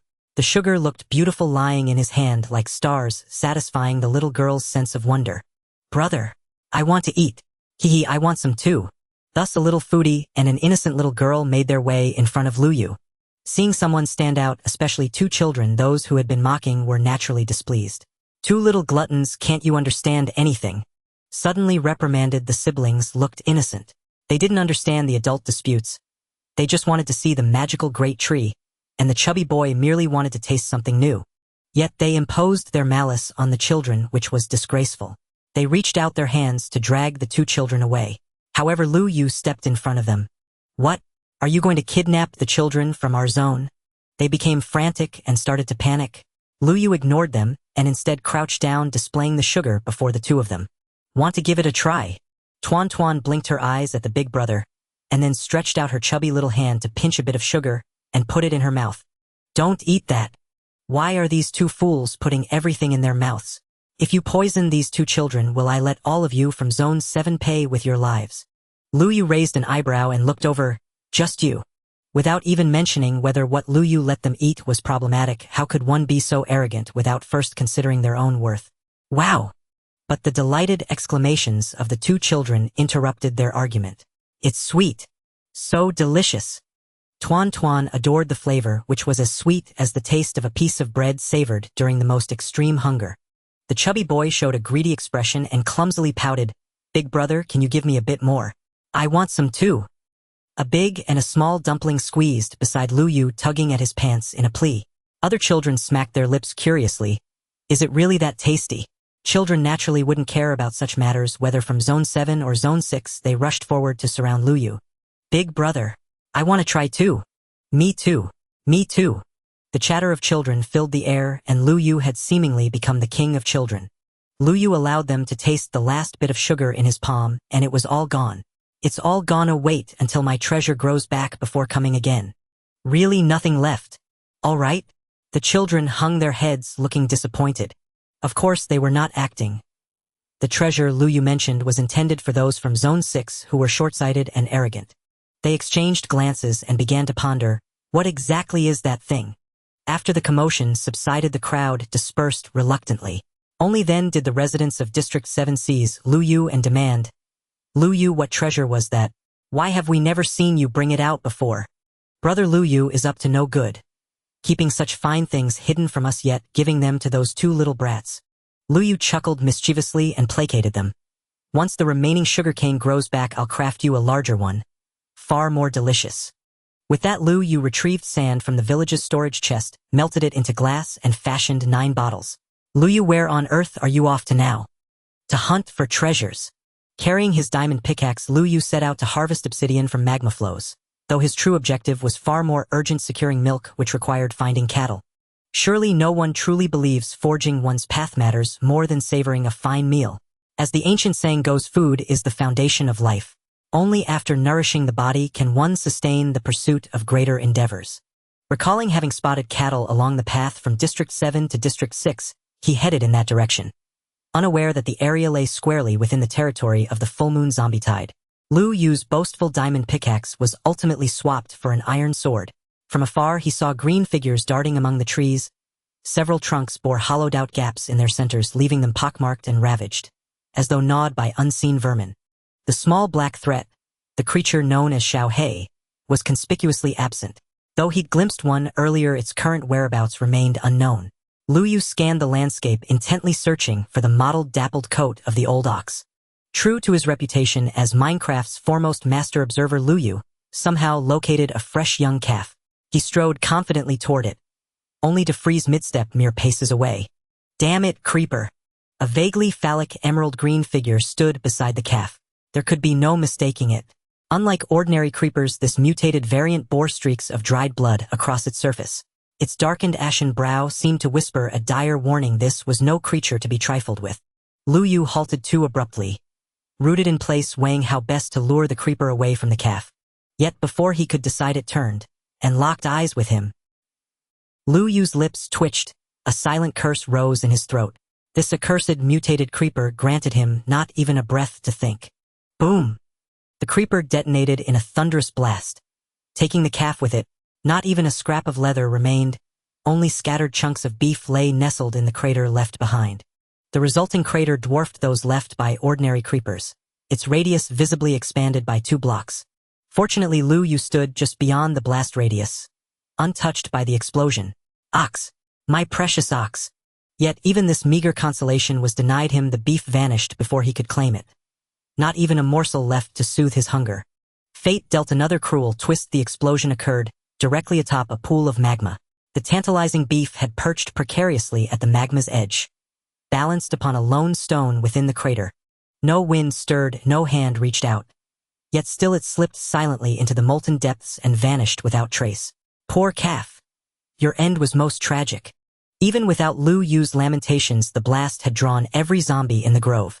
Instantly, the entire forest turned its hollow gaze upon him. Lu Yu had no choice but to begin his grim cleanup. He vaulted over the magma pool, aiming for safer ground. No mortal, however skilled, could swim through molten rock. But the moment he cleared the pool and glanced back, the zombies marched straight toward him. Unswerving, unblinking. You've got to be kidding me. Their secret strength as mutated zombies lay not in cunning, but in rigid, unyielding simplicity. Unable to navigate obstacles, they simply tore through them. A flaw Lu Yu exploited with ruthless efficiency. With arms flung wide and guttural roars tearing from its throat, the lead zombie lunged, only to pitch forward, tumbling headlong into the magma pool. It lasted less than 5 seconds before dissolving entirely into ash. No flesh, no bone, nothing but vaporized rot. And so it went for every zombie behind it. Thud! Another fell into the magma. The front line was eradicated, but more shuffled steadily forward. Lu Yu drew his iron sword and struck down several more, just as the last of the vanguard collapsed. He swiftly repositioned himself across the magma pool, watching one zombie after another stumble in and incinerate. A modest pool of magma had astonishingly dispatched the majority of the mutated horde that had surrounded him. In moments the grove stretched empty. No second zombie in sight. Only then did Lu Yu stack blocks beneath his feet, leap into the crater, and collect the lingering experience orbs. He also gathered the ox's remaining leather. Achievement unlocked, Matador. 10 achievement points. Next he fetched a bucket of water from a nearby puddle and poured it onto the magma, instantly transforming it into obsidian. The obsidian gleamed with a violet iridescence. Lu Yu wielded his diamond pickaxe, mining 7 blocks from the surface, then doused it again with cold water and extracted 3 more. 10 obsidian blocks, enough to construct a nether portal. Shortly thereafter Lu Yu located additional cattle. All 9 glass bottles he'd brought were now filled to the brim with milk. More than sufficient. He also harvested several cuts of beef from the unsuspecting hapless cattle, then turned homeward. The villagers of District 7 had long grown accustomed to his unpredictable comings and goings. His return bearing strangely hued black stones drew scarcely a glance. They merely awaited whatever novel marvel he would unveil next, eager to behold wonders beyond their imagining. Lu Yu had secured one essential ingredient. For the other, he ascended to the small rooftop farm he'd built atop his treehouse, and there he found wheat. Only eggs remain, and his gaze drifted toward his sugarcane field. Though dubbed a field, it held only 8 stalks. 9 had been brought back that day, minus 1 he'd used to make sugar for tasting. It looked rather desolate, and yet his prized ingredient, his culinary cornerstone, his essential component for enchantment tables, his beloved sugarcane, now stood encircled by a cluster of small children. It's this one. I remember clearly. Big brother Lu Yu used it to make that delicious treat for us. So did I. So this is it. Can we eat it straight away? The chubby boy grinned broadly, only for a single drop of saliva to escape his grinning mouth. Not quite sure. Then let me try. And with that he opened his mouth wide and lunged toward a stalk in the field. Wait, hold on. Young man, spare the stalk. His jaws froze midair as Lu Yu arrived, just in time, gently guiding him behind the sugarcane. Big brother. Their joy at seeing Lu Yu eclipsed even the delight of encountering Santa Claus in the flesh. Lu Yu gazed upon the cluster of rambunctious children with quiet resignation. Tuan Tuan and the chubby boy from District 6, and Hui Zi, who'd always belonged to their own village. How exactly had these 3 come together? To innocent children, there are no divisions of districts. They are simply hungry little kittens, hoping to snatch Lu Yu's treasure. Lu Yu prevented them from tormenting his sugarcane, but he could not stop them from pestering the snowman. The 2 children from Dilu Chu were soon drawn to the round, adorable snowman that even moved a little. They happily followed Huizai to play beside the snowman. Surrounded by children day and night, Lu Yu could not tell whether the snowman had grown younger or more world-weary. Perhaps this went against its original intention. Lu Yu remembered that this fellow had thought a softer, cuter appearance might make Tai Jianyang glance his way, so ahem. Lu Yu pretended not to notice the children grabbing the snowman's arms and trying to climb onto his back. Would the snowman be torn apart? In the end, Lu Yu intervened. Though small in stature, his strength was not slight. After all, Difu could lift the entire Fengkuai continent, and Lu Yu easily scooped up the 2 human cubs, including a chubby one. All right, you are too enthusiastic. The snowman will melt, Luyu warned. Eh. The remaining Huizai clambered down from the snowman and patted him apologetically. Sorry, Xiaobai, they said. It turned out the snowy simpleton had acquired a shorter name among the children. That little girl? I am Tuan. The little girl who cared greatly about her name pouted at Luyu. Yielding to her threat, Luyu changed his tone and said then, all right, Tuan, could your brother ask you for a favor? Of course we can, she replied. She then looked at the chubby boy and the two exchanged a smile. To thank you for the treats you gave us earlier, of course we will help you. Yes, mister. Su said, this is called reciprocity, the children chimed. Luyu said then, hold out your hands. Tuan blinked and stretched out her palm, and Luyu placed something in it. This is. The three curious heads craned forward and saw something gleaming golden. Wow. The three cried in surprise, it's a gold nugget. But then Tuan hesitated, her brows knitting together. Brother, is it alright to give such a valuable thing to us? I'm so afraid I'll lose it. Brother Luyu, my mother said you're very capable. I didn't expect you to have money. Huizai was focusing on the wrong point. Luyu explained, no, I want you to help your brother buy something. Eggs. Luyu pointed toward the depths of Dilu Chu roughly in the direction of the chicken coop, and said, fetch me a few eggs, keep the gold nugget. And while you're there, take a look at the coop and tell me what it's like, okay? But the two little ones hesitated and said, brother, mister, Su won't let us go near the chicken coop. Right, he said, village children must keep away from the coop because it's dirty and the chicks might peck us. Luyu frowned. The excuse sounded meant to frighten children, and only confirmed his suspicion that the coop concealed something else. He recalled the underground mine he had seen that day. Perhaps the coop hid the entrance to that mine. Surely that day he had alarmed Su Ling. If he now rashly approached the coop, he might reveal to them that the person from that day was himself Luyu. But I want to make a delicacy and I must use eggs, he said. Delicious. The three children shouted in unison. The chubby boy's drool dribbled from the corner of his mouth. But I have no eggs. Luyu feigned a sigh. Let's go, they said. We're just taking a few eggs. Besides, mister, Su and the others will earn the gold too, won't they? After some discussion, the two little ones decided fetching a few eggs was not so difficult, so hand in hand they went off to get them. Big brother Lu, why do you insist on taking their eggs? Huizai blurted out, and Luyu realized the child was rather clever. Brother Luyu, you are so resourceful. It should be easy for you to get eggs elsewhere, right? Luyu smiled at the gray-haired boy and poked his forehead. Talk so much and later I'll let you eat fewer bites of what I make, he teased.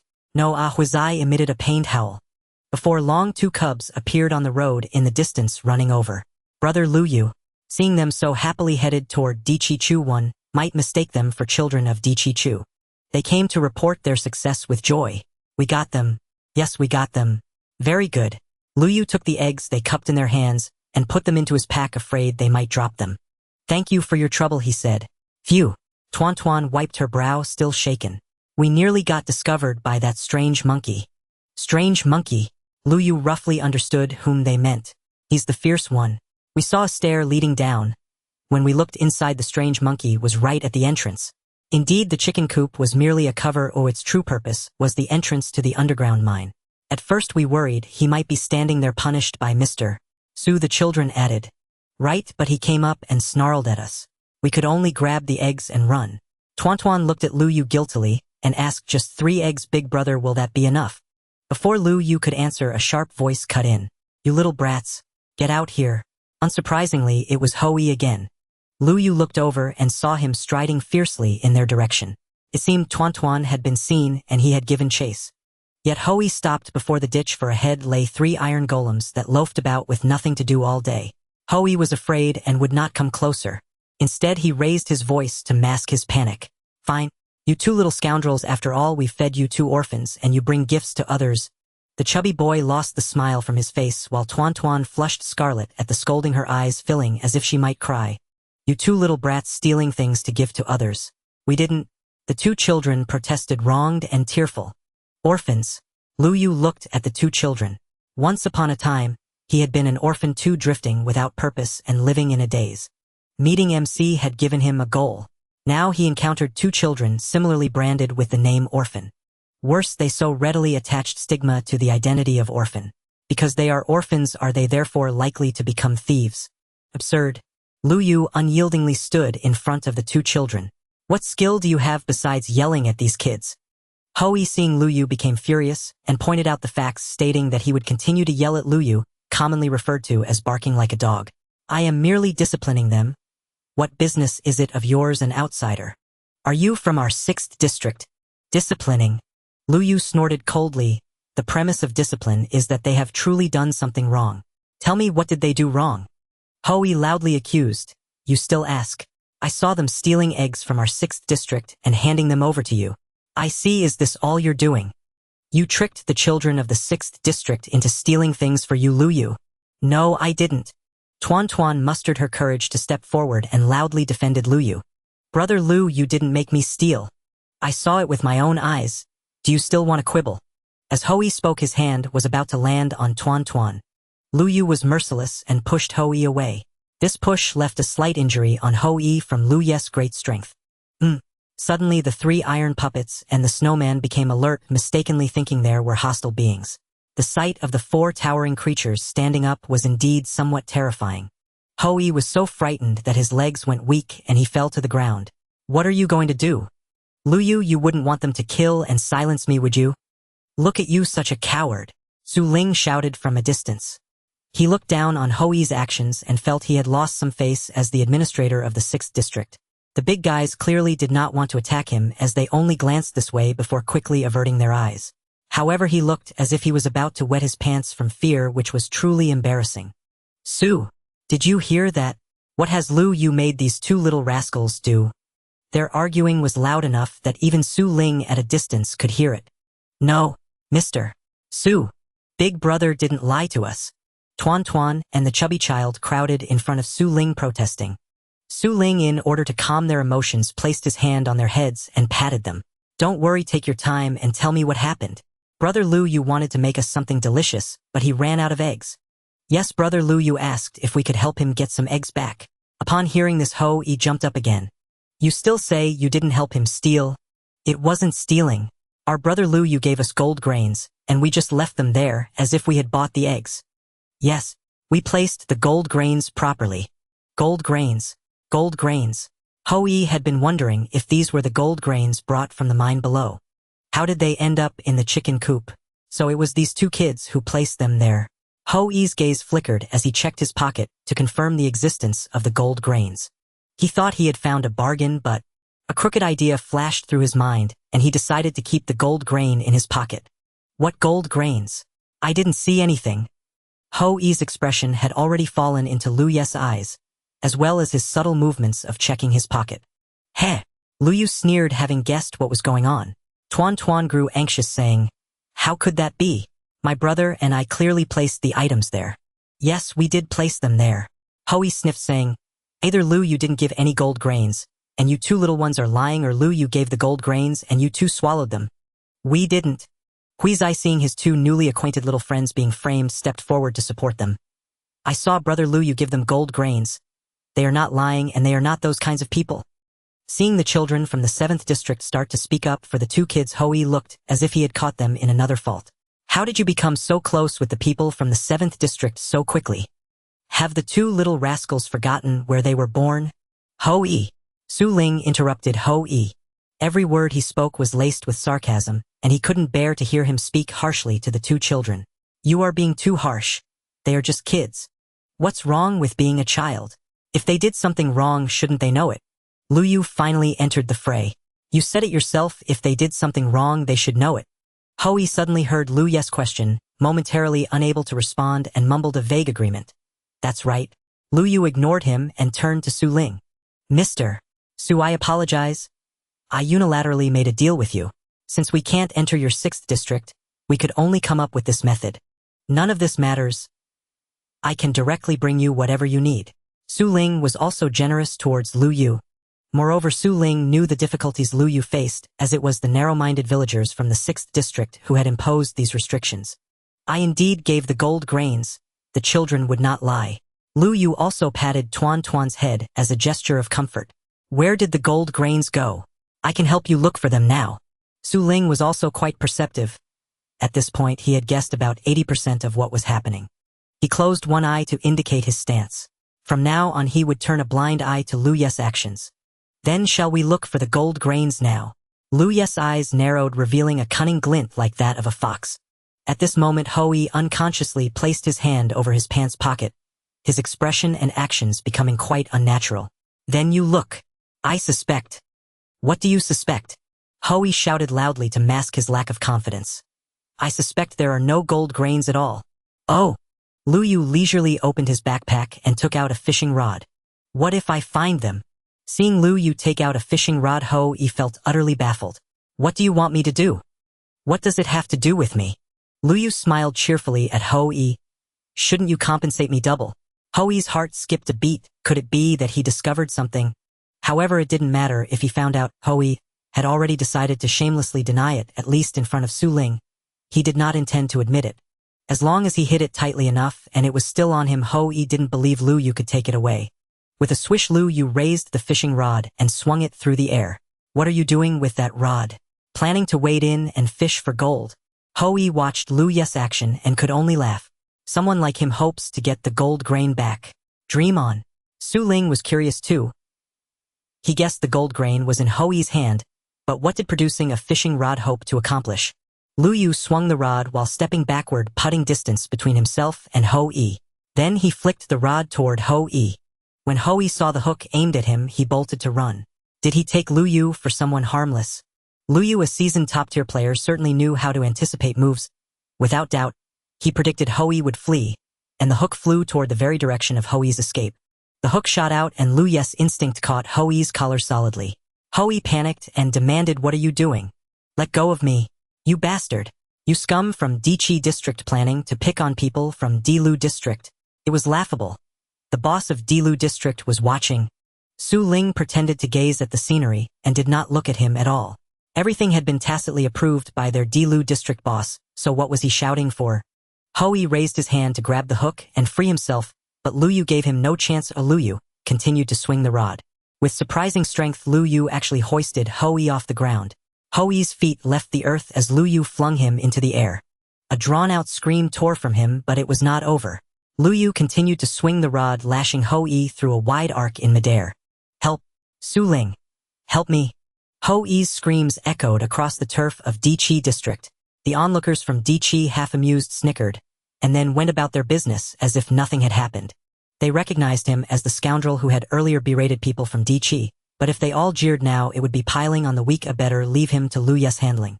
Thud! Objects flew off Hui. First a tool, on closer inspection a stone pickaxe. Naturally, this was not the sight Lu Yu had hoped for. Thud! Another thing fell. A loaf of bread. Hui tried to cover his pockets, but he could not keep them closed. Then a heavy object struck the ground. Su Ling caught sight of it and his expression changed at once. There was no doubt it was a chunk of gold, or, "Why do you have this on you?" Su Ling stepped forward, picked it up and demanded. Hui pleaded, I beg you, put me down first. But Hui had no time or wit to reply. Another thing fell. This time it was the very thing Lu Yu had been after. A small gold grain landed in the dirt. Lu Yu, as if discarding refuse, flung Hui aside and hurried to snatch up his gold. Mr. Su, this is the gold particle I used to buy your eggs. Su Ling had no mood to accept Lu Yes' gold. The fallen gold or made clear that the unruly Hui had been secretly hoarding gold mined from their underground tunnels. He shook his head at Lu Yu in refusal, then moved in front of Hui and asked again, "You clandestinely hoard mined resources. Do you know what responsibility that brings?" Hui's dizziness began to lift and his mind slowly cleared. Only then did he notice that something had fallen from him. Everything excavated from the underground mine must be turned over to the administrators. Leaving the mine with unreported items is hoarding. Not only had he been discovered, he had been discovered by Su Ling. "Boss, please let me explain." Hui fumbled for an excuse. I forgot, I just forgot. Forgot? Su Ling sneered. You can forget many things yet somehow forget a piece attached to your own person. Hui stammered. I confiscate this, Su Ling said coldly, and you will be confined at home for 7 days to reflect. Hui hung his head in silence. Su Ling continued, you had better hand over everything you've previously hoarded. I don't have anything. Hui protested. Su Ling warned, you'd better not force me to search your home myself. A cold dread washed over Hui. How could Su Ling take all that meager wealth? He was short and plain-looking. No girl in Dilu district fancied him. He had intended the gold to coax a bride home. Without the gold, how could he marry? Instantly his vision dimmed as if Su Ling had seized his future. The muddled dizziness in his head had not fully faded, and in a heated moment words tumbled out. Damn it! So many people were taking. Why pick on me? Su Ling was silent for half a minute. Long enough for Hou Yi to calm and regret what he had said. It's over. So many people. All taking. When anger reaches its peak one may not help but laugh. At that moment a smile leaked from the corner of Su Ling's mouth. So that's it. No wonder the yield has been so low lately. It turns out a nest of parasites has been devouring it. Sorry for making you witness that spectacle. Su Ling hauled Hou Yi along intent on returning to settle Di-Lu District's domestic matters. Before leaving he spoke politely to Lu Yu. I'll come apologize properly another day. Lu Yu, satisfied from the spectacle, chuckled inwardly. No matter, I'll pretend I didn't hear, brother. Su Ling looked at Lu Yu with the same sly fox-like smile. You knew, didn't you? No need to feign ignorance. Indeed, Su Ling was no pushover. Lu Yu smiled even more radiantly. It was you that night, wasn't it?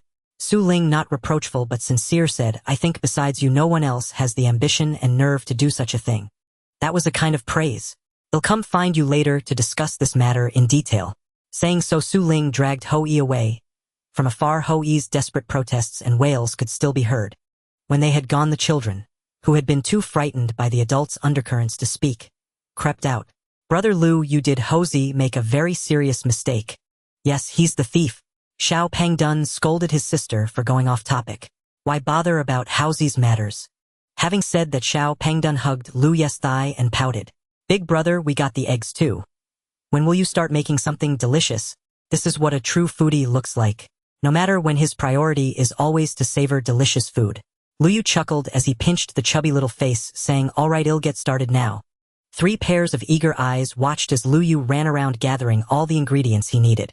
Then he set up the work table in front of him. Lu Yu, are you going to make something new again? What wonderful thing are you cooking this time?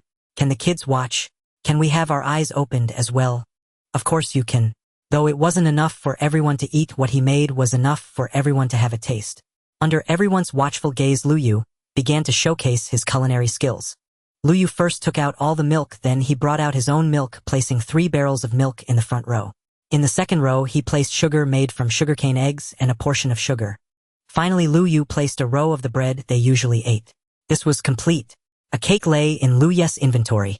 Congratulations. You have completed the achievement. Cake is a lie, earning achievement points 10. Congratulations. You have unlocked the achievement Chinese Little Chef, current progress 110. Create 10 types of delicacies to unlock the food crafting module. Food crafting module. Lu Yu pondered, rubbing his head. Could it be that after unlocking it, he could create culinary delights that exist in the real world? Lu Yu was eager to try. The first cake should have a bit of a ceremonial feel, he thought, and set up a table on the ground. Then he placed the cake on it. What is this? The chubby little one immediately pounced on it, but etiquette told him that he couldn't eat until Lu Yu spoke. To satisfy his curiosity, the little one took a deep breath. What a sweet aroma. Big brother. What is this called? This is cake. Cake. Seeing the little one drooling, Lu Yu smiled and said, then hurry and take a piece to eat. Thank you, big brother. The kids each stepped up to take a piece, but the remaining half of the cake wasn't enough for the adults to share, so they each dipped their fingers into some cream and tasted it. Seeing the somewhat shabby appearance, Lu Yu said, don't worry, I'll make more tomorrow. So sweet, and there's a milky aroma. The bread below is also tastier than usual, so soft. The children joyfully shared the cake, their expressions radiating happiness. A curious child from Zone 6 watched from a distance, tugging at his parent's sleeve and asking, Dad, what are they eating? Yet the father, looking down on people from Zone 7, believed he understood things better than them, but at that moment he couldn't recognize the food made by the people from Zone 7. He was momentarily at a loss for words. Look at how happy Tuan Tuan and the others are eating. I want to eat too. The child's father snorted disdainfully. It's just a local specialty from their Zone 7. What's so special about it? But the child twitched his nose, trying hard to smell the aroma in the air. It smells so good. You useless thing. The child inexplicably received a scolding from his father. Shortly after, he was dragged away by the adult without mercy. But this smell really is hard to resist. That monkey said the people from Zone 7 are shameless, forcibly squatting on our territory. Exactly, they also say the people from Zone 7 have bad hearts and may bring bad luck, but I see nothing bad happening. Listening to them speak of the people from Zone 7 as ignorant and uncouth, I think they have some skills too. It feels different from my impression. Their houses are beautiful, and I didn't expect them to have culinary skills as well. Look, those two kids are having so much fun over there. People from Zone 6 were discussing animatedly, some eager to try. Lu Yu, with keen ears, also overheard their conversation. They had developed a prejudice against the visitors from Zone 7 based on the one-sided words of Hoi and others, and now they were gradually breaking down those biases. What are you all talking about here? Feng Chong joined their conversation in a rough voice. He had heard the content of their discussion and aimed to stop their trend of wanting to get close to the people from Zone 7. Oh, isn't that old Feng? Yes, you're also from Zone 7. Why didn't you greet them when they came over? Exactly, even though our Zone 6 is your in-laws, Zone 7 is your home. Of course, we don't mean to chase you away. Hui Er has been in poor health since she was little, and after giving birth to Fang Ao, she passed away in a few years. Seeing you bring the child back, we naturally are happy. That's true, but one must not forget their roots. Could it be that you have some conflict with Zone 7? Listening to their conversation, Feng Chong inexplicably became furious. Why are you meddling in my business, you busybody?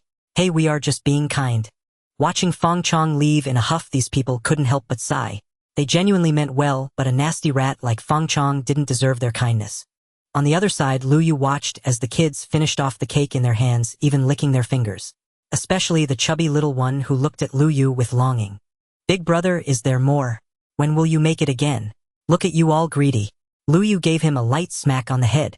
Then brother, I'll go find you some milk now. With that, Lu Yu picked up his empty barrel and set off. Hearing Tao Lan's voice, Lu Yu turned back, but bumped into 4 pairs of eager eyes.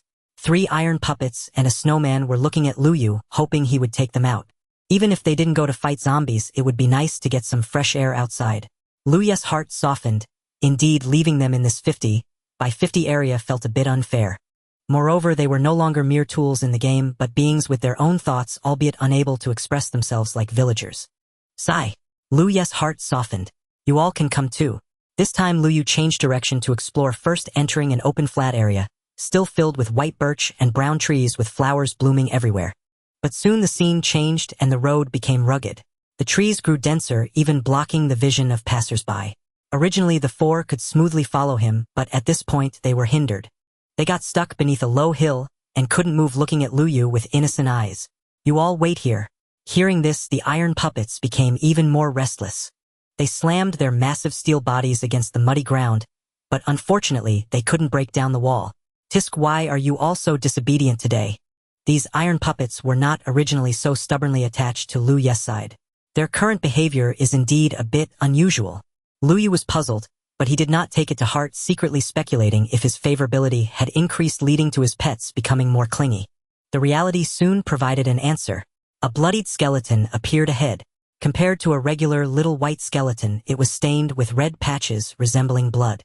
The pale figure, now with hints of crimson, indeed looked more terrifying. More importantly, it stood in broad daylight, yet did not ignite, as if it regarded the blazing sun as nothing. No wonder the iron puppets are so excited.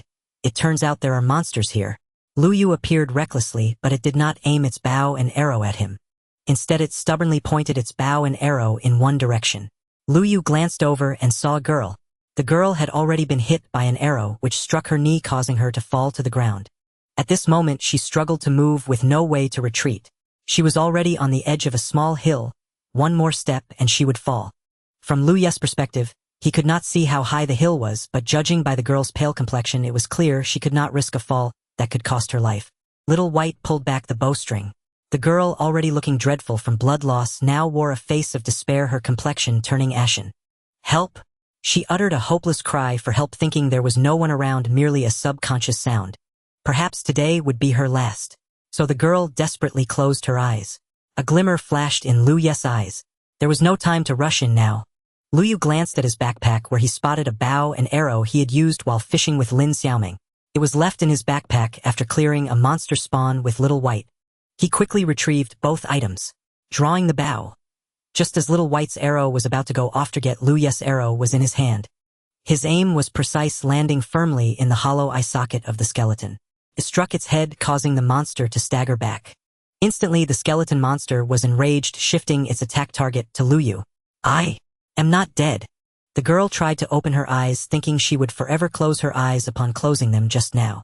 Yet she saw the sunlight of the square continent. Moreover, a boy of her age now stood in front of her.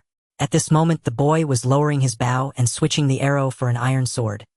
He sidestepped to avoid an arrow shot by Little White, looking quite at ease. Then he quickly closed in on the skeleton monster and jumped, bringing his iron sword down on its head. So impressive. The girl watched in awe, her mouth agape, nearly dropping her jaw. Tisk, indeed, it has thick blood. The first strike, Little White did not fall. Just as Lu Yu had guessed, the mutated skeleton monster had thicker blood as well. He raised his hand, launching a second and then a third attack. Clang! Little White fell, leaving a pile of experience balls and scattered bone sticks. Lu Yu walked over to collect them. Defeating the mutated skeleton monster was tedious, but several more bones had dropped. Thank you for saving me. Ah! Lu Yu turned to look at her. Lu Yu, who was engrossed in defeating monsters, had completely forgotten that there was a girl beside him, and he also forgot that he had just performed a perfect act of heroically rescuing a damsel in distress. It's nothing. At this moment an achievement popped up. Congratulations on completing the achievement Sniper's Duel, earning 20 achievement points. The achievement was completed, but his enchanted bow with power 3 and durability 3 only had a tiny bit of durability left and shattered due to the strike. He saved a girl's life but broke a bow. Was that still acceptable? The girl seemed shaken, gently smoothing her chest. Seeing her face had not yet returned to normal, Lu Yu took out some grilled fish he always carried. In the 7th area, due to the convenience of fishing, he had brought some grilled fish with him. Here, eat this to replenish your health. Okay. Wow, it's actually grilled fish. The girl's eyes lit up as she quickly accepted it, thanking him repeatedly. Now she couldn't think of anything else, surviving was the priority. The girl wolfed down the grilled fish and soon her complexion regained some color. Thank you. I didn't expect someone so skilled to exist in our 5th area. Why have I never seen you before? Lu Yu was taken aback. What? The 5th area? Lu Yu scratched his head. I'm not from the 5th area. Eh?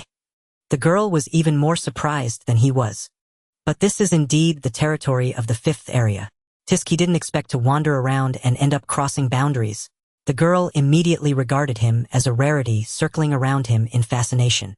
So are you a master from the 4th area?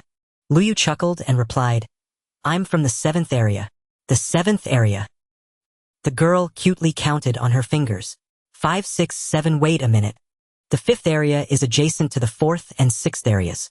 It would make sense if she encountered someone from the 4th or 6th area, but how did she meet someone from the 7th area? She had lost her way in the wilderness. Could it be that she had wandered into the 7th area?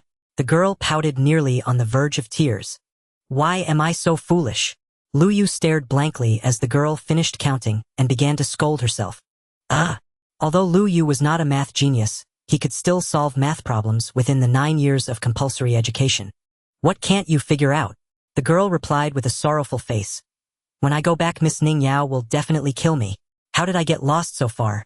I actually ended up in the 7th area. She lamented, tugging at her hair. A girl's hair is fine and soft, such a tug could easily lead to baldness, and Lu Yu kindly stopped her.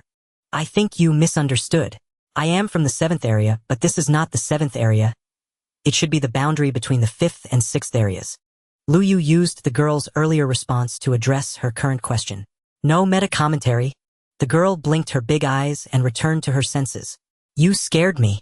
I thought I had caused trouble again. Lu Yu asked, so why are you here? My name is Az.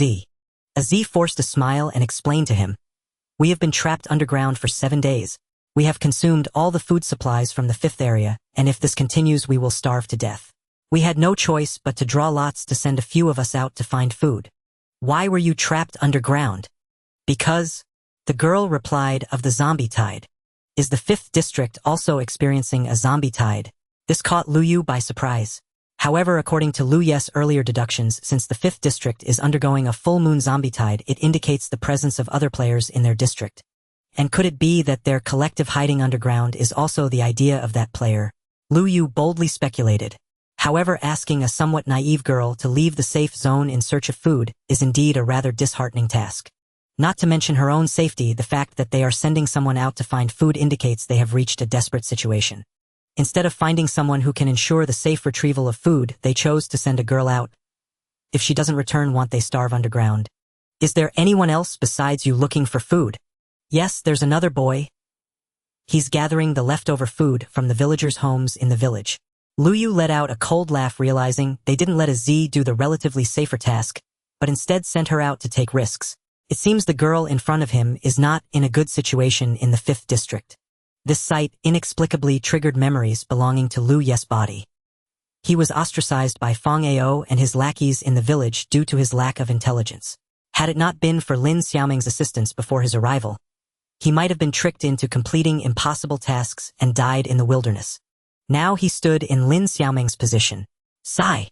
With a sigh, Lu Yu reached out to help the girl up. Does your knee still hurt? Aziz's sunny personality shone through as she managed to smile right after escaping danger. Although it still hurts, I can totally bear it. She then displayed a determined expression. I am super strong. She looked like a little dog eagerly expressing its merits, waiting for its owner to pat its head. Lu Yu chuckled and then let go of his hand, allowing a Z to stand independently. As soon as Lu Yu released his grip, she wobbled and nearly fell. Hey! Lu Yu extended an arm to serve as her support. You should hold on to me, Lu Yu said. Z felt embarrassed. Lu Yu remembered that her goal was to find food, so they walked towards the lush trees. As they moved forward, they reached the foot of the low hill where Z had just leaned back. Z didn't dare to jump down to evade the attack from the little white creature for a reason. If Lu Yu were to jump down here, he wouldn't be able to do it either. He hadn't expected there to be such a low valley here, shaded and damp. Lu Yu spotted tiny red dots beneath the valley. Mushrooms. Really? Upon hearing this, Aziz's eyes lit up. If there are large patches of mushrooms below, then her task would be complete. Thinking of this, Z got excited and wanted to head down, but unfortunately Lu Yu did not allow her to do so. You should stay here. Z paused for a moment, then became emotional. We just met and you've done so much for me. No. Lu Yu raised his hand, calmly interrupting her. I need mushrooms too, to unlock his new recipe. Given your current state, if there are monsters below, you'll only drag me down. However, if you need some, I can share a little with you. Azid no syoka kowarikaron okay. I was being overly sentimental. Immediately afterward, Lu Yu did not take out a shovel. Instead, he pulled out some soil blocks. In her astonishment, Lu Yu quickly trapped her within a matchbox. Azid? Lu Yu's movements were exceptionally skilled. He had once protected Lin Xiaoming in this manner, and had not done it just once in the game to hide villagers he discovered. A seasoned expert, Lu Yu replaced the item in his hand with a water bucket and jumped down without hesitation. Hey! As Aziz's tone dragged on, Lu Yu executed a perfect landing in the water. The bucket tipped over, water flowed out, and he landed safely. As expected, there were large patches of mushrooms below, and Lu Yu even spotted mushroom trees. Unfortunately, he currently lacked a precise gathering shovel. He began to squat down to collect the mushrooms scattered on the ground, while a few water lilies floated on a distant pond. Lu Yu thought for a moment and also took 2 pieces to place in the ditch of their temporary residence in the 6th district, preventing those mischievous children from accidentally falling into the water pit. The valley here formed a passageway. Following the path, Lu Yu discovered that the valley actually led elsewhere. It was still shaded by leaves, and ahead he could see sunlight. He twitched his nose and caught a whiff of the salty sea air. Could it be that he was approaching the sea? Lu Yu couldn't help but quicken his pace, reaching a brightly lit area ahead. Before his eyes was a vast expanse of blue. Indeed, this was the sea. However, not far from the shore was a riverbank, and Lu Yu saw dark soil devoid of any greenery, only a mixture of reddish-brown. Mushroom Island? Lu Yu was startled. The closer he got to the inner circle, the better the resources. He had unexpectedly discovered the existence of Mushroom Island so easily around the 5th district. However, the Mushroom Island in front of him was not large. It would be more accurate to call it Mushroom Island Beach. On the small island, there were mushrooms crawling about. Without needing to think, Lu Yu recognized them as a type of adorable creature quite popular among players in MC. Moo mushroom. Lu Yu immediately jumped into the water and swam forward. This distance posed no challenge to Lu Ye's stamina, and he successfully reached the shore. Moo! The moo mushroom glanced at him, emitting a friendly sound. Lu Yu rubbed his hands together. Dear little cow, since you are so welcoming, I will take action. Lu Yu set down his workbench and quickly crafted several bowls from wood. Then he began to rummage through the moo mushroom. Suck, suck, suck. The mushroom stew landed in his backpack. Of course, the moo mushroom served more than just providing mushrooms. The moo mushroom is a natural pharmacy. Feeding it the corresponding flowers will yield special effect, mystery stews. He needed to find a way to bring some home. Lu Yu looked at his hands and realized he had no ropes and no slime. If he were to use a boat to transport him, the 6th district was not near the shore, and neither was the 7th district. Good brother, once I have a lead, I'll take you home. That sounded a little off. Luyu smoothed the rim of the pit as if a red moo mushroom had never once appeared there. Beside them, a brown moo mushroom strolled past in silence. Flawless. Why did Luyu choose the red one instead of the brown? Well, even these bovine mushrooms are judged by appearance, right? With his blunt, straightforward taste, Luyu simply found the red moo mushroom cuter. Surely no one truly prefers the brown one. Having hidden his discovered treasures, Luyu turned back. He scavenged some mushrooms he had previously overlooked, filling his pack with mushrooms and mushroom stew. To save space, Luyu tossed the few less useful blocks to the ground. Then he returned to the edge of the low hill he had climbed down and stepped up. He had not reached the top when Aziz's angry shout reached him. Don't come over here. Luyu had suspected that this seemingly simple, adorably dim-witted girl might not endure solitude inside the matchbox and would venture out. Yet she remained inside. The reason being that there was obvious danger outside. Help! Brother, why aren't you back yet? Luyu climbed up and poked his head out, but he could see no monsters and felt puzzled. I'm back, so. What's wrong? From the little lookout he had left for Azzy, he saw a tearful little face peering out. Azzy cried that there was a wolf. A wolf! Luyu rounded the matchbox where Azzy huddled and came opposite her. A wolf pup about as tall as his calf was crouched on the ground. Seeing Luyu, it wiggled its rump, stood up, and barked twice. Oh, a dog! Isn't that a wolf? Azzy curled up inside the matchbox, too scared to come out. Though it was indeed a wolf by species in MC, such wolf pups are easy to tame and will assist players against monsters. In short, it was a very good dog. Hey, be careful. Don't get bitten. Azzy warned, kind and guileless, as Luyu approached. The pup barked eagerly. Luyu chuckled and produced the 2 bones dropped earlier by the skeletons. Instantly, the pup's gaze was fixed on the bones in his hand. Ah! Azzy stared, clearly unaware this could be done. Only 2. Luyu fed the first bone to the pup, and gray taming failure lines flickered above its head. The first bone failed. TSK. Luyu was displeased. It was a pity he had only 2 bones on him. Though he owned a skeleton grinder and was wealthy in bones, the extra bones were not in his immediate possession. Otherwise, he would have returned with a whole canine task force. This time will work. Luyu imagined good fortune striking, hoping for an unerring hit, as if luck itself had chosen him. He fed the last remaining bone into the pup's mouth. The pup barked and a heart blossomed above its head. Hooray! Taming succeeded. Congratulations, achievement, completed, friend of humanity, achievement points 20. Indeed, it was a dog after all. The pup lolled its tongue and puffed with excitement, its tail wagging relentlessly. Luyu laughed and reached out to ruffle its head. Ah! Azzy stared in astonishment and asked, No way. How did you tame that wolf? It was fierce to me just now. Haha, because it recognized me as a clever person fit to be its master. Azzy unwrapped the dirt blocks and climbed out, thoughtful. I see. No. Do you mean I'm not clever? As Azzy raised her soft fist to strike Luyu, he tossed a pile of items toward her. What's this? She looked down and found it was half a stack of mushrooms. Wow, this is for me. Azzy was moved to the verge of tears. Though the boy before her mocked and teased her, he had protected her and given her food. He must be a good person. And Luyu tossed her some mushroom stew as well. Mushroom stew too. The scent made Aziz's mouth water. Luyu shook his head helplessly. If you're hungry, you can have a bowl first. The girl hesitated but still stowed all the food into her backpack. I'll wait to eat with everyone back at camp. Luyu thought her hopelessly foolish. He set that matter aside and asked, Which direction is the 5th district? I'll send you back. Over there. Of course, Luyu was not so magnanimous. 99% of his actions were aimed at reconnoitering military movements, and only 1% was a scrap of goodwill to escort Azzy home. Dog follow. The wolf pup Luyu had just tamed trailed behind the 2 of them. Azzy could not help glancing back repeatedly. As she held onto Luyu and walked a few paces, she saw fields alive with pigs, cows, and sheep. A patch of flourishing wilderness. Yet mutated skeletons, the same small whites as before, stood among them and marred the pleasant sight. You came through here. I just arrived and thought to gather some milk to bring back, but one of the skeletons singled me out. Useless. Azzy looked at Luyu in astonishment, unable to believe he had been the one to scold her. She's useless. She had already been brave enough to come out alone, thank you very much. Besides, if she could single-handedly kill a skeleton, would she still be here? Are you even human? Lu Yu withdrew the hand she had been clutching and waved her to find a hiding spot. Azzy poutingly produced the blocks she carried and buried herself. A quaint little burial for safety. Lu Yu switched to an iron sword and moved from tree to tree, approaching the small whites unharmed. They were alerted by his footsteps and all turned their heads. 3 small whites were within sight. Lu Yu drew close from the same direction to bait them. A clever man naturally would not expose his back to his enemies.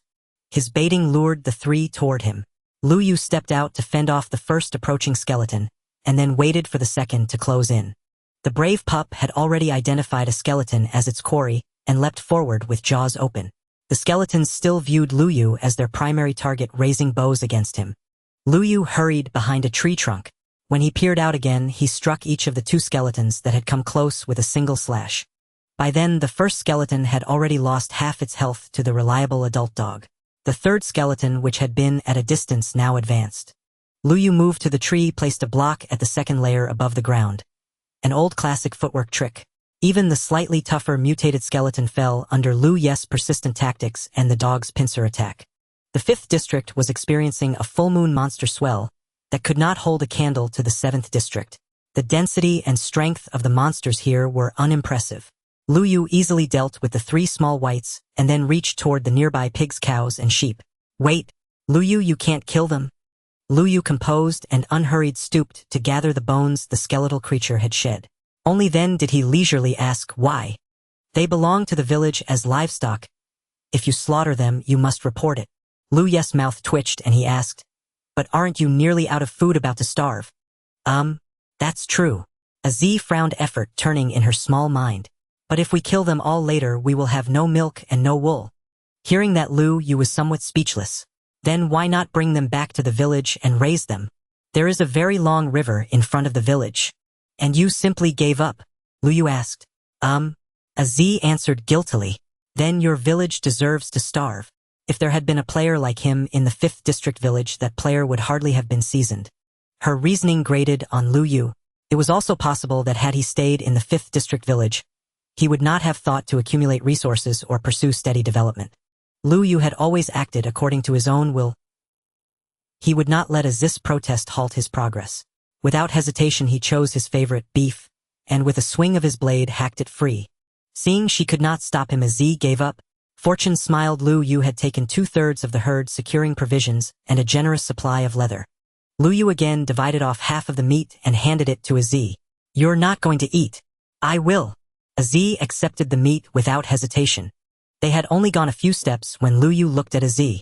It's a hassle to keep supporting you, he complained. Azzy gasped in disbelief. Is he abandoning me? Little Azzy was stunned, but then she reflected that Lu Yu owed her nothing. Bringing her this far was kindness enough. This is as far as I go, and there shouldn't be any monsters here. I can make my way back on my own. Thank you for the meat, Azzy muttered, fussing over their parting. But she watched as Lu Yu set a workbench on the ground and began to work.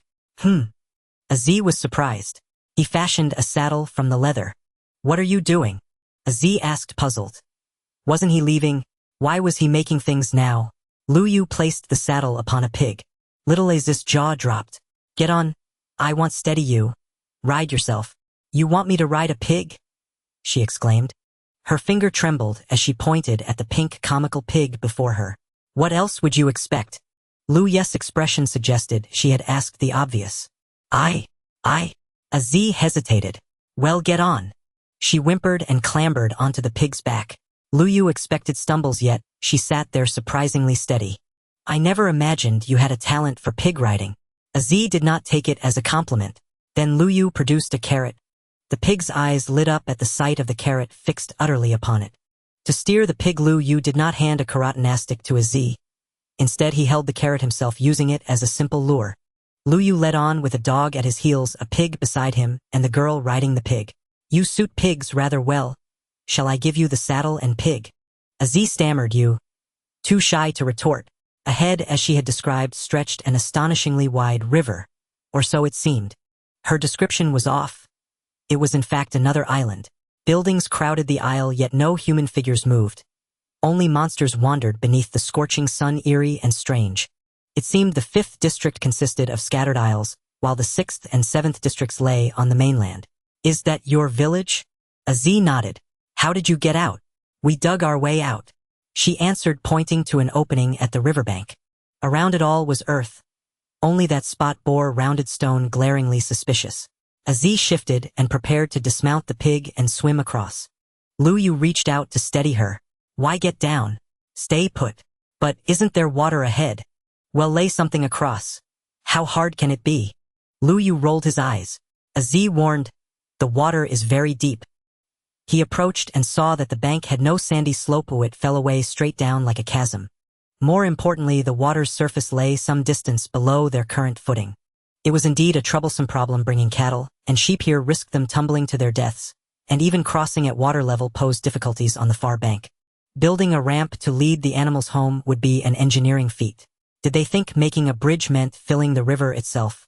See, I told you it was impassable. Aziz had scarcely spoken when Lu Yu arrived at the bank clutching dirt blocks. He faced the way they had come. Half his foot hovered over the void, as if he might slip into the water, yet he remained aloft.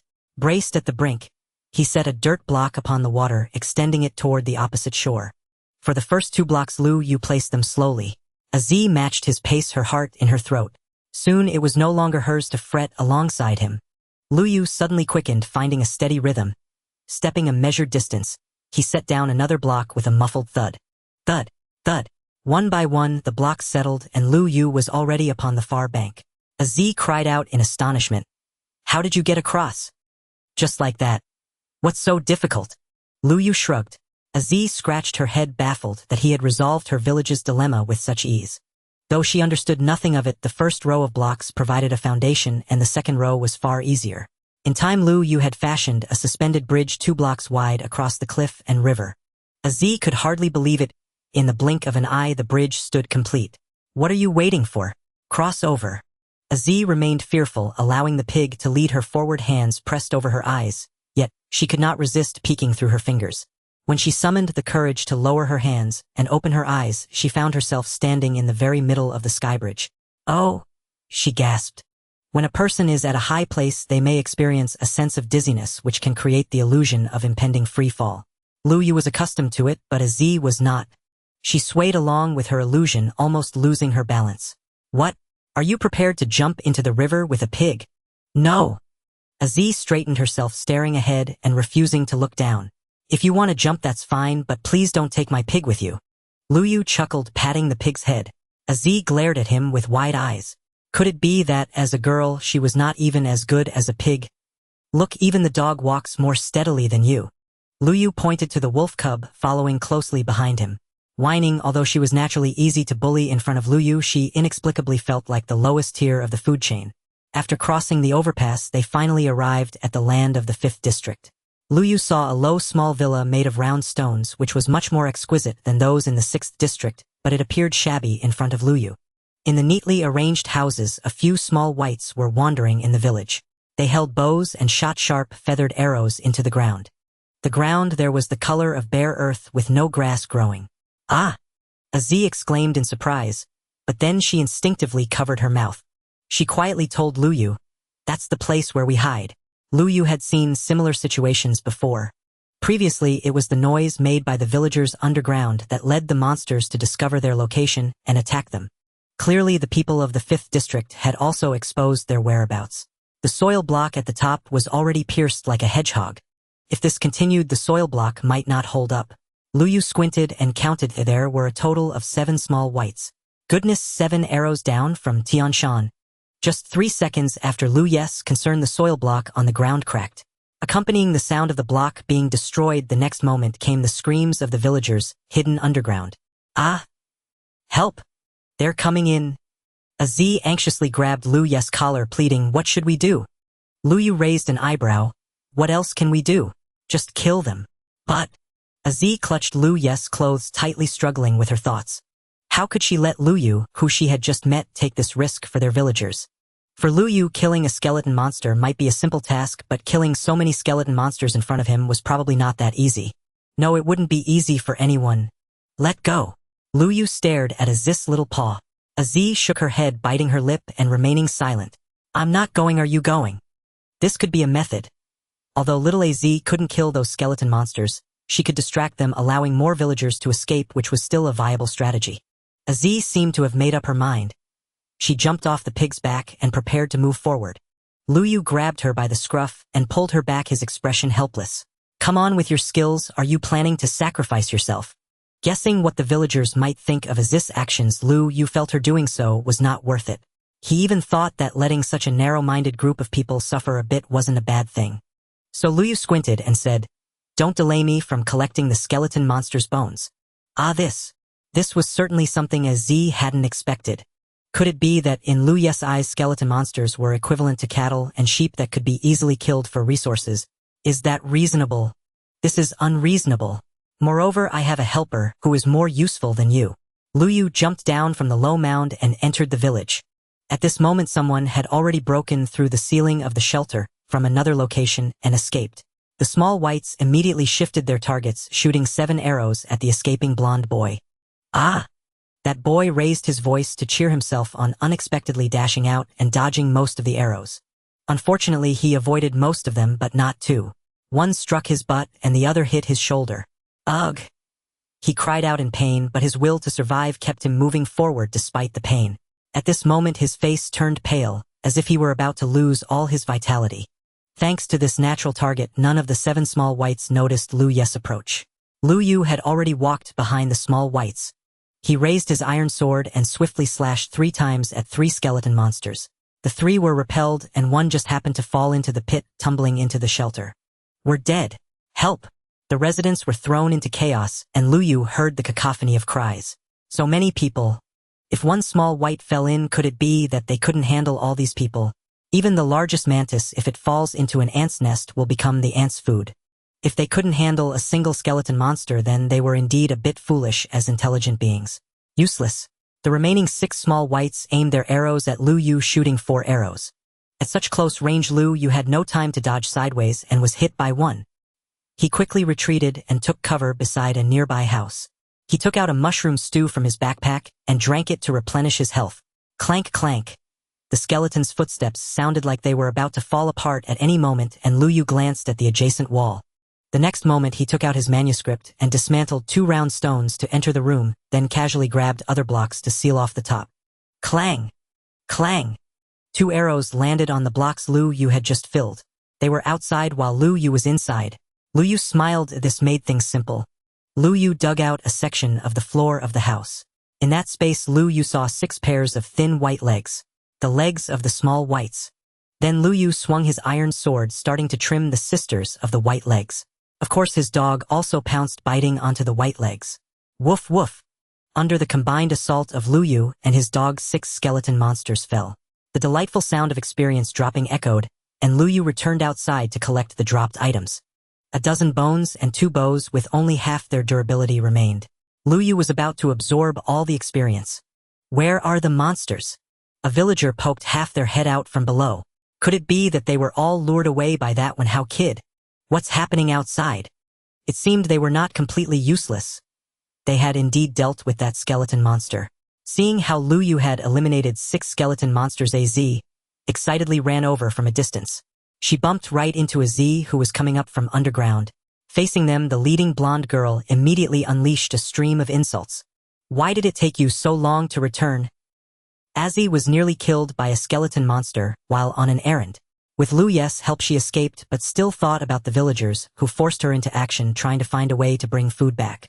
However, after enduring countless hardships to return, she was met with questions that seemed to imply it was all a matter of course. How could Az not feel wronged? Yao Yao, I. Forget it, you don't need to explain anymore. The person named Yao Yao raised her hand to stop what Az was about to say. Yao Yao. Thanks to you, if you hadn't chopped that little white one, all of us would have died down there. Yao Yao, what about the monsters above you? Could it be that you have already chased them away? Ma'am. The blonde girl crossed her arms, wearing a look of someone who felt it was only natural to receive the villagers' praise. She did not deny the things she hadn't done. At this moment Luyu leisurely walked out from the side of the house. Are you okay? You're not hurt, are you? Az hurriedly asked, coming to Luyu's side. Luyu smiled and replied, Do I look like someone who's in trouble? That's good, that's good. Who are you? Unexpectedly, the blonde girl immediately drew her sword. You actually brought a wolf. Lu Ye's smile faded, immediately replaced by a forced grin. You people from the 5th district don't seem very friendly. The 5th district was filled with vigilance towards this sudden intruder. Azzy excitedly stood in front of Lu Yu, spreading her arms wide to form a large character. Stop! You should at least thank him. How can you hold a knife against him? The seemingly gentle and somewhat timid Azzy unexpectedly unleashed an astonishing voice while protecting Lu Yu. Thank him? Why should I thank him? Yao Yao appeared to be an extremely proud person, asking disdainfully. It was he who killed 6 skeletons and protected you all. Azzy announced Lu Ye's achievements. It was you. Yao Yao looked Lu Yu up and down and asked, 6. Just you. Lu Yu raised an eyebrow, his expression showing displeasure. It had been a while since he had heard remarks like, just you. It seemed the 5th district still had doubts about Mr. Lu Ye's strength. Hey, I thought it was that guy when Hao who lured them away. Azzy was busy defending Lu Yu, wanting him to receive the respect he deserved. So we should really thank him. Oh. However, after there was no further discussion. Was it you who knocked that skeleton monster down earlier? Suddenly Yao Yao narrowed her eyes and questioned. Hiss. Everyone gasped. An injured person stepped forward, pointing angrily at Lu Yu. So it was you, kid. Me. Lu Yu tilted his head and looked over. You almost got us killed. You said you wouldn't hunt monsters, so why did you act? You knocked the skeleton monster into our shelter.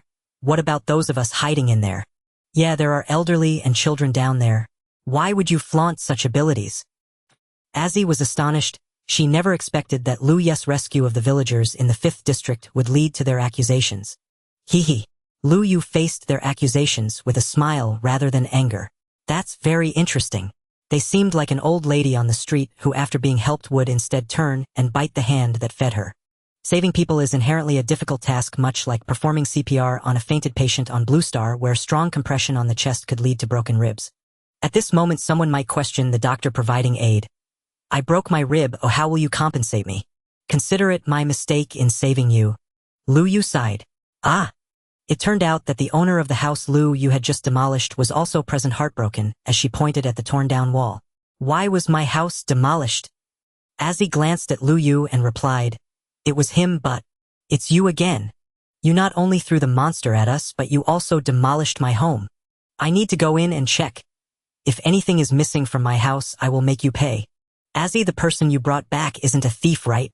Azzy don't bring people back randomly in the future. They didn't even give Azzy a chance to speak, and the little girl was furious. Shut up. Let me speak. Azzy stamped her foot, producing the highest volume Lu Yu had ever heard from her. He did it all to kill those 6 skeleton monsters. I saw it with my own eyes. He couldn't have stolen anything. Don't wrongfully accuse him. Killing monsters requires demolishing other people's homes. Azzy, with that brain of yours, do you think others are going to fool you like a child? You. Azzy was filled with grievances, on the verge of tears. Tsk tisk. Lu Yu looked at them with complete disdain. Suddenly he took out the 2 bones that had just fallen and waved them in front of the people from the 5th district. What are you doing? This guy can't possibly be insane, right? No. Lu Yu looked at them with amusement and said, let me verify again, are you dogs? What else could it be if you're not the ones biting the hand that fed you? The cube people didn't understand the proverbs from Blue Star, but they caught on that Lu Yu was insulting them as dogs. You actually called us dogs.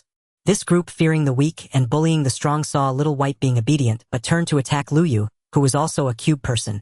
Immediately they raised their weapons. Lu Yu, however, viewed their threats as nothing.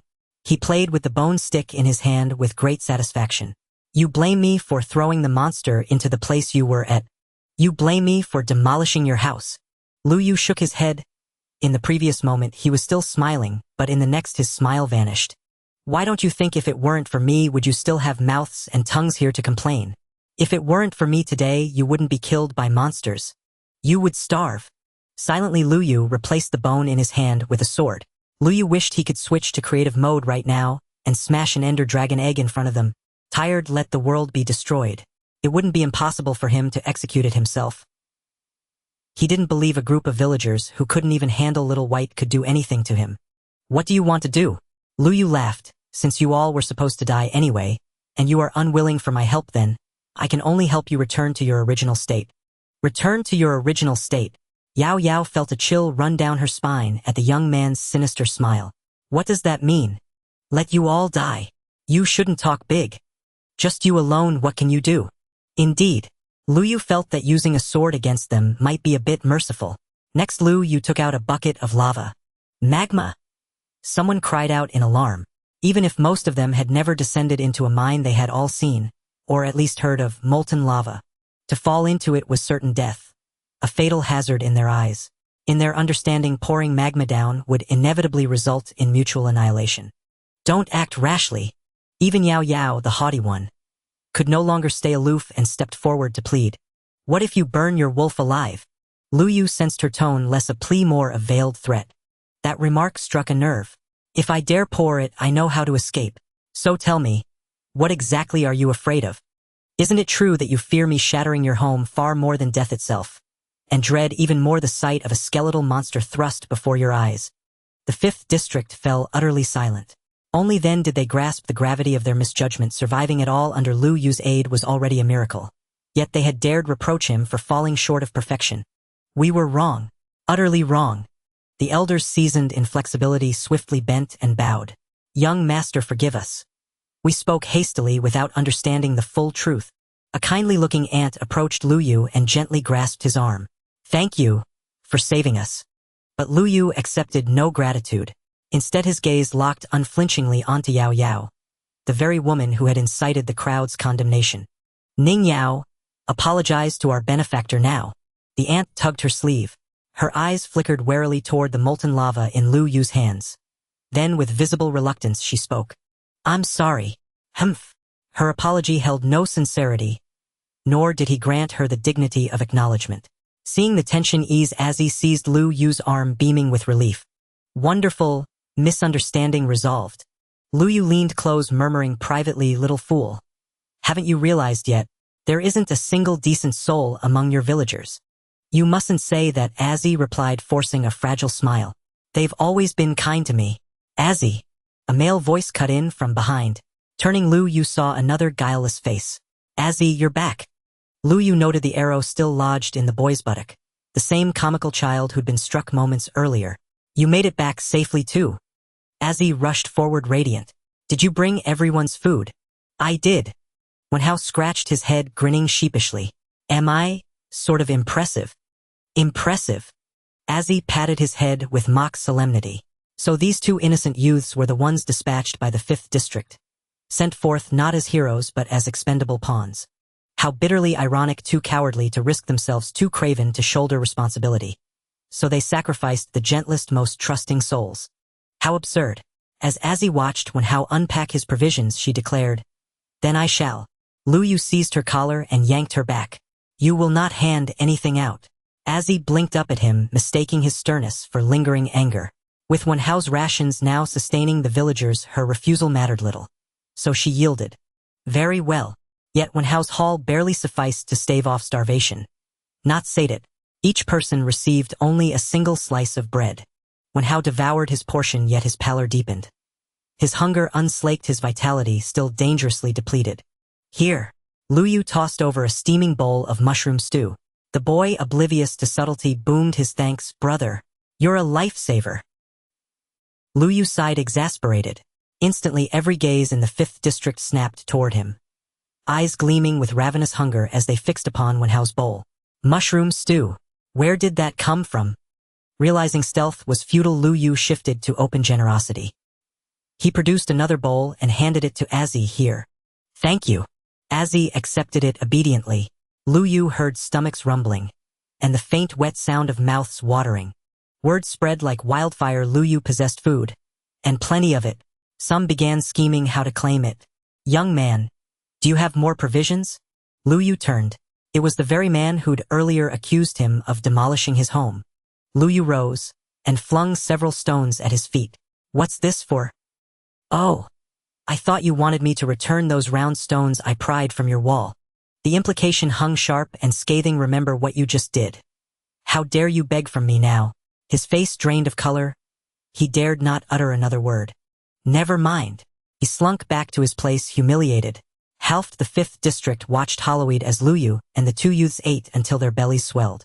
Lu Yu even let out a loud, unself-conscious belch. Ah! The API a warrior's roar? Beyond the horizon the sky blazed tangerine. The sun poised to sink. Lu Yu bid farewell. It grows late. I must depart. Azzy's eyes shimmered unmistakably with sorrow. Her simple heart harbored no ulterior motive. No calculation about monsters or survival. Only the quiet ache of parting from a friend newly found. He was from the 7th district. When next they might meet remained uncertain. Lu Yu drew the two aside for quiet counsel. Eat your rations in secret. Don't let them seize them. Azzy nodded, half comprehending.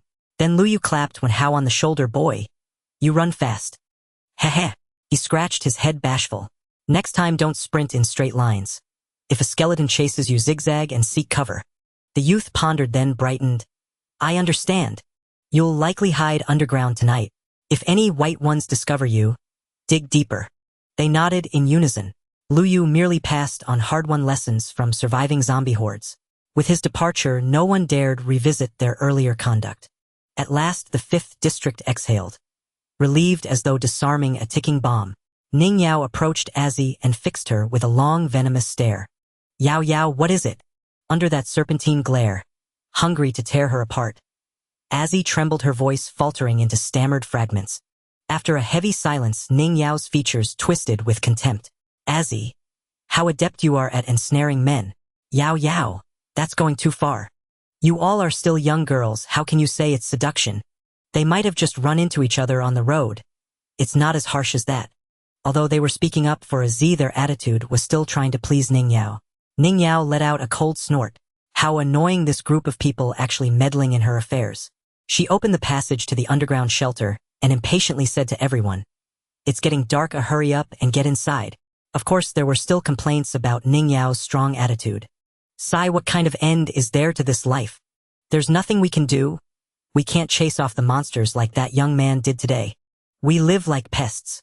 They whispered their complaints, not daring to let Ning Yao hear. Ning Yao returned to the dimness of the underground this time, closing her mouth in silence. If it weren't for her scolding the useless, when he returned bringing back only a meager amount of food, they wouldn't have attracted the attack from the surface creature.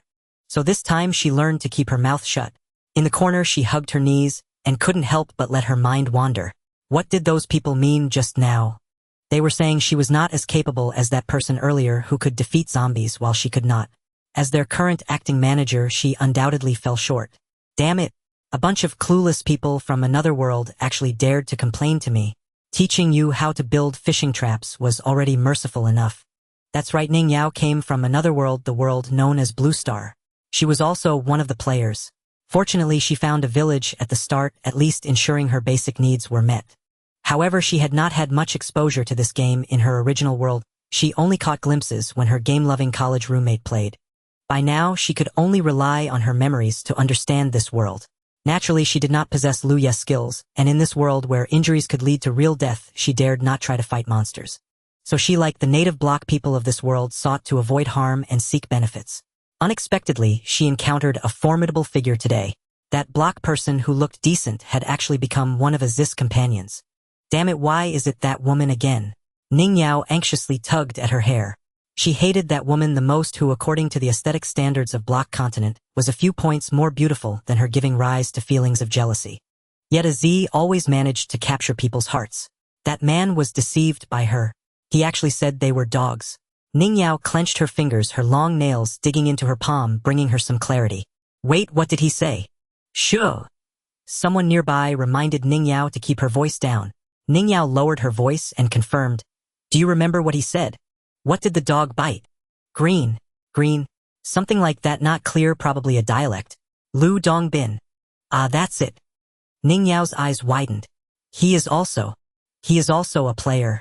The phrase dog bites Lu Dongbin is a proverb from Blue Star not known in Block Continent. I see. Ning Yao laughed. Meanwhile, Lu Yu, carrying bones in his backpack, took a detour into the depths of the jungle in Zone 5. He was followed by a wolf cub. Lu Yu squatted down, patted its little head, and said, Little one, do you know where your companions are? Woof. The wolf cub tilted its head. Lu Yu sighed. Well, asking you is pointless. Lu Yu chose a different path from the one he came, as wolves are not solitary animals. He suspected that there should be more wolves near its location. When he arrived, he had only tamed this one with 2 bones. Finding other wolves would be useless. However, he now had more than 10 bones on him, so it shouldn't be a problem to find a wolf pack and tame a few as muscle. Sure enough, after discovering the wolf cub, he rounded a small hill and found several other wolves there surrounding a small white creature. As night fell, a small white creature respawned and the wolf pack was attacking it. Under their siege, the small white creature fell in front of Luyu. Luyu stepped forward and snatched the dropped items from the dog's mouth into his own hands. His bone count happily increased by 1. Woof woof. Though the wolves barked at him, unfriendly Luyu was considered a friendly creature to them, so they wouldn't actively attack. If the roles were reversed, Luyu would have buried them to retrieve the items, but sadly the simple-minded dogs wouldn't do that. How tragic, sob. Luyu cheerfully took out the bones and persuaded. What are you in a hurry for? I'm bringing the bones over to feed you.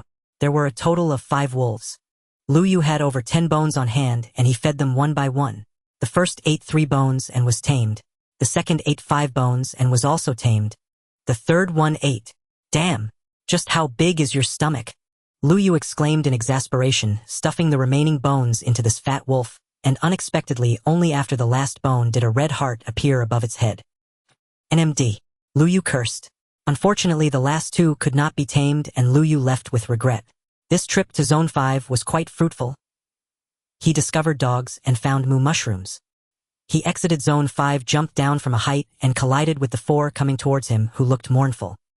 I'm sorry, I really didn't mean to forget you all. Luyu apologized to the iron puppet and the snowman. Woof woof woof. The dogs following Luyu also lined up behind him. Seeing them, the iron puppet and the snowman looked even more mournful, as if they were a cat at home eagerly waiting for you to return only to see you bringing another dog back. Look, there are zombies. Luyu pointed behind him. It wasn't a false alarm, as zombies really appeared. A few ordinary zombies spawned right in front of Luyu. Clang clang. The iron puppet marched forward with heavy steps and threw a heavy punch at the zombies. Luyu made a symbolic attack, and the wolf cub also received the command to rush forward, bearing its fangs at the zombies. Ah, this feels good. Luyu crossed his arms, watching his subordinates use their numbers to overpower and bully the poor ordinary zombies. In just a few hits, they turned the zombies into rotten meat. Soon after, more zombies came from behind. Whoa, this brother is wealthy. The zombies behind were actually wearing golden armor. Although the actual effectiveness of the golden armor was low, it was dazzling to behold. In the darkness, it shone brightly, blinding the eyes of Luyu's 4 wolf cubs. They barked and charged forward, knocking the zombie down, causing the golden armor to fall off. Luyu weighed it in his hands and tucked the golden armor into his backpack. Then he began his journey back, entering Zone 6. Wait, you can't take them inside. But just as he stepped to the big door, someone stopped him. They were filled with grievances towards the things behind Luyu. Previously, those creatures looked somewhat terrifying, yet they had no idea how Luyu managed to bring them in. So even if they had complaints, there was nowhere to voice them. Now it was different. Luyu was about to bring in strange things again, and of course they were unhappy. That's a wolf. One of them clearly saw the little creature following Luyu in the dim light. He's even bringing a wolf in. What do you want? Luyu, don't forget you're just staying in our 6th district. Right? Don't cause trouble for our district. If it were the Luyu from the server, he might have already drawn his sword and attacked them, letting the terrifying wolf cubs bite them to death. But now Luyu was gradually becoming more laid back. All right. Luyu helplessly spread his hands, giving orders to the 4 wolf cubs behind him. Sit. The 4 wolves sat down on the ground like dogs. Woof. They obediently looked at Luyu, tongues lolling out. The 2 guards of the 6th district looked at Luyu in astonishment. He was actually commanding those wild wolves. Could it be that they were mistaken about wild wolves being such friendly creatures? They watched as Luyu took those creatures for a walk, followed by the thunderous iron golems entering, while the snowman left behind a trail of snow. What an impressive sight. Where have you been? Why are you back so late?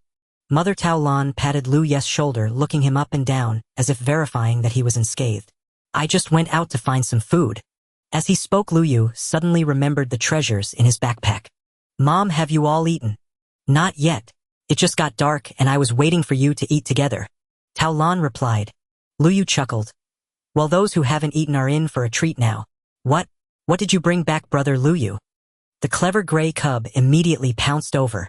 Ever since tasting the cake made by Luyu last time, he considered Luyu a walking treasure trove of food. Looking at Luyu, he couldn't help but smack his lips. You little glutton. Villagers gradually gathered around Lu Yu knowing he had fresh goodies for everyone. Lu Yu first took out the mushroom stew he had collected from the moo mushroom. What is this? Someone asked. There were no mushrooms produced near the 7th district, so most of the people there had never seen mushrooms, let alone tasted such delicacies. It's mushroom stew. I've seen it before.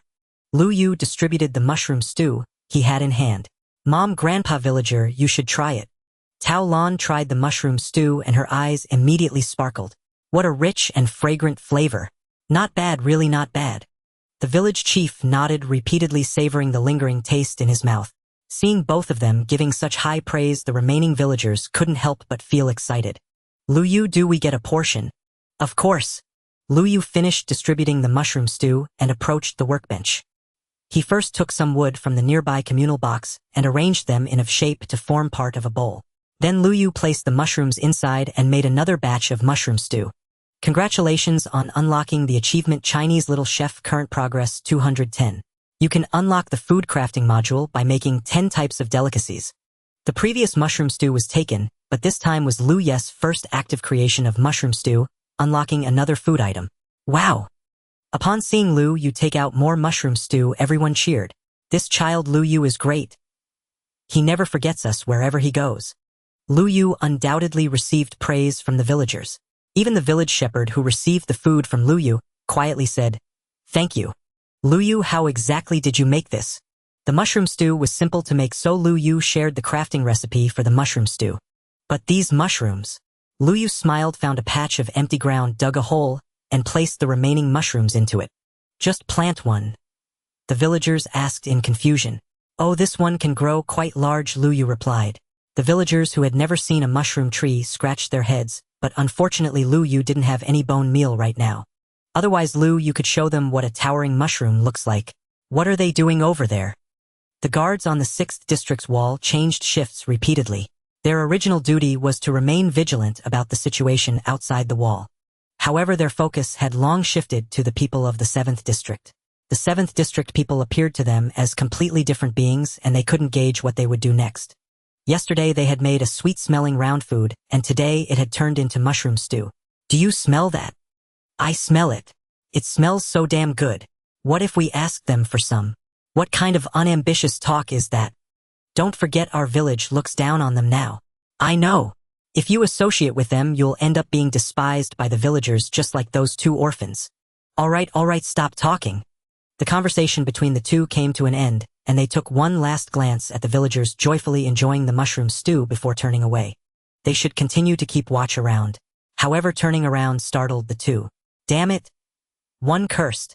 Accompanied by a swish, the sound of arrows slicing through the air. 3 arrows had already landed around them. One of them even struck one man in the chest. Immediately blood splattered out, and the man crouched down, holding his chest, hiding behind the protection of the wall. There are skeleton monsters, he shouted. Their wall could withstand zombies and spiders, but strangely could not resist skeleton monsters. Because these things had ranged weapons.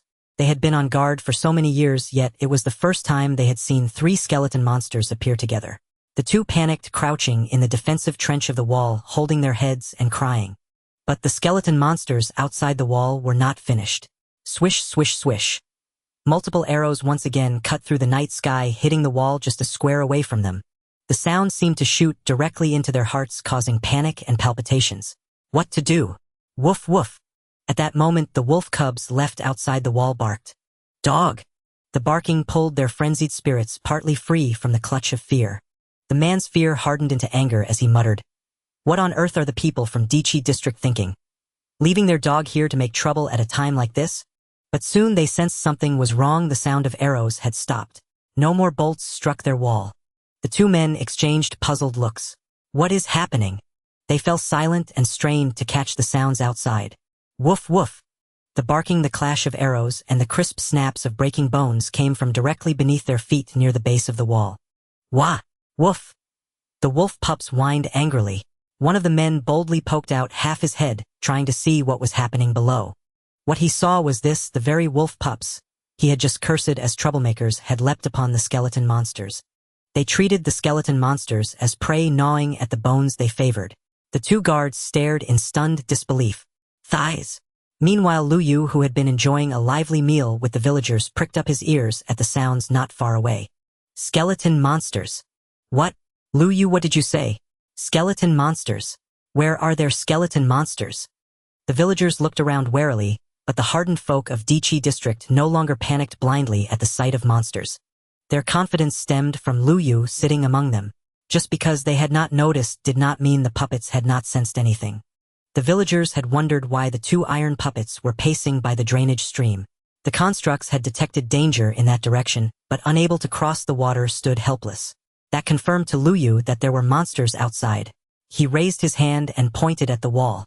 The sounds are coming from there. Could something dangerous be outside the wall? I'll go take a look. Lu Yu rose. Be careful. Take care, Lu Yu. The villagers offered a few brief cautions as they watched him leave. Lu Yu placed stepping stones for the 4 big oafs so they could follow.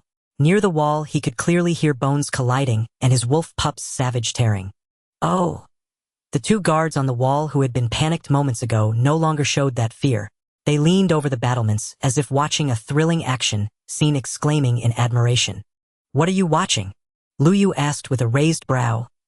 They were about to answer when he simply opened the gate and walked out. As Lu Yu stepped outside, he heard the sound of a skeleton monster collapsing. 3 skeletons had been easily dispatched under the wolf pup's onslaught. Lu Yu picked up the 3 bones that had fallen and patted their heads. Well done. At that moment, other zombies and spiders began to draw near. Hey! The 2 men above called, warning Lu Yu to be careful. But Lu Yu, as a player, had already heard the approaching monsters before they did. Still, Lu Yu calmly continued to gather the dropped items. There are more monsters. They fancied themselves kind for warning the people of Dichi district only to find their concern unappreciated. Just as they were about to take offense, the 4 large creatures following Lu Yu sprang into action. With heavy strides, they met the monsters and easily overcame these ordinary foes. Having faced mutated beasts many times, such common monsters were mere child's play to them. Oh! The guards, abandoning their unfinished complaints, cried out in admiration again. So, they're that formidable. They had been wondering what Lu Yu intended by bringing those big brutes. Though fearsome in appearance, the villagers had only imagined the creatures useful for heavy labor. This was the first time they had seen Lu Yu's iron puppets and wolves dispatch monsters with their own eyes. No wonder they had broken through the monsters' encirclement and crossed the dangerous snowy mountains to reach Di Lu district. It turned out it was because of those companions. Clearly, the 2 men had already forgotten their earlier complaints about the troublesome dog and the big brutes being brought into Di Lu district. The 2 men came down to the base of the wall and helped Lu Yu open the gate, saying affably, Friend, it's dangerous outside. You'd better come back first. Lu Yu found their sudden change of tone amusing. No longer think they're a nuisance? He asked, lifting his chin brazenly. They exchanged a glance and grinned awkwardly. No, we don't. Lu Yu then asked, Oh, so may I bring them in now? Of course. They replied repeatedly. Open the gate. The 2 men cleared the way and watched Lu Yu lead his group inside. Their expressions toward the wolf pups had changed. Suddenly the wild, dangerous wolves seemed almost adorable. What do they eat? They tried to imitate Lu Yu and reach out to pat their heads, but as soon as they drew near, the wolves emitted a low warning whine. Whoa! Seeing the pups about to bark angrily, they hurriedly stepped back to give them space. Sorry, they only recognized their master. Lu Yu said without batting an eye. Ah, well, brothers, if anything happens out there again, I'll have to ask for your help. Yes. Lu Yu smiled wryly and said, You were the ones who once wanted us gone, and now you are the ones asking favors of us. Well, the 2 were too embarrassed to answer. Lu Yu left them with one remark, so much fuss over nothing. Then he departed. He returned and briefly explained the events to the villagers of Dichi district, assuring them the danger had passed. In truth, those monsters posed little real threat. If they stayed behind the wall and waited for dawn, the sunlight would burn them away. Unless the creatures were the mutated kind that appeared in Diwu or Dichi districts.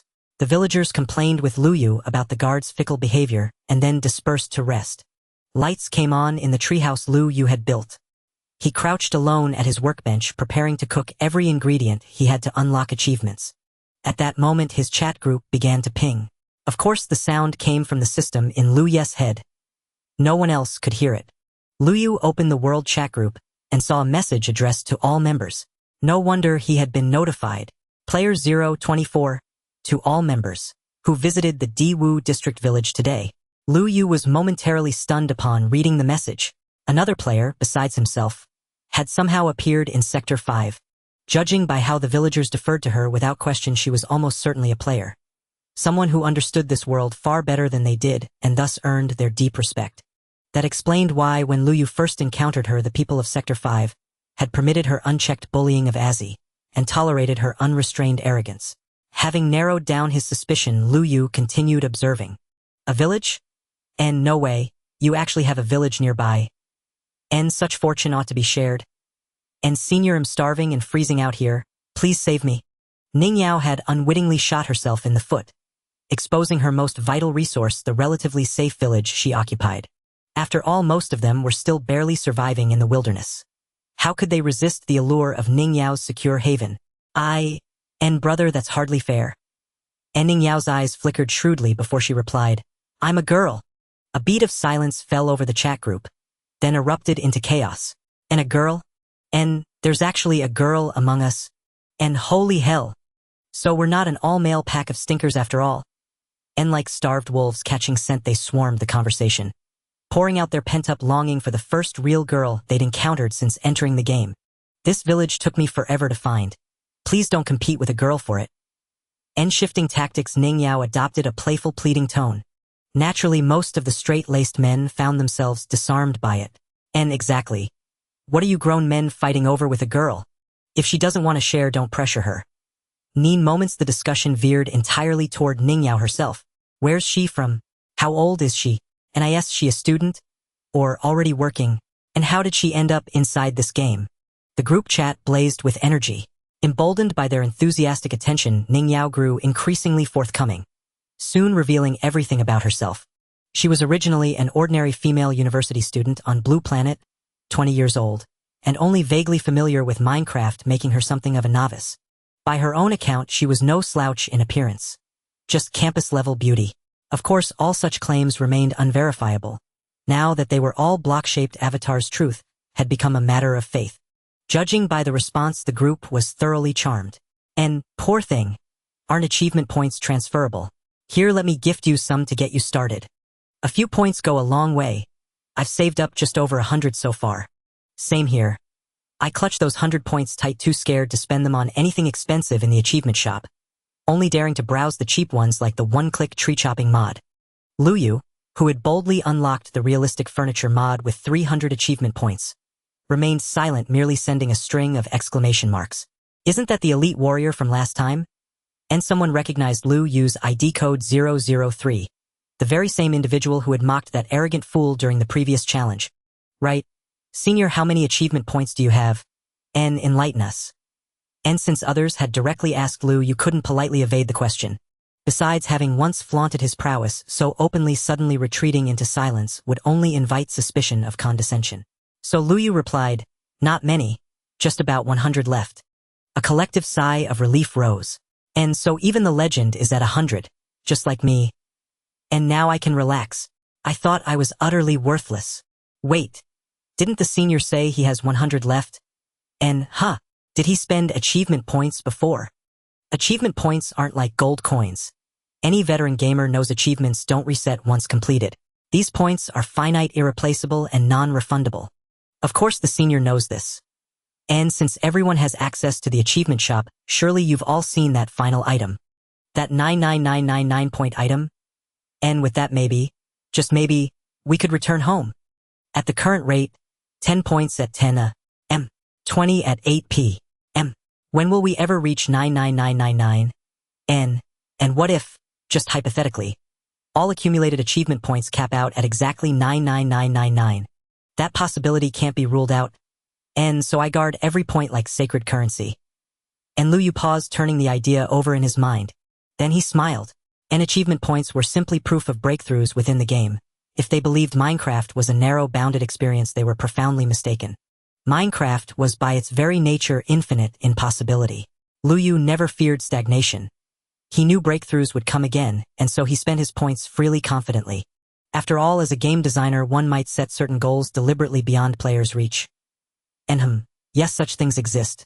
Yet Lu Yu believed the odds of achieving them still exceeded 1%. Otherwise, What fun would the game hold? And clearly others shared his view. Come on. How mystical can it get? And look, the senior used them. Why hoard yours? And precisely. Senior, what did you actually purchase with your points? And nothing much. Just the one-click tree chopping mod, a debug coordinate viewer, and the realistic furniture mod. Luyu replied. And that many? And wait. What had this expert just said? And he currently had 100 points remaining. So how many points had he actually spent? And holy hell. Isn't the realistic furniture mod extremely expensive? And let me calculate. And so Warrior No. 3 has earned nearly 500 achievement points in total. Even Luyu hadn't tallied it himself. Yet someone else had. And unfazed he responded vaguely, oh, probably around that many. Truly there's a chasm between people. And past me I'm worthless. Head bowed. And present me I am worthless. Proudly so. Crushed fivefold by a legend. Nonly then did Ningyao realize. What they'd casually offered her as a small gift was in fact an astonishingly valuable resource. She interjected awkwardly, really? You'd truly give me some achievement points?